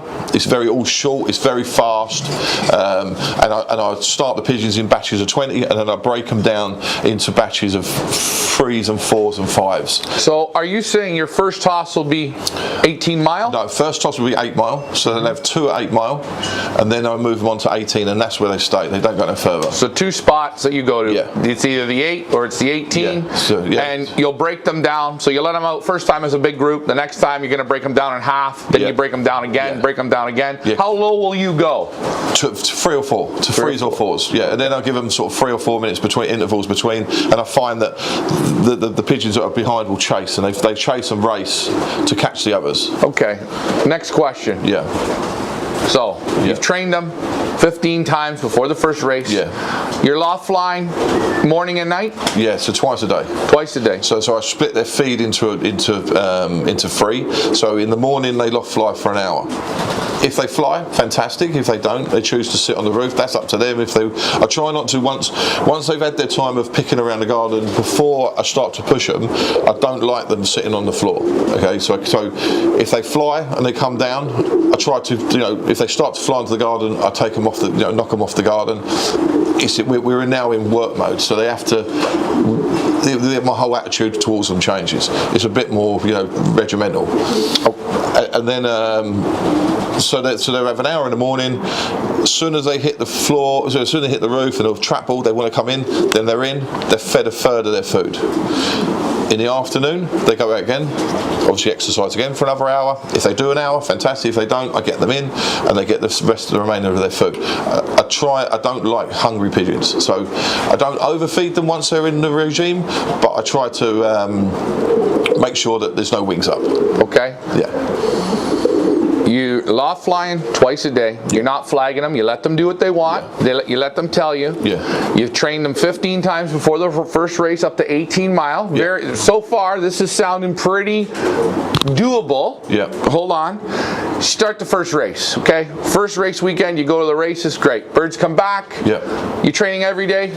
No, that's it. Once they've had their first, so generally, once they've had their first race, I might give them one more training toss on the Tuesday after that race, just to get their head back in the game, because it's a bit of a shock to them first time. Their first time overnight in a transporter, in a race with other pigeons, etc. So the Tuesday, I generally give them one more toss just to get them back in the game. Then that's it. What I do is once they're at a peak of fitness, then obviously when they exercise, they're flying. I'm trying to keep the peakness up, and then on a Wednesday, if I feel that they're not doing enough for me, then I make them fly. I flag them for 45 minutes, but no longer. That's it. 45 minutes. Traps open, in, finished. So we know what you're doing before the races. First race is over. You're going to train maybe on a Tuesday. Now, is that every Tuesday or just that once? And then after the first week, no more training. No more training. Just loft flying twice a day. And if they don't give you the work, at least on a Wednesday, you're going to say, "Hey boys, let's go. Let's get to work a bit." And that's it. That's it. Basketing. What day do you basket? So we basket if it's across the water, then we basket on a Thursday. Generally on a Friday for all of our indoor and sprint races. You let them out the day of basketing? No. Day of rest. So what I do is I remove the drinkers in the morning. They have no drinkers all day till 2 o'clock. Then I give them a very, very small light feed, and then I put the drinkers back in. Let them have a drink. Hopefully they're going to get a drink in the basket. Some don't, some do. But I find that just giving them that last little drink before they go, so they get basketed about 4 o'clock. Okay. Do you teach them how to hold over in baskets? Do you do any moves like this? No. I think that every time I go training, I do take drinkers, and I put drinkers on and give them water. Generally, they don't want to drink. I think that once a pigeon will follow each other. So if they're in a race pannier and others are drinking, they drink. Well, personally, right. I don't. Follow the leader. You're thinking follow the leader. Okay. Yeah. These pigeons do some remarkable results for this system. It's a very simple system, working man system. I mean, it sounds great. Here's the question. Lots of medication? No medication?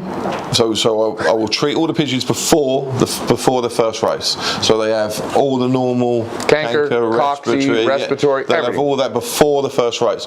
Then I don't treat at all, unless there was a problem. If I feel there's a problem. Okay.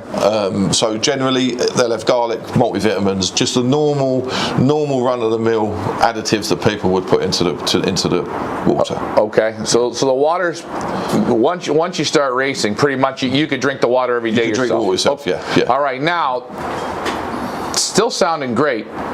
Feed. You got to have some type of magical feed, man. What's the feed? What are you using here? So we use matador corn. Okay. Matador. So I use 3-part corn. So we use a very light mix beginning of the week. Then I'll bring the heavier corn in Tuesday and Wednesday and Thursday morning, and then Friday I give them a very high carb feed to put loads of energy into them. And then when they return, I do the same. I feed them back up. So I replace what has been taken out of them. I replace back with the high carbs. So what they've lost, they've regained, and then Sunday I'll start the feeding again very light. So you go light to heavy. When they return, heavy to rebuild. Yeah. Fairly simple. Any special oils or powders you're putting on the feed? Just some general elixir from Tollison's. I use that on the corn.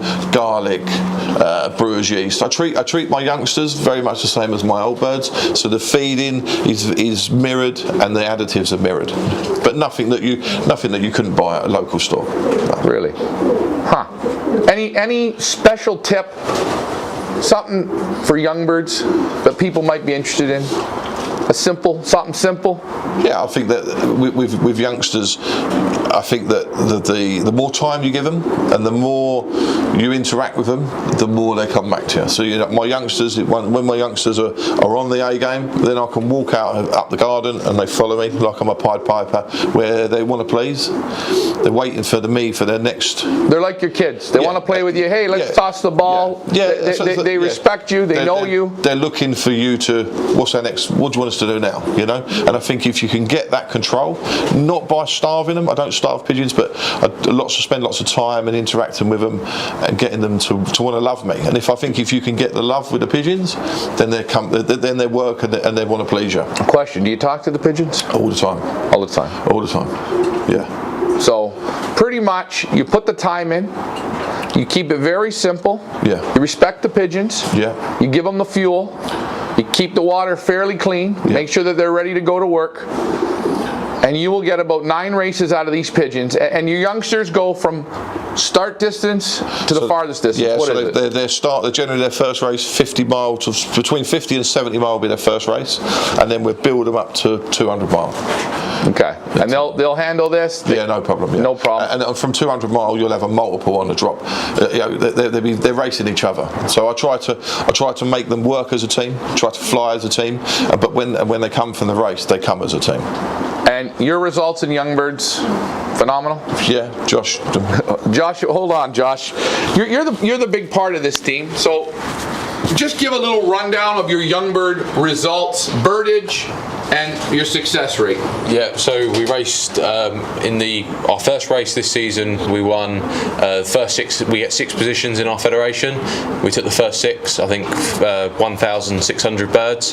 First race, and on the same day we won the Premier 100 Specialist Club, which is basically a specialist club around this area with all the best flyers in it, national winners, and I think they took the first 8 in that race. Next week again, first 10, next week after that, first 11, and you're talking anywhere from 600 to 1,500 birds every week in that club. They won every race we entered them into, they won it, and we're talking 8 to 12 pigeons on every drop. So you're getting big drops, big team of pigeons. Wow. Yeah. Combine. Yeah, combine, we took, I think, 1,600 birds. We took 32 of the top 33 in the combine. There was one pigeon which split us in the middle, but yeah, 32 out of 33. Unbelievable. The quality is here. The Herman Custard pigeons and the pit bull pigeons. This is what you're running. Yeah. And these, they just don't quit. Super fast. Yeah, real quick. Real quick. Real quick. Yeah. Quick maturing. Yep. They got to be very intelligent to handle. I mean, I would have thought you have done 60, 70 tosses. You've been motivating. They would have been November babies.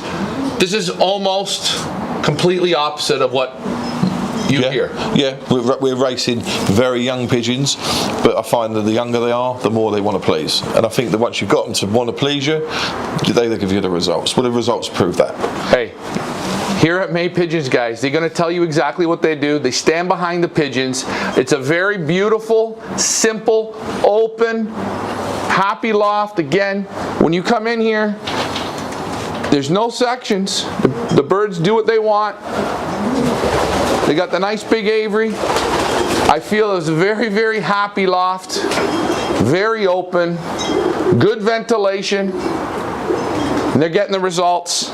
Again, big birdage, big drops.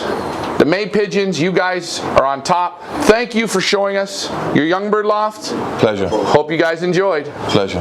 Here we are, guys. May pigeons, Darren, Josh May. We are going to look at the old bird race lofts. As you see, race lofts are right over here.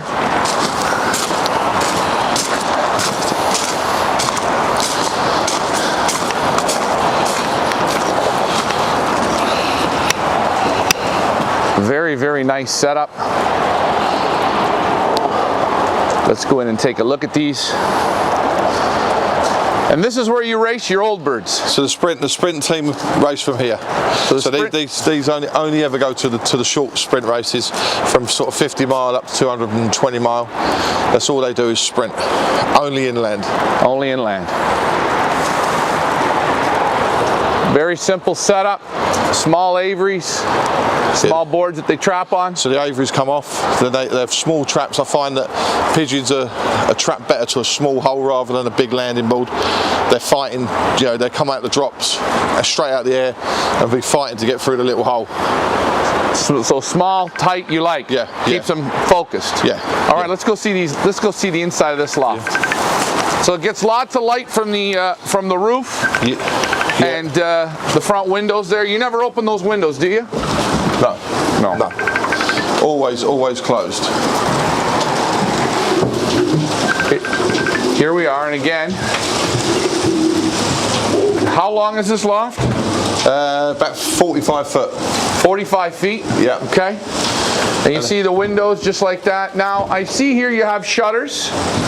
These here, they're just a door that will come across, just to where the cocks and the hens are. Obviously, they're there just to keep the noise down and keep them. So they just close across. Oh, okay. It just keeps them sort of away from each other. How many sections will you have here? There's 4 sections. So all the sections are mirrored. So this side is obviously mirrored to that side. The hens will sleep in there, but they feed into the boxes. And to see. Let's see, so this is where the hens stay? The hens stay in there, yeah. So the hens will sleep in there. The only time they ever feed in there is on a Friday. When they don't let out on a Friday. Still the graded floors? Yeah. Just simple V perches again? Yeah. if the hens look at each other on the floor, then it doesn't bother me, because once they get back in their box, they turn into a tiger, and they don't want anyone in their box. So they can look at each other in there, love each other in there, but when they get into there, they want to kill each other. All right. So hallway, wooden floor. You feed in the hallway or no? No. Just do your work. Yeah. So that they go up on race days. You let them out through there? And they actually go out through that hole there. So I always let the pigeons a transfer. So the hens will go out first in the morning, and then I take the cocks out. Once the hens are out, the cocks come out of the boxes and into the hen section. That's where they wait until the hens obviously come back in. The hens get fed in there, the cocks go out. So you let them out right from here? Yeah. Very simple. Yeah. They know how to go out like nothing? Yeah, go straight out of there, but then they trap back through this one.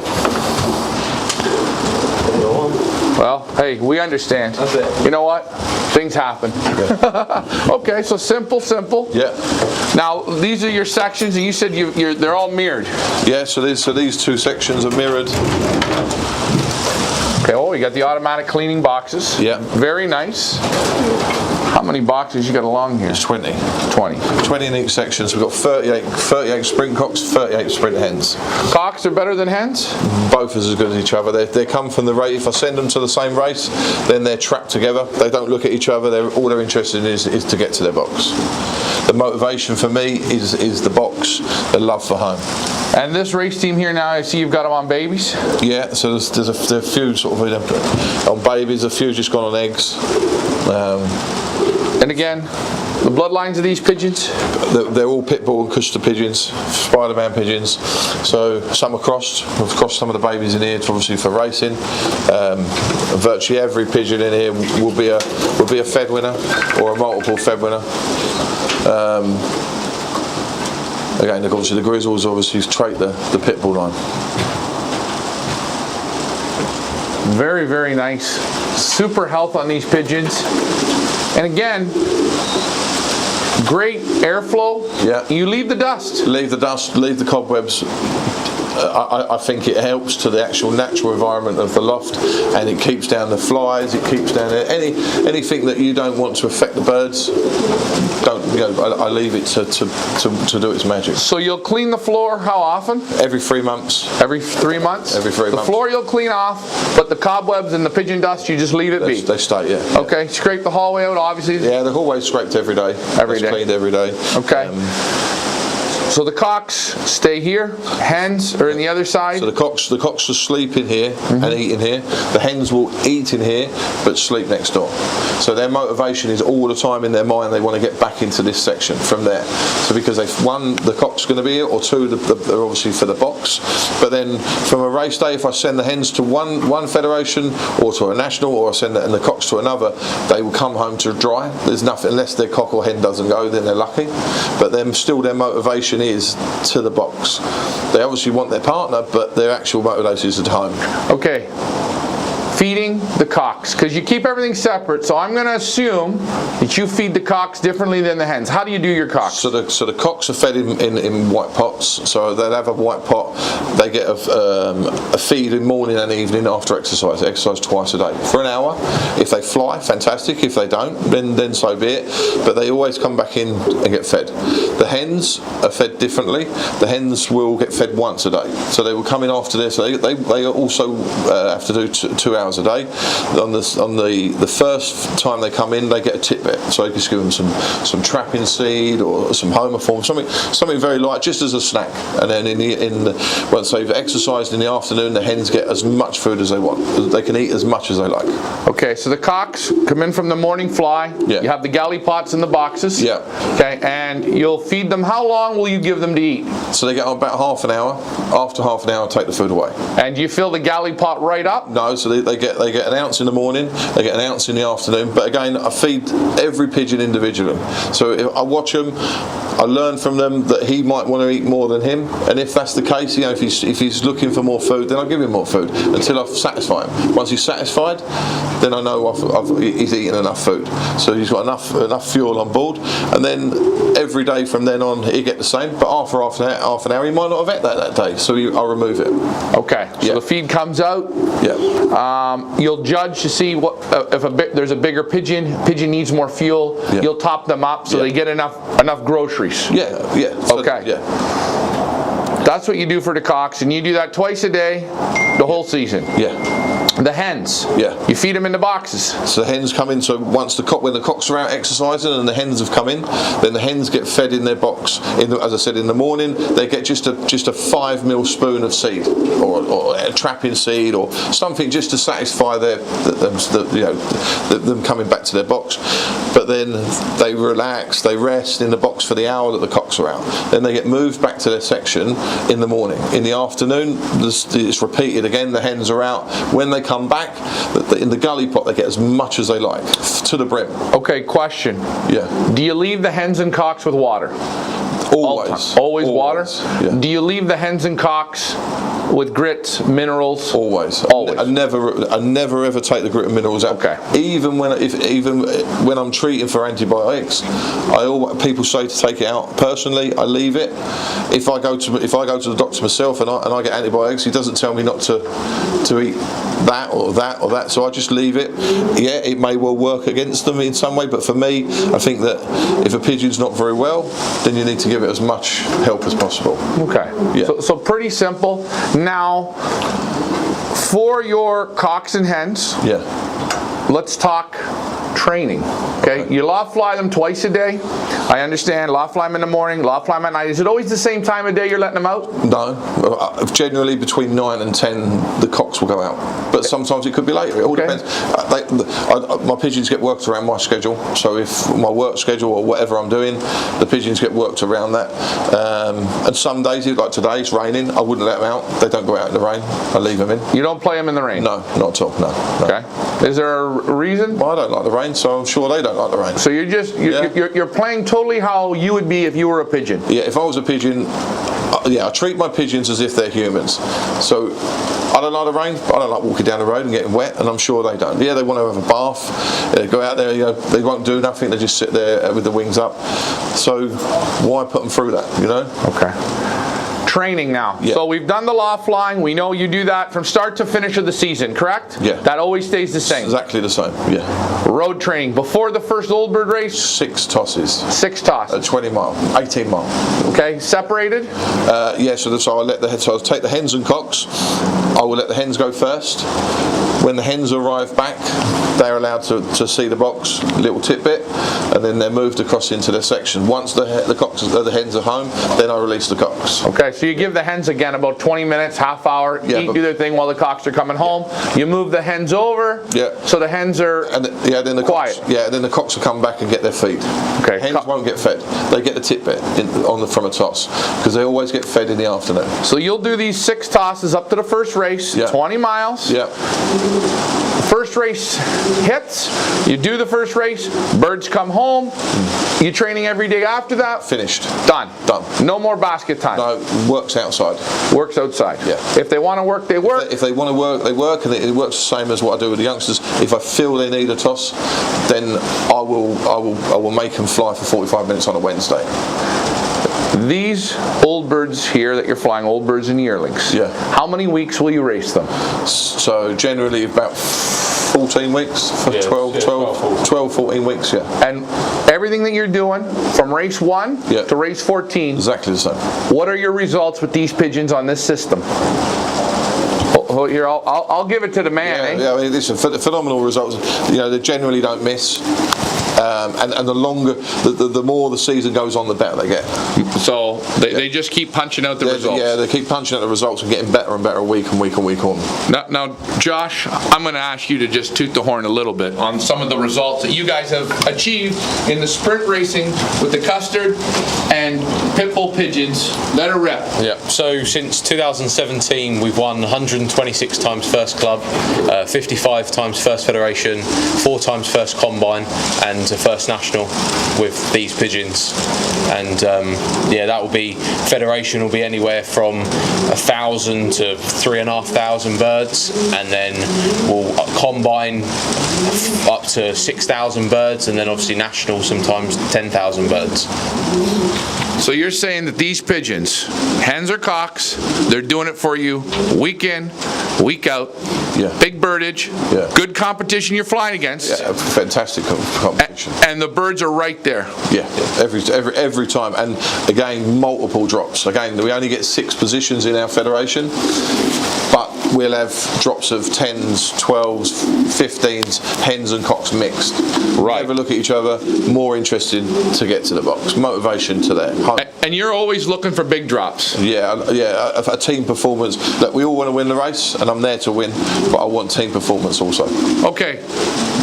Question. Yeah. What's a good secret tip, something for old bird flying? What do you think is a very important? Love for the box again, motivation to the home. You know, if you don't like going, you know, if you have problems at home yourself, you don't want to go home. And they're no different. If you come in here and the environment's not right, and you know you're coming in here screaming and shouting, I try to make my pigeons as calm as possible. You know, you see that they're not phased with you there, so they love for home. And it's quite simple. So you think love for home is even more than for the mate? Yeah, I think so. I mean, as I said, I'll have pigeons that the hens sometimes they start looking at each other after a few weeks of being in the section together. But as soon as they come back into the box, they knock each other out. They're not interested in each other. So pretty much common sense, simple ideas. Yeah. There's no big. You're not pounding the birds down the road. No. These pigeons have to be remarkable. Yeah, I mean, listen, they're very, very fast, and I think, in our opinion, less is more. If you simplify things, it makes your life a lot easier. And if you give them love and motivation, they give it back to you. Just one more question. How long will you race your old birds? How many seasons? So they have to do a 4-year term. So they have to race 4 seasons, from a youngster to an old bird. In that 4 years, obviously they've got to make the grade. Sometimes, if they're a super, they get fast tracked out because I want to keep that line. I want to keep winner to winner. But generally, it's 4-year term. They have to do 4 years.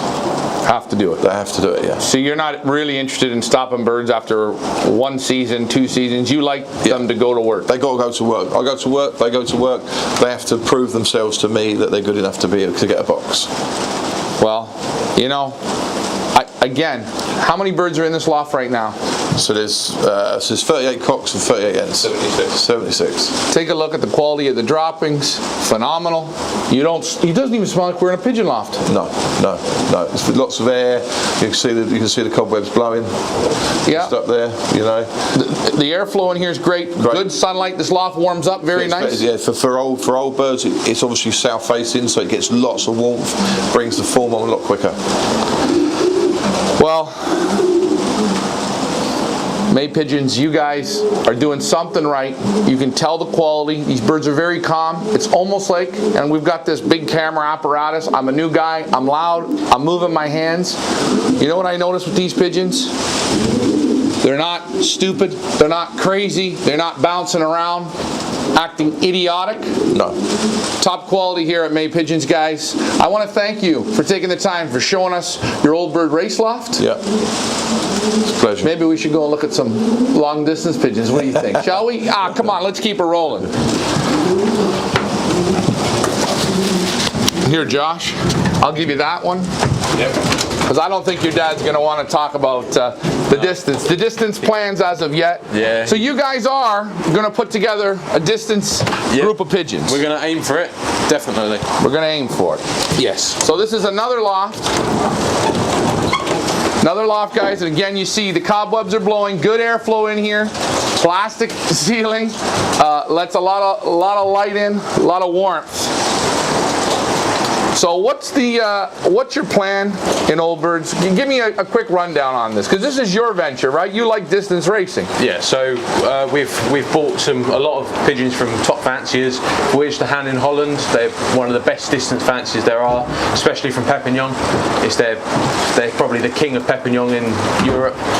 We've bought direct pigeons from them, Children of Milos, Red Rose.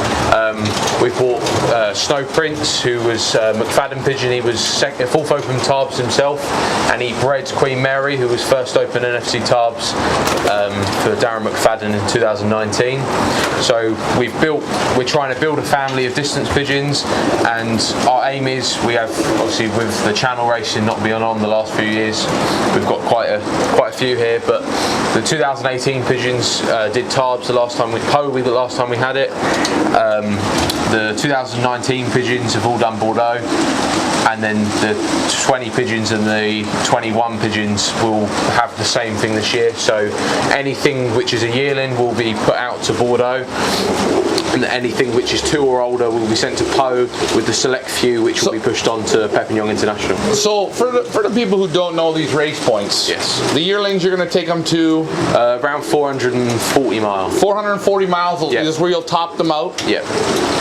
And for the 2-year-olds and 3s, they'll be going to Pau, which is about 530, and then there'll be the select few which will be put onto Perpignan, which is about 670, I think it is, around there. And I take it those races there's some water crossing? Yes. So you have 75 miles of water, which in my opinion is like 175, because that water and the wind, and they're flying so low on that wave, it's like that extra 100 miles. It's so tough, there's nowhere to hide for them with the trees. It's just open, plain water, and it's a lot tougher. Flying these pigeons is totally different than sprint pigeons. How are you fly them to the nest, you fly them widowhood? They'll be raced round about the same. Same way? Same, but fed differently. So same again, love for the loft. That's the key, in my opinion, is love for the loft. That's what you need. They'll be raced exactly the same, except for their feed. They'll have heavier feed. They'll be fed in trays instead of in pots, so that they can get as much energy into themselves as they can. But other than that, identical to the inland team. Okay. Loft flying still twice a day?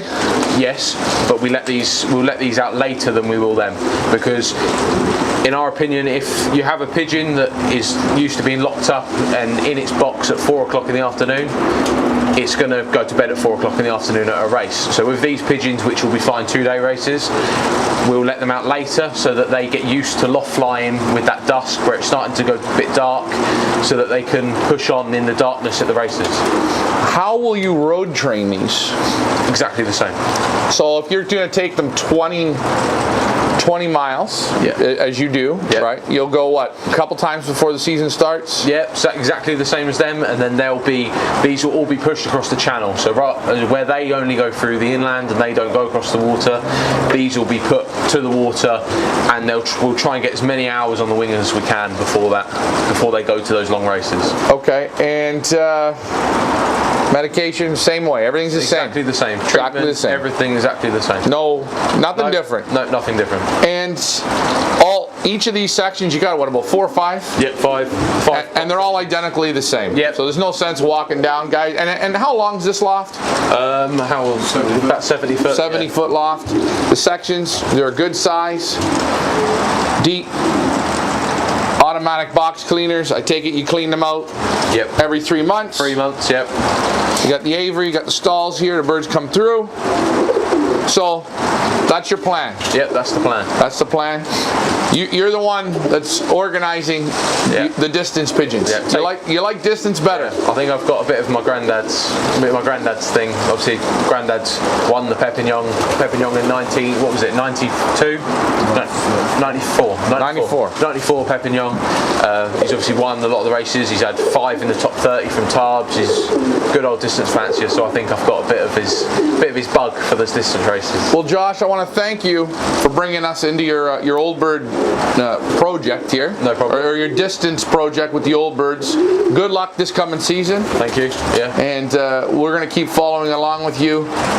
May pigeons. There's 3 generations of pigeon men here. He's the youngest one, and you're doing a hell of a job. Keep up the good work, and thanks for being a part of the sport. A lot of young people aren't, but I want to thank you personally for that, and congratulations to your dad. We won't blow his head up too big, but he's a real winner there. Yeah. Guys, you see it. You see it. We show you everything. No secrets. No glory powder. Good pigeons. Hard work. Simple system.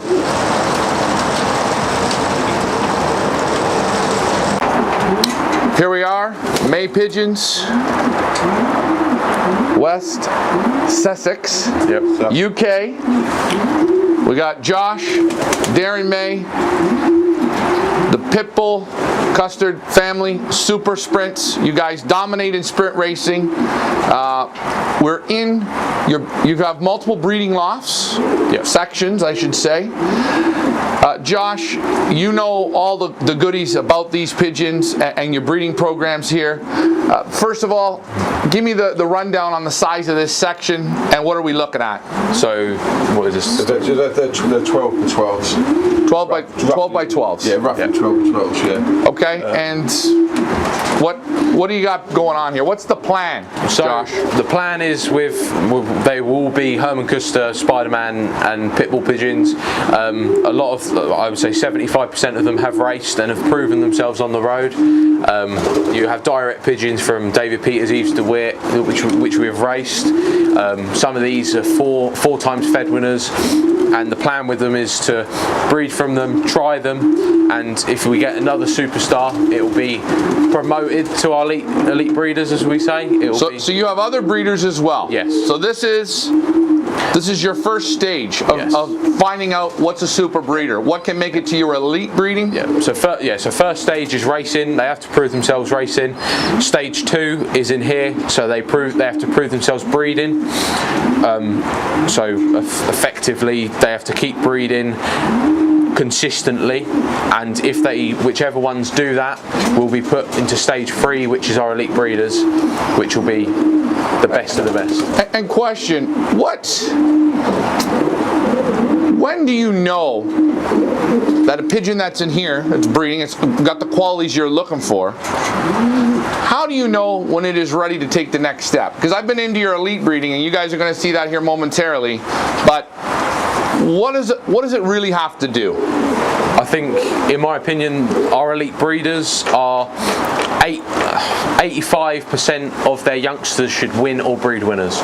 That's what we have. So in our elite breeders, we'll race 6 youngsters from each pair every year, and at least 5 of them should win. Wow. That's a high percentage. Yeah. So and this is achievable. Yes. It is achievable. Yes. So this isn't like we're not just pulling numbers out of numbers. This is achievable. Yeah. You guys have been putting these results together, and you sort of find this out fairly quick if you're grading that heavy. Yes. So this pair right here, yes, for instance, they got to put up the numbers right away. Yeah. Now, if they don't put up the numbers, what do you guys do? Remove them? They're gone? They're gone. Yeah. They're gone. Yeah. You're constantly... No. Yeah. We want the best of the best, and the only way to prove them is in the basket. So they prove themselves in the basket, and then their children have to prove in the basket. And if they're not up to scratch, then that doesn't win your races. And the best breeders should be breeders of winners and breeders of breeders, and that's what you're looking for in a good breeder. That's what they should do. So you're really looking for the whole package, multiple winners out of the pairs. Will you switch pairs? Yeah, so we try to mix them up as much as possible, just so, because some breeders don't go with another breeder, but then you'll put them to something else and it'll be a gold mine pair. Then they move along the conveyor belt to get to the elite section. Once they've achieved to the elite section, you know you've got the goods. Yeah. Okay. So for example, there is a blue cock in here from last, which is an 18 pigeon. He was normally paired to our super breeder Lady Tornado. He bred our combine winner last year as youngsters. He's bred multiple First Federation winners, but we've swapped his hen this year to see if he can breed it without Lady Tornado. And if he doesn't, he's gone. Now, do you like to fly inbreds or just crosses? How do you? Either. Do they win as inbreds as well? Yep. Spider-Man pigeons, you can go super inbred. So champion 715, he was 2 times first fed, 3 times beaten by Loft on the trap. He's bred from a double granddaughter of Spider-Man with the exact same pair. The parents are full siblings, and his father is a grandson of Spider-Man. His father's the same pair. So you got that same pair in his bloodline 3 times. So that's like very, very inbred. And the results just they keep coming. Now, I know, and I'll ask you, Darren, this question. You are constantly looking to improve what you have. You're never happy. I know here you're happy with what we see here, but in your head, the type of guy you are, you're right now in your mind thinking somewhere out there's better pigeons. And I think that I'm always looking, and I've got a very good friend, Stuart. He does a lot of that work for me, and he'll say, listen, you need to be looking at this. We go there and we try around the youngsters and we race them against our own, because that's the only way to tell if you've got the best, because you might find something that beats you. At the moment, I can't find anything to beat these pigeons, but there's still got to be something out there that might do. But at the moment, I can't find it. But I want to improve. I want to get better and better and better. And every season you will bring in young pigeons from a different loft to go head to head with your own, see how they match up to your training, your style. Yeah. And you've done this for multiple years now, since you've been back in it. And does it always work out? No, it doesn't always work out. But the pigeons, over the few years that we've been doing it, we found some good ones, but we found a lot of bad ones. But we find that it weans away the bad lines, we keep the best lines. But again, you've got to find a pigeon that's going to beat your own. And at the moment, it's difficult. That's very difficult to find. But I'm hoping they're out there, and we're going to try. Guys, this is what winners do. Winners don't rely on what they've won. They're pushing to win more. They're pushing the envelope, pushing. Now, how many of these sections do you have here? There's 5 sections. They're all the same. Yep. So there's one section which is our distance stock, and the other 4 are sprint stock. Okay. So you got a distance section. You got 4 sprint sections. Same pigeons in all the sections. Test. Yep. How many rounds of youngsters will you take out of these birds? Personally, we will race 1 or 2 pairs, but they will be sent out to different fanciers to try. So these pigeons will be raced by ourselves and will be raced by other people, good fanciers across the country, to try them. Now, an interesting thing here, that sounds nice, okay? Yeah. You send them out to people to fly for you, and lots of people, and everyone flies a pigeon a different way. Yes. Nobody bakes a cake the same way, as they say. You've sent out pigeons to people. What are the results? Well, it was a staggering. When I seen this in the kitchen, I fell off the chair. You had to pick me up, Darren. I thought I was going into a shock or something. But go ahead, Josh. So in 2021, we had over 100 first winners reported with our bloodlines, and that was for over 55 different fanciers across the UK. So 55 different people, different pigeon men, different chefs, per se, flew your pigeons. And they had 100 wins? Yes. Guys, take that one. Just think about that for a second. And that's the people that had the decency to let you know. And that's without any national position. So we had 4th national, 8th national, 7th nationals, which were this season, which were bred from our pigeon section winners, and those wins were up to combine level. I think there was someone bred from 2 of our stock pigeons, first Lancashire combine, 5,500 pigeons with our bloodline. So big birdage, big birdage, good competition. You know, you can hear the music in the loft.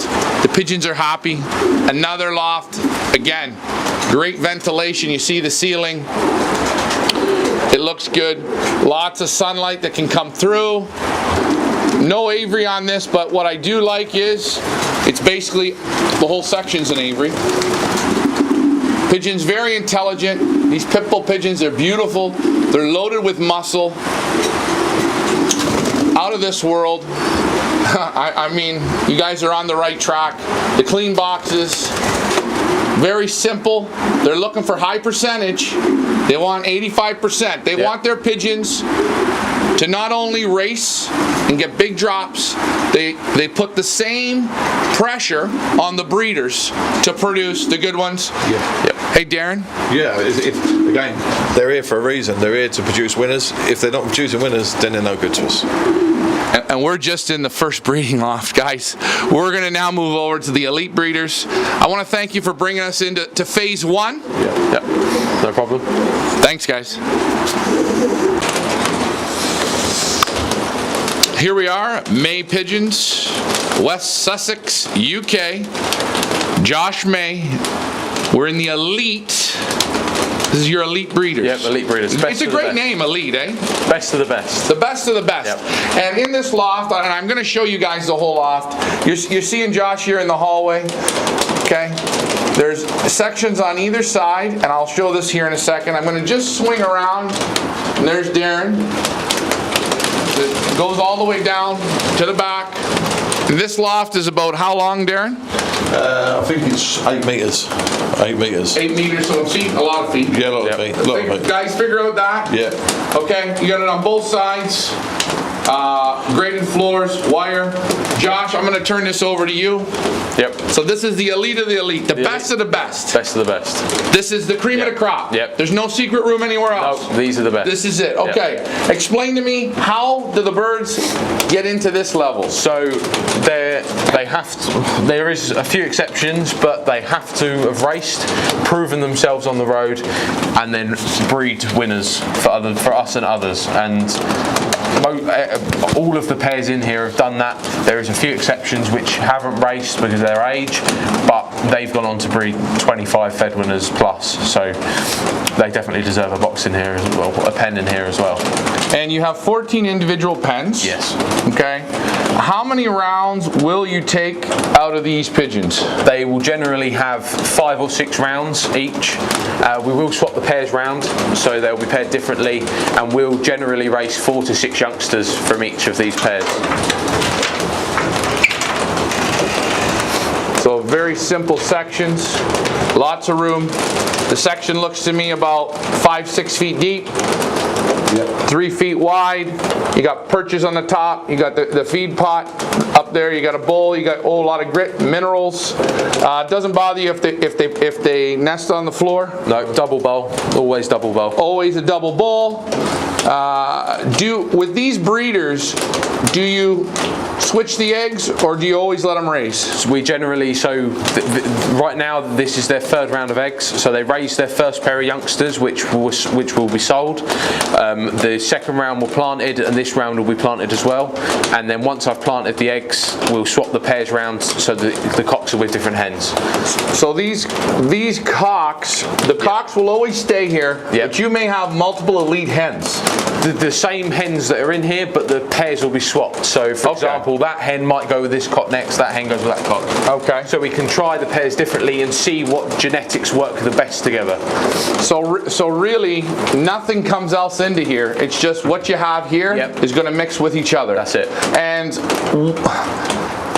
I know down in your other breeding loft, you're looking for 85%. Yes. Now, I don't want to even ask this question, but I'm going to. What are the percentages out of your elite breeders? 95. 95. 10% more. Yes. 10%. So you're getting loads of winners. Yeah, the best of the best, proven pigeons, and these should be 95%. And these pigeons here, you will, even when you switch them amongst each other, they're basically high voltage, high performance, elite. If you get a good pigeon and you pair it with a good pigeon, in my opinion, you get a better pigeon. So they keep going. Okay. Couple quick questions. Yes. Are you a believer in eye sign? No. Not at all? No. No, winner to winner. I do generally find though that a good pigeon will have a good eye. Okay. But I don't believe in the eyes. We will pair pearl eye to pearl eye, yellow eye to yellow eye, winner to winner. That's the only thing that matters to us. Winner to winner is the best thing. How about body makeup? Do you guys look at that? No, winner to winner. Try them differently because different shapes and sizes will win. So if they have open vents, doesn't matter. Small vents, no. A little bit big, yep. A little bit deep, that's it. Buoyant, heavy, yep. You're just looking for the results. Yep, winner. That's it. The basket tells you everything. Yep, you don't go by, oh, it feels so good. No. It's all performance. Yep. Strictly. 100%. Okay. So pretty much, this is a 95% set loft. Yes. And you have 14 pairs. Yes. Wow. This is the best. Yes. Now, just looking in here, just give me a little rundown on this cock here. So we have Olympic Sarah's Jewel. He was one of our best race cocks. He was second Olympiad pigeon, 4 times first federation, 3 times beaten by Loftmate on the track to win the Fed, only racing as a youngster and a yearling. And while he was in the race loft, he's responsible for 12 times first combine and federation winners. And he's only a 2018 pigeon, so he's only just 4 years old. He's got quite the character. Yeah. So this is a super. Super. So, and he, like your father said, yep. he was the exception to the rule. Yep, he was the exception because I don't know of many pigeons which can go to basically win the federation 7 times in the UK in only 2 years. Okay, so that cock's a dandy. Tell me about his wife. Champion May Queen, so she was first Open National, BICC National. As well as that, she won first Premier 100 Specialist Club at the start of the season, the same year she won the National. And the year before, she was second section 27th Open National in the same race as when she won it the year after. So very, very good hen. And while she was in the Channel Loft, she bred some very, very good pigeons. So in my opinion, 2 of the best racers in here, pairing them together, both proven breeders already, their first year together. So I think that there's going to be some good youngsters out there. Okay, that sounds like a decent pair. Now I keep hearing on the internet world, in the wormhole there, about some Spider-Man pigeon. Now, do you want to show? Yep. Is he here? Can we see him? Yep, you can see him. Is he not going to put webs on me or nothing? Is he? No. Go by. This is apparently a legendary pigeon. Is this correct? Yep. Probably one of the best Herman Custer breeders ever. Okay, so just tell what is so fantastic about this pigeon? What has he done? So he's responsible in 2 to 3 generations of over 300 times first winners, 2 times first national winners. So May Queen, which you just saw, that's his granddaughter, his inbred granddaughter, and Double Vision for Macaroni Pigeons, who was first Open Scottish National. He's the grandfather as well. Okay, his children win? His children win. His children breed winners. His grandchildren breed winners. Every generation. Okay, let's see him up there in the section. He's a beautiful cock. A real beauty. I see you trimmed his tail a little bit. Yep. And who is the lovely hen with him? His granddaughter. So that's wow. Yeah. So inbred. She's a direct daughter of Blue Rossi and Combine Queen, who's one of the best pairs of our base breeders that we have, and that pair's responsible for like over 25 first Federation Combine winners, section winners in the National. So going a bit inbred, pair him to his granddaughter, but that's not the most inbred we've gone. He's been paired to daughters, he's been paired to double granddaughters. And this guy, you will fly the babies out of him? Not anymore. No. No. So he's into the next stratosphere. Yeah. So he's stage 4. He's stage 4. So the babies off of Spider-Man, yep. You do not race them. No, they're too valuable. Ways to stop. We have never had a bad child of Spider-Man. Any child of Spider-Man that we have, I can say that if it's older than 2 years old, it has bred at least 10 times first winners. Wow. Yeah. They're gold dust. We've never had a better breeder than Spider-Man for a pigeon that can breed generations and generations of winners. Not just for us, people all around the world, China, all across the UK. There's, I think, one of the sons up north, he bred 7 Northwest Classic Club winners. Yeah, the results are astonishing. Yeah. All right, well, you know what? I think I can feel your energy right now. Show me just one more pair. Give us a rundown on another pair if you don't mind. So we'll go to these ones.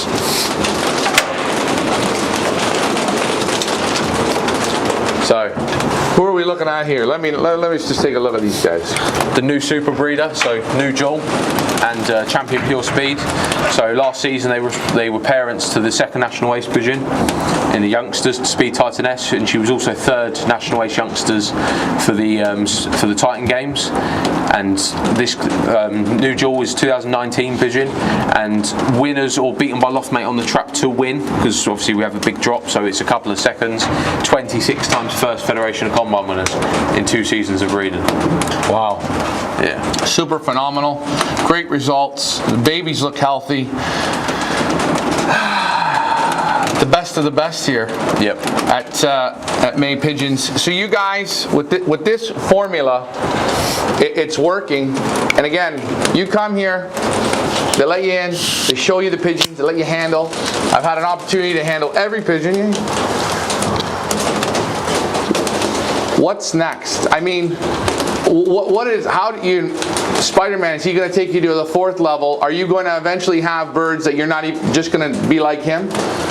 Hopefully. Is he the, he's going to be leaving the elite section soon and going into what we call, I don't even, Neverland, man. The next stage, listen, we're looking for another one of him, and we got the pigeons that are arriving into our elite section. They are the best that we can produce, in our opinion. The results from these pigeons are phenomenal, and I think that if we can replicate that in 14 pens, you're in a good place.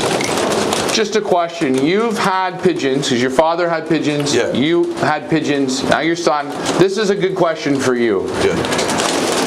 In your lifelong search for super pigeons, how many pigeons have you ever owned equivalent or better to Spider-Man? None.